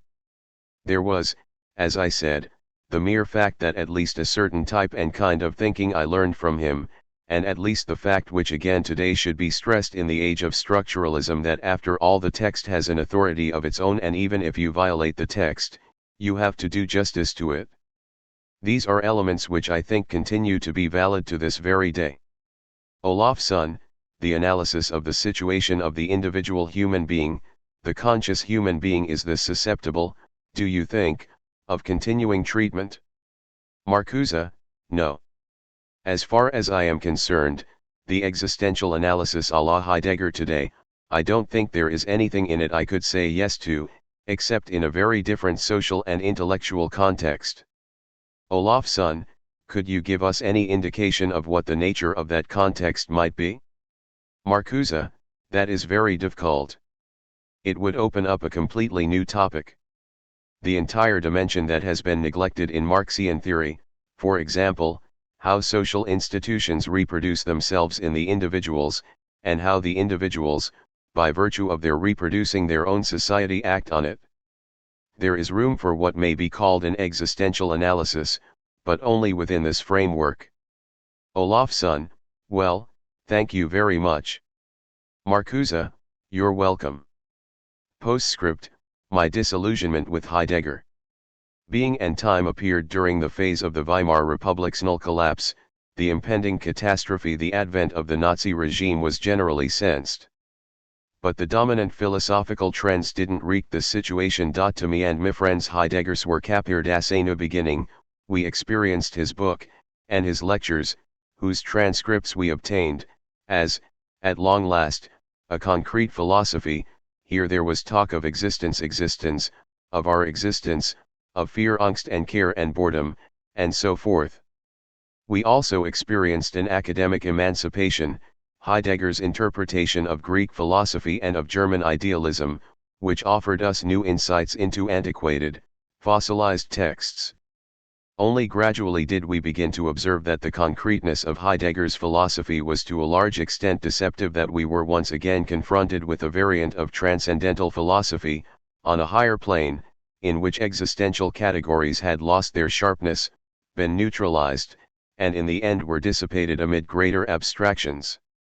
That remained the case later on, when the question of being was replaced by the question of technology, merely another instance in which apparent concreteness was subsumed by abstraction, bad abstraction, in which the concrete was not genuinely superseded but instead merely squandered. I left Freiburg in January. Prior to, neither I nor my friends had observed or known anything about Heidegger's connection to Nazism. Only later did we attempt to reconstruct the affinity between his philosophy and his politics. Today it seems inexcusable to me to dismiss Heidegger's support of the Hitler regime as a brief mistake or error. I believe that a philosopher cannot make such a mistake without thereby disavowing his own authentic philosophy. Aufhebung/Aufheben, sublate. Rather than attempt to distinguish which of the three meanings of the German verb aufheben, lift up, negate, or preserve, was predominant in each particular usage, as some translators have done, we have opted to translate the term with sublate throughout, and leave it up to the reader's discretion to decide which meaning, s, are intended. Bestimmung/Bestimmtheit/Definition, determination/determinacy/definition. We have translated Bestimmung and Bestimmtheit as determination and determinacy to preserve the distinction among the three terms, which is crucial in the dialectical tradition, particularly since Hegel. Marcuse's frequent use of the concept of Bestimmung is line with this tradition, insofar as he shares Hegel's rejection of the possibility of seeing the meaning of concepts once and for all in a static definition. Accordingly, Bestimmtheit implies that which exists in the immediacy of the present, that which is merely a moment in a larger underlying process. Bewegtheit, motility. We have followed Salah bin Habib's translation of this term as motility in order to preserve the crucial distinction between Bewegtheit and Bewegung, movement, see the entry below for Geschehen. Along with happening and historicity, motility is one of the most important concepts Marcuse appropriates from Heidegger at this time. It signifies the uniquely and ontologically historical existence of authentic Dasein. Most importantly, it signifies a particular relationship to time. In Being and Time, Heidegger goes to great lengths to demonstrate that human Dasein is primarily a temporal, not a spatial, being. He argues that the Cartesian understanding of time is based on an abstract and quantitatively measurable conception of space as residential extensa. The dominant concept of time in modernity is based on the quantitatively measurable movement of an object through this abstract space. But this understanding obscures the more fundamental temporality and motility of Dasein. Heidegger traces this fatefully reductionist interpretation of time all the way back to Aristotle's Physics and Metaphysics, in which time is also interpreted on a model of quantitably measurable movement in space, what Heidegger calls Jetztzeit, literally, now time. Heidegger writes, Eversince Aristotle Discussion soft die Konzeptoptimie Havklang in principle to the Aristotelian definition, that is, in taking time as their theme, they have taken it as it shows itself in circumspective concern. Time is what is counted, that is to say, it is what is expressed and what we have in view, even if unthematically, when the traveling pointer, or the shadow, is made present. When one makes present that which is moved in its movement, one says now here, and so on. These nows are what get counted. The world time which is cited in this manner in the use of clocks, we call the now time. When Dasein's complex relationship to time and history is construed in this manner, as quantifiable movement through abstract space, its unique ability to act resolutely based on its highest possibilities and to project these possibilities into the future is fundamentally lost. In other words, its historically mediated and self-reexhibe motility is reduced to the passive movement of a mere thing. Marcuse was well aware of parallel analyses in the Marxist tradition of the rise of an abstract conception of time, and its link to the problems of alienation and Reichation, but no one in the Marxist tradition had yet attempted, in the manner of Heidegger's existential analytic or his analysis of historicity, to provide a detailed, positive demonstration of what a non-right relationship to time and history would look like at the level of the concrete individual. Marcuse believed that Heidegger had, on this particular point, moved beyond the abstract concept of subjectivity that dominated both bourgeois and Marxist discussions at that time. Heidegger's attempts to extend his analysis of subjectivity to a collective level, on the other hand, remain pseudo-concrete, in Marcuse's eyes. Dasein. We have decided to leave this concept untranslated in order to distinguish it from other closely related concepts, such as existence and Mensch. But the reader should not automatically assume that Marcuse always uses this concept in its emphatic Heideggerian sense. Dasein is a familiar term in Hegel's lexicon, and it is also not uncommon in standard spoken German. By not translating the term, we leave it up to the discretion of the reader to decide if Marcuse is using it in the Heideggerian, Hegelian, or merely standard non-philosophical sense. Erbe, inheritance. We have opted to break with Macquarie and Robinson's translation of this term as heritage, because Marcuse's Marxist appropriation of the term has a more concrete, materialist innection. Marcuse speaks often of the historical inheritance that provides the more or less favorable conditions for the development of each successive generation. The problem is not just that historical heritage is redundant, heritage also has stronger traditional and cultural connotations that fail to capture Marcuse intentions. Although Marcuse does not subscribe to Engels's ontological materialism, he does emphasize that the historical inheritance is a dialectical unity of material and cultural or intellectual elements. Marcuse and Heidegger both insist that each generation must disavow or negate its historical inheritance, but for Heidegger this negation is a means of repeating past possibilities that have been obscured by inauthentic forms of existence, while for Marcuse the negation of the present also involves the preservation of those material and intellectual elements that will make possible the emergence of qualitatively new and more emancipated forms of life. Entäußerung/Entfremdung, alienation/estrangement. Although Entäußerung is sometimes translated as externalization, in which case Entfremdung is then usually translated as alienation, to capture Hegel's more neutral use of the term, in his economic and philosophic manuscripts of Marx's use of the concept is clearly negative and critical. In the last two essays in this volume, which is where the terms appear, Marcuse uses them primarily in the latter sense. In the few cases when Marcuse uses the term in the more neutral, Hegelian sense, we have translated it as externalization and included the original in brackets. Erkenntnis/Erkennen/Wissen, the translation of these three terms poses virtually insurmountable problems. While there are not any good solutions, the least misleading in this context is to use knowledge as the standard translation of both Erkenntnis and Wissen and knowing for Erkennen. The difficulty arises because Marcuse's Erkennen and Erkenntnis to me in both, cognizing and cognition in the technical sense of the term in the tradition of Kantian and Neo-Kantian epistemological Erkenntnis theoretische Reaktion, which stresses the split between an actively cognizing subject that provides the basic structuring categories of knowledge and a passively cognized object that provides the unformed material of knowledge, and knowing. And knowledge in the more standard sense of the term, which implicitly or explicitly stresses the unity of the knowing subject and the known object, as is the case in Heidegger's phenomenology, which views the dualistic approach to knowledge of Erkenntnis theory as artificial and derivative. As a dialectical thinker, Marcuse agrees with Heidegger on this point. He believes that this is one of Heidegger's arguments that can contribute to recovering some of the most important insights of the Hegelian Marxist tradition.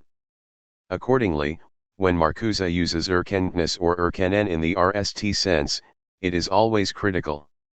An exempli of Marcuseising the term in the formier way to stress the limitations of the Kantian and Neo-Kantian epistemology, is the following passage from the essay on the dialectic. In the true sense of the word, only human Dasein can be called historical, because knowledge Wissen of one's own existence and a knowing Wissens, not merely cognizing Erkennens, relation to reality belong to authentic being historical. The problem, however, is that Marcuse uses the term more often in the second, more neutral sense. For example, in a discussion of Plato's philosophy in the same essay, Marcuse states that, the dialectic belongs to the highest level of human knowledge Erkenntnis. In a discussion of Marx in Contributions to a Phenomenology of Historical Materialism he also states, all genuine knowledge is, in the most profound sense, practical knowledge, in that it brings a human Dasein into the truth. If one were to translate Erkenntnis and Erkennen consistently as cognition and cognizing, this would greatly distort Marcuse's intentions in cases like these and many others in which knowledge does not refer critically to the modern, dualistic epistemological tradition. Nonetheless, we have included the original in brackets wherever knowledge is used to translate Wissen in order to preserve the distinction between it and Erkenntnis. Also, in just a few instances, when Marcuse contrasts Erkenntnis or Erkennen directly with Wissen, we have translated the former as cognition and cognizing and included the original in brackets. In any case, the distinction between a negatively construed, epistemological Erkenntnis and a more positively construed concept of Wissen, as a necessary moment in self-reexhive, historically mediated praxis, occurs prominently only in the essay on the dialectic. But even in that essay, this distinction is secondary to the main thrust of Marcuse's argument, which is to overcome the passive, spectatorial conception of subjectivity that resulted from a one-sided or abstract privileging of knowledge, a position that dominated contemporary debates from neo-Kantianism to historicism to social democratic orthodoxy. Marcuse saw Heidegger's concepts of motility, happening, glossary, and historicity as an important, if ultimately unsatisfying attempt to recover a more active and concrete concept of subjectivity. He used Heidegger's concepts as a springboard for attempting to recover the genuinely concrete concept of subjectivity in Hegel and Marx's conception of the dialectic. He would present this argument in the most detail in the Habilitationsschrift he wrote under Heidegger's direction, Hegel's Ontology and the Theory of Historicity, in which he traced the competing tendencies in Hegel's thought between a critical, ontological conception of being as life, and an affirmative, epistemological concept of being as absolute knowledge. He argued that the latter tendency gained the upper hand in Hegel's logic and remained dominant in his later work, but that the former tendency, which served as the basis of his early writings, was still present in the phenomenology of spirit. Thus it was not a coincidence, as Marcuse points out in his essay on the philosophic and economic manuscripts of, that Marx considered the phenomenology the true point of origin and the secret of the Hegelian philosophy, and that it served as the point of departure for his own dialectical theory. Existential/existential, in the few cases when Marcuse has used existential in its emphatic Heideggerian sense, we have either left it untranslated or included the original in brackets.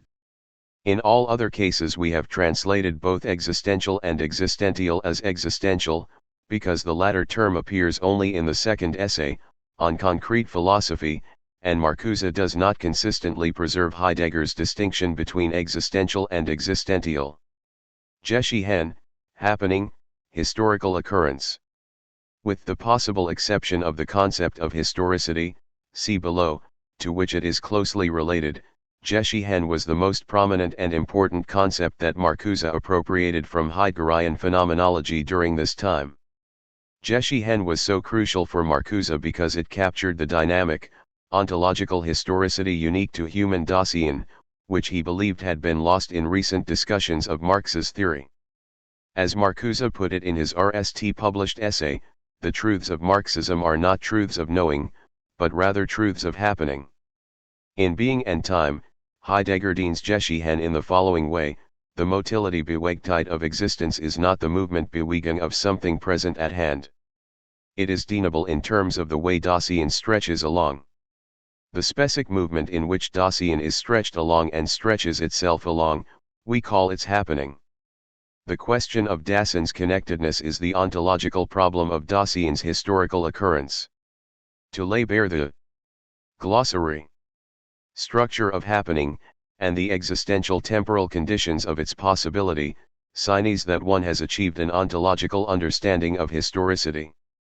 For Heidegger, in other words, the way in which human Dasein exists is not merely dynamic, but ontologically historical. Thus the motility of Dasein differs qualitatively from the mere movement of all other physical objects in space and time, which is governed by natural laws. As the only being for whom being itself is an issue, Dasein's existence always involves appropriating past possibilities and projecting them into the future, and a failure to recognize this to draw one's possible modes of existence solely from the bad immediacy of the present is to live irresolutely and inauthentically, in the manner of a mere thing amongst things. But the authentic type of existence, to which Geschehen refers, entails a very specific type of historical consciousness for Heidegger. He chooses carefully, as always the concept of Geschichte due to its etymological kinship with the German word for history, Geschichte. Heidegger argues that the German term, with its close proximity to Geschichte, implies a self-reactive and active relationship to history. He distinguishes Geschichte from the Latin term histori, which implies a passive, spectatorial, inauthentic way of relating to history. He writes, Geschichte indicates a happening that we ourselves are, and in which we are involved. There is a difference between Geschichte and movement, e.g. of the stars. Geschichte is formally a certain type of movement. It is the sort of happening that is still there as past, about which we know in a certain way. A rigorous explanation of Geschichte would necessitate differentiating it from mere movement. Movement is the broader concept, which denotes the phenomenon of change, the transition from to. Movements take place in the world. Geschichte happens to me myself, I am this happening. This happening is not just change or mere transition, but rather as we proceed ahead of ourselves, we are the very happening itself. We are Geschichte, i.e. our own past. Our future lives out of the past. Heideggerian's history, on the other hand, as the knowledge or kenntnis of a happening. The type of knowledge that makes it possible to inform ourselves about a past event is called historical. Thus, for Heidegger, the concept of Geschichte was intended to move beyond the passive, detached approach to the past implied by history and to capture the active, self-reactive, and historically conscious existence of authentic human Dasein implied by Geschichte. It was precisely this attempt to recapture the full meaning of history for human Dasein that seemed so promising to Marcuse as way of overcoming the dualistic and ultimately passive epistemologies not only of bourgeois neo-Kantianism and historicism, but also of the objectivist philosophy of history of social democratic orthodoxy. Geschichtlichkeit, historicity. Along with Geschichte, see above, this is the most important concept that Marcuse appropriates from Heidegger in the late s. Geschichtlichkeit has the same etymological and ontological implications as Geschichte and Geschichte. In fact, in Heidegger's philosophical lexicon, Geschichtlichkeit is very closely related to Geschichte. As Heidegger puts it in Being and Time, the question of Dasein's connectedness is the ontological problem of Dasein's happening. To lay bare the structure of happening, and the existential temporal conditions of its possibility, signs that one has achieved an ontological understanding of historicity. The structure of happening is the key to an ontological understanding of historicity, insofar as happening refers to the uniquely two-dimensional character of Dasein's existence. Whereas the historical existence of ordinary beings is merely one-dimensional, in the sense that they always exist in the immediacy of the present, Dasein's historical existence is ecstatically open, as Heidegger puts it, in the sense that Dasein must, in order to exist authentically, constantly project itself into the future by resolutely appropriating the highest possibilities it has inherited from the past. Dasein's relationship to time and history, its unique historicity, is ontological in the sense that it is more fundamental than the merely ontic relationship of ordinary beings to time and history, which they experience in a merely passive way. But the potential to take a more active, two-dimensional stance toward time and history lies within the very being of Dasein, and to refuse this potential is tantamount to rejecting the very essence of human being. Marcuse initially believes that Heidegger's analysis of ontological historicity and its loss in inauthentic forms confirms Marx's analysis of alienation and reichation, and his belief is strengthened substantially by the publication of Marx's economic and philosophic manuscripts of. In contrast to Heidegger, however, Marcuse argues that the cause of the alienation and inauthenticity of contemporary forms of existence is not Seinsvergessenheit, a complete inability to even pose the question of the meaning of being, but rather the right social relations produced by modern industrial capitalism. Marcuse's interpretation is abetted by Heidegger's argument in the FTH chapter of the second division of Being and Time, in which he develops the far-reaching implications of the concept of historicity, that authentic historicity can be attained only collectively. But Marcuse differs with Heidegger once again in his Marxist insistence that the only genuinely historical collective subject in the present would be a self-consciously universal subject, not a particularistic community of destiny, as Heidegger argued in Being and Time and in his defense of National Socialism a few years later. Mensch/Menschlich/Menschheit/Menschlichkeit, we have translated Menschlich as human and both Menschheit and Menschlichkeit as humanity throughout. Despite its sexist overtones, we have opted to follow the conventional translation of Mensch as man or men. In the original German Mensch is gender neutral, and the reader should keep this in mind throughout. We made this decision not only because this was the term that Marcuse himself used when he wrote in English, in one-dimensional man, for example, but also because it was impossible to develop an alternative that could be used consistently. Neither humans nor human beings worked in all cases. Furthermore, using man/men made it possible to preserve the distinction between Mensch and Menschliches Sein, human being. The concept of Mensch is most important in Marcuse's essay on Marx's economic and philosophic manuscripts. Marcuse seizes on the anthropological elements in Marx's text, which resonate well with his own appropriation of Heidegger's analysis of the ontological historicity of Dasein. Marcuse believes that both Heidegger and Marx identified certain characteristics that are shared by all men and that actually determine the very essence of man, but that these very characteristics are forgotten or repressed in the inauthentic or alienated forms of existence analyzed by Heidegger and Marx. Marcuse believes that Heidegger went further than any other contemporary philosopher, insofar as he recognized the depth of the problem, but he remains ultimately unsatisfied with Heidegger's explanation of its causes. With the publication of Marx's economic and philosophic manuscripts Marcuse believes that the way to a truly concrete explanation of the problem, in terms of the alienation of man's very essence that lies at the heart of capitalist social relations, has been found, as his enthusiastic review of Marx's early work makes clear. For Marcuse, in other words, capitalism is not simply an exploitative system of property relations, but a perversion of the very essence of man. Thus Marcuse affirms the early Marx's interpretation of capitalism as the prehistory of mankind, with the implication that man will not fully realize his latent potential as a species being until a qualitative break is made.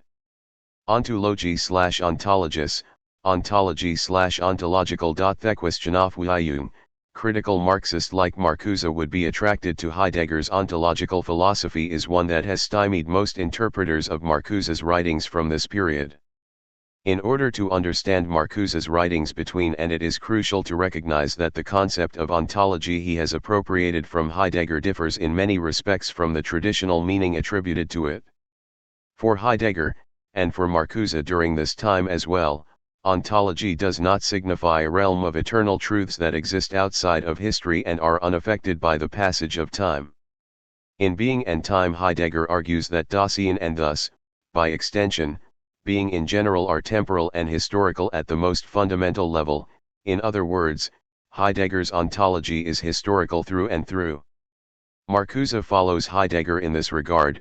In fact, Heidegger's attempt to establish historicity as the very essence of human being appealed so greatly to Marcuse because he felt that man's unique relationship to history had been lost in contemporary theoretical discussions, both bourgeois and Marxist. For both Heidegger and Marcuse, ontology serves as a counter-concept to epistemology. It is intended to highlight the impossibility of attaining a transcendental position beyond temporality and history. For this reason, the concept of immanence also plays an important role in Marcuse's writings during this time. For example, Marcuse argues in the spirit of Marx's critique of utopian socialism that emancipatory social change cannot overshoot the objective possibilities that exist in a latent but unrealized state in the present historical situation.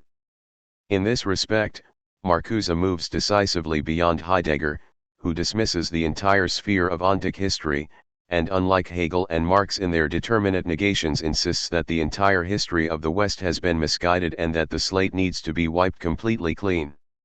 Marcuse also insists that social change must be RMLY anchored in the knowledge and actions of the individual subjects who bring it about and cannot be imposed upon them by some external force, for this would represent a violation of the fundamental principle of immanence. Marcuse criticizes the vanguardist implication of Lukács's concept of class consciousness on this basis. In short, Marcuse was convinced at this time not only that Heidegger's concept of ontology was reconcilable with the thoroughly historical theories of Hegel and Marx, but he also believed it captured their fundamental insights better than most of their contemporary interpreters. Sen/scenes, being/being. The concepts of sen and scenes and the distinction between them form the foundation of the central problematic that Heidegger addresses in Being and Time. But, as with so many other of Heidegger's concepts, sen and scenes present the translator with virtually insurmountable problems. Several different solutions have been put forth. Sen has been rendered as being, always capitalized, and being and scenes has been translated as entity, a sense and beings, to name only the most widely recognized translations. We have decided to add yet another variation on these terms and to create an unsightly neologism by translating sen as being and scenes as being. Our decision to translate the terms in this way was not based on a conviction that our solution is necessary lie superior to others, and even less on a Heideggerian faith in the power of neologisms, but rather because it seemed best to capture Marcuse's particular use of the concepts in these essays, which is by no means limited to the Heideggerian idiom.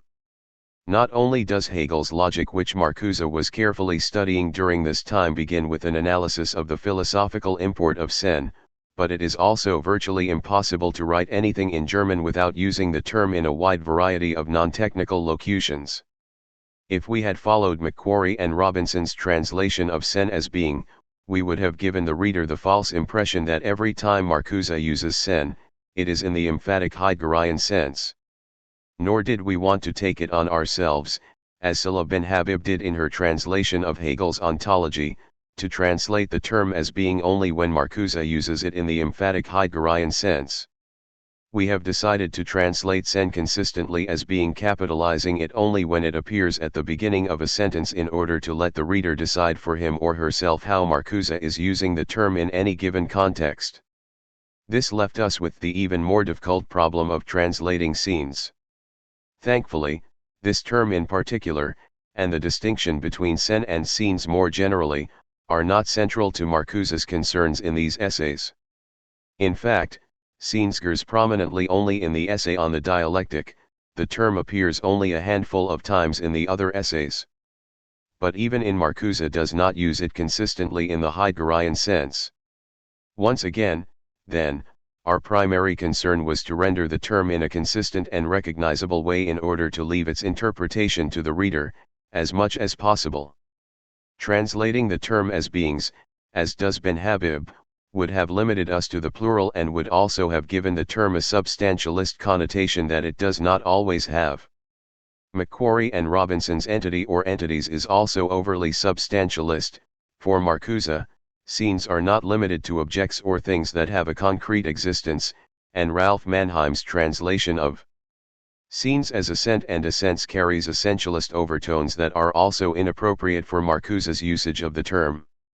Translating the term as being has allowed us not only to retain the close relationship between sen and scenes, but also to preserve Marcuse's distinctions between the singular being and the plural beings. Furthermore, drawing attention to the ing by setting it apart with a dash in being expresses the grammatical relationship between sen and scenes in German, the former being the infinitive and the latter the gerund of that infinitive.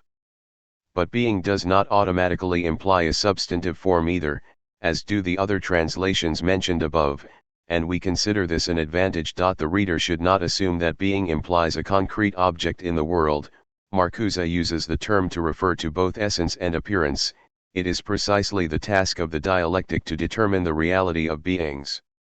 Tun/Tätigkeit, doing/activity. This distinction, which occurs most prominently in the last essay, the philosophical foundations of the concept of labor in economics, has far-reaching implications for Marcuse's interpretation of Hegel and Marx. As Marcuse argues in the essay, the concept of labor has its basis in a much broader notion of human doing that, following Hegel, he is careful to distinguish from activity. As Marcuse puts it, we have introduced Hegel's philosophically founded concept of labor only to the extent necessary to outline his starting point.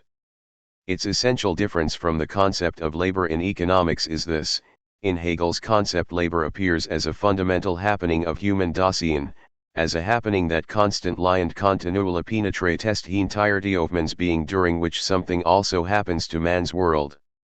Here labor is precisely not a specific human activity, for no single activity seizes and penetrates the totality of human Dasein. Every activity affects only particular regions of this totality and happens only in particular regions of its world. Rather, it is that on which every single activity is based and to which each activity always returns, a doing ton.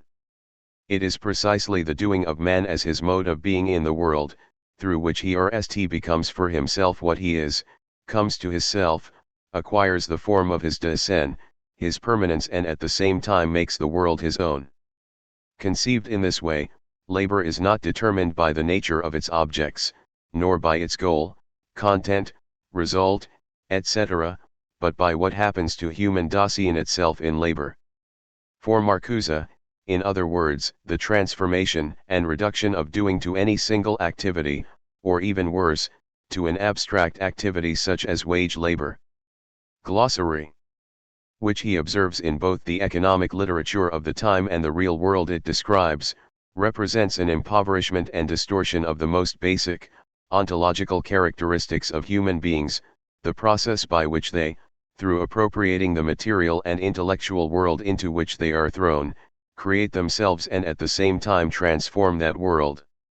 Marcuse uses Hegel's distinction between doing and activity, in combination with Heidegger's concepts of Dasein, world, and happening, to offer an original interpretation of Marx's notions of alienation and Reichation. He argues that the key to this problematic is to be found in philosophical foundations of Marx's concept of labor. The furthest thing from Marcuse's mind is to confer ontological status on the conventional concept of labor.